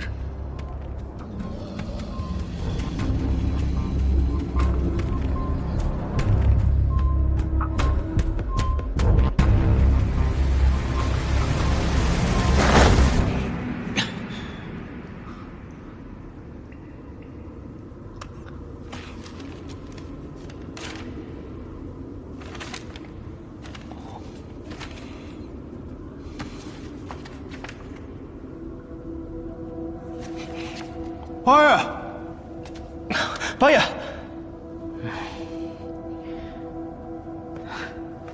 你快点，看看上面写的什么？看什么看？现在想起我来了。哎，你快点呐！是，这都是日文，我怎么看得懂啊？要早知道这样，就让佛爷把小静带下来。哎呀，这下倒好啊，我们4个人。没一个能看懂这鬼子文喽，看看吧。401的名字，哎，奇怪，但是这些人怎么都被画圈圈了呢？什么意思啊？哎，狗？哎呀！这狗我怎么看着这么眼熟啊？怎么感觉像是我画的呢？就是你画的呀，还能有谁啊？谁家签字能签成这个样子啊？我想不起来了。如果这狗字是你写的，难道前面这些字也都是401自己写的？为什么这狗字之后就没有再画圈圈了呢？还有，这只有你的狗一直在上面签，其他人都是断断续续的。难道你的签名有什么特殊用意啊？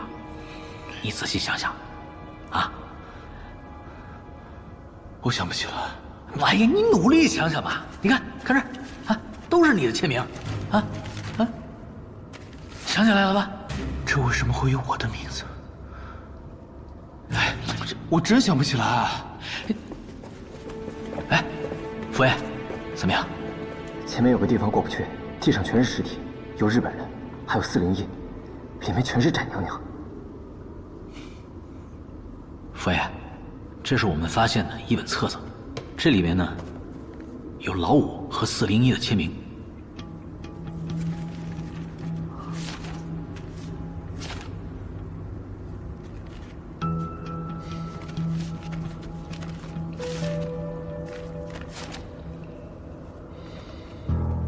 按照我跟小玉在里面谈到的情况，应该能推断出来，后方建筑是唯一的通道，中央部有毒气悬浮，就算带了防毒服，也未必能通过。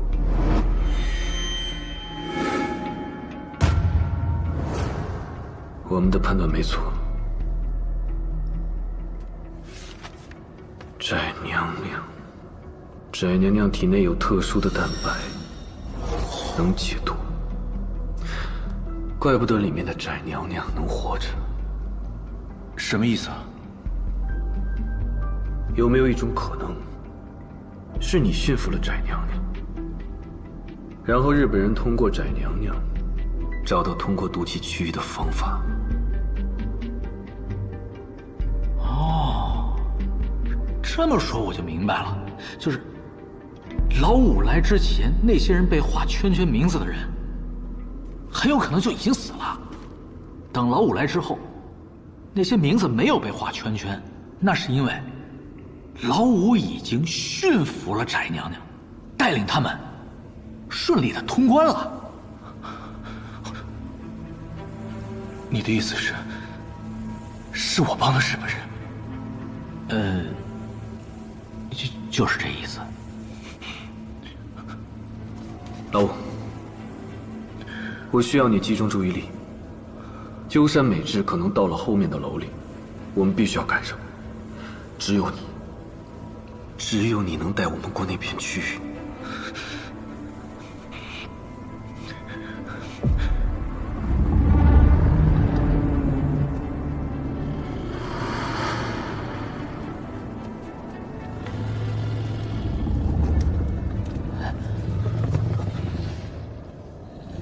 佛爷，这里怎么会变成这个样子？你能想起怎么驯服翟娘娘吗？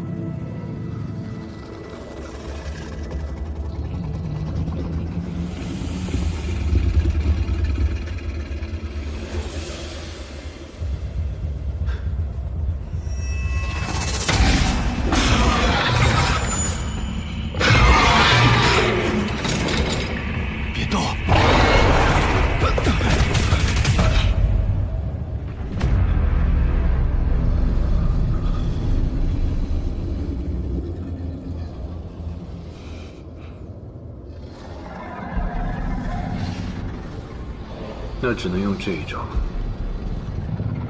什么办法？我去引一只翟娘娘过来，看能不能勾起你的记忆。但大家必须有心理准备，如果我不能一招制敌的话，会惊动这里所有的翟娘娘。小鱼，危急关头，听我的命令，带老五、老八往后退。千万别回头，佛爷。是。老五，来，我后闪，来，往后退。想不起来。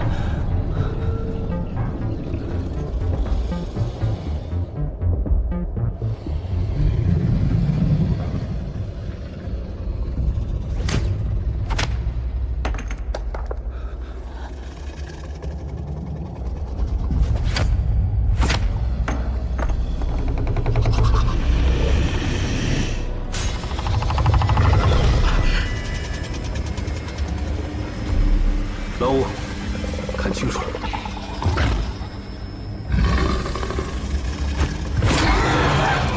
顾言，你快想想。对，没时间了，你快想想。信得了他吗？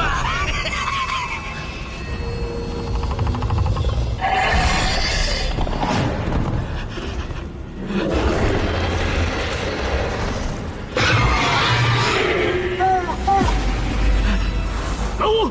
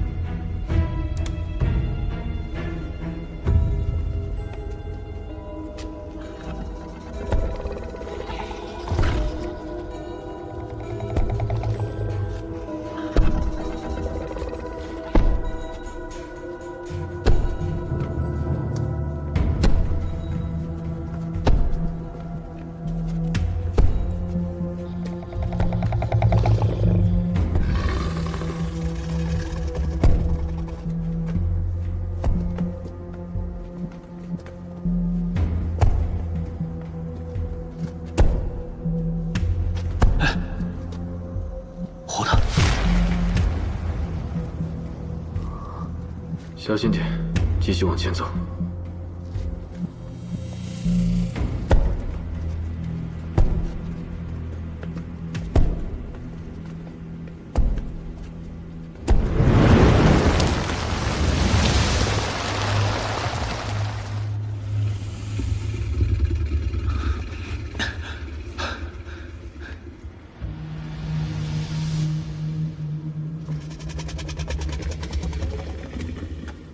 日本人的军靴。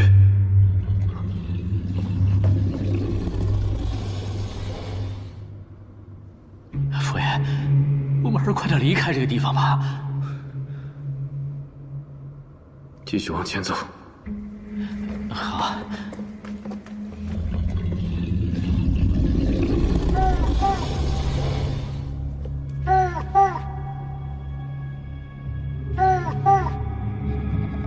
老五，走了。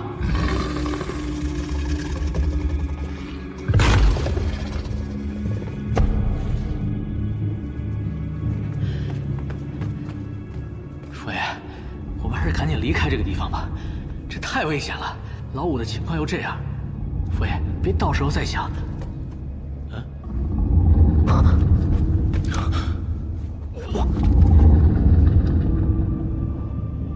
我的天哪，这么大！佛爷，这不是翟娘娘吗？这是翟王母娘娘啊！往前走。啊！我哎。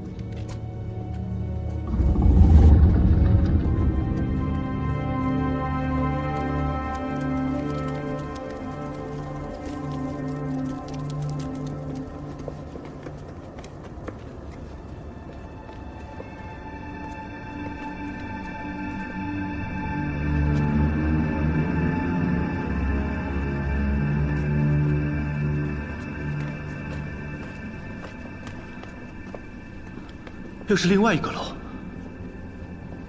这楼果然在错乱生长。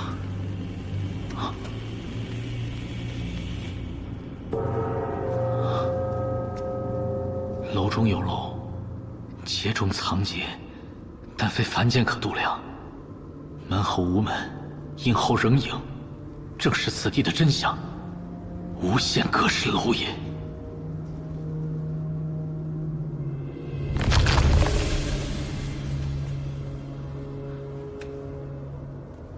你们看，这是人的眼睛吗？怎么会在这个地方？这个雕刻在长沙阁氏楼没有出现过，大家要格外留神。好。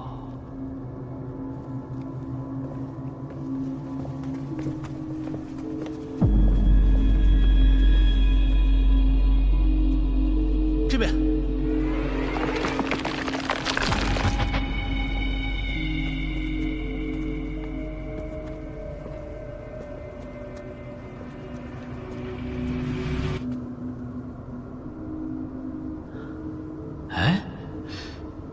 这不是长沙阁氏楼戏台的入口吗？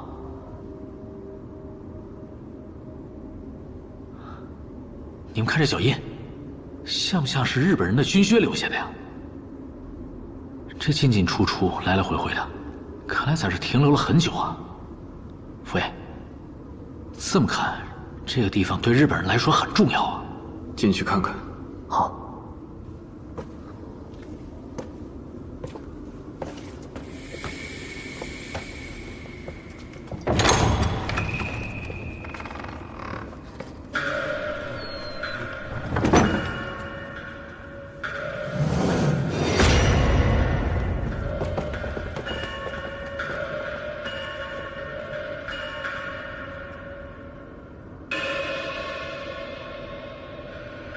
怎么，三娘不唱戏，改为日本人在这唱了？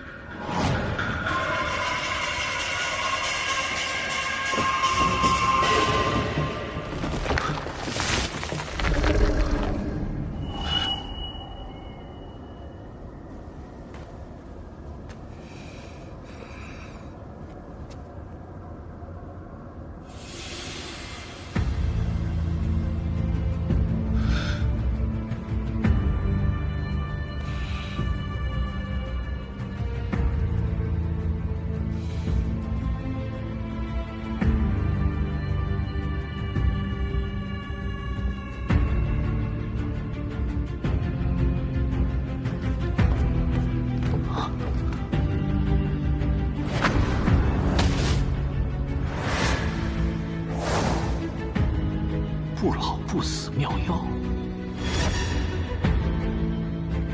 老八，啊，你的行当，过来看看。哦。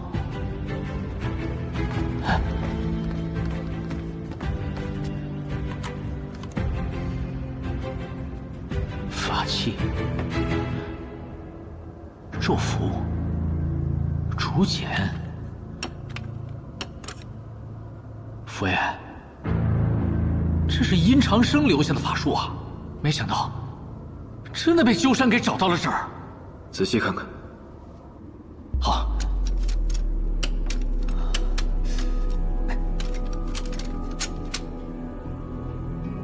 冈部踏头，人海交构，沉沙3钱，童子血1钱，寒水鹿角泻半钱。炼至赤金色之后，用温酒吞服，便可返老还童，百毒不侵。佛爷，这是丹气还生法呀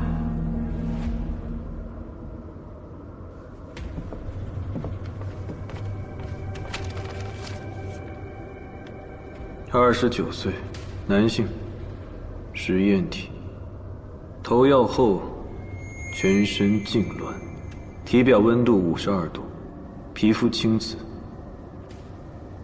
中毒迹象。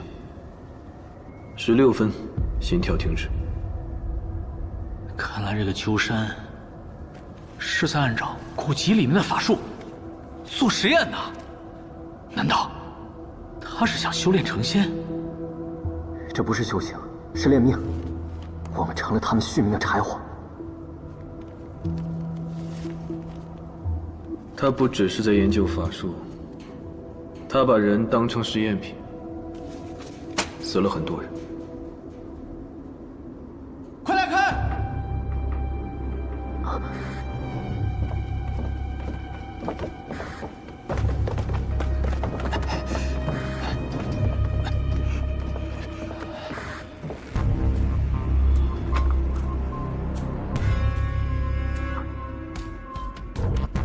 怎么全都是日本人的尸体？奇怪了，这些日本人的尸体怎么变成这个样子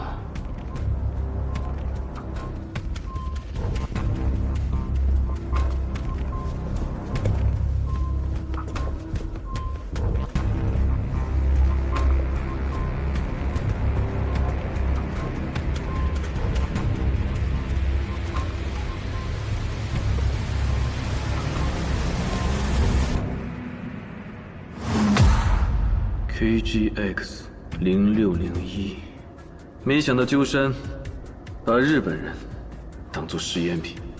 奇了怪了，这日本人已经扣押了401啊，怎么还拿自己人的性命做实验呢？小鱼，把所有尸体检查一遍，看看有没有鸠山或者401的线索。是。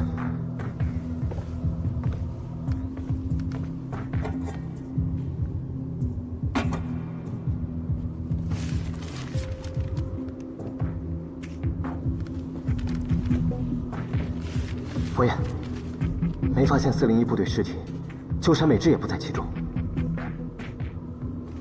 这执行记录将近100人，看来除了长沙那一些日本人，他们还增派了人员到草盘山。那他们去了哪里啊？看这里的状况，该不会是都死了吧？你们看。这时间记录还没有完成，最后只写了这一句：“拙者已成仙身，故于此楼容作一题也。拙者即是阁氏楼，阁氏楼亦是拙者是也。”啊！除非鸠山美智练会了所有法术之后成仙了，跟这座阁氏楼融为一体了。捉什么仙？这都能编得出来？八成是自己藏起来了，准备玩阴的吓唬我们。如果连鸠山的士兵都死了，那401部队岂不是凶多吉少？活要见人，死要见尸，继续找。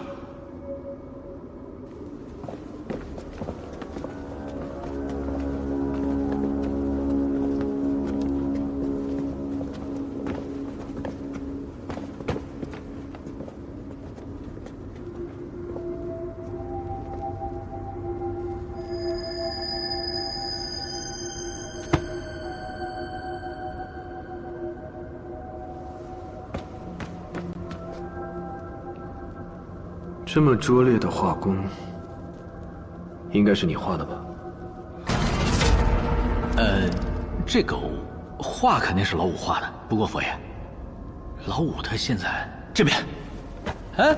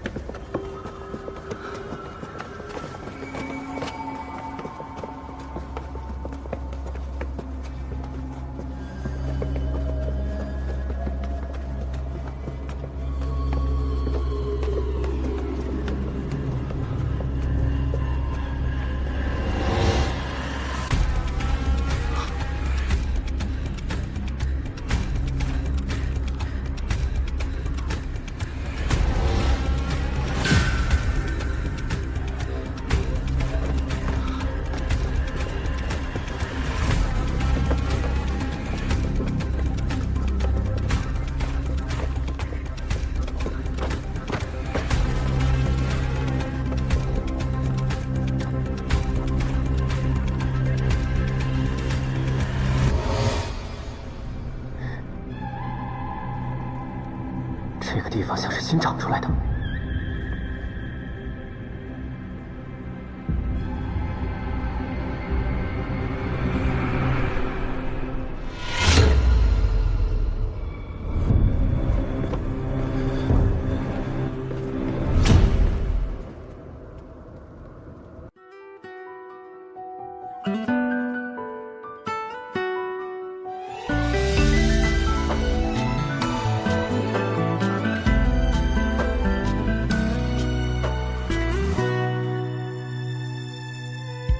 往事如云烟，无声中决断，这谜局纷乱，谁又难得考完？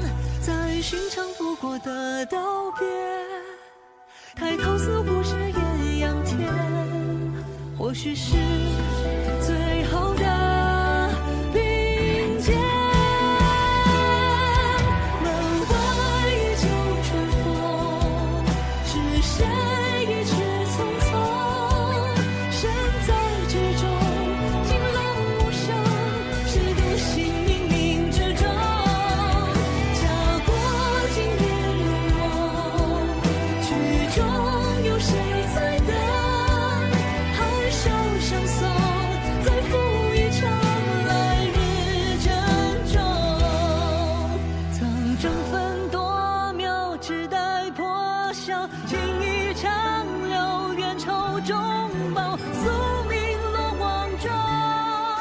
谁都无处可逃，生死如刀，也曾年少，有心同往海浪惊涛，留一点余火照前途骄阳。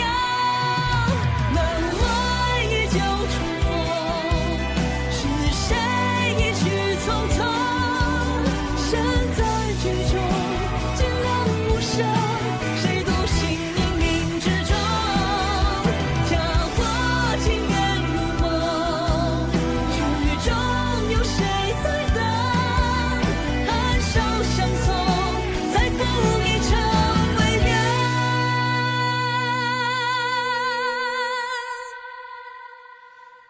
来日珍重。